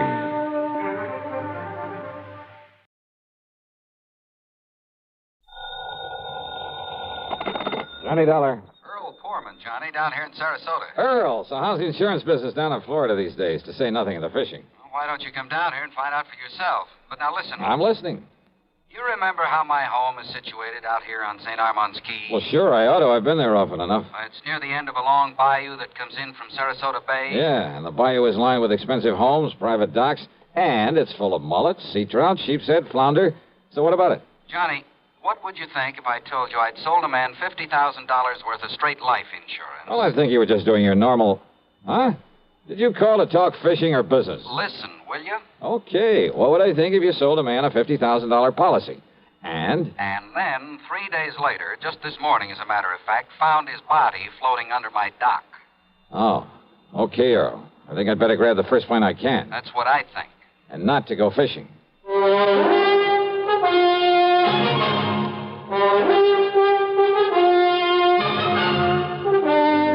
CBS Radio brings you Bob Bailey in the exciting adventures of the man with the action-packed expense account, America's fabulous freelance insurance investigator. Yours truly, Johnny Dollar.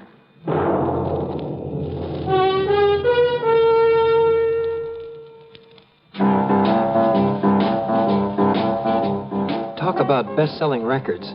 Here's a familiar tune about America's best-selling filter cigarette, Winston.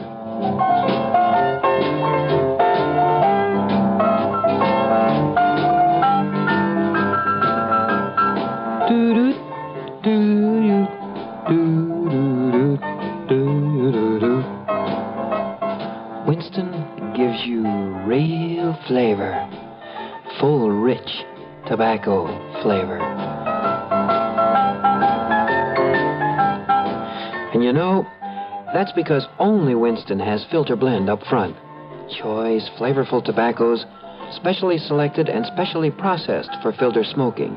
No wonder Winston tastes good, like a cigarette should. Smoke Winston. And now, Act One of yours truly, Johnny Dollar.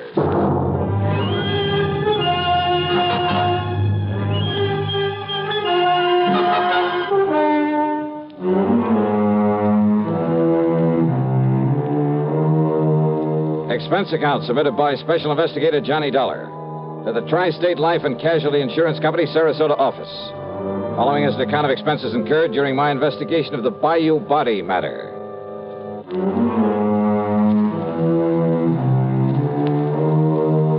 Expense account, item 1, $73.50, plane fare and incidentals, Hartford to Tampa, Florida. There I'd figured on getting a ferry plane to Sarasota, but instead Earl Poorman met me at the international airport with his car.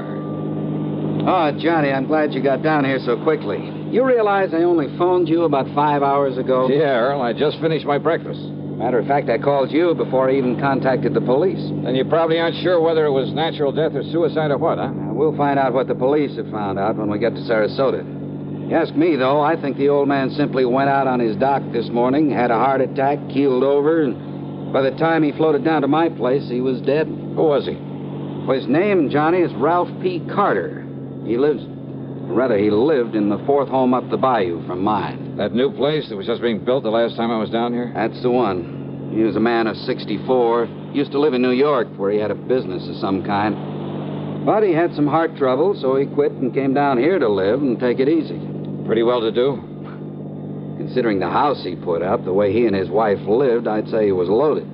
Matter of fact, I happen to know he was. Fancy car, private dock, Has nice a speedboat. wife, you say? Yes. Uh-huh. How old is she, Earl? About 50. You know what I was thinking, of course. What? Oh, if he'd been married to some much younger gal and having money and some insurance, but you know. Huh? You were thinking his wife had knocked him over to collect on this policy I sold him? Such things have happened, Earl. Well, it didn't this time for several reasons. One. He already owned a couple of other policies issued by some company up north, big ones, totaling over $200,000. Two, both he and his wife have so much in blue chip stock, so much in the bank that, well, that $200,000 won't mean a thing to her. Funny, then, that he should buy $50,000 more from you. Third, Carter's wife never knew about this policy I sold him. Oh? No. Nor is she named as beneficiary of it. Who is? Hold your hat, Johnny. This is right out of the pulp magazines. What do you mean? The beneficiary happens to be a former stripper. Stripper? You mean from burlesque? That's exactly what I mean. Her name is Mitzi Taylor. She lives up in New York. I see. You know the connection, Earl? Well, from what he told me when he bought the policy, well, I guess he'd known her pretty well in the old days, before he and his present wife got married. They were only married about 3 years ago, incidentally. Incidentally, huh? Well, what's that mean? Earl, I got a kind of funny idea cooking in the back of my head. About his wife, I mean. About his wife? Yeah, let's get on down to Sarasota and find out what the police have learned.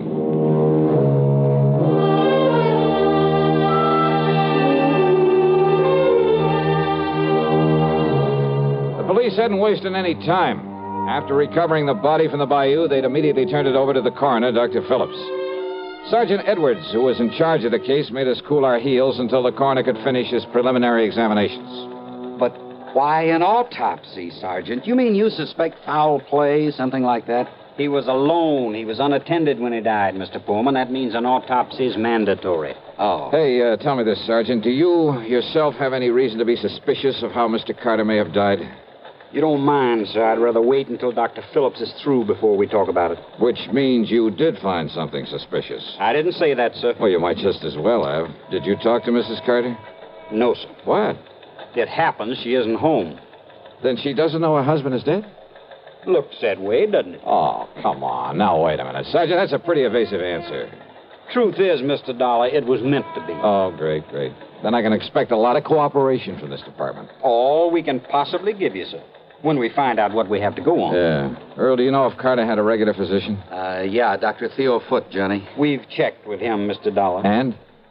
Mr. Carter's heart condition was such that he was ready to go at any moment, and without warning. What if you're suspicious of something else? Have I given you any real reason to be suspicious? Now, look, Sergeant, let's not be... Dr. Phillips. Johnny Dollar. Hiya, Doc.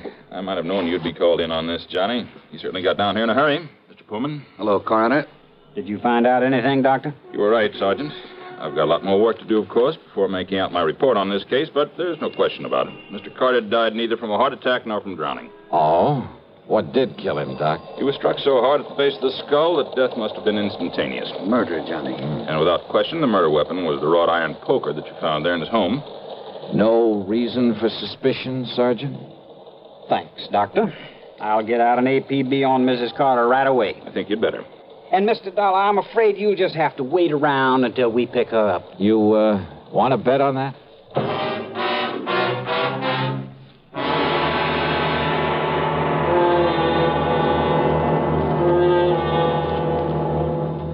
Act two of yours truly, Johnny Dollar, in a moment.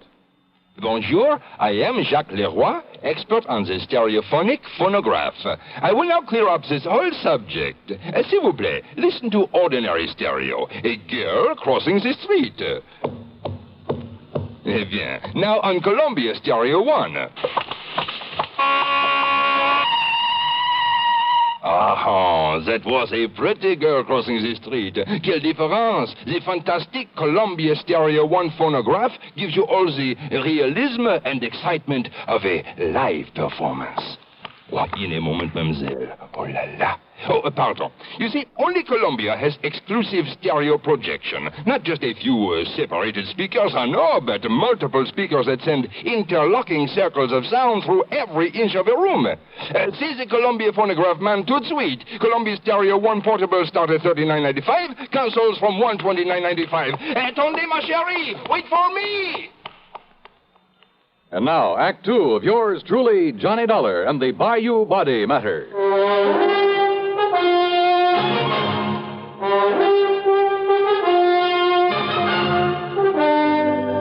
The machinery is in operation, Mr. Dollar, and as soon as we get any word as to the whereabouts of Mrs. Carter, we'll let you know. Yeah, thanks a lot. Earl, just how much did you know about Carter and his wife? Well, you know how it is, Johnny. There was some talk about their not getting along too well, but... I've thoroughly investigated, Mr. Dollar. They fought like cats and dogs. Well, now, I wouldn't go so far as to say that. At times, that is. At times.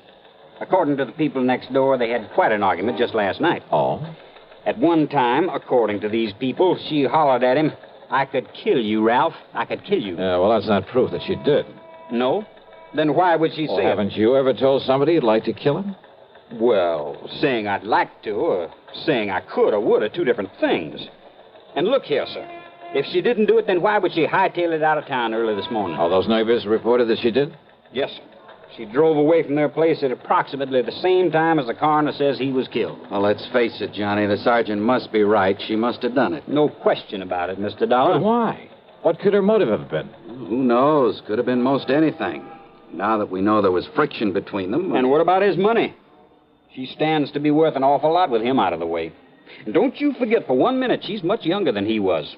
Not only that, but she's a nice, healthy, attractive woman, too. And he, with his heart condition, well, he was probably just a millstone around her neck. Makes sense, Johnny. Sure it does. Did you or the coroner find any fingerprints on that poker that was used on him? No, sir. But there was some lint from a pair of cotton gloves on it. All right, then. Johnny. All right. I've seen Mrs. Carter many times. She prides herself on her dress. She can afford to. And I've never seen her outside that house without a hat and without a pair of gloves. And, of course, a lot of people wear gloves when they drive a car. Okay. Now, don't you worry, Mr. Dollar. The APB is out, and every highway north of Bradenton, south of Venice, and east of Arcadia is being watched for her. When we get her, I'll let you know. Yeah, you do that. Come on, Earl, let's have some lunch. Sure. Nothing more we can do here. Reach you at Mr. Pullman's house, I take it. Don't bank on it, Sergeant. So Earl drove me to his home on St. Armand's Key, and by then I was beginning to wish I'd made the trip to Florida solely for purposes of fishing the blue waters of the Gulf with him.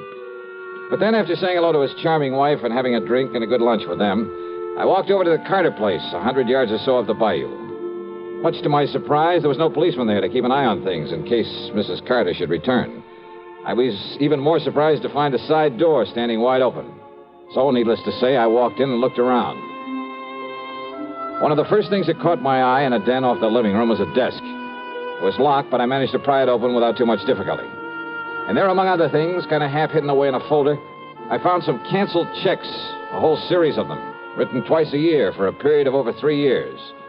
They were made out to Mitzi Taylor, the ex-Burley Queen. Pretty sizable checks, too, all for the same amount of money. No wonder he'd kept this desk locked. But during one period of time, well, 3 checks that should have been there were missing. It gave me an idea. Out in the living room was another desk, a tambour, obviously Mrs. Carter's. Hidden away in the bottom of one of the drawers of that desk were the 3 missing checks. Huh? I beg your pardon. Mrs. Carter? That's right. Who are you? Johnny Dollar, special investigator for one of your husband's insurance companies. Special investigator? Yeah, here. My credentials. I see. And has my husband sent for you? Your husband? Of course. Where is he? You mind telling me where you've been since early this morning, Mrs. Carter? I don't know why not. I was somewhat upset this morning, and, well, being a woman, I chose to do something a man probably wouldn't understand. I've been at a beauty parlor. Where? Just this side of Bradenton. All right, now, Mrs. And Carter. if this is some kind of inquisition, I had a shampoo, a set, and a manicure. Tell me just one thing. Did you leave this house before or after your husband died? I don't believe Ralph was even up at the time. Ralph, dead. His body was found in the bayou this morning. Or did you know that? Oh, I am shocked, Mr. Dollar. Terribly shocked. I am not sorry. Go on, Mrs. Carter. I married Ralph 3 years ago. It was my second marriage. My first husband, though very wealthy, was I don't know why I'm telling you this. Go on, please. I thought that Ralph, because he was older than I would... Well, I thought that with my money, he'd be content to settle down to the quiet sort of home life I'd owe... Don't you see, it was only for my money that he married me. The only woman he ever cared about, whom he continued to support with my money, was a horrible... See, you've been through my desk. Yes. I'd known about her for some time, Mr. Dollar. But yesterday, when I found those checks in his desk... Would you call them motive for murder, Mrs. Carter? I told him I would divorce him. I told him last night. I'm afraid it was quite a scene, but Good heavens. All right, now listen carefully. I want you to answer my questions carefully, regardless of how absurd you may think they are. Well, all right. You always wear gloves, don't you? What? Well, of course. This kind of gloves, like you're wearing now? Only this kind. I have them made for me in France and sent to me on special order. Even when you're working in the garden, say? Of course. I save the old ones for that kind of thing. Any other kind of cotton or wool or domestic leather I'm allergic to. But, Mr. Dollar, I don't understand why... Such a little thing, and yet... What? And yet murder cases have been solved on a whole lot less. Murder? Did you say murder? So you found her for us, Dollar. Oh, Sergeant Edwards. So maybe you private dicks do have some value after all. All right, Mrs. Carter. Yes, Sergeant. I'm arresting you on suspicion of murdering your husband. You what? Now, just a minute, May as young well man. go along with him, Mrs. Carter. But, Mr. Dollar, But I'm glad you threw that word suspicion in there, Sergeant. What's that? Yeah, it may save you from being sued for a lot of money. Huh? Yeah. For false arrest. Act 3 of yours truly, Johnny Dollar, in a moment. Welcome, recording star Mel Torme. It's terrible trying to sing with a bad cold. So I always take 4-way cold tablets to relieve cold miseries fast. Good idea. Tests of all the leading cold tablets proved 4-way fastest acting. 4-way starts in minutes to relieve muscular pains, headache, reduce fever, calm upset stomach, also overcomes irregularity. When you catch cold, try my way. Take 4-way cold tablets. The fast way to relieve cold distress and feel better quickly. 4-way, only 29 cents. Now, here's a word about another fine product of Grove Laboratories. Had dandruff for years? Now get rid of it in 3 minutes with Fitch Dandruff Remover Shampoo. 3 minutes with Fitch regularly is guaranteed to keep unsightly dandruff away forever. Apply Fitch before wetting hair, rub in 1 minute. Add water, lather 1 minute. Then rinse 1 minute. Every trace of dandruff goes down the drain. 3 minutes with Fitch, embarrassing dandruff's gone. Fitch can also leave hair up to 35% brighter. Get Fitch Dandruff Remover Shampoo today. And now, Act 3 of yours truly, Johnny Dollar. After getting the address of Mitzi Taylor from him, I persuaded Earl Palmer to drive in a hurry to the airport up at Tampa. Item 2, 67.95, plane fare to New York. It was very late by the time I arrived there, but item 3, $6 for a taxi to the neighborhood of Mitzi's apartment. Item 4, 10 cents for a phone call. And then I crossed my fingers. This was hardly the scientific approach to the solution of a murder case. I wouldn't get to first base if I had to identify myself over the phone. But she gave me a break. Hello? Mitzi? Yeah, that's right. This is... Louis? Yeah, Louis. What's the matter with you? Why are you talking like that? Gotta keep my voice down. Listen, didn't I tell you not to call me from down there in Florida? Come right back here. Louis, are you back here in New York already? Took a plane. Did you take care of Ralph Carter? Don't worry, baby. It'll be in all the papers. Okay. And come on over here and I'll pay you off. Sure. But then you're to clear out. You're to get out of this town as far away from me as you can. Sure. Okay. Come on over. Yeah, a real break. Now it was up to me to take the fullest possible advantage of it. Item 5, another dime for another phone call, this time to Lieutenant Randy Singer at the 18th Precinct. No question about it, Johnny. Old man Carter must have known that sooner or later his wife would catch on to all the money he's been giving his dame. Right.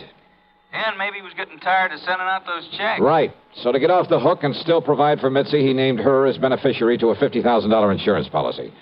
Sure, his wife would know about it after he died, but she wouldn't be able to do anything about it. Yeah, but little Mitzi just couldn't wait, huh? Now, look, I don't anticipate any trouble with her, Randy, but if you're going to be around for a while, well, after I've wrapped it all up, I'll call you to come over and make the arrest, huh?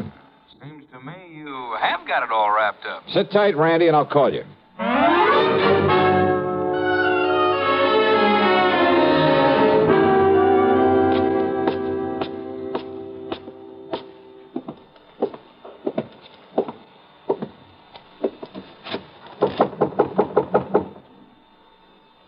Yeah, who is it? Louis.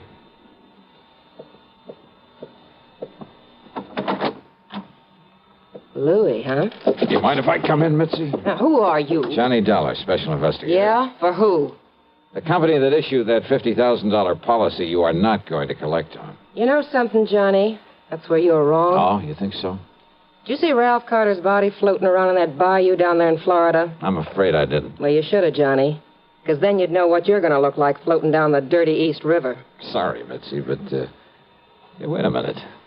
How did you know Carter's body was thrown into the bayou? You took too long getting over here, Johnny, after that phony phone call. Come on in, Louis. Take care of him. What? One move for a gun and I blow your head off, mister. Go ahead, Mitzi. Take his gun away. Okay, I've got it. Now keep it on him while I take him apart so we can feed the fish out in that river. No, wait a minute. Huh? We'd like to close the door to the corridor so that... What? That's right, Mitzi. Don't bother. Cops! The cops! Drop it, Louie!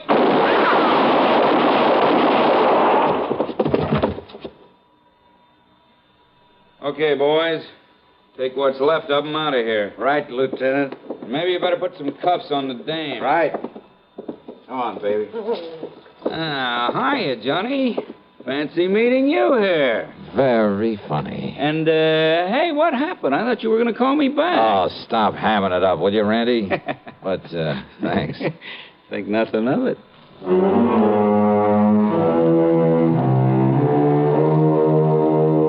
Louis managed to survive, and I understand that the way he shut off his mouth in the hospital, well, I understand he pretty much cinched the case against both himself and Mitzi.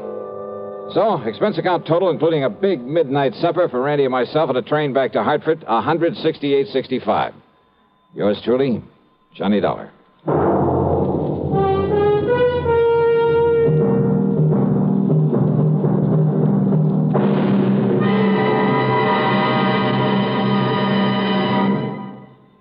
Our star will return in just a moment.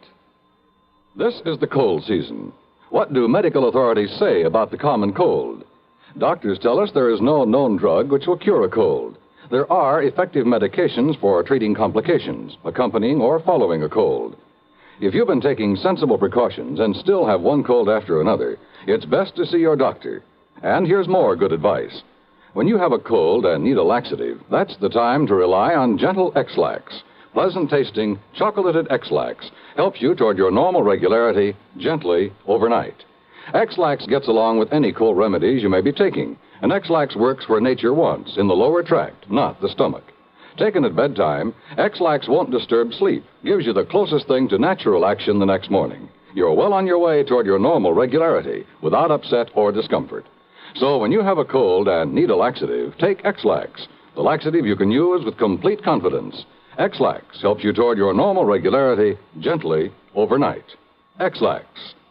Now, here's our star to tell you about next week's story. Well, next week I take another trip to Florida, and I still don't get a chance to go fishing. Instead, a lesson in how not to commit a murder. Join us, won't you? Yours truly, Johnny Dollar.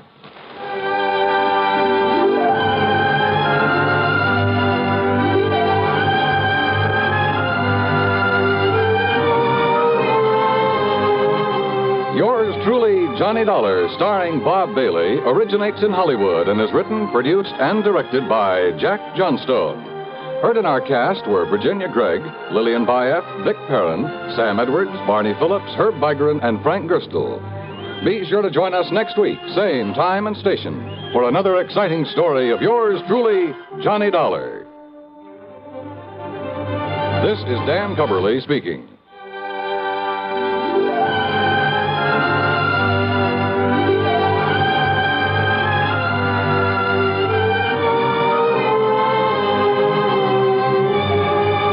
This is the CBS Radio Network.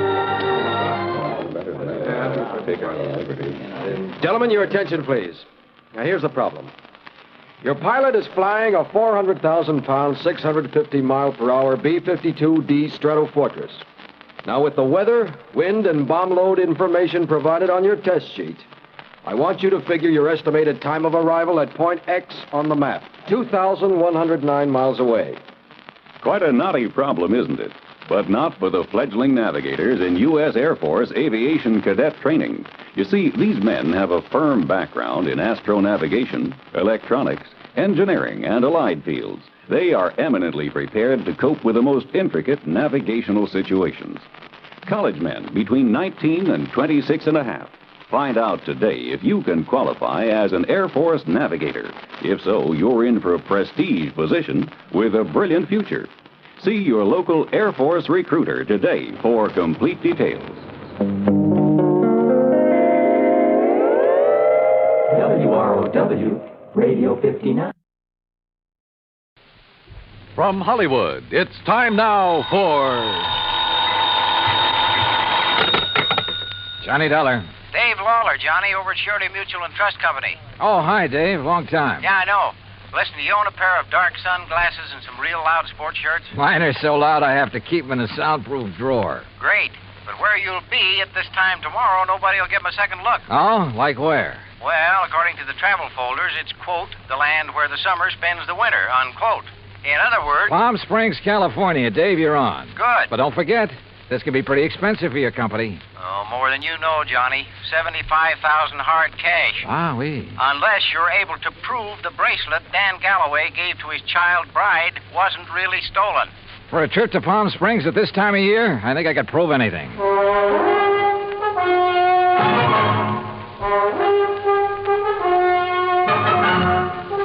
Bob Bailey in the exciting adventures of the man with the action-packed expense account.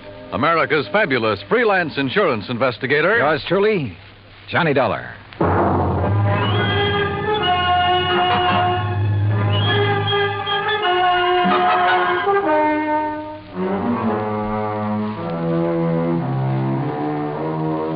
Expense account submitted by Special Investigator Johnny Dollar to the Home Office, Surety Mutual and Trust Company, Franklin Building, Hartford, Connecticut. Following is an account of expenses incurred during my investigation of the Suntan Oil Matter.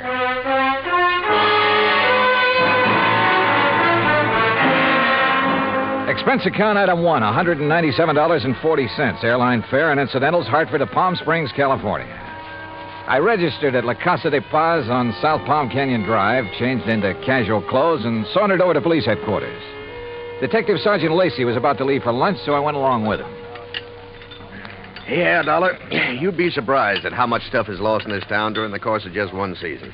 The report we got says it was stolen, Sergeant. Oh, sure. But I doubt it.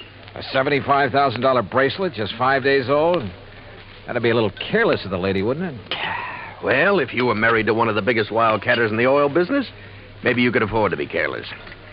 What about Dan Galloway? Didn't you say he was drilling somewhere around here? About 80 miles south, in the middle of the desert, down by Salton Sea. Salton Sea. Oh, that's really a big inland lake that lies way down below sea level, isn't it? Want to bring me a check, Dottie? 245 feet below sea level, Dollar. There's oil there? Dan Galloway figures it this way. One of the most successful new fields that's been worked in years is deep under the Gulf of Mexico off the coast of Louisiana. There are a lot of salt domes down there, and underneath them are big pools of oil, millions of barrels.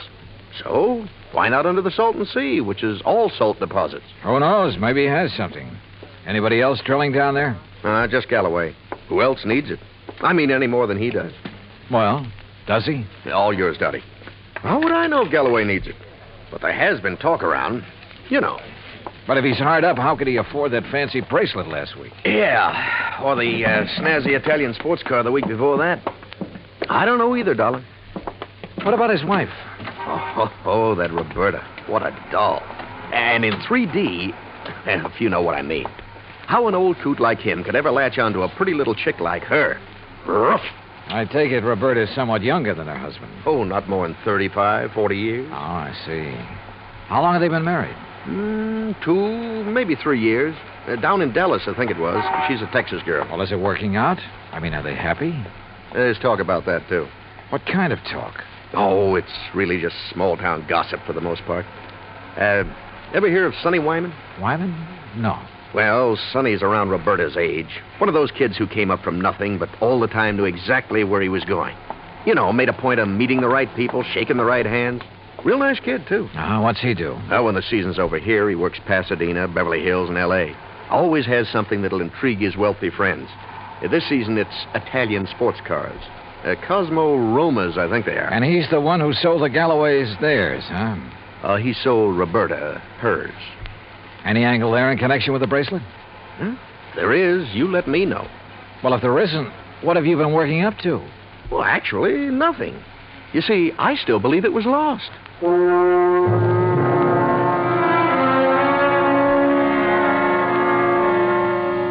Expense account item 2, $35 for rental of a drive-your-own car.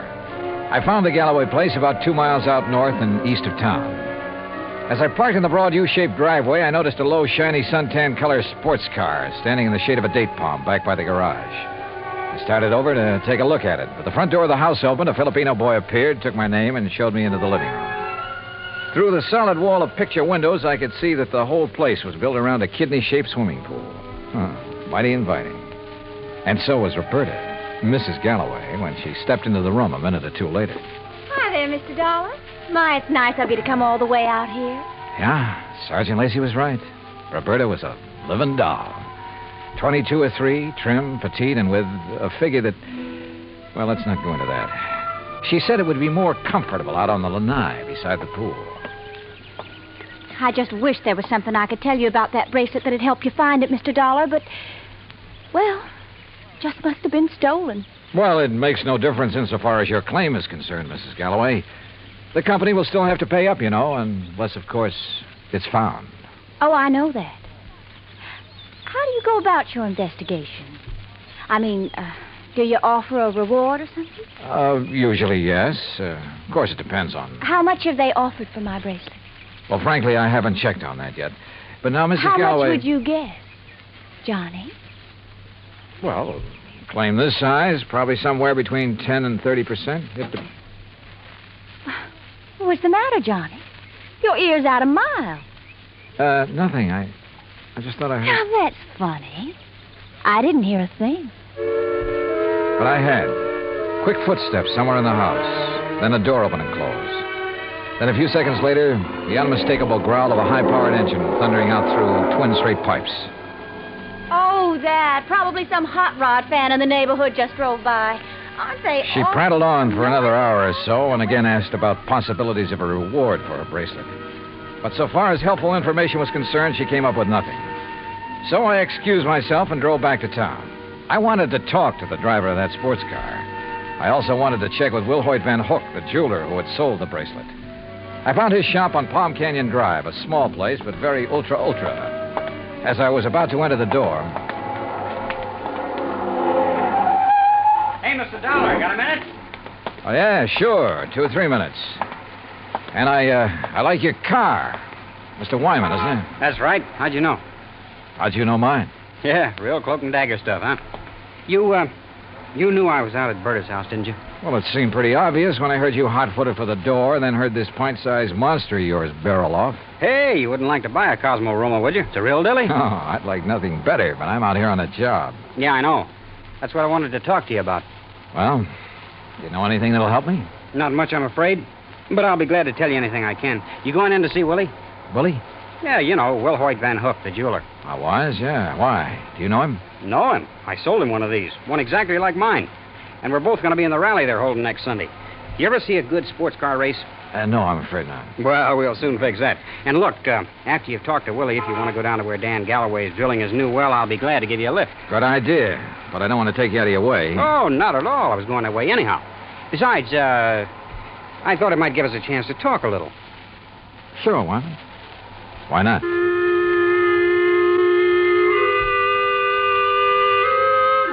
With a name like Wilhoit Van Hook, I expected... Well, I don't know what I expected.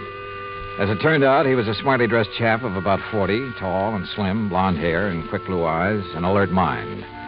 I told him why I was in Palm Springs, showed him my credentials, and he immediately offered full cooperation. Now, here we are, Mr. Dollar. Here's a copy of the appraisal. A duplicate of the statement I sent Dan Galloway. And here, yes, here's a sketch of the bracelet. Ah, very good. Diamonds here, emeralds, and the mounting is yellow gold. Hand-worked, all of it. Mm-hmm. One thing I can't help wondering about, Mr. Van Hook. Yes?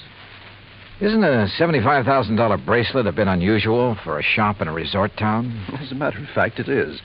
As you can see, I specialize in rare and exclusive sort of things. But very little over, say, $10,000 or $12,000. Then the Galloway bracelet was an exception. Yes. After Dan told me what he had in mind to give to his wife, I had some sent over from Pasadena and Los Angeles by wholesalers with whom I do business. You know, had them shipped down on consignment. He liked one, and that was that. I see. Mr. Dollar, I wouldn't want this to go any farther, of course. But after all, jewelers and insurance companies are... Well, our businesses are pretty well tied together, at least on occasion. Yes, unfortunately. But what are you getting at? I'll tell you. 2 days after the bracelet was delivered, one morning, just as I was opening up, Dan came in here. So? He was ill at ease, looked worried. He said he had to have some cash quickly. He asked if I could possibly refund his money. Oh? Did you? No, because I couldn't. Things have been rather slow for me this season, Quite frankly, I'd used all I'd made on the bracelet to pay up some old bills. I told him as much and that I was sorry, but I just couldn't help him. Did Galloway say why he had to have that much cash right away? Yes. Well? I don't know much about oil drilling, but as I understand it, his test well is down some 400 feet further than he'd planned on going. And the day before he came in here, something on his rig had broken loose and left him with a highly expensive repair job before he could proceed any further. Apparently, it was all very serious and very expensive. Strange his wife didn't seem to be bothered. I just talked to her. Berta? Believe me, Mr. Dollar, she wouldn't be. In fact, I doubt if she even knows. Oh? Figure it out for yourself. A man of nearly 60 who has to give bracelets and fancy cars to his wife to keep up her interest. Well, you'd hardly expect him to tell her that kind of news, now would you? No, I suppose not. Especially if he's worried about the competition.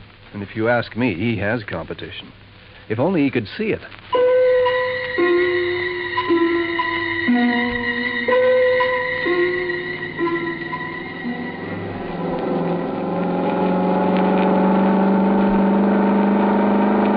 That suntan and chrome Cosmorama was all Sonny Wyman claimed it was.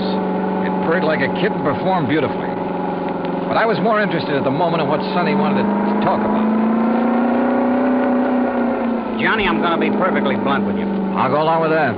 Out at the house a while ago, I felt pretty foolish when you arrived, and Berta insisted I hide until she could get you out on the lanai. Did she have any particular reason? Well, you see, we know that... Well, there's some talk going around about Berta and me. Any truth in it, Sonny? A little, I guess. You saw it. Oh, yeah? I mean, there's nothing serious between us. It's just that, well, with Dan away so much of the time, we have fun together. Yeah, sure. Now, what about the bracelet? You mean who might have stolen it? That's the general idea. I don't know. I have no idea. That sound funny to you? Should it? Well, after all, Dan and Berta keeping their house open to everybody. People in to swim, play badminton, cocktails, barbecues. I guess half the population of Palm Springs has been there at one time or another. And even if it weren't an invited guest, why, it'd be simple for someone to just sneak in and walk off with it. Providing, of course, they knew where it was kept. Well, yeah, someone who was close enough to... Well, yeah, I heard Berta ask you about a reward for it. You think a big enough reward would turn it up? I would think so. I understand that stolen jewelry brings about 20 cents on the dollar. Sometimes it brings 20 cents. Sometimes 20 years. Well, yeah. Well, I just wondered. How's the car business doing, Sonny? Oh, great. It's really one of the reasons I'm driving out this way. Oh, a prospect? An oil-rich Indian or a well-to-do prairie dog? Hardly. No, I told you we were having a sports car rally on Sunday. Well, being the promoter, so to speak, I'm going down to check the course. If you're still around, you ought to come. Oh, maybe I will. Having some good events, too. Willie Van Hook and I are running a match race. He's quite a bug, you know. And ever since I sold him the twin to this job, he's been working it over. Special carburetor, racing cams, everything. And no wonder I can't afford this kind of stuff. Oh, man. You'd be amazed at the amount of money that changes hands on wait a minute, Sonny. Isn't that an oil rig over there? Yeah, Dan Galloway's. The rig itself's about 50 feet out in the lake. The shack or office or whatever you want to call it's over the other way. You see? About a quarter of a mile beyond those Joshua trees. I'll drive you over. He did. There was an old car parked near the shack, so we figured Dan Galloway must be inside. Sonny Wyman dropped me in front of it, then took off in a cloud of dust and exhaust gas. I picked my way between the cactus plants, opened the door without knocking, and barged right in. Mr. Oh, hello.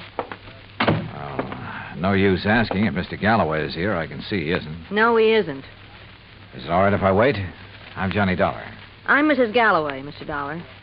Huh? Hell, that is, I'm the first Mrs. Galloway. The former. The one who scrimped and saved while Dan was booming around every oil field all over the country trying to make his score. I'm the forgotten Mrs. Galloway. Oh, yeah. Well, I'm sorry. Are you expecting him back soon? Who knows? I've been waiting here 3 hours. But I'll wait 3 days if I have to. Promises, that's all. Promises. What do you mean, Mrs. Galloway? After working to help him the way I did for all those years, and then to be tossed over for somebody else who never did a lick of work in her life. Oh, sure. Give me anything I want if I let him free. So what have I got? Promises. Well, I'm sorry. But getting all upset is going to help. Well, wouldn't you be upset if you had more than $18,000 in back alimony coming to you? And with them living like royalty? Oh, I see. Well, he's not going to keep on getting away with it. That's why I'm here. Well, now that gun in your handbag isn't the answer, I'm afraid. How'd you know? I've seen that kind of bulge in a handbag before. You really have ideas about using it on him? Well? Well, I don't know. There are times when I feel as though killing would be too good for him. Then there are other times when... I don't know. Well, here, better let me have it. Leave me alone. Well, I'm not going to sit here and try to make sense with somebody as upset as you are who has a gun. Well, how would you feel? What would you do if you were me? How should I know? But killing him isn't the answer. Isn't it? Or sitting here shouting at me. Who are you anyway? What are you doing here? I came out here to see your husband, your ex-husband, on business. What kind of business? A friend drove me out here and figured Dan would drive me back.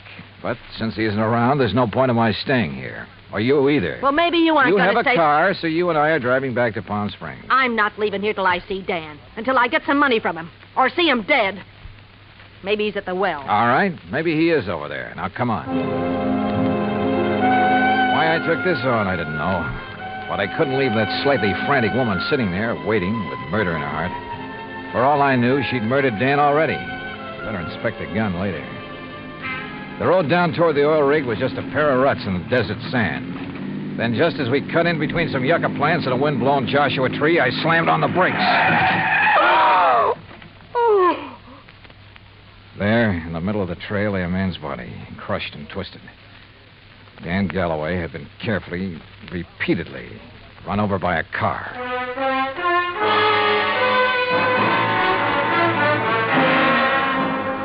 Expense account item 3, $1.19 for a quick phone call to Sergeant Lacey in Palm Springs and smelling salts and a bromide for Florida, the ex-Mrs. Galloway.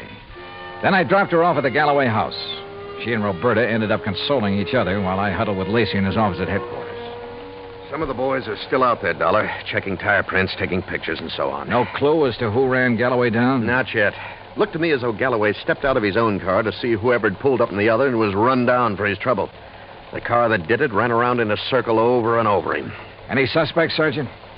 You found his ex-wife, Flora, waiting for him in the field office, you said. That's right.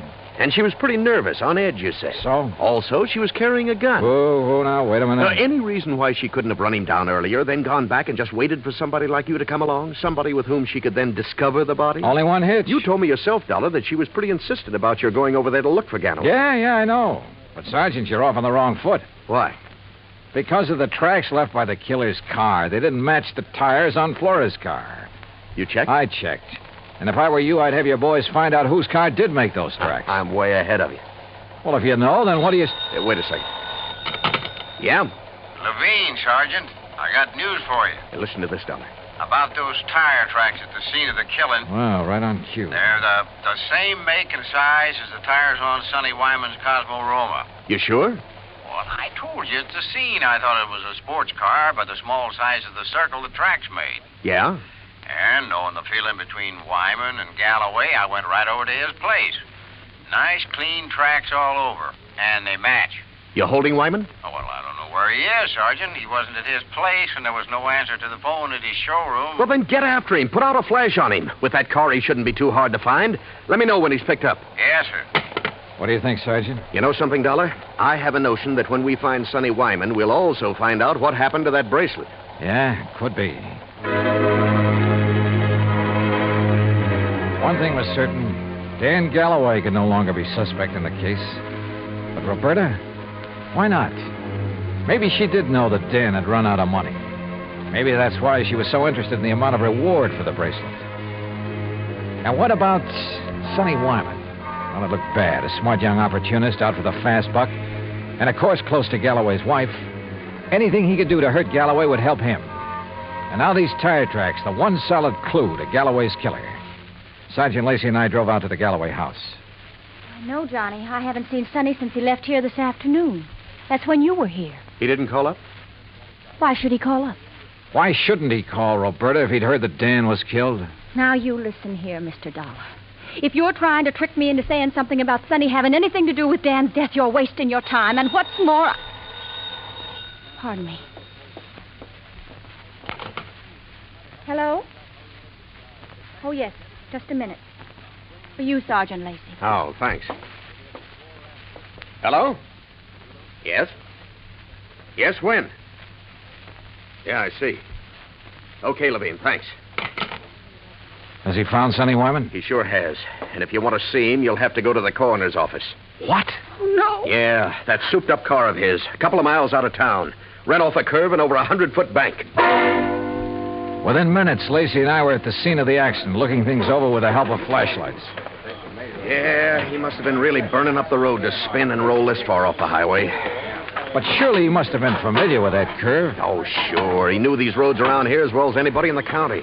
Tires still in one piece, too. And these sport cars usually corner pretty well. Well, this one didn't. Hey, Lacey, look here. Yeah? This left rear fender. Looks to me like this car was sideswiped. Hey, you're right. Rolling over would never make a long crease like that. Uh-huh. No, wait. If another car sideswiped him, there'd be paint on this fender. Paint from the other car. Sergeant, you're absolutely right. And since there's none here... Sergeant, you're absolutely wrong. How far to the nearest filling station? What? I want to make a couple of calls to some wholesale jewelers in Pasadena and Los Angeles. Right now, in the middle of the night? Right now. Wholesale jewelers? Expense account item 4, $11.90 phone calls to Pasadena and L.A. The third call yielded Mr. Alfred Mencken of Mencken Imports Incorporated, who was pretty cheerful about having been gotten out of bed. It's quite all right, Mr. Dollar. Now that I'm up, I'm wide awake almost. Well, I hate to throw something like this at you in the middle of the night, Mr. Mencken, but tell me, please, did you ship a diamond and emerald bracelet to Will Hoyt Van Hook in Palm Springs within the past few weeks? Why, yes, Mr. Dollar. Oh? As a matter of fact, I sent him 3. That was 2 weeks ago, and he returned them all. Returned them? When? Well, 2 of them the day after he got them. But the third one he kept for a while. I got it back just last Thursday. Now, I don't know if that means anything to you. You bet it does. Thanks very much. Lacey and I piled into one squad car, 4 patrolmen in another. It was several miles out to the little ranch where Van Hook lived, and Lacey and I chewed it over as we drove along. Don't hold out on me, Johnny. Whatever made you think a Willie Van Hook is the one who drove Sonny Wyman off the road? Well, apparently there was no paint on that fender from the car that sideswiped him. Actually, there was. Holy... Of course. Van Hook's car is exactly the same color as Sonny's. Another thing. The car that ran down Galloway, like the one Sonny drove, even down to the tires, but not necessarily the same car. Plus the fact I couldn't help wondering about Van Hook all along. Yeah, but why? In a job like mine, you have to wonder about everybody connected with a case. Anything particular about Van Hook? Well, he told me that he'd used the money he got from Galloway to pay off some overdue bills. And yet, a few weeks ago, he was able to buy an $8,000 sports car. It ties up, Dollar. It all ties up. But how did Sonny Wyman figure in it? Oh, Sonny was a fellow who lived by his wits. He may have reached the same conclusion about Van Hook that I did. May have had an idea for latching onto the reward money. He mentioned the matter of reward to me a couple of times. Or he may have had ideas for blackmailing Van Hook. Another thing. Van Hook saw me drive away from his shop in Sonny's car. That meant he had to act fast, get rid of Galloway, who'd given him back the bracelet, and, of course, take Sonny out of the picture, too. Yeah, it all seems to add up very nicely. And when we face Van Hook, well, there's his place now. Yeah, here's his driveway. Well, either he's skipped out or he's asleep. No lights on in the place. Well, if you ask me, he's far... No, wait. Yeah? The third window on the right. The blind was pulled away for a second or two. Well, then let's get out of this car. We're sitting ducks in here. Well, how about it, Sergeant? What do we do? You boys split up.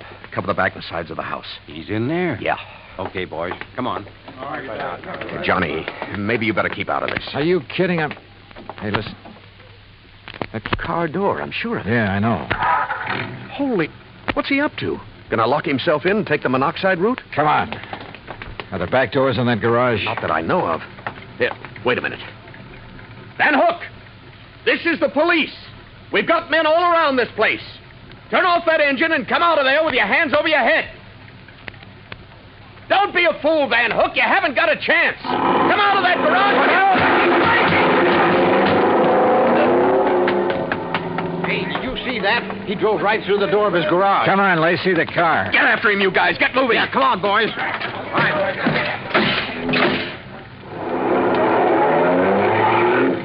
Crazy fool. He's getting into the side-swiping habit. See what he did to that other patrol car? Yeah, they're okay. They're off and tailing us. Come on, step on it, Lacey. This is one time we ought to have a Cosmo-Roma. Well, maybe he can outrun us, but with 2 cars on his tail, he may get careless, take chances. If so... Yeah, hang on. Oh!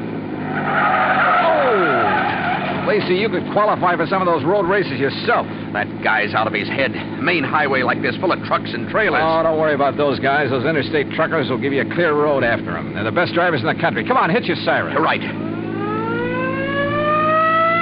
Hey, see, I told you those guys would give you the road. Holy... Look! The trailer in front of him. And the oncoming truck. Van Hook's trying to squeeze through. Pull up. Pull up, or we'll...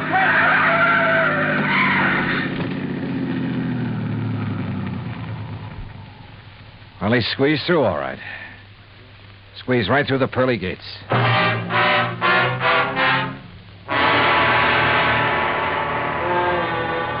Expense account item 5, $38.75, room, 2 meals, and valet service at the Casa de Paz. Item 6, $191.60, airfare and incidentals, Palm Springs, California, back to Hartford. Expense account total, $474.84. Remarks? Well, justice is done in pretty strange ways sometimes. Kind of makes you think. Maybe it pays to tread the straight and narrow, doesn't it? Yours truly, Johnny Dollar.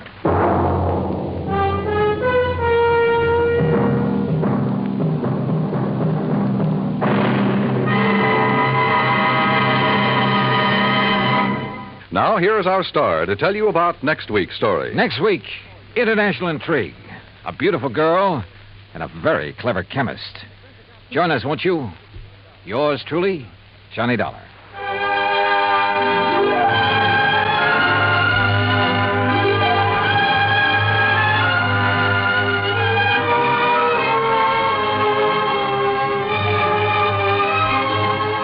Yours truly, Johnny Dollar, starring Bob Bailey, originates in Hollywood. It is written by Paul Franklin and is produced and directed by Jack Johnstone. Heard in our cast were Barbara Eiler, Paula Winslow, Forrest Lewis, Frank Nelson, Sam Edwards, Austin Green, and Shep Menken. Musical supervision is by Amerigo Marino. Be sure to join us next week, same time and station, for another exciting story of yours truly, Johnny Dollar.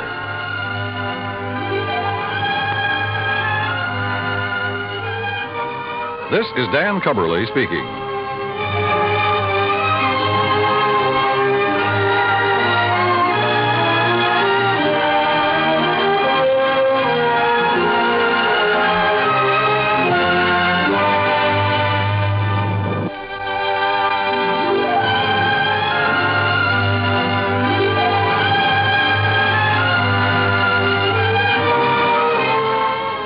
Johnny Dollar has come to you through the worldwide facilities of the United States Armed Forces Radio and Television Service.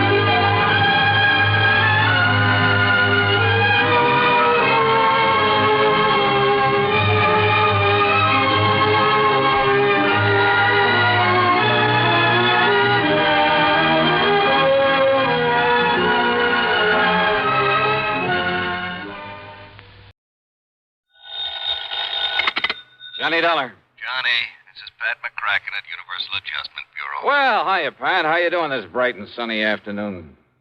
Pat? Alvin Peabody Cartwright. Oh, no. Oh, yes. He's called you. Yeah, he called me. He has a problem. Well, hasn't he always? Big emergency. That's right. Which means that you have a problem. Oh, no. We haven't, Johnny. You have. Oh, well, now, Pat, let's talk about this, huh? Why, oh, why does the company pass all his frantic, fantastic problems on to us? So that you can pass them on to me? Yeah? Sure, so that I can collect all those fancy fees and commissions. Have an excuse to pad out the little old expense account. Now, Johnny. After all, when you're serving a client as important as he is, why, hang the expense. Oh, then you finally admit it. Huh? It's only because of the dough you collect that you put up with that wild, wacky old coot. No, wait, that isn't true. Oh, it isn't, huh? Well, I freely admit I've made a lot of money handling his problems over the years, a real sackful. Yeah? But more important, I've grown to like Alvin P., and I feel kind of sorry for him and all the messes he gets himself into. Uh-huh. So, if he's having trouble again, if I can give him a hand... What the heck with the expense account? Right. Good, that'll save the company a lot of money. No, wait a minute, I didn't mean that. Oh, well, I wish you did. Cartwrights cost us plenty. More than any other client of any other company we act for. Would you rather he took his insurance somewhere else? Right. Maybe I can arrange it. No. Wait a minute, I didn't mean that. Now, listen, Johnny. Okay, I'm listening. Drive on up to Lakewood and see him, will you? Right away? He particularly asked for me? You know he did. He always does. So will you do it? Yeah, sure, Pat. Only what's his problem this time? Johnny, I don't know. Huh? But you said he called you. That's right. And he didn't tell you? Sure he did. Well? Well, he told me one thing, told the insurance company something else. Heaven only knows what he'll tell you. Is there anything unusual about that? Nope, not a thing. So go ahead, Johnny. Go over and see him. Get him off my neck. Patrick, that I will.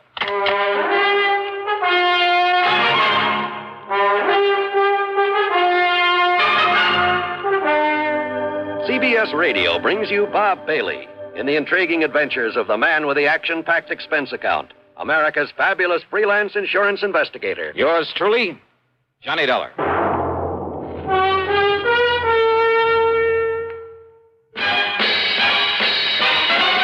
Are you smoking more now, but enjoying it less? Have a real cigarette, have a Camel. The best tobacco makes the very best smoke. Have a real cigarette, have a Camel. Are you looking for flavor and mildness? Have a real cigarette, have a Camel. The best tobacco makes the very best smoke. Have a real cigarette, a real cigarette, a real cigarette, have a Camel. If you're smoking more today, but enjoying it less, try Camels. The Camel blend of costly Turkish and domestic tobaccos has never been equal for rich flavor, easygoing mildness, real smoking satisfaction every time you light up. The best tobacco makes the best smoke. Have a real cigarette, a real cigarette, a real cigarette, have a Camel. And now Act One of yours truly, Johnny Dollar.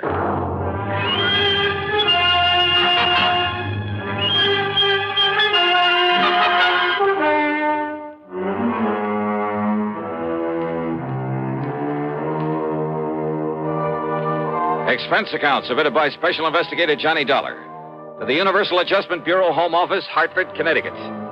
The following is an account of expenses incurred during my investigation of the merry-go-round matter.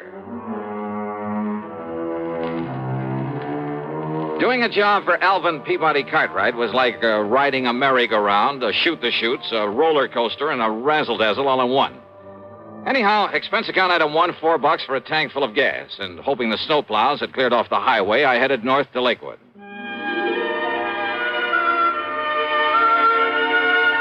In my humble estimation, Lakewood is one of the prettiest little towns in all of New England, especially in the wintertime.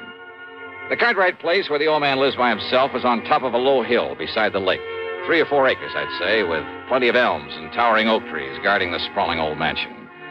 And now, at dusk, with a soft blanket of snow on everything, a group of skaters gliding gracefully over the frozen lake, and a horse-drawn sleigh loaded with happy kids circling around the edge of the lake.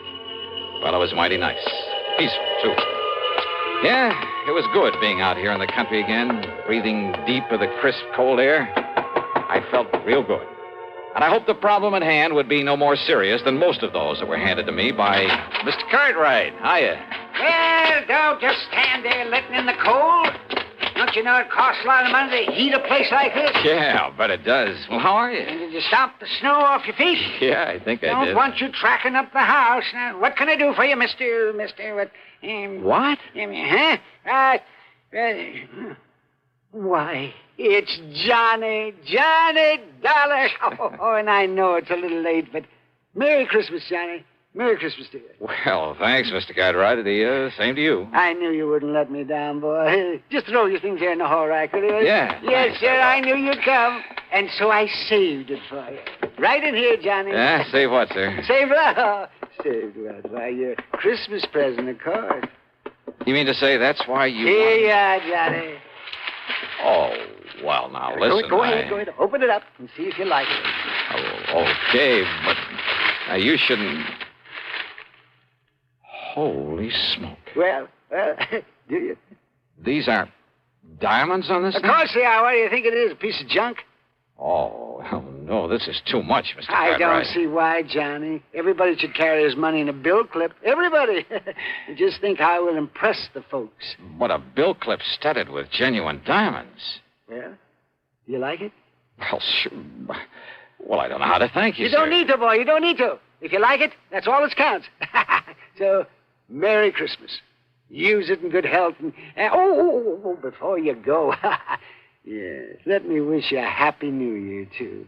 Belatedly. Yeah, well, thanks. You mean this is the only reason you call me up here? Oh, of course not, Johnny. Can't you see I'm in trouble? Terrible problem. Terrible. Better tell me all about it, then. Come, Johnny, and I'll show you. And I hope to heaven you can help me with this.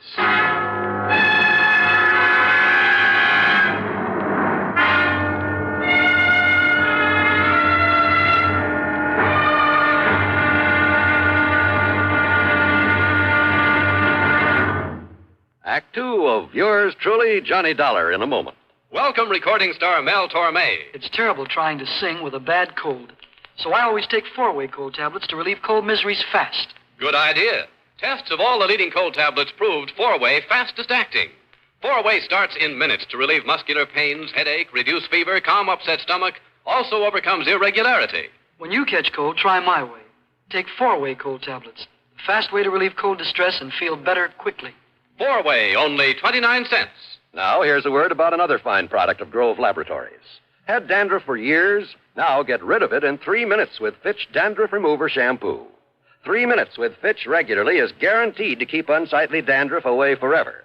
Apply Fitch before wetting hair. Rub in 1 minute. Add water, lather 1 minute. Then rinse 1 minute. Every trace of dandruff goes down the drain. 3 minutes with Fitch. Embarrassing dandruff's gone. Fitch can also leave hair up to 35% brighter. Get Fitch Dandruff Remover Shampoo today. And now, Act 2 of yours truly, Johnny Dollar, and the Merry-Go-Round Matter.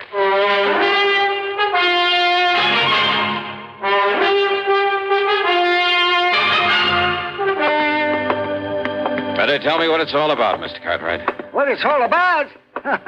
My nice new art gallery. What else? Now, come along. You have an art gallery now? Johnny, ever since I went over to Paris last summer and saw that Louvre place with all those pretty things in it, I decided I'd better have an art gallery, too. Maybe not as big, but with everything just as good. Well, the Louvre has some pretty valuable things. And by spending a bit of money, I have some things that even the Louvre couldn't get. Here, I'll turn on the light. Now then, how do you like it? Wow. The gallery was 50 or 60 feet long, maybe 30 feet wide, with a high vaulted ceiling. A floor of solid marble. The tall, narrow windows were all of beautiful stained glass. Around the walls were some of the finest paintings I've ever seen. That's a Romney, Johnny. A genuine Romney. And you see this Matisse over here? And how about this Van Gogh? There were statues and various other sculptures, beautiful tapestries, valuable urns and vases, rare pieces of jewelry, and, well, just about everything you could think of. Cartwright must have poured millions into this place, and all within the space of only a few months.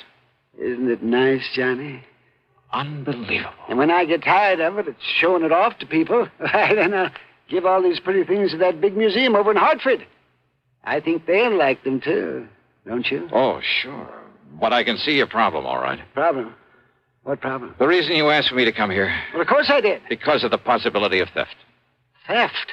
It was robbery. And, Johnny, you've got to solve it for me. You mean it's already happened? Of course it has. Why do you think I sent for you? What's been taken? One of the most valuable things in my whole collection. A sacred painting, a holy picture. Only it was more than just a picture. It was an icon, Johnny. It was encrusted with emeralds and rubies. How big was it, Mr. Cartwright? It was 9 inches high and about 4 inches wide. Very heavy. It was hanging on the wall under that light, right there. Johnny, it was worth over $90,000. A thing as valuable as that hanging right out in the open? So that people could see it? Yeah, and small enough to be hidden away under an overcoat. Well, yes, that's why. So I hadn't thought of that. Oh, I'm afraid you had it coming, Mr. Cartwright. You're lucky that more isn't missing. Now, what do you mean by that? Well, I mean you alone in this place with all these valuable objects of art. Yeah, but and letting John, all sorts of people in to see them. Well, pretty things like these have to be seen to be appreciated. Well, did you ever screen any of the people you let in here? You think for 1 minute the kind of people who would come to admire these nice things would ever steal anything? Somebody did. Oh, yes, it did. Yes, I guess you're right, but you were wrong about my being in here alone when it happened. What do you mean? Every day, Johnny, during the hours people were allowed to come in and look at my things, I had a guard on duty all the time. Oh, a registered peace officer? Well, no, he just happened to be the first man who answered my ad. Oh, great. Where is he now? Well, after this happened yesterday, I suppose it was unkind of me, but I let him go. I telephoned him this morning, told him not to bother coming back, and I sent him a check for a couple of $100. Just severance pay. In other words, you paid him for robbing you. You know where he lives? Anything about him? Yes, you know, I have his address in town. Okay, then you better give it to me. And he wasn't the only precaution I took, you know, sir. You see, I never let more than one person come here into the gallery at a time. And I always stayed with him. Always. So? Man, it was getting late. The guard was about to leave. But there was a knock on the door. And so I answered it. Uh-huh. And who do you think was there? I'll bite. Who?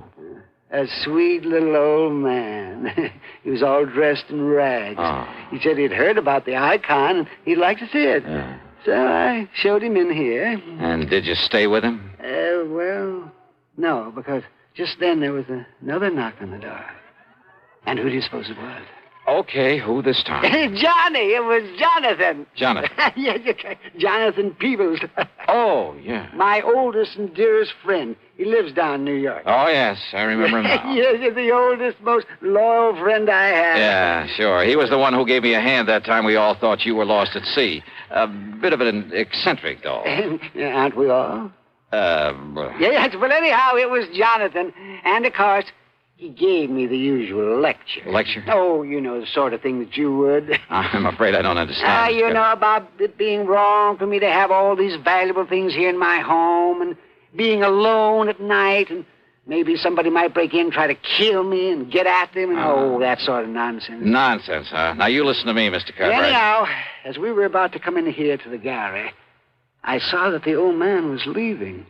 So naturally, I stayed out there at the front door to say goodbye to him. And to have the guard look him over, kind of, and pat his clothes and so forth. But then, Johnny, Johnny, that poor old man. What happened? He tripped over the door sill and had a terrible fall. Well, the guard helped him up and made sure he wasn't badly hurt. And, well, I just gave him a few dollars just in case. And I had the guard drive him back to town. Uh-huh. And then you found the icon was gone. It was Jonathan who came out and asked me what I'd done with it. And, Johnny, when I looked and it wasn't there, and I was so upset, well, the first thing this morning, I put in that call for you. Well, that's probably too late to do any good, but give me the address of that guard you had on here and tell me what he and the old man look like. Yeah, right. Well, the guard's name is Gummy. Is what? Well, that's right. It's Gummy O'Banion. Gummy O'Banion? What's the matter with you, anyhow? Don't you remember? Gummy O'Banion was mixed up in more rackets down in New York in the old days. Of course I remember then why under the sun he assured me that he's through with all that he's gone straight and he's retired. And he's the one you picked for a guard? Oh, brother. Surely you don't think that Gummy... No. You want to bet? You know something? I'm glad that Mr. Cartwright didn't want to bet. As I said before, any case where he's involved, well, you can bank on just one thing. The solution isn't going to come from any logical process of deduction or series of sensible clues. It's going to come from way out in left field. And believe me, that's exactly what happened on this one.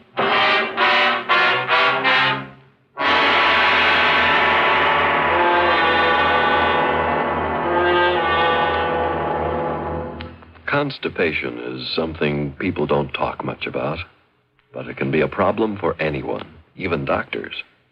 And when constipation occurs, it's interesting to see just what doctors consider important about a laxative they might use or recommend.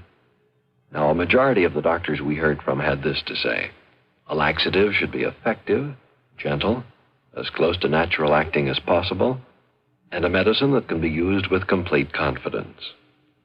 Well, pleasant-tasting chocolated X-Lax is effective. Overnight, it helps you toward your normal regularity. X-Lax is gentle. Next morning, it gives you the closest thing to natural action. And that's why many doctors and millions of people use X-Lax with complete confidence. X-Lax, the laxative that helps you toward your normal regularity gently, overnight. Is X-Lax in your medicine cabinet? And now, Act 3 of yours truly, Johnny Dollar.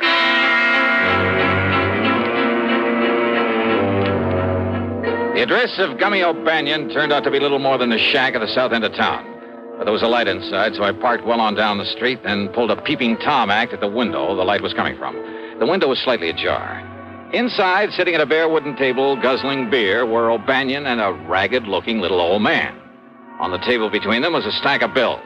Not only 10s and 20s, but I spotted several 50s among them as they poured them over. I didn't know they could have picked up easy money like this. I would have went legit long before I did. Yeah, Gummy? And you know what? What, Gummy? Old Cartwright says he's sending me 200 severance, too. What do you think of that, Doc? 200? That's right.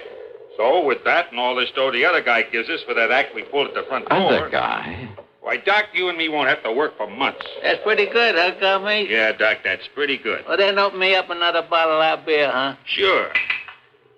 There.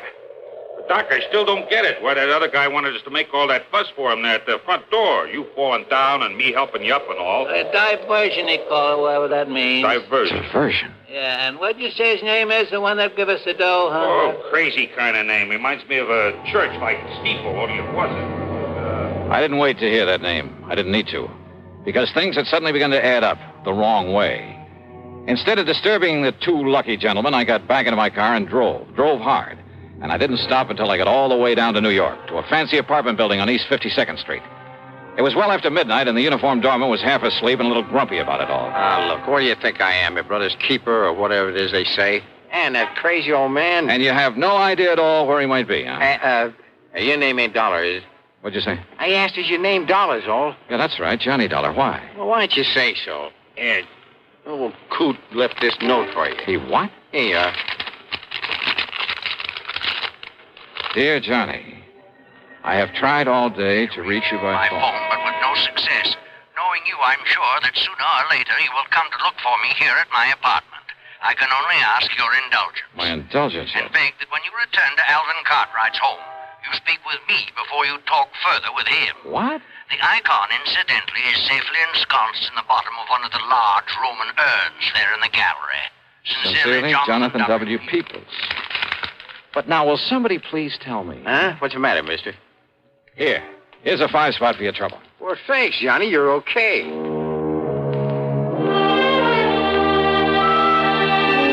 So I drove on back to Lakewood, to Cartwright's home, after a quick stop for some breakfast along the way. Not only was there no guard at the front door, but the door was unlocked. And I wondered, had Jonathan Peoples deliberately left it that way for me?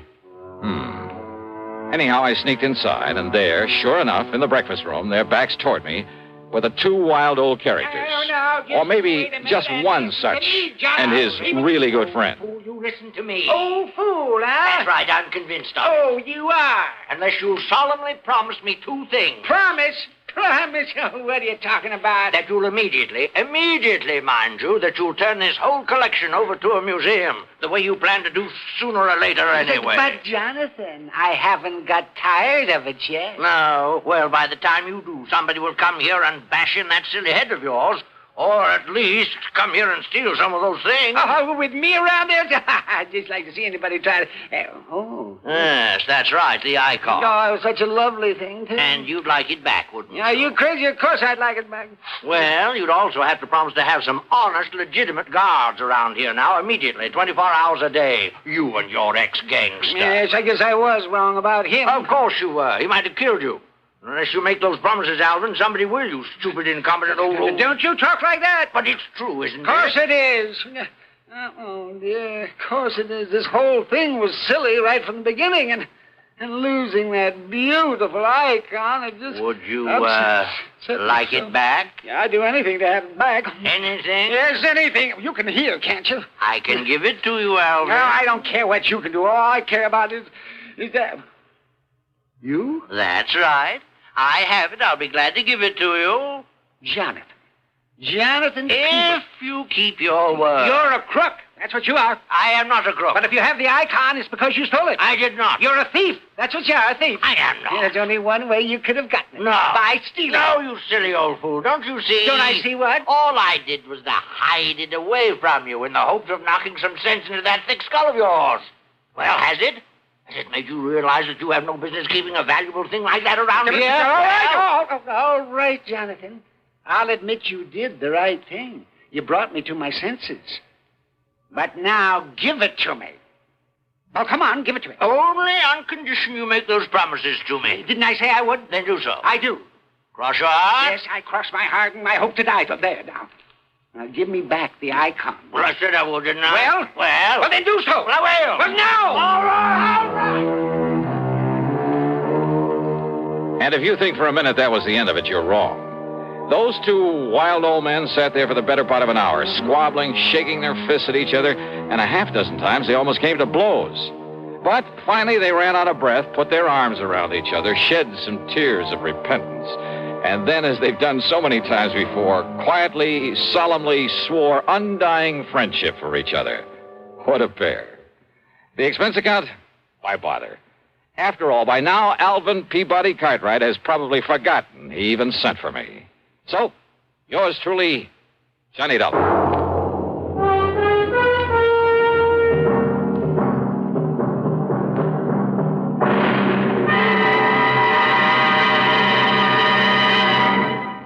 And now our star has a few words for you about the case he'll investigate on next week's program. It's called the Sidewinder Matter, and the whole thing happens out in the middle of the Great Mojave Desert.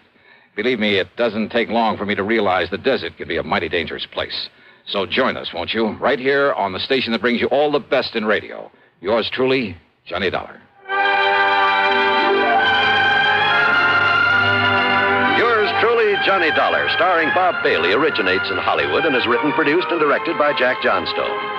Heard in our story were Lawrence Dobkin, Howard McNear, Frank Gerstle, Will Wright, Forrest Lewis, and Joseph Kearns. Be sure to join us next week, same time and station, for another exciting story of yours truly, Johnny Dollar. This is John Wall speaking. A terrorized model races for the end of the road. Shocking drama of suspense next on the CBS Radio Network.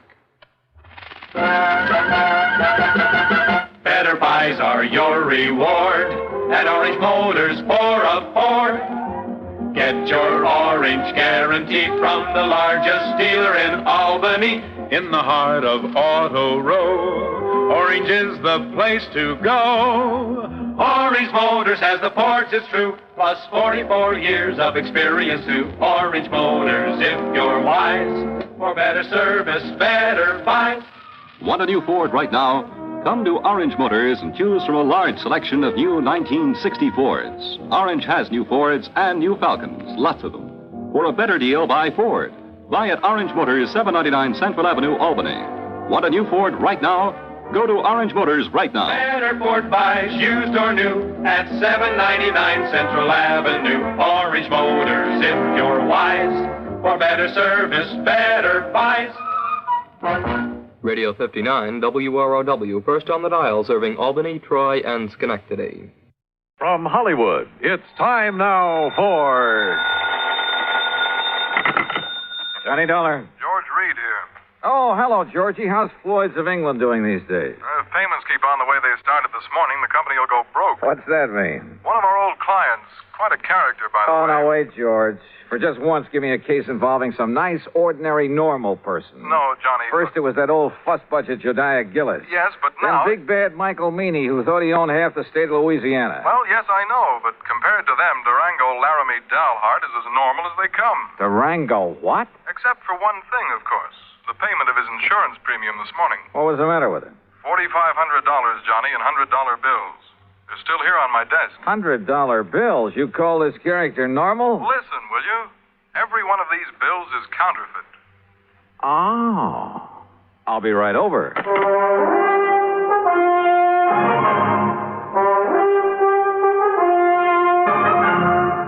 Bob Bailey in the exciting adventures of the man with the action-packed expense account. America's fabulous freelance insurance investigator. Yours truly, Johnny Dollar.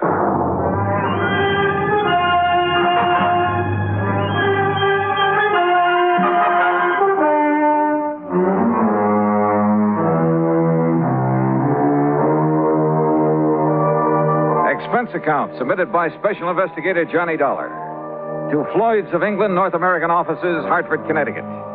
Following is an account of expenses incurred during my investigation of the funny money matter.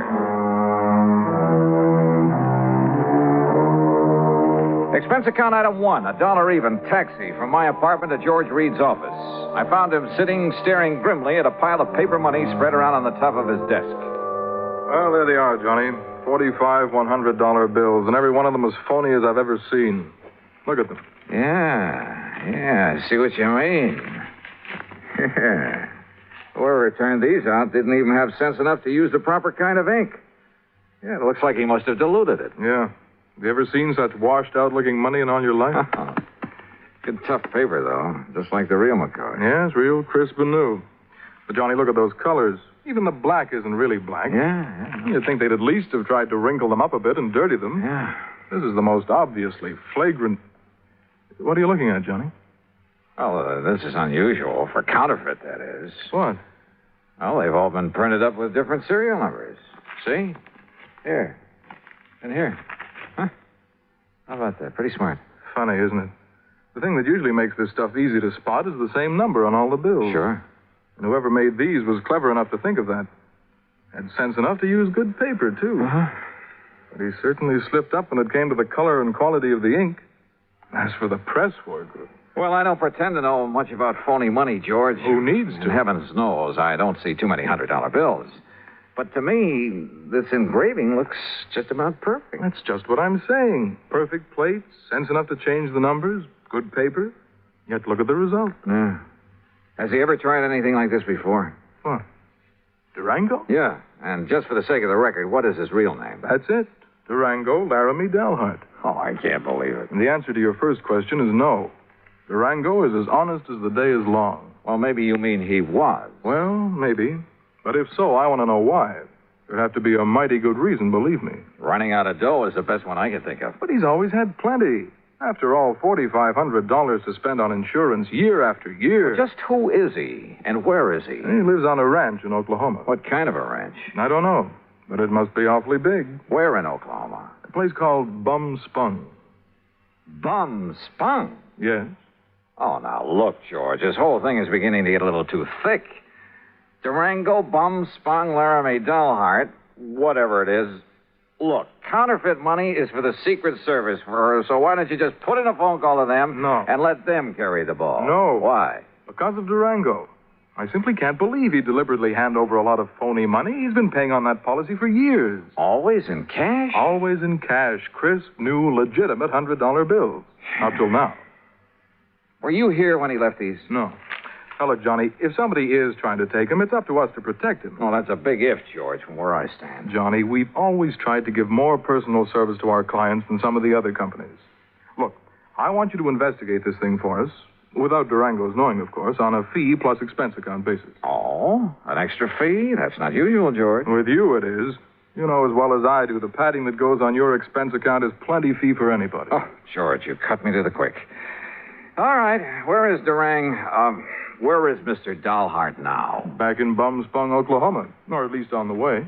But I thought he just left this money this morning. Every year he follows the same pattern. Comes east for a fling. You know, New York and all the nightclubs, that sort of thing.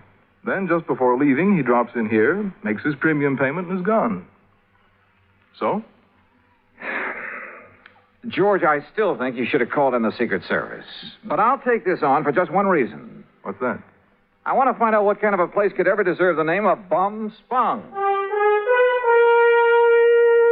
Since George had already arranged for plane travel as far as Enid, Oklahoma, item 2 is a mere $8.55 for incidentals along the way. I arrived in Enid shortly after noon. Item 3, $2.60 for lunch. Item 4, $50 deposit on a rental car. And the owner of the drive-your-own agency wore a silly little smile as he gave me the directions to Bum Spung. Anyway, I headed due north on Highway 81 across the Oklahoma flatland.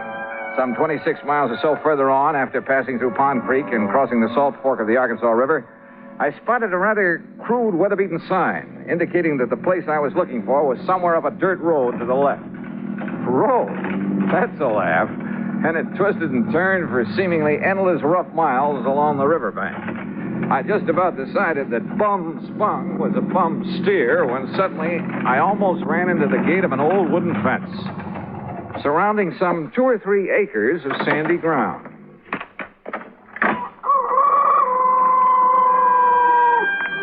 And there they were. A huge, ramshackle, unpainted building that passed for a house. An even more dilapidated affair, propped up with timbers that probably served as a barn. There were a couple of broken-down outbuildings, too. And on a small irrigated plot in the back, 2 cows. Steers? Well, anyway, 2 rather sad-looking bovines munched on the faded grass. There were some decrepit-looking chickens, a mangy old dog. There was a horse of sorts in a small corral. The windmill, its whole tower sagged with fatigue, and the rudder on it slapped idly against the broken vanes. But right next to it, in complete contrast, stood a spanking new Cadillac convertible. And on the other side of the house, hanging some flimsy pretties on a clothesline, she was maybe 23 or 4, a brunette, and wearing a pair of well-tailored white riding breeches and a tight flowered silk blouse. She was slim, and she was pretty, and had a couple of rosebuds tucked in her hair. Hi. And about as out of place as anything I ever saw. I said hi. It was like seeing the vision of a goddess. And... Come on in. Just swing aside that post that you left. It's what Durango called the gate. Oh, yeah. Durango, did you say? Don't tell me this is Bum Spung. It sure is. Didn't you see the sign down the road? The vast acreage within this broken-down fence is the cattle ranch of Durango Laramie Dahlhart, who happens to be my uncle. I'm Carol Dahlhart. Who are you? Why, my name's Johnny Dollar. Dollar? That seems to me I've heard that somewhere. Oh? What are you doing out here? Oh, just driving around, you know, summer vacation. You look like a city man. I was intrigued by that sign down the road. You know, curious about what Bum Spung could mean. Bad water. Bad spring, so the Indians called it Bum Spung. Ah. Durango liked the name, so he bought up these 2 acres and settled here. And this is all there is to his ranch? What's the matter with it? He likes it. But I'd had an idea. Well. Yeah?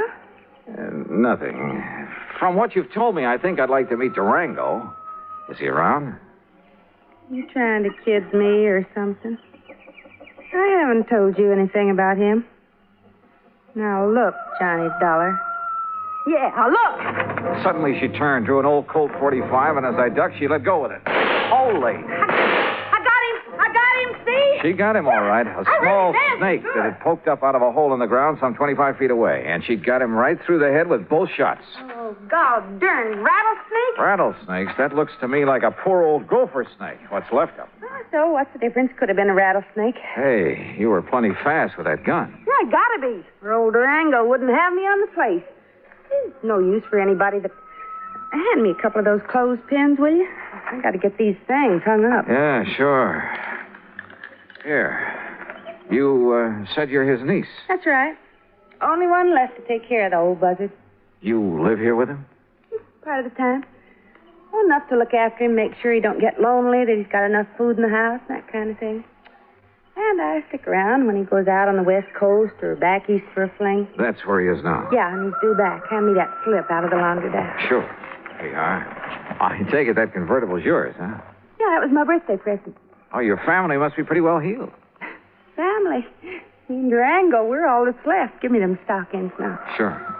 But certainly Durango. Why not? He gives me a new one every year. And this ranch is all he owns? Except for his money. Says he has a barrel of it. Well, he must have. Or else, Or else, what? nothing. Go on with what you were saying. More clothespins. Yeah, here. And when he kicks off, I get it all. And I can give up the filling station. Filling station? Well, you must have passed it, just the side of Enid. Durango says a woman's no good unless she's got a job, so I got a filling station. Let somebody else run it for me, though, and Durango don't know the difference. Or at least he don't care. The main thing is I'm around to keep him happy and give him somebody to cuss at now and then. And say, why am I shooting off my face to you this way? I don't know, but don't stop. There.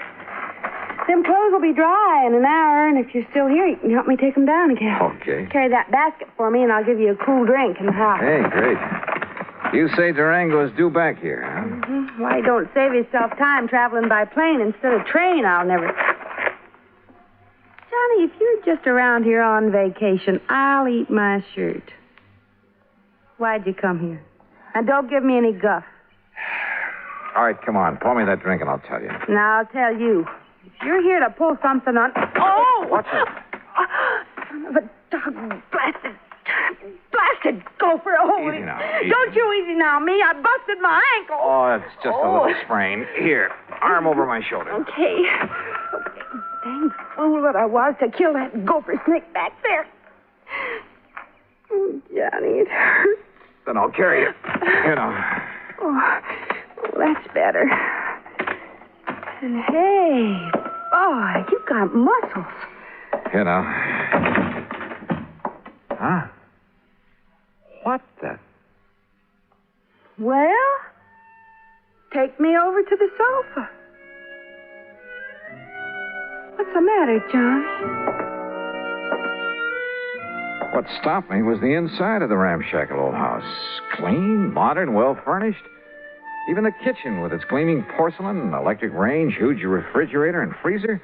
Modern in every way. Well, don't just stand there staring. Get some water, hot and cold for this ankle. While you're at it, pour us a drink at the bar over there in the corner. I could use a good, stiff snort.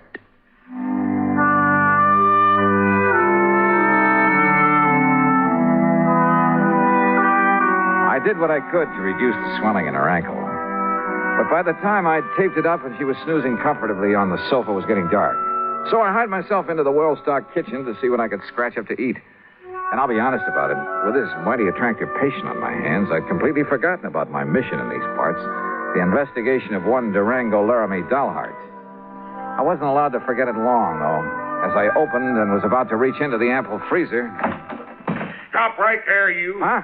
There's only one way to deal with a thieving, stealing, dirty varmint like you. Now, wait a minute. Put that thing down. And that, partner, is this way. Holy, no. Hey, no, you're out of your... No!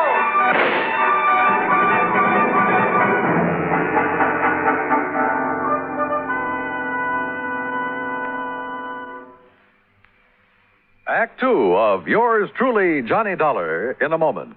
A number of years ago, it was said that, in spite of the large population of this planet, men and women remain the most inaccessible things on it. Today, we see this lack of understanding among peoples of the world reflected in headline stories. But it isn't because the people of the world are enemies. All people want to be friends. Long before the termination of World War II, Reverend Eugene Wood, a Methodist minister from Oceanside, California, went into a Scottsdale, Arizona camp where German prisoners of war were interned and offered his services to the imprisoned men. Among other things, Reverend Wood taught the men English, and he taught them about the United States of America. During the following years, after the men had been repatriated to their native Germany, nearly half of the internees corresponded frequently with Reverend Wood. Those men expressed a unique understanding of the people and the country of the United States of America. This great feeling of friendship and understanding prompted the minister to make a pilgrimage to Europe to seek out the men he had befriended in the prisoner of war camp in Arizona. This gesture on Reverend Wood's part gained him a fantastic welcome everywhere he went. In all the places he visited, he spread the gospel of love and friendship and had it returned to him. There were no enemies, only men with the love of freedom, the right of all men, everywhere. And now, Act Two of yours truly, Johnny Dollar and the Funny Money Matter.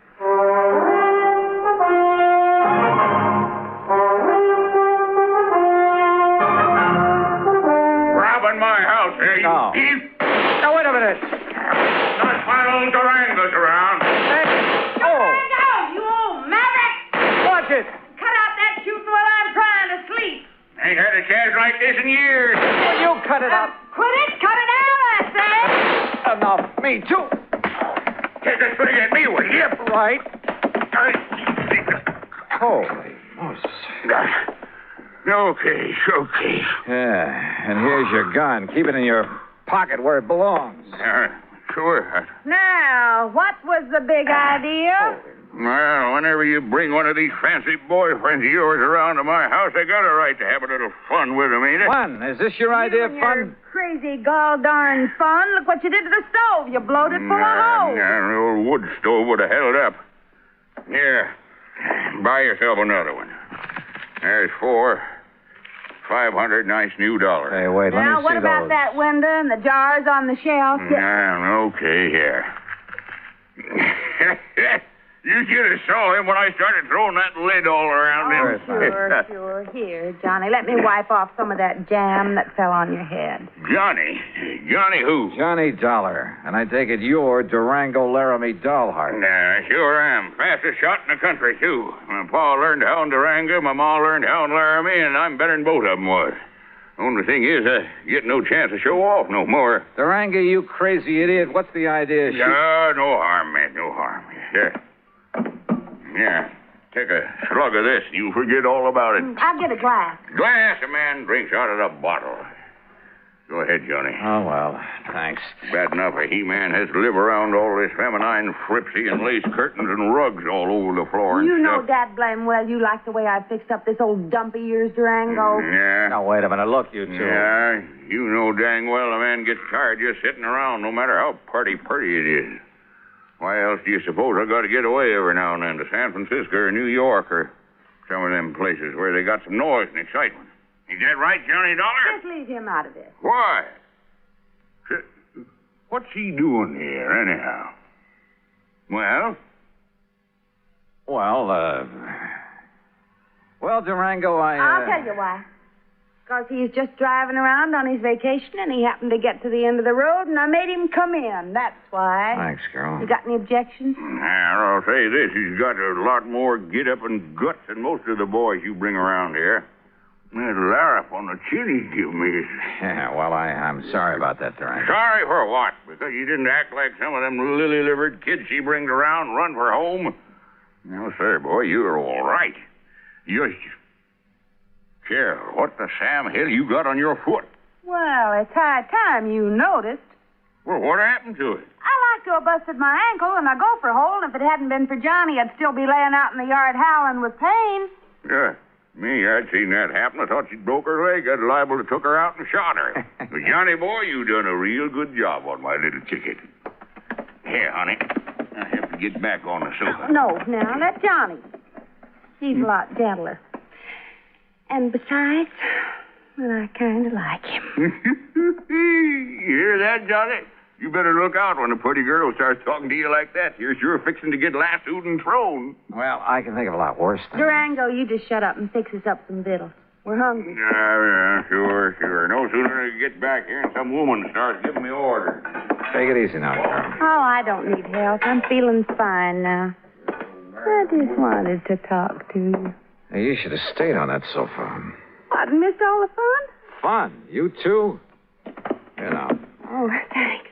Hey, sit beside me, Johnny. Well, sure. Why not? Now, none of that mush stuff. That isn't what I meant. Oh, I can't please, I'd mind it with you, Johnny. Well, now, if that isn't an Hey, invitation, you kids, some nice steaks, a couple of chops, maybe some pancakes and beans to fill you up, be all right? Just make it good and take your time. Or shall I do it? Yeah, woman, I can cook better than you any time. Oh. Well, Johnny, before you start that... What's the matter with some lights in there, you kids? It's getting dark. oh. Just mind your own affairs. And I warn you, Johnny, you better watch out for yourself. Yeah, I'll risk it, Durango. You don't, want the light, do you, Carol? You know what I want? What? I don't know why you come out here to bum-spun. Can't that wait? Dollar, I bet you got somewhere else to go. It's going to be pretty late by the time we met. Or I might as well bunk here tonight. Got plenty of room. What do you say? Johnny? Sure, Durango. Thanks a lot. No, Carol. You haven't answered my question, John. Tomorrow. I'll tell you tomorrow when we can be alone. Aren't we alone now? Oh, not as much as I wish we were. You're a mighty cute guy, Johnny. Oh, you don't know me, Carol. I'm really just an old wolf. Oh, I don't believe it. I don't. Ooh. Just one of the roses fell out of my hair. There it is. With buds of roses in her hair and kisses on her mouth. What's that? Pretty? Just a line from an old poem. I have the roses in my hair. What about the rest? Why don't you find out?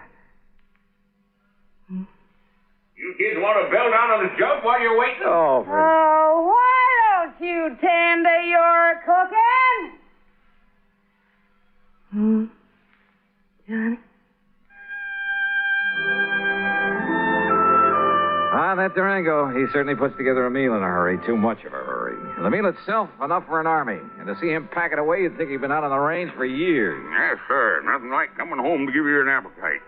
Here, scoop yourself up some more beans, Johnny. I still hadn't made any progress in my investigation and encouraged him to talk about himself. He did, willingly. And how much of it was true was something else again. Said he left his father's little farm in Colorado to hunt for gold. Said he'd found it, too, a lot of it. Claimed he'd used that money exploring for oil, wildcatting. That everything he touched had turned to money. That he'd made and banked so much he could never spend it all. That's why he'd go on those flings to San Francisco and New York, just to get rid of it. Then come back here to this little plot of ground and rest up for the next excursion to the big city. His only regret was he was too old to make the New West like the Old West. Yes, sir. If I was 20 years younger, I'd ride a horse into Dodge City and show all them law and order. I'd show them just exactly how it was in the old days. Like I read about in them magazines. But if all this were true, why the counterfeit money? Those phony, washed-out $100 bills I'd seen on George Reed's desk. The bed in the guest room was as comfortable as my own, but I couldn't get to sleep. Fortunately, for long after the house was dark, it must have been close to midnight, I heard the door of Durango's room open, heard him sneak out of the house the back way. Quickly, as quietly as I could, I slipped on trousers and shoes, took along my gun, and went after him. From the back porch, I could see that there was a light on in one of the small outbuildings.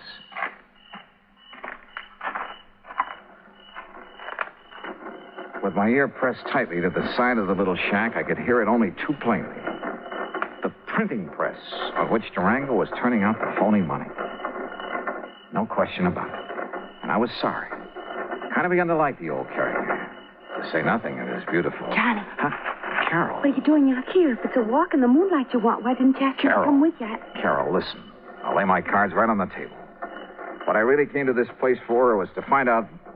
Well, it was right here inside this little shack. Oh, no. And now that I've found out, Johnny, you'll break his heart. He thinks nobody knows about this. Oh, of course he does. He's been doing it ever since... And he thinks that even I don't know about I'll bet. Oh, Johnny, please, you'll spoil everything. Why not? It's about time, isn't it? And he means no harm to anybody. What do you mean, no harm? Are you kidding? Or maybe you're in this whole thing with him. Are you? Oh, no, but I don't see what difference it would make. Johnny, baby, Oh, don't pull that stuff. It's time for a showdown. Harry, what's the racket? What's going on, huh? Oh. snooping, huh? Why, you ornery, low-down, sneaking coyote. All right, Durango. Just cut it and stand where you are. Well, what are you doing with that gun? I only hope you won't make it necessary for me to use it. Johnny. Open up that door, Durango. I want to see what you've got inside there. Go ahead now, open it. Yeah. Now, look, son, there ain't no harm in what I'm doing in there. No harm. That seems to be a pat phrase around here. Well, it's just that ever since I made my pile, everywhere I'd go, I'd spend a lot of money. So you told me at great length. Always, maybe it was sort of showing off a bit, but when I'd draw it out of the bank, I'd make them give me brand new money. You know, to impress the folks. Like a big shot up in Hartford where I pay my insurance for Carol here every year. In brand new $100 bills, supposedly. That's right, and no supposedly. But this last insurance payment to Georgia. Yeah, I know. But, Johnny, it wasn't my fault. The bank didn't have some nice new ones for me. And they couldn't get them in time either, so I had to... Well, this was the next best. Oh, that's a likely Johnny, story. please. Open that door. Oh, God, I kept hoping nobody'd find it. Come on, open it. Okay. There you are. What under the... That's the washing machine there. And that's the soap and plenty of strong bleach and the starch to make them nice and crisp. Oh, no. And that there's the ironing board where I press them out real nice and flat. They'll never believe it. But it does make them look real pretty and new. Honest, Johnny, I didn't think there was no harm in it.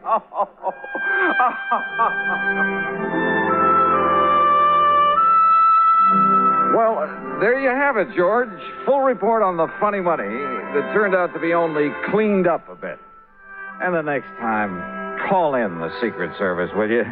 No, I didn't mean that. Just don't question the charges on this account for the extra week I've spent out here. If you could see this pretty little Carol. Oh, that Carol. And if I ever get enough money, so help me, I think I'll retire to Bum-Spung, Oklahoma. Expense account total, including incidentals, and the trip back to Hartford, $171.25. Yours truly, Johnny Dollar.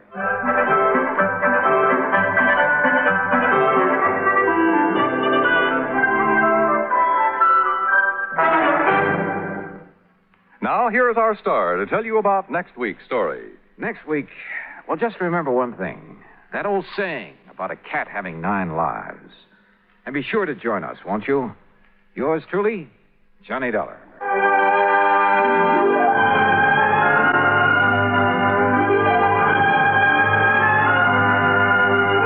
Yours truly, Johnny Dollar, starring Bob Bailey, originates in Hollywood. It is produced and directed by Jack Johnstone, who also wrote tonight's story. Heard in our cast were Virginia Gregg, G. Stanley Jones, and John McIntyre. Be sure to join us next week, same time and station, for another exciting story of yours truly, Johnny Dollar. This is Dan Cubberly speaking.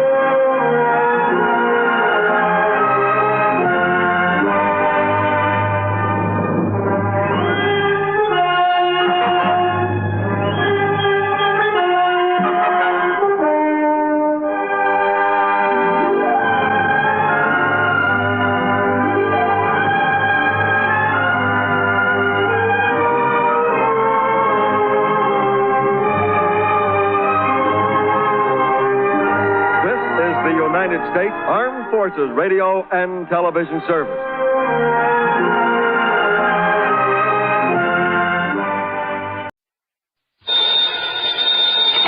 Johnny Dollar. This is Fred Porter, Johnny. Miniatures. Miniatures?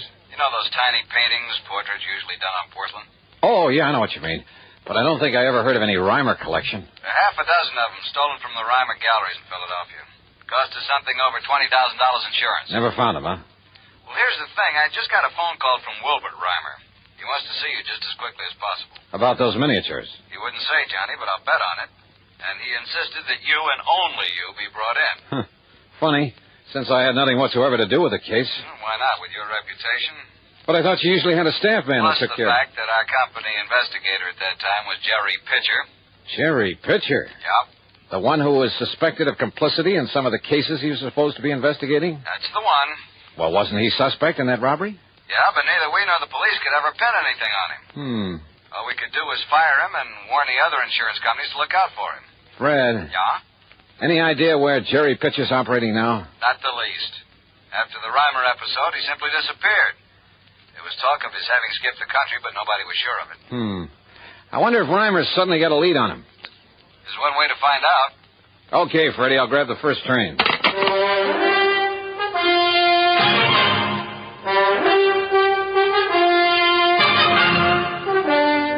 CBS Radio brings you Bob Bailey in the exciting adventures of the man with the action-packed expense account, America's fabulous freelance insurance investigator. Yours truly, Johnny Dollar.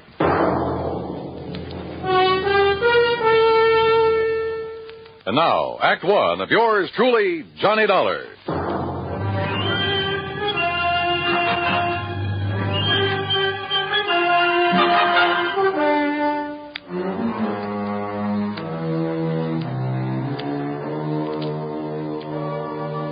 Expense account submitted by Special Investigator Johnny Dollar to the Mono Guarantee Insurance Company, Philadelphia office. The following is an account of expenses incurred during my investigation of the Reimer collection matter.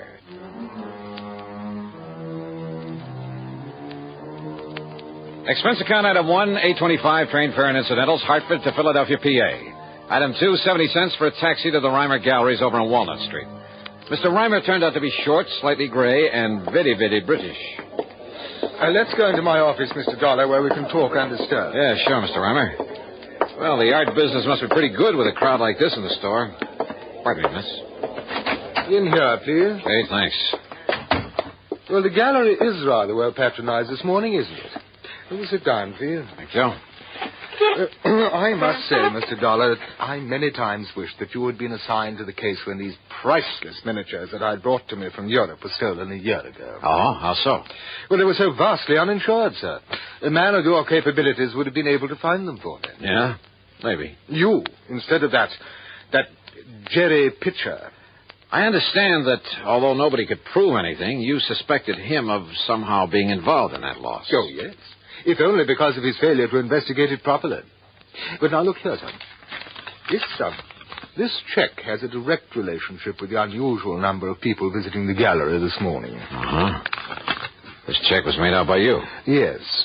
I intend to put it in the mails before the day is over. To the Mono Guarantee Insurance Company. $4,050? The exact amount I received for the loss of one of the miniatures, a genuine Pellegrini. But you collected something like $20,000 in all. On the 6 that were stolen, yes. But now, suddenly, and most mysteriously, the Pellegrini has been returned to me. What? And, of course, the people out there in the gallery, most of them connoisseurs, would be interested in seeing it again, wouldn't they? Yeah, I should think so. As a matter of fact, I've already found a buyer for it. Who? Mr. Charles Cunningham, one of my regular clients. Well, just how did you happen to get this one back? 2 days ago, when I opened the place, I found it lying inside the door, on the floor, under the letter slot for the morning mail. Just lying there? But it was wrapped in a bit of coarse wrapping paper, the sort a greengrocer might use, and it was tied up with a piece of dirty string. No note or anything with it? Nothing. They're very mysterious. But why was it returned? Who knows? Would you call it a pretty well-known piece, one that might easily be recognized? Oh, definitely. And of course, there were pictures of it in the papers and of the others at the time that they were stolen. In other words, anybody having it stood a pretty good chance of being caught if he tried to sell it. But that does seem to be a logical conclusion, doesn't it? Yet there's always the black market. I mean, abroad, in Paris. A lot of fine art that was stolen during the war has suddenly shown up over there. Yes, and I understand that otherwise perfectly honest collectors haven't hesitated to purchase it. Things taken from the Louvre, from various museums in Germany, and... Hello, but Mr. Dollar, if the thief were caught smuggling the miniatures out of this country... Yeah, I know what you mean. But now, why return these to you? One of them, Mr. Dollar. Okay, one of them, but why? Well, there is, of course, one possibility. Yeah? Like what? If the thief himself were a connoisseur, One who would fully appreciate the value of the miniatures. Well, I'm certain that he would never bring himself to simply destroy them. That is, after realizing that he couldn't very well dispose of them without being caught. So rather than destroy them, he decided to give up and return them to you? Well, it is a possibility, isn't it? But he returned only one of them. And, of course, this theory of yours rules out Jerry Pitcher. Well, yes. But it's puzzling, isn't it? Yeah. Wait now, the paper and the string you found wrapped around it. What? Where are they? I'd like to see them. Well? Oh, how utterly stupid of me. What do you mean? I'm afraid I threw them out to the trash, Mr. Dollar. It was taken away yesterday. Oh, great. You might have found fingerprints on them, mightn't you? Yeah, and they might have given us a lead on whoever sold those things in the first place. I'm terribly sorry. It was terribly stupid of me. My reason for sending them for you, I hoped that by finding who returned this one, you might find the rest of them. Sure. In which case, your insurance company, well, needless to say, I would gladly return all of the money they paid to me. Make them pretty happy, wouldn't it? But now... Yeah, they might even feel like handing me a nice big fat commission. Now I've destroyed the one possible clue. Well, there must be others, if I can dig them up.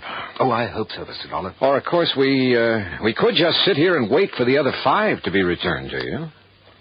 I presume you're jesting, sir. Yeah, I'm afraid so. Yes. So how will you proceed?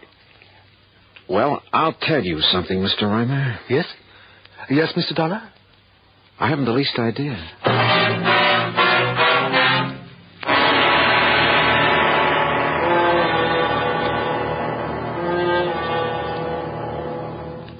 And now, Act 2 of yours truly, Johnny Dollar, and the Reimer Collection Matter.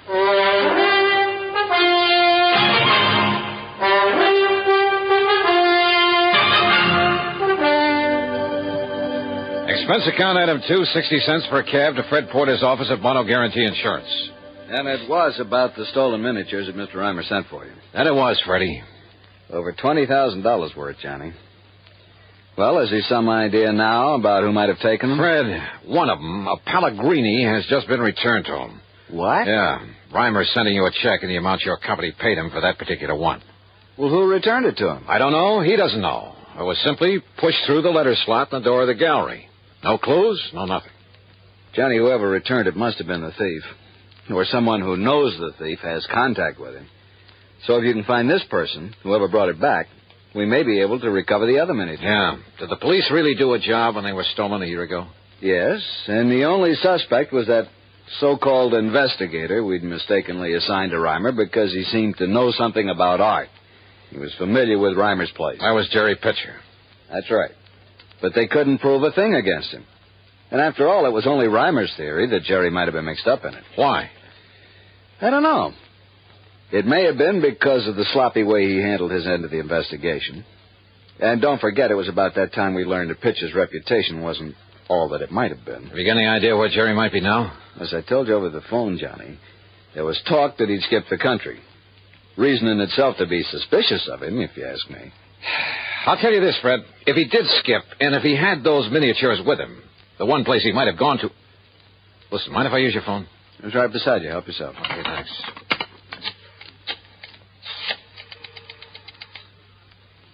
Hello, operator. I want to put through a call to Paris, France. Paris? Johnny... Just take it easy, Freddie, and stay close to this phone so that you can hear.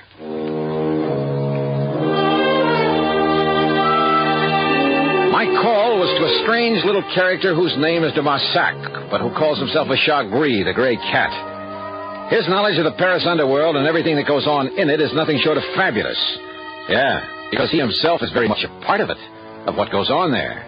Not a single important work of art could ever hit the black market without his knowing about it. How oui, Monsieur Darlin.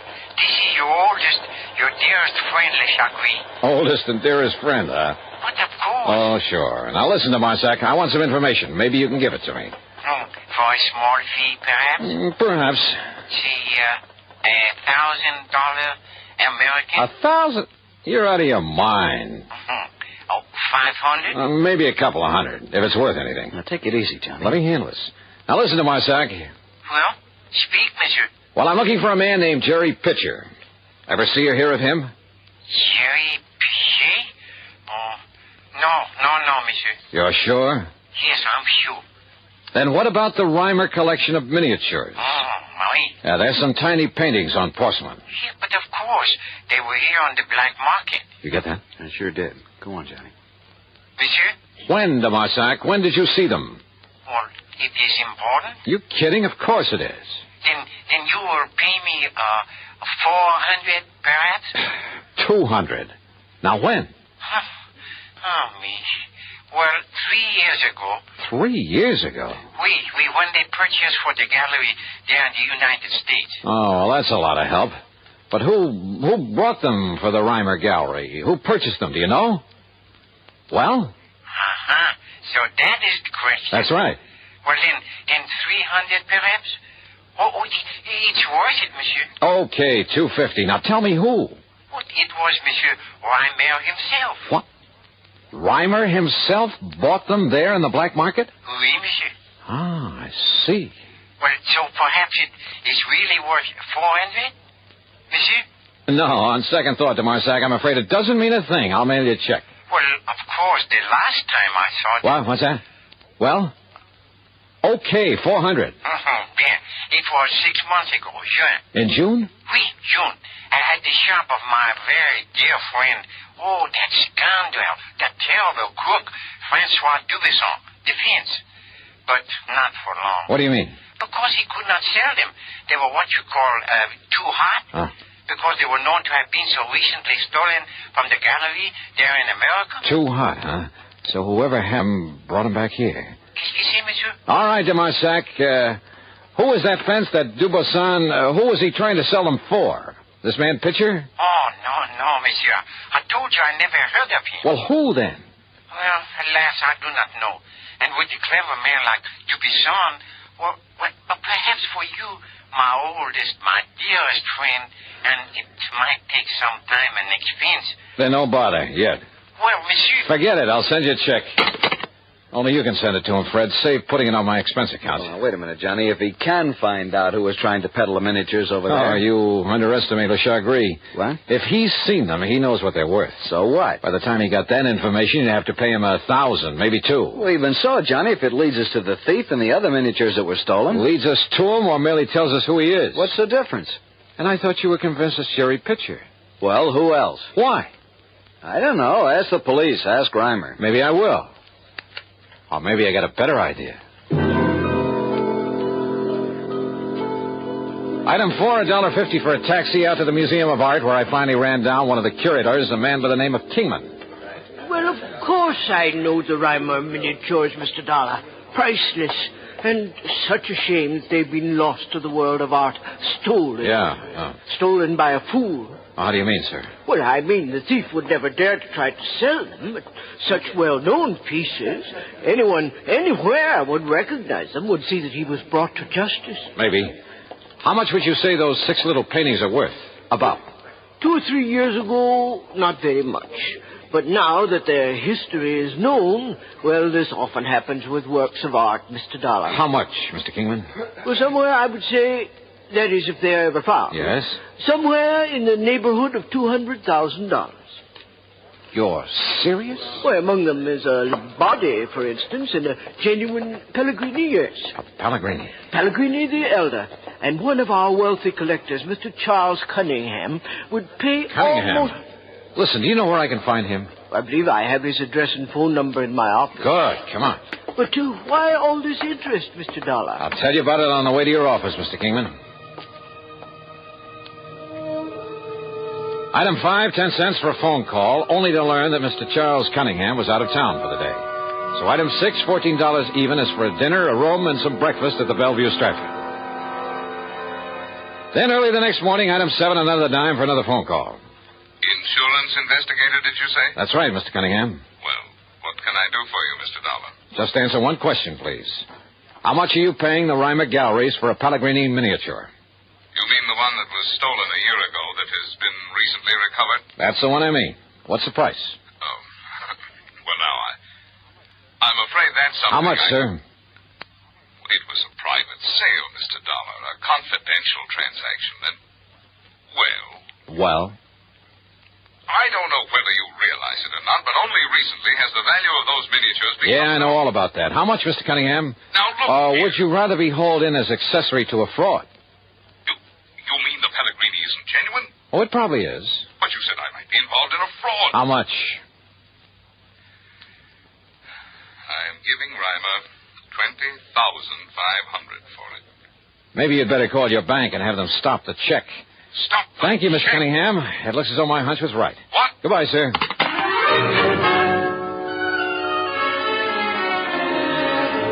Item 8, a buck for a taxi to Fred Porter's office. Item 9, another buck for a cab for the two of us to the Reimer Galleries. Will you please tell me what this is all about, Johnny? Have you got on the trail of Jerry Pitcher? No, Freddie, I haven't even bothered trying. Hey, listen, do you handle all of Reimer's insurance? When are his premiums due? Well, as a matter of fact, a rather large one, slightly overdue now. Oh. Why didn't you tell me that? What difference does it make? Well, if business were good for a man like that, wouldn't he keep up his insurance payments? Wonder how much else he owes. What are you getting at? Plenty. Looks like we've arrived, though. You know, you still haven't told me why we've come here to the gallery at the crack of dawn. Yeah, buddy. Now keep the change. Yeah, thanks. See, Mr. Reimer's already opened shop. Johnny? Come on, Fred.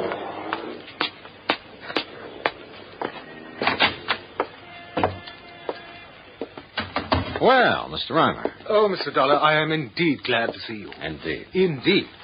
Good morning, Mr. Porter. Mr. Reimer? Look here, Mr. Dollar, here on this table. What? Another of the miniatures, a Lombardi. What? Yes, lying on the floor under the mail slot, just like the other that was returned. I can't believe it.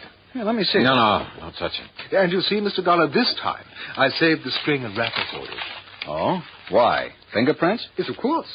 Only I doubt if we'll find any. But you were most explicit. Matter of fact, if you didn't wear gloves in wrapping it up, you were pretty stupid. I beg your pardon. Asked that I be dragged in so that nobody would suspect you, huh? Suspect me? Johnny, what of Jerry Pitcher? Who knows where Jerry is, and who cares? Mr. Reimer, when was your last trip to Europe? In June, wasn't it? I make many trips to Europe in order In June? Well, yes, it was. But now look here. Let's go back to your office. I want to look at your bank statements for the past year. Mr. Dollar. Or would you rather I just call in the cops? I don't know what you're talking about. Real honest business you've been running, huh? Of course. But you didn't hesitate to buy stolen, smuggled artworks on the Paris black market. Now, look here, sir. I suppose I should have started thinking when you told me those miniatures were considerably underinsured. What? Yeah, because you insured them before their true value really became known. But by the time you did know it, you'd already pulled the fake robbery, collected the insurance on them to keep your business going. Well, now, please. You tried to sell them in Paris then, but they were too hot. That was in June.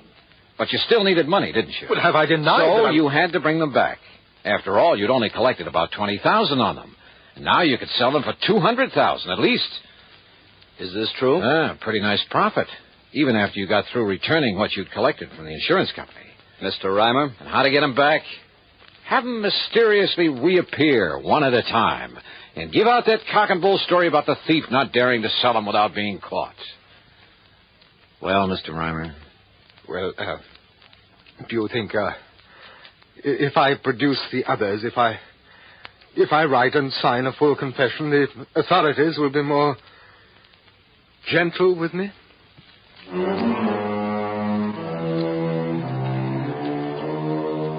Son of a gun, why do they do it? Won't they ever learn? What's the matter with people, anyhow? Some people, that is. Oh, well, expense account total, including the trip back to Hartford, $35.50. And Freddie, don't forget, a nice fee on this one, as well as a check to Le Chagris over there in Paris. Yours truly, Johnny Dollar.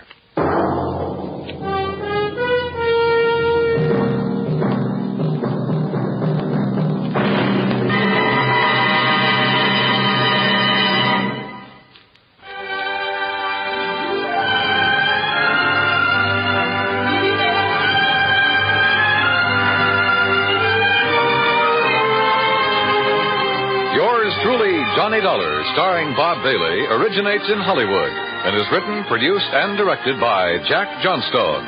Heard in our cast were Harry Bartell, Ben Wright, Forrest Lewis, Junius Matthews, and Marvin Miller. Be sure to join us next week, same time and station, for another exciting story of yours truly, Johnny Dollar. This is Dan Cubberly speaking.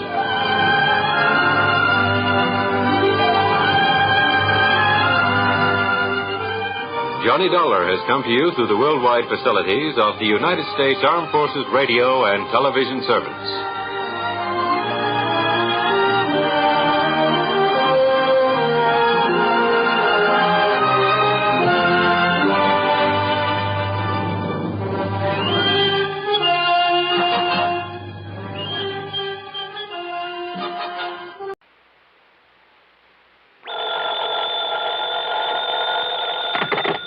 Johnny Dollar.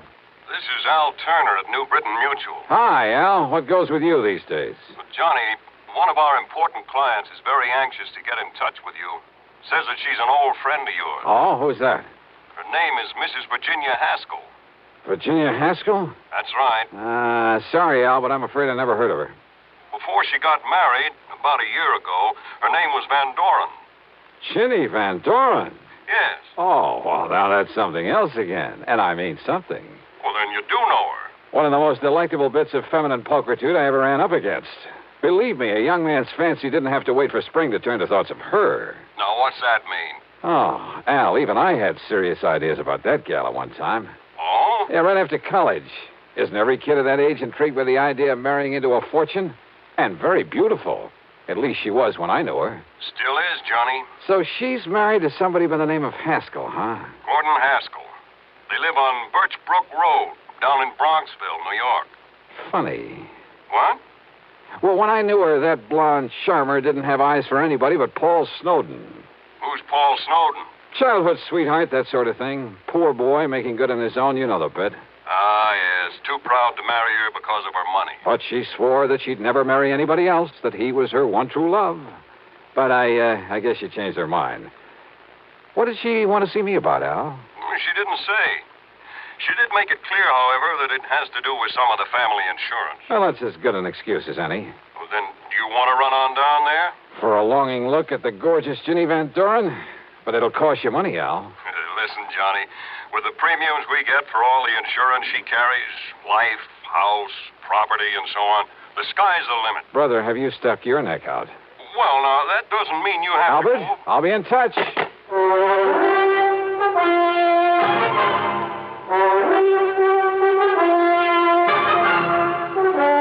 Bob Bailey in the intriguing adventures of the man with the action-packed expense account. America's fabulous freelance insurance investigator. Yours truly, Johnny Dollar.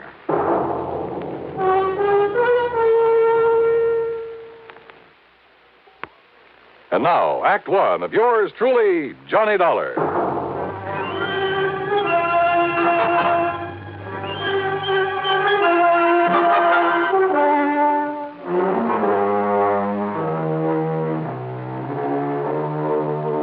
Expense account submitted by Special Investigator Johnny Dollar to the New Britain Mutual Insurance Company, Home Office, Hartford, Connecticut.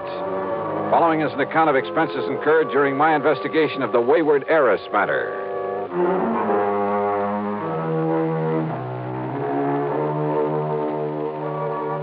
I decided it might be handy to have my own car along for this one, so expense account item 1, $4.25 for a tank full of gas. I picked up the freeway and headed south and west to fashionable Westchester County, New York. To me, Bronxville has always been one of New York's most charming suburbs. Only about 20 miles north of the big city, it's full of beautiful homes with lots of trees and expensive landscape properties. There's a lot of wealth in Bronxville. The Haskell home on Birch Brook Road was a huge English-type affair, built of stone and stucco, the kind of place that'll last 100 years. 18 or 20 rooms, I'd guess, and surrounded by well-kept lawns and flower gardens, oak and sycamore trees, and neatly trimmed hedges. Yep, a big hunk of the Van Doren oil money must have gone into it, unless young Haskell was mighty rich. Virginia, looking every bit as beautiful as I'd remembered her from college back in the Midwest, greeted me like a long-lost, well, brother, darn it. And, Johnny, I'm so glad you could come. I'm worried, sick. Worried about what, Jenny? Gordon, my husband. Well, look, it's none of my business, but it kind of surprised me to learn you'd married somebody other than Paul Snowden. It's Paul who has me worried, Johnny. Oh? Yes. How? Well, back in the old days in college, I wasn't interested in anybody in the world but Paul. I mean, seriously. Yeah, I remember. The rest of us couldn't get to first base with you. I loved him, Johnny. And I hoped that as soon as he could get established in a business of some kind, he'd ask me to marry him. Well, what stopped him, Jenny? Money. When Father died and all the Van Doren money came to me, Paul suddenly changed. He stopped seeing me. He even avoided me. So then, well, I guess what I did was make a mistake. What was that? I went to see him at his little plant there in Chicago. Chicago? That's where we were living then. And Johnny, the only reason he stayed there was to be close to me. So you went to see him? Yes. And I proposed to him. Oh? Also, well, this was the big mistake. I offered to finance the machine tool business that he was trying so hard to build up. But he didn't like that and told me so.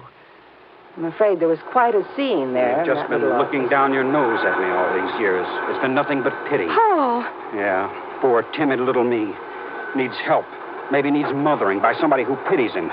By somebody who can afford to support him. Paul, that isn't true. Then why do you come offering help, offering money? I don't want pity. Somebody holding up my head for me. I've got to work this out alone. It may take me a long time, but I'm not going to... Oh, I'm sorry, Jenny, but don't you see I love you? I'll never love anybody else. Then why don't you let me Don't you understand? I'll never get anywhere on your charity. You're feeling sorry for me. Paul, darling, please. All right. All right, the less we see of each other now, the better. Maybe sometime, but... Well, no, not now. Find somebody else, Jenny. Somebody who can give you the things you need and want. Uh-huh. A little too much pride for his own good, I'd say. It upset me terribly, Johnny. Especially when he told me to go out and find somebody else. But I take it you did. Then Gordon came along. Sort of caught me on the rebound, I guess. Tall, good-looking. He fell in love with me the first time we ever met. I guess he kind of swept me off my feet. But now that the honeymoon's over... He's been wonderful to me. And I love Gordon, Johnny. I love him very much. As much as Paul? Not perhaps in the same way. But we're very happy together. And there's never been any strain or tension because of this difference in our fortunes. Gordon isn't wealthy either? Well, he hasn't what I have, of course. But he manages to get along. And I'm being a good wife to him. Oh, I'm sure you are, Jenny. And don't you see if Paul, because of his jealousy, were to kill Gordon... Jenny, you mean you honestly believe he might? Yes. That's exactly what I mean. That's why I sent for you. But good heavens, gal. And Johnny, you've got to stop him.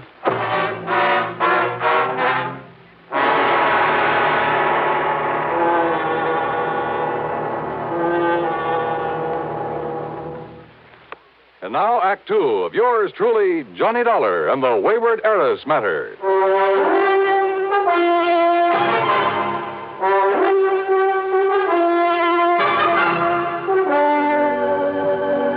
All right, now, Jenny, listen to me. It's true, Johnny. I'm sure of it. Paul Snowden has come here to kill my husband. He's told you as much? Haven't you been listening to me? Well, of course I have. Maybe my marriage to Gordon was on the rebound, on the spur of the moment. Call it anything you like, but it was Paul who turned me down. At least for the time being. I told you what he said. And simply because of a misguided sense of pride, because you had money and he didn't. Yes. Well, how did Paul take it when he learned that you were going to marry Gordon, I mean? He was terribly angry. He made all sorts of wild threats. Well, now, that doesn't necessarily... He said that he would kill anybody else who married me, and he will, Johnny. Does he know Gordon? He's never seen him. But he wants to kill him? Oh, Jenny, that doesn't make any sense. Don't you understand? It was to get away from Paul that Gordon and I came here to get married and settle down. Or because you were afraid you might still be in love with Paul. It isn't a very nice thing to say, Johnny. But it could be true, couldn't it? Is Gordon in business here in the East? Well, I've helped him to start one, Johnny. A little importing business. What did he do before? Jenny? Well, his family had quite a bit of money once.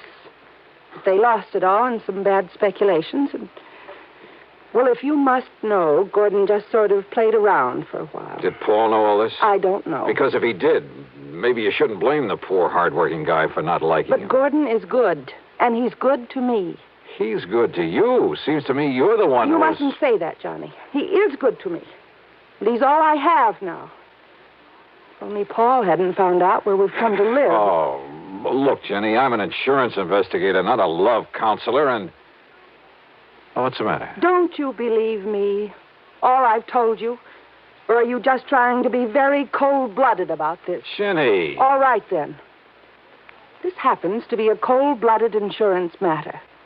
For the simple reason that Gordon's life is insured. And if you have no heart, if all you can think about is business, all right. It's your job to keep Paul from killing Gordon. Now, listen, Jenny, you've been married nearly a year. Nothing's happened, nothing at all. Yet now, all of a sudden... Because Paul has come here. He telephoned me.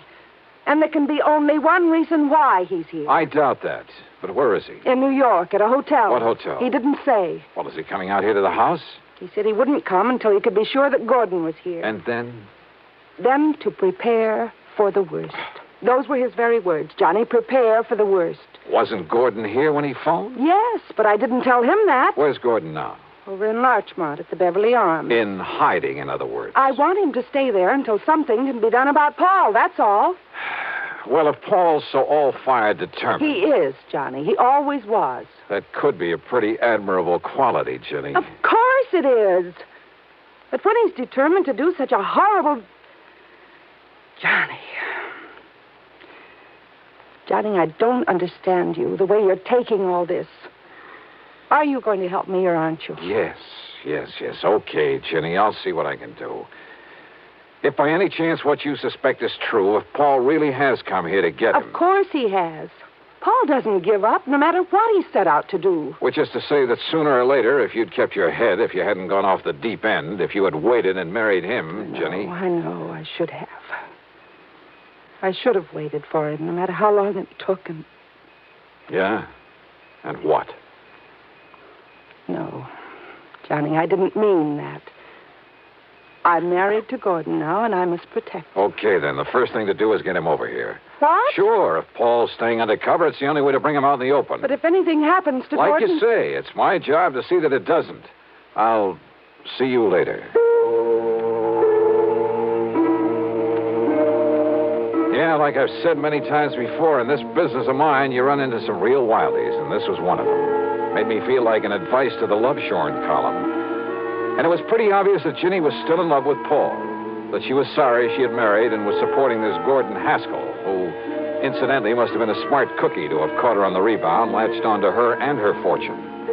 But she'd made her bed, and by golly, out of nothing but stubborn pride, she was going to lie in it.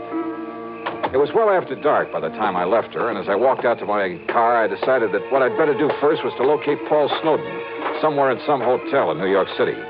Find out what this whole crazy affair was really all about.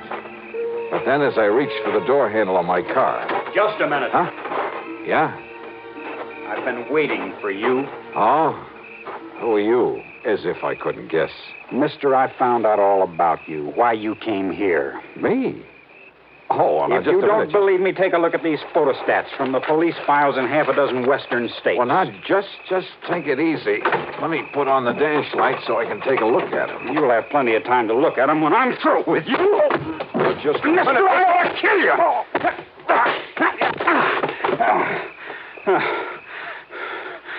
All right, now. You want some more? Johnny, what on earth's going on out there? Huh? Johnny? What? Johnny! Oh, no. Paul! Paul, what have you done to Johnny Dollar? Johnny! Oh, dear, this is terrible. Well, it ain't exactly good. That was Paul. I saw him. Yeah, so I figured. He must have found out that I sent for you. Why, if I hadn't come out of the house to see what the noise was all about, he might... Don't you see, Johnny? Don't you believe me now when I say he's come here to kill Gordon? Jenny, I guess if you didn't convince me, Paul has.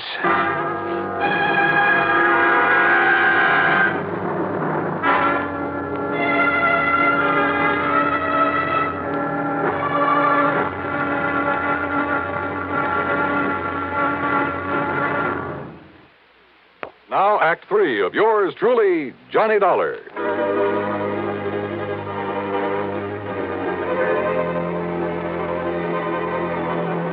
went back into the house with Ginny's help, and a good stiff drink plus her tender menstruations brought me back to normal. I suppose I could make all sorts of excuses about having been caught off guard, but I won't. Paul Snowden had a good pair of fists, and he knew how to use them. My plan had been to call on the New York City police for help in locating Paul, but now this had suddenly become a personal matter. And yet, wait a minute. Ginny. Yes, Johnny. Are you feeling... Listen, didn't you tell me that Paul and your husband Gordon didn't know each other, had never met? Yes. What about those papers, the photostats? Papers? And we've been thinking that Paul jumped me because he'd found out you'd called me in to protect Gordon. Of course. Well, it just happens we were wrong. Oh, Johnny, I don't understand. Listen, I'll be right back. But, Johnny, he may still be out there somewhere. I wouldn't be at all surprised. Well, but, Johnny, don't you... I found no sign of Paul or the papers he'd shoved at me. But I was certain that he was still in the neighborhood, waiting. But not for me. I jumped into my car, drove away, then circled around the block, parked, and sneaked into the house the back way. Johnny! I thought it was Gordon coming in this back door. I phoned him that Paul had been here. Yeah? What'd he say? Only that until Paul is taken care of, he'd better get out of town. But, Johnny, that's such a... Oh, great. And yet, if he plans on being away for any length of time... Excuse me a minute. Yeah, there was a chance, a bare chance, that this whole thing could come to a head very quickly, with a bit of luck. I opened the front door, then called out into the darkness beyond the porch. Paul? Paul Snowden. This is Johnny Dollar. If you're out there, stick around. Now listen, I'm leaving this front door unlocked, so use your own judgment. I went back into the library. Standing there with Ginny was a man, a few years older, slightly gray around the temples.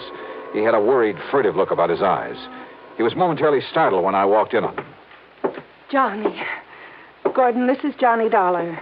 Hiya, Gordon. He sneaked in the back way, Johnny. But I'm not staying around to get killed. Now listen, Virginia. Gordon, it'll be all right now. No, I don't know who Dollar is or why you've called him in, but I'm not staying around here with Paul Snowden gunning for me. You're afraid of him, Gordon? Wouldn't you be? Come on, Virginia.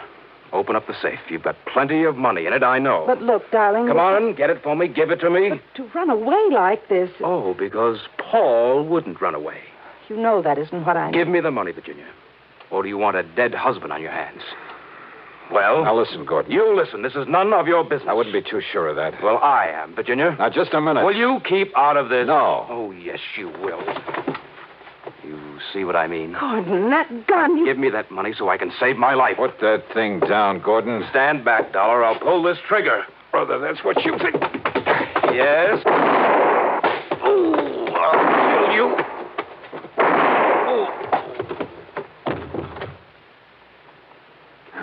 Thanks, Paul. I aimed low, Dollar. I'm afraid he'll live. Yeah, he'll be okay. Should have killed him, I guess. But I'd rather see him face the courts. Oh, what are you talking about? Those photostats you have? Yeah. Police files all over the West. He has a record as long as your arm, under various names.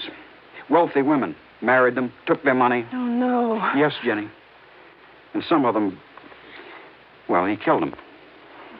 Paul, I didn't know. I didn't know. I'm sorry, Dollar, about what happened outside earlier, but in the darkness, I thought you were Gordon. It's, okay, Paul. You've, more than made up for it.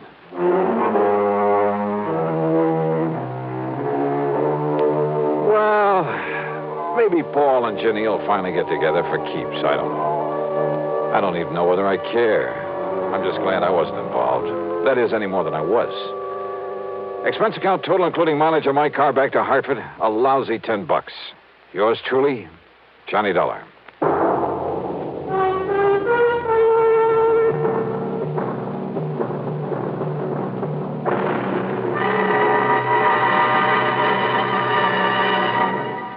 Our star will return in just a moment. Now, here's our star to tell you about next week's story. Next week, a sweet little old lady involved in one of the dirtiest rackets I know. Join us, won't you? Yours truly, Johnny Dollar.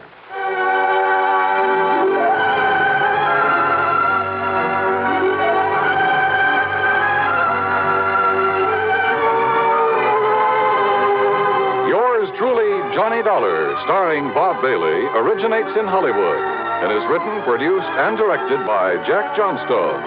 Heard in our cast were Virginia Gregg, Les Tremaine, Sam Edwards, and James McCallion. Be sure to join us next week, same time and station, for another exciting story of yours truly, Johnny Dollar. This is Dan Coverly speaking. From Hollywood, it's time now for... Johnny Dollar. Johnny, this is Vincent Price. I'm calling from Hollywood. Oh, sure. My name's Shirley Temple. Now, who is it and what... Really, Vincent Price? Do I sound like Mickey Rooney? Well, no. But now, tell me, Mr. Price. Now, look, the name is Vincent. Okay, Vincent. What can I do for you? Johnny, I have a little problem in connection with one of my paintings insured for $100,000. $100,000? You call that a little problem? This painting has suddenly disappeared. Oh, I see. What's the insurance company? State Mutual. Oh, well, they have a small branch office right there in Los Angeles. Yeah, I know, but Bert Parker, the man who sold me the policy and should take care of this matter, well, every time I've called him, he's been out. And I learned just this morning that nobody knows where he is. Okay, Vincent, I'll grab the first plane.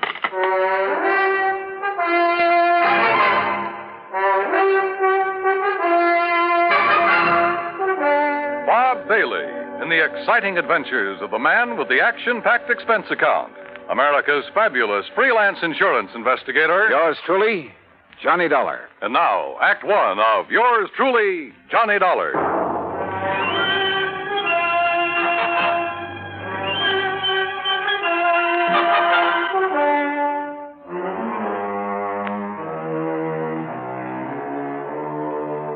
Expense account submitted by Special Investigator Johnny Dollar to the State Mutual Insurance Company, Home Office, Hartford, Connecticut.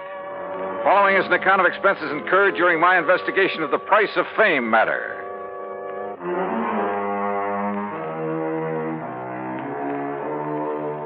Expense account item 1, $178.50, plane fare and incidentals, Hartford to Los Angeles. By the time the big silver Constellation made its landing at the international airport, it finally dawned on me that I hadn't arranged with Vincent Price about where and how and what time I'd meet him. But as I picked up my luggage, I discovered a hungry-looking crowd of autograph hounds milling about the tall, gracious man I was looking for. Oh, sure. I'm glad to. Look, but just one at a time, will you please? I can't very well. All right, there you are. Now I have to meet a friend. Gee, just one more, please. Huh, Mr. Price? All right, if you insist. Here. Best wishes from T. Willie Rocking Horse. Huh? How are you, Johnny? Oh, great, but I didn't expect... Johnny who?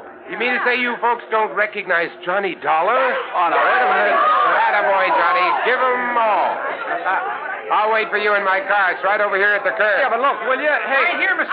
No, I'm nobody. Please. By the time I got away from that mob, I felt as though I'd been run through a ringer. But we finally took off in Vincent's car and drove to his beautiful home up in one of the canyons west of Beverly Hills. Nestled among the trees with spacious lawns and well-kept gardens, it's furnished in the most excellent taste. I'm no expert, but to say that I was impressed by the extraordinary works of art in that home would be the understatement of the week. Engravings, prints, fine sculptures, but most of all, paintings. And even to my unpracticed eye, all of them were, well, magnificent. Here's a little thing I picked up in London, Johnny. It's called The Old Man in Red by Goya. Wow. Yeah, I thought original oils by him were found only in the big museum. Well, I've been pretty lucky in getting hold of some of these. Yeah, you've known what you were doing, too. You like this one? It's called Fright. It was painted by Kenneth McManus. Beautiful. Beautiful. Like all the rest of them. Thanks. How about this one here at the end? Night Wind by, I'm sorry, Vincent, I can't make out that name. You don't have this one lighted like the rest. No, that's to maintain its somber mood, Johnny. Oh. And that's what made it possible for the substitution of this copy to go undetected. That's a copy? Yeah, and that's my problem. The $100,000 Night Wind by Jean-Baptiste has been stolen. This was left in its place. Oh, I see. It's not a bad copy, probably worth a couple of $100, but it's hardly a genuine Baptiste. Well, when did you discover this substitution, Vincent? When I returned from a lecture tour early last week. Oh, that's right. You've been traveling all over the country lecturing on art, Well, let's haven't you? call it talking about art, huh? Tell me, have you notified the police about this? I suppose I should have. Well, I felt that was Bert Parker's job. And you haven't been able to reach him over at 4 State Mutual? As I told you on the phone, he hasn't been in his office for some time. Vincent, have you any theories about who might have done this? Yes, I'm afraid I have. Why do you say it that way? Very few people knew I'd gotten hold of this Baptiste, only some close friends and a couple of art experts. So? And the place was not broken into during the time I was away. Of that I'm sure. Well, go on. Well, the family and servants kept very close track of anyone who entered the house while I was gone. You have a list? Yes, I do have a list. Here. Good. Alfred R. Hawkinson. That's an electrician who came to do some wiring. He wouldn't know a Rembrandt from a Mickey Mouse. Ann M. Schumann. A music teacher. Loves music, hates paintings. What about delivery boys, people like that? Oh, they never get beyond the back door. Go on, read on. That next one is Ben, the gardener. You can forget about him. And Bert L. Huh? Yeah, Bert Parker. He was here twice. What for? Well, ostensibly to check on some of the paintings he'd insured. The first time, on the 11th, Mrs. Price was with him while he poked around. On the 15th, she had to leave to keep an appointment. And just when he left the house, nobody seems to know. Oh, brother. Are you thinking the same thing I am? Now, look, Johnny, I haven't known Bert very long, and, well, he seemed like such a harmless little old fuddy-duddy. As for his knowledge of art... Yeah, I wondered about that. Well, he was perfectly satisfied to take my evaluation on the 2 or 3 things he'd insured. So, well, Johnny, I may be all wrong. Vincent, a thing like this may only happen once in 1,000 years. In any event, the company will certainly make good your loss. Well, with a work of art, it isn't really the money that counts. And, Johnny, listen. Look, I may have jumped to a completely unjustified conclusion about Bert Parker. Oh, yeah? Sure. Well, let's go down to his office and see. We'll return to Johnny Dollar and the Price of Fame Matter. That's Vincent Price in just a moment. And now, Act 2 of yours truly, Johnny Dollar and the Price of Fame Matter. A priceless original oil painting, stolen from the home of Vincent Price, famous radio and picture star. One of the few people who'd had the opportunity was the man who'd sold him the insurance on it, Bert Parker. Together, we went to Parker's office at 4 State Mutual in downtown Los Angeles. It was on the 16th that Mr. Parker phoned in to say he wasn't feeling very good and wouldn't be in for a day or two. Hey, it was on the 15th that he was at your house, Vincent. Yes, that's over 2 weeks ago. And you haven't heard from him since, Miss Pritt? No, Mr. Dollar. We've tried calling his apartment, but since there hasn't been anything really pressing here at the office... What's the address of his apartment, please? Well, it's out in Westwood, 1308 Pandora Avenue. Look, Vincent, I'm going out there. I'll call you if I find... You're going to need transportation, aren't you, Johnny? By the highest price chauffeur in the country? Sure, why not? Oh, before you go, Mr. Price, I wonder if... if I could have your autograph. Well, why didn't you get Johnny Dollars, Miss Pritt? He loves to give them. Oh, yes. Oh, no. No, you don't, Vincent. Let's go. It took a little persuading, but the landlord at Bert's apartment finally let us into his 4-room suite. It was empty, except for a few old clothes, and it was obvious that he'd packed and left in a hurry. I rummaged around in the closets, tables, bureau, for a clue as to where he might have gone, and came up with nothing. You give up, Johnny? Yeah, Vincent, I'm afraid so. I poked around that desk some more after you'd finished with it and found this wedged in behind a drawer. Oh? Travel folder. Paris. Yeah, it looks real fresh, too. Minor Travel Agency, Beverly Hills. Well, what do you think? Pretty much of a long shot, Vincent. But they do pay off sometimes, don't they?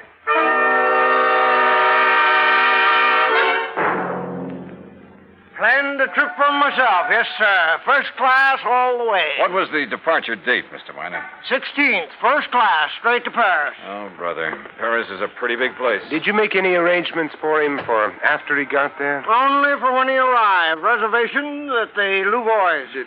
What? The hotel, Louvois.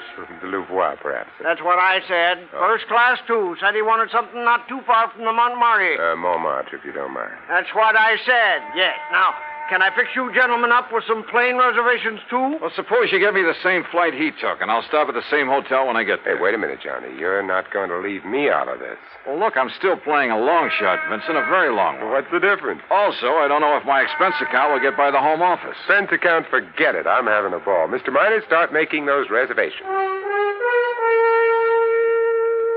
Expense account item 2, $984 for the plane to Paris.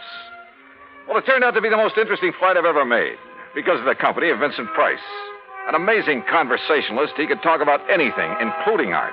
And he has a tremendous sense of humor. So, as he put it, we had a ball from the time we took off in L.A. till the time we sat down in Le Bourget. Item 3, 520 American, taxi into the Hotel Louvois, where the manager was, somewhat helpful. Oh, mais oui. The Monsieur Parker leave us but only 2 days ago, after some slight misunderstanding about l'addition, the deal. Yeah, you mean he was running out of money? Monsieur, I did not say that. That's what you meant, isn't it? You know where he spent his time around here? But of course. His business, he say, took him constantly to Montmartre. Where in Montmartre? Who is to know? Oh, that's like saying somewhere in Brooklyn. Brooklyn? Perhaps you know my cousin. Johnny, he was... Johnny, I just got an idea. Shoot. Works of art, even very good ones, are sometimes sold in rather unorthodox ways. They go through some rather strange hands. They're not always sold over the counter, so to speak, by reputable dealers. You know what I mean? Yeah, but how to contact the kind of people who might... You got any ideas? Why don't you just go on up to our suite and sit tight for a while, I'll see what I can dig out. You are keeping something from me, Vincent. Mm-hmm. But, Johnny, there are some things even funk keeps from Wagnalls. I'll see you later.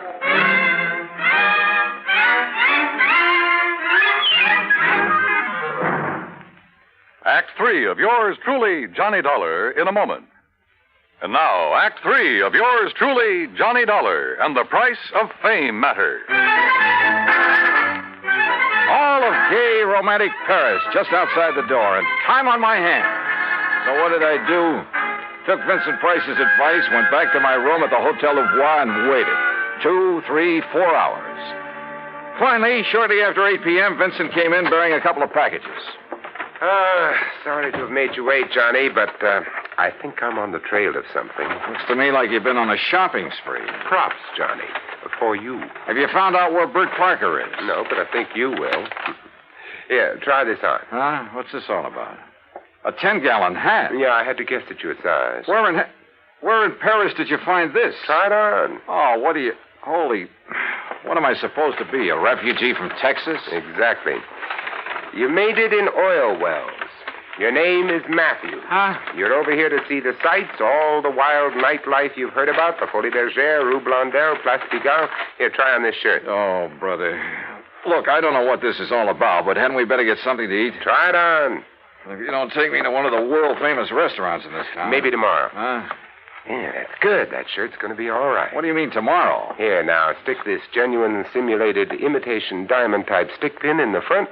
Wait a minute, I'll do it for you. Yeah, what the Sam... There you are, and with this big hunk of glass on your finger. There, now, look at you. Oh, you look. I'm hungry. Well, maybe you'll even get food where you're going. Now, where do you think I'm going in this rig? To a little joint on the Rue Blondel called the Bal Macabre. Now, what am I supposed to do there, if I go there? Sit around. Look prosperous. And see what happens. Oh, Vincent. Remember, you made it in oil. Millions. Yeah, but Vincent... Also, you're interested in art, and your name is Matthew. Look, will you... On your way, Johnny. The taxi that's waiting for you out front knows exactly where to take you. The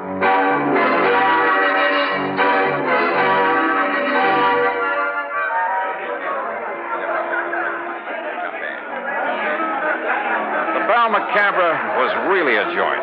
It was dirty, and the people packed like sardines in it were dirty, too. Characters who made a business of being characters. And everybody screamed at everybody else. Except, that is, for the wormy little man who sidled up to the postage stamp-sized table on which my glass and a bottle of wine were balanced. Pardon. You are Monsieur Matthews, are you not?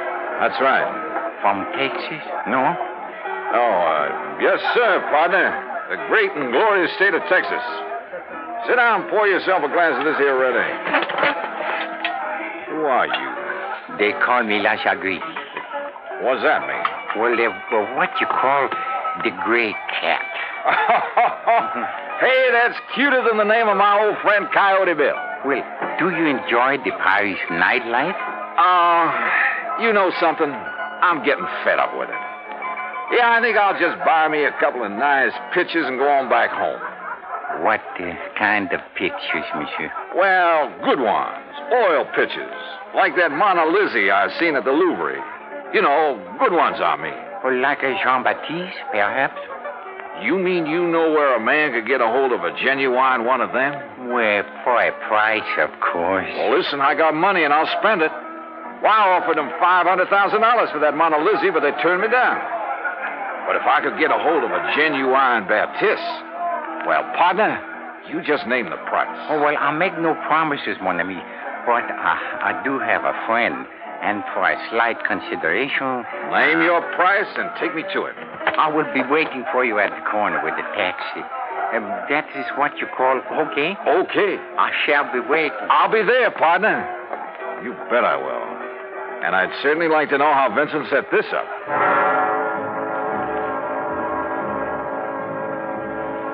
The taxi dropped us off at one of the most disreputable-looking apartments in the whole of Paris. My friend, who called himself the Gray Cat, looked carefully around before entering the front door. Then we climbed 4 flights of a dark, musty stairway. No, remember, my friend, you are not to pay the price he asks at first. If you like, I will make the arrangements for you. Now, that would be right friendly of you, partner. But how will you come out on this? Well, all I ask, monsieur, is 10% of what you pay. And maybe a little extra from him for bringing me up here? Oh, monsieur. Oh, now, don't give me that, partner. I've been around. I'm wise to how you fellas operate. But if I can get a hold of a real, genuine Baptiste... You will see.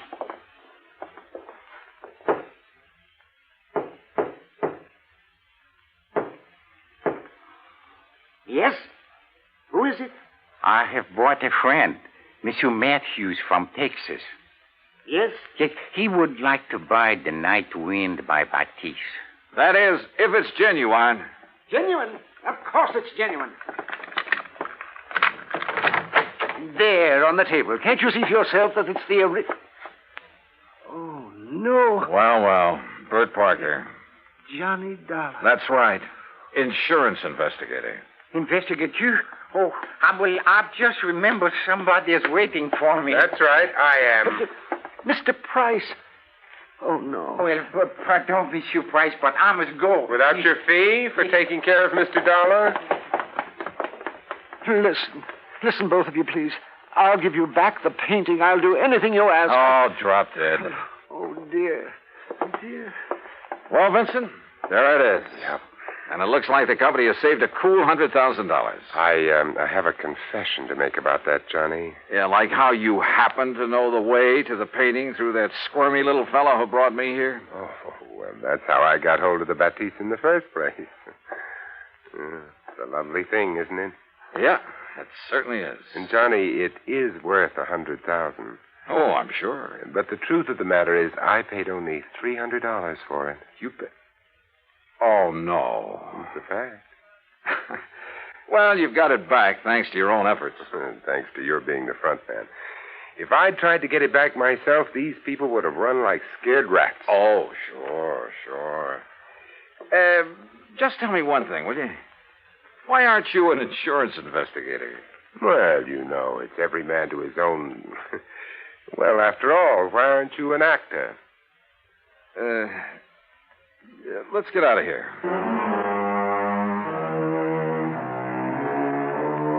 Disposition of Bert Parker, well, that's entirely up to the company.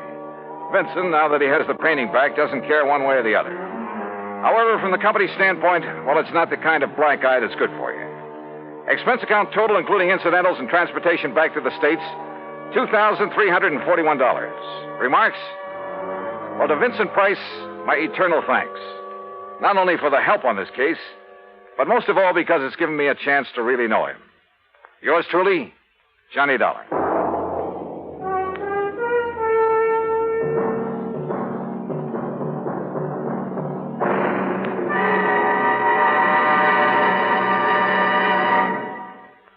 Our star will return in just a moment. Now, here's our star to tell you about next week's story. Next week, the heart of sunny southern Jersey, and a case that took a very sudden, very strange twist. Join us, won't you? Yours truly, Johnny Dollar.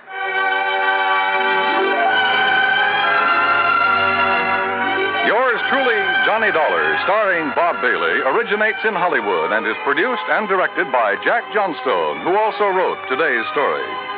Heard in our cast were Virginia Gregg, Junius Matthews, Tony Barrett, Horace Lewis, Howard McNear, and of course our special guest, Vincent Price.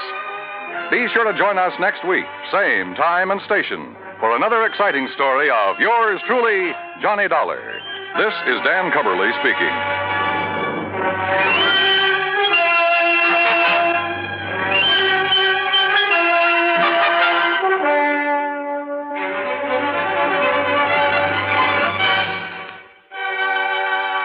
This is the United States Armed Forces Radio and Television Service.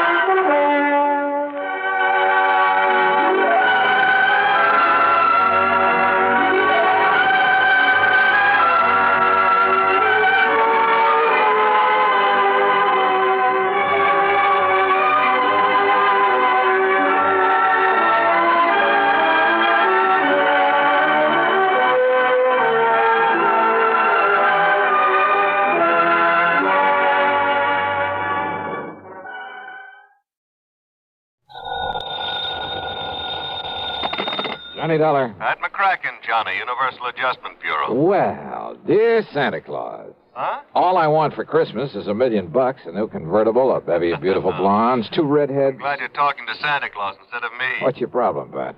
Plain old-fashioned greed. Greed? Plus a no-good Samaritan. You want to go to work on it? What's the fee look like on this one? I can always use a few extra bucks this time of year. As who can't. But you know something? What's that? When you find out what this is all about, Johnny, well, believe it or not, even you may suddenly decide to make like one of Santa's helpers. Oh, now, wait a minute. If that means no fee. Come on over. Let's talk about it, huh? Yeah, I think I'd better.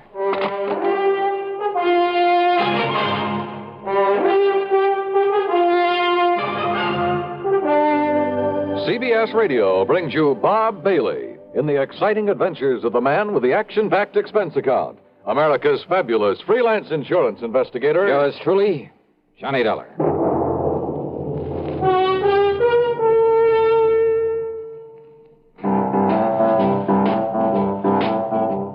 Talk about best-selling records.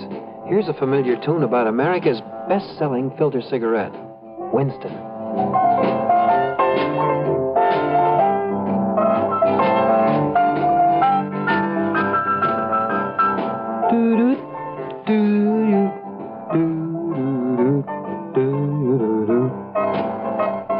Winston gives you real flavor, full, rich tobacco flavor.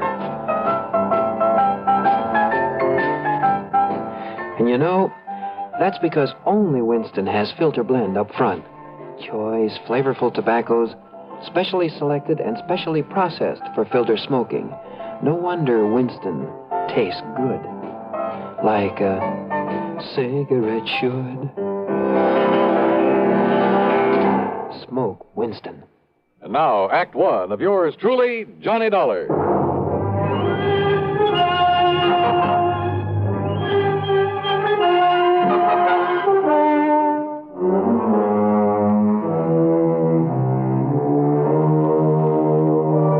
Expense account submitted by Special Investigator Johnny Dollar to the Universal Adjustment Bureau, Home Office, Hartford, Connecticut. Following is an account of expenses incurred during my investigation of the Sudden Wealth Matter. Pat McCracken trying to chisel me out of a fee? Well, there was one way to find out. Expense account item 1, $1 even for a cab to his office. On second thought, just in case, let's call it $1.50. When I got there, Pat got straight to the Johnny, point. as you know, we adjust insurance claims, do a lot of other services for a lot of small companies. So? Well, a good many of them cater to the farming communities. Not only home and property insurance, but they push endowment, the retirement type of policies. Companies like, Amalgamated Life, Trinity Mutual, New Britain Mutual, and so on. I think I've worked for all of them. Well, then you know the sort of clientele they cater to. So what's happened? 2 years ago, out in South Dakota, in a big agricultural area. Just a few days before Christmas? Wow. Now listen, Pat, Huh? We suddenly got notice that a lot of people in a town near Sioux Falls were cashing in their insurance. Well, then a little over a year ago, the same thing happened in a farming section near Fayetteville, Tennessee. And about 6 months ago at a small town near Macon, Georgia. And these people are not only cashing in their policies, but they were borrowing on their land, hawking their furniture, raising cash any way they possibly could. For what purpose? To invest in the stock market. Oh, well, maybe you can't blame them. Johnny. Own a few shares myself, some AT&T, Sure. some GE, some Union Carbide. Yeah, but you buy those blue chips, and through a legitimate broker. Well, doesn't everybody? Not these people.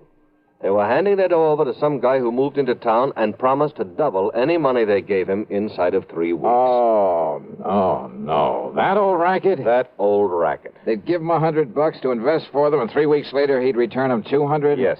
And when the word got around, everybody in town would start handing him his life savings. Yes. And out of the money coming in, he'd pay off the early suckers. Pay them 2 for 1.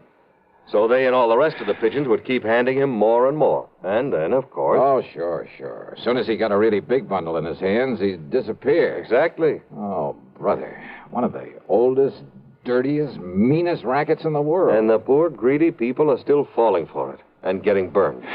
And the authorities haven't been able to catch up with this guy? By the time they have, he's been gone. And now the latest series of policy cancellations started coming in only a few weeks ago from a town called Enterprise, New Jersey. Well, then, Pat, there may be time to nab him. I hope so. But why aren't the local authorities doing something about it? The man is still paying off, Johnny. You know, the early investors. You can't nab him for that. Oh, well, what he's really doing, though, is setting up the later suckers for a big killing. Of course. But isn't anybody wise to what he's up to? Who knows? Maybe there are a few who were smart enough to get in at the beginning during the big build-up. Yeah, but they'll get their money back. Why, sure, doubled. But then, when he gets enough new money... Well, aren't the police wise to him? Suppose they are, Johnny. What can they do so long as he keeps paying off as promised? Oh, brother. Of all the dirty, rotten... Well, you want to go look? I sure do, Pat. And you can pay my expense account, but that's all. You know, on account of Christmas or something. I kind of thought you'd feel that way about it. Yeah. I'll be in touch.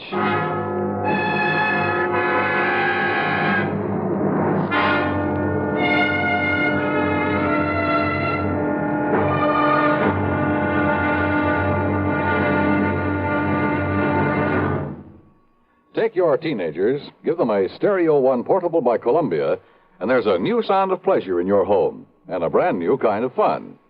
Only Columbia gives you a big 6-speaker stereo portable phonograph with all the rich tone and range of big console models, and it's only $139.95. Columbia has a wide selection of portable phonographs, and they're all flawlessly engineered by CBS Electronics. They all play any and all records. 45s, 78s, and the new LP and stereo records, and play them better with true big sound. You just can't buy a better portable than a Stereo One portable phonograph by Columbia. You can't find a better buy either. Portable prices start as low as $39.95. Christmas is the time to give your youngsters a gift they'll get fun and pleasure from all through the year. Time to give them a Stereo One portable phonograph by Columbia. #1 in the wonderful world of sound. And now, Act 2 of yours truly, Johnny Dollar and the Sudden Wealth Matter. Expense account item 2, $62.50. And it includes a plane to Philadelphia, and there in the city of brotherly love, a $50 deposit on a rental car. I drove south on 47 into the farm country, through Vineland, then Millville, and finally to the little town of Enterprise. It had a main street a few blocks long that looked a bit run down at the seams. There was a food, clothing, and a variety store, a drugstore, a movie, and a couple of gas stations. There was a railroad station for shipping out the farm produce, but the lot around it was overgrown with weeds.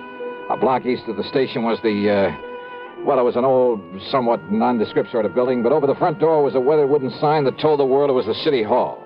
Inside, at the end of a corridor, I found a door that bore the legend Police Headquarters. Police Headquarters? That's right, son. I'm the chief of police, Chief Walters. What'd you say your name is? Well, I didn't, but it's Johnny Dollar. Well, pull up a chair and sit, Mr. Dollar. Okay, thanks. Yeah.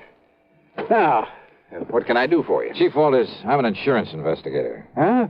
Oh, sure, Johnny. Sure, I know all about you. I hear all about them cases you investigate on the radio. Yeah, I catch it on WCAU in Philadelphia. Good. Well, now listen, I hope you didn't bother coming down here just on account of I took some cash out of my policy. You did? Well, tell you the truth, Johnny, a lot of people did. Oh, you know how it is. Something special comes along you can use, some extra cash. Oh, but now don't you give it a second thought. Oh, why do you say that? Well, a few more weeks from now, the folks in this town will be buying up more insurance than ever. They'll be buying more of everything. Uh-huh.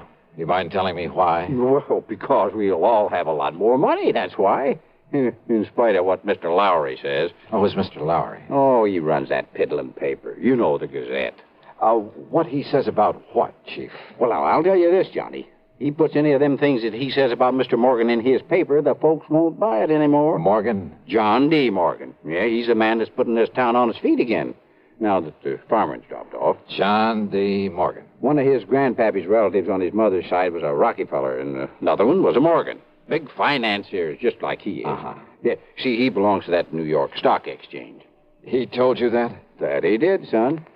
Well, then I have a sneaking suspicion he's the man I came down here to see. I would if I was you.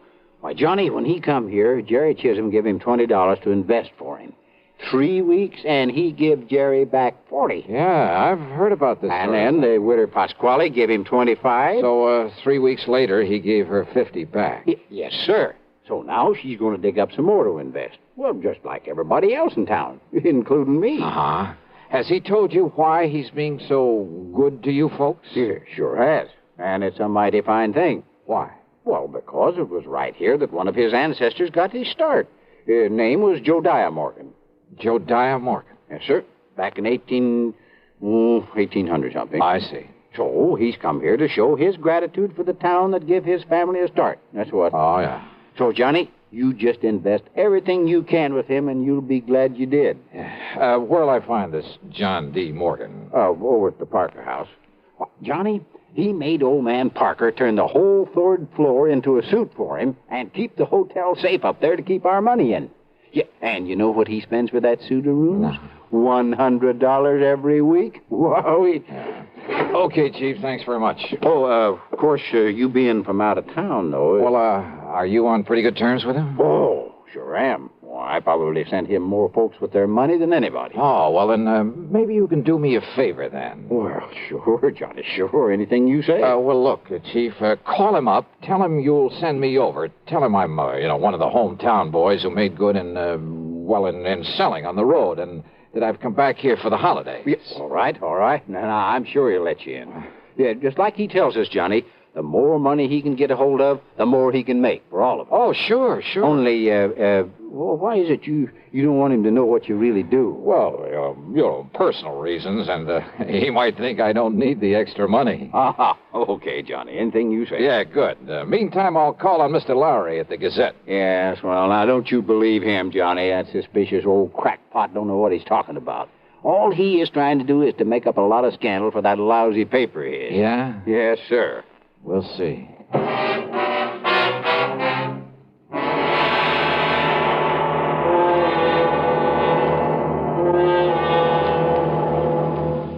Act 3 of yours truly, Johnny Dollar, in a moment. Meet star Stuart Irwin.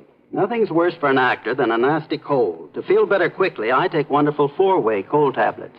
The fast way to relieve cold distress. Right. Tests of all the leading cold tablets proved 4-way fastest acting. 4-way starts in minutes to relieve muscular pains, headache, reduce fever, calm upset stomach, also overcomes irregularity. Take my advice. For your next cold, take 4-way cold tablets. The fast way to relieve those cold miseries. 4-way, only 29 cents. And now here's a word about another fine product of Grove Laboratories. Does dandruff dull your hair, leave scalp itchy? Get Fitch Dandruff Remover Shampoo and get rid of unsightly dandruff in 3 minutes. 3 minutes with Fitch regularly is guaranteed to keep embarrassing dandruff away forever. Apply Fitch before wetting hair, rub in 1 minute. Add water, lather 1 minute. Rinse 1 minute. Every trace of dandruff goes down the drain. 3 minutes with Fitch, unsightly dandruff's gone. Fitch can also leave your hair up to 35% brighter. Fitch Dandruff Remover Shampoo. And now, Act 3 of yours truly, Johnny Dollar.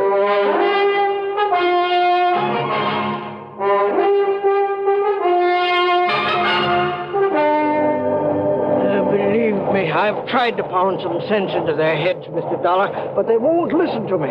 If I print something about that shyster in my paper, they won't buy it. It's unbelievable. All they do is keep handing over more of their hard-earned money to us. Oh, sure, but they're getting it back, aren't they, Mr. Lowry, plus a handsome profit? Sure they are, those who gave him money over 3 weeks ago. So what do they do then? They go out and beg and borrow some more and give that to him. You just can't raise it. So he keeps taking in more than he's paying out. 10 times as much, every day. But as soon as he's got hold of every cent these people can cough up for him, well, you know. Oh, yeah. Oh, if only I could get some action around here. Get him locked up in jail. Yeah, but how can you as long as he's paying out on the original investments? You have no case against him. I know. Well, he'd sue for false arrest and have you over a barrel. Of course. Oh, the suckers would rally to his side and you couldn't prove a thing on him. I know. You simply can't touch him, Mr. Lowry, until he makes a break for it. Yes, but who knows when he'll try it. If he's clever enough to do what he's doing, and with the stupid one-man police force in this town... Wait a minute. Yes? There's one way of knowing when he'll try to duck out of here. How? By giving him the necessary encouragement. The only encouragement you could give to a man like him would be in the form of money. That's right. Now, look, I got a plan, Mr. Lowry. It'll take your complete cooperation. Yeah. And it may take the use of some of your money. My money? It's a chance, but the one chance we have. No, that's carrying things a little too far. Hey, look. Back. Are you on my side or his? Well, you know the answer to that. Okay, then our job right now is to convince him that we're on his side. What? Yeah, sure. The only thing that'll make this John D. Morgan pack up and leave is more money. Well, of course. When he gets all he can out of the people. So listen to me, please. I want you to do 2 things. Now, I hear the press running back there. Yes, I started the run of today's paper just before you came. Stop the press. What? Yeah, set up a new front page. An apology for your previous attitude toward him. Apology? You know, now that you've seen with your own eyes what a good Samaritan he really is, what he's done for these people, what he'll continue to do for them. Mr. Dollar, I don't... Look, call in every kid in town if you have to, but get that paper in circulation. Then you call on Morgan. Call on? Yeah, with every penny you can scrape up. Give it to him to invest for you. Hey, is the local bank still open? It will be for a couple of hours, but now look here, Mr. Dollar. Then I'll try to get hold of some money myself to give to that crook. You? Well, Dollar, don't you see Do you think he'll hang around once he's got his hands on a real bundle? Hey, don't you understand, Mr. Lowry? Well? Why, yes, of course. Sure. It's the only way to make him try to leave town with it. Yes, it's a chance, though, Mr. Dollar. Have you got a better idea?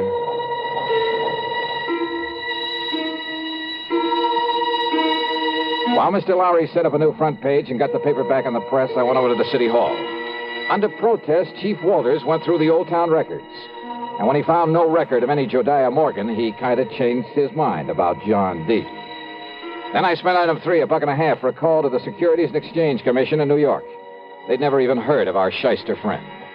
Chief Walters' protest then was because I wouldn't let him go straight to the hotel and slap the cuffs on John D. Morgan. And he is a crook. Lowry over at the Gazette was right. Well, sure, of course he was. But look, if you try to arrest Morgan now, you'll only make trouble for yourself.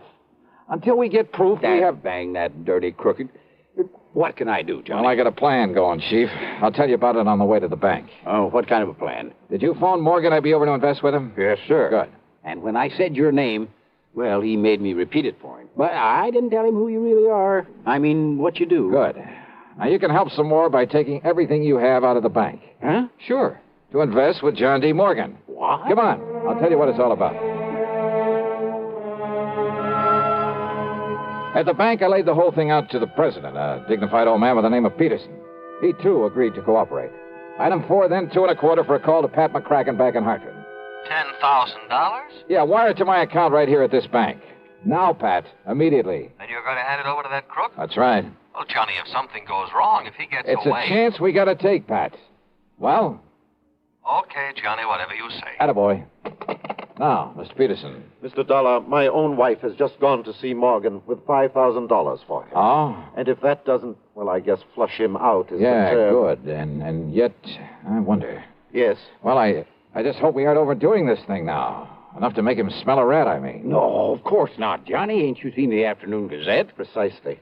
With the paper now supporting instead of fighting him, more people than ever have gone there to give him money. Yeah, but if he does get suspicious, I think I'd better go over there and see him. Whatever you say. But until Pat wires me that $10,000... Oh, here, Mr. Dollar. Here's $1,000 in cash. Huh? From my own personal account. And if you need more... No, thanks. But this ought to be enough to convince him I'm sold on him. Hope I'm not too late. Not unless he were to find out who you really are. Come on, Chief, let's... Hey. Yes, Mr. Dollar? How does Morgan get around? Johnny, you mean you ain't seen that beautiful limousine, that brand new... Where does he keep it? We rents the garage back of Miss Goodwin's house on Wood Street, a couple of blocks west of the hotel. Okay, Chief, then I'll meet you at Morgan's hotel room. Okay, Johnny. And don't, for heaven's sake, tip him off about this. I'll go along with the chief. Yeah, do that. I found the Goodwin house on Wood Street. I found the garage and back. But there were no keys in the limousine inside of it. And rather than lose time breaking open the trunk, possibly to find nothing, well, I remembered an old trick I'd used once before. Then over to the hotel and up to the third floor. But instead of John D. Morgan, I found half the population of Enterprise milling around in it. I had to force my way through to where Chief Walters and the banker, Mr. Peterson, were standing in front of an old-fashioned open safe. Too late, Mr. Dollar. We got here too late. What? Don't you see, Johnny? He skipped. He's already skipped out on us. Must have got wise to you. I had the chief order Mr. Parker to open the safe and look. Look at what everybody who came in here thought were bundles of money. Their money in it. Wads of paper with bills on the outside to make them look Dollar, listen to me. Yeah, Mr. Lowry. These people feel that you were responsible for this. Me? And after making me give my last penny to them a while ago, Dollar, I can't help wondering myself. Oh, now look, use your head. Listen to me, listen. All right, I'm listening. Well, doesn't anybody know where he went? He must have went out the window in the back room when he seen me and Mr. Peterson coming. The back window, huh? Okay.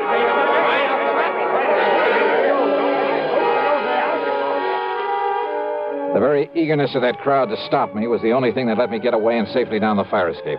For they jammed so tightly into that back room, into the window itself, that it was a long, precious second before the slow, clumsy old police chief could start down after me. I tore on over to the garage again.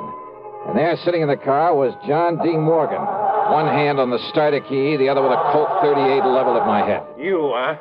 I might have known you'd done something to my car when I saw you leaving this garage for the hotel a few minutes ago, Dollar. Yeah, that's right, Morgan. I took the rotor off the distributor. Then put it back quickly, or so help me, Dollar. Sorry, old man. It stays right here in my pocket. And you give me no choice. I'll have to kill you and take it All away. right, wait a minute, Morgan. Look out there on the street. Oh, those people. Yeah, that's right. And I don't think they like you anymore. You see their faces? Not very pleasant looking, are they? Oh, no, let me... Oh, help me. They'll kill me. Maybe. You had that money for him? But yes, it's in the trunk of this car, all of it. Then you'd better open it up and be ready to give it back to them. Yes, tell them I will. I'll give it all back, all of it. After you let me have that gun. What? Come on. I'd hate to think of what they might do if they saw you waving that thing around. Oh, here, take it, please. Okay. Now get out and open up that trunk for him.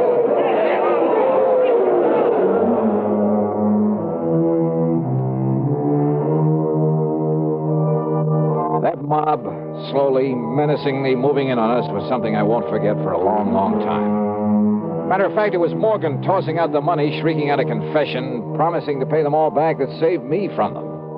And now, of course, he'll be taken care of by the courts. Yeah, plenty. Expense account total less the $50 deposit on my rental car, $38.25.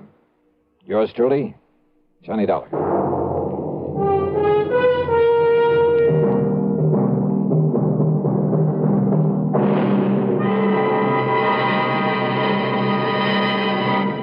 Our star will return in just a moment. How's your Christmas shopping coming? Not leaving everything for the last minute, we hope. Remember, as a practical gift-hunting matter, the best selections usually go to the earliest shoppers. Another thing, last-minute men compete with the biggest crowds in the stores and streets and face greater accident danger. CBS Radio suggests shop early and safely for a healthy, happy holiday season. And here's a suggestion for Christmas buying that's really giving the best. Almost Christmas, no time to lose. Lots and lots of gifts to choose. Give him, give her a gift set by Yardley. For her, an array of all new Yardley gifts, $1.50 to $13.50. A Yardley Red Roses Spray Mist and Soap Set, $3.50. All prices plus tax. Yardley. Give him, give her a gift set by Yardley. Now, here is our star to tell you about next week's story. Next week, the strangest disappearance I've ever been called on to investigate. Join us, won't you? Yours truly, Johnny Dollar. Yours truly, Johnny Dollar, starring Bob Bailey, originates in Hollywood and is written, produced, and directed by Jack Johnstone. Heard in our cast were Lawrence Dobkin, Forrest Lewis, Junius Matthews, Edgar Barrier, and Russell Thorson. Be sure to join us next week, same time and station, for another exciting story of yours truly, Johnny Dollar. This is Dan Cubberly speaking. Time once again for another tale of suspense as this popular weekly drama follows on the CBS Radio Network.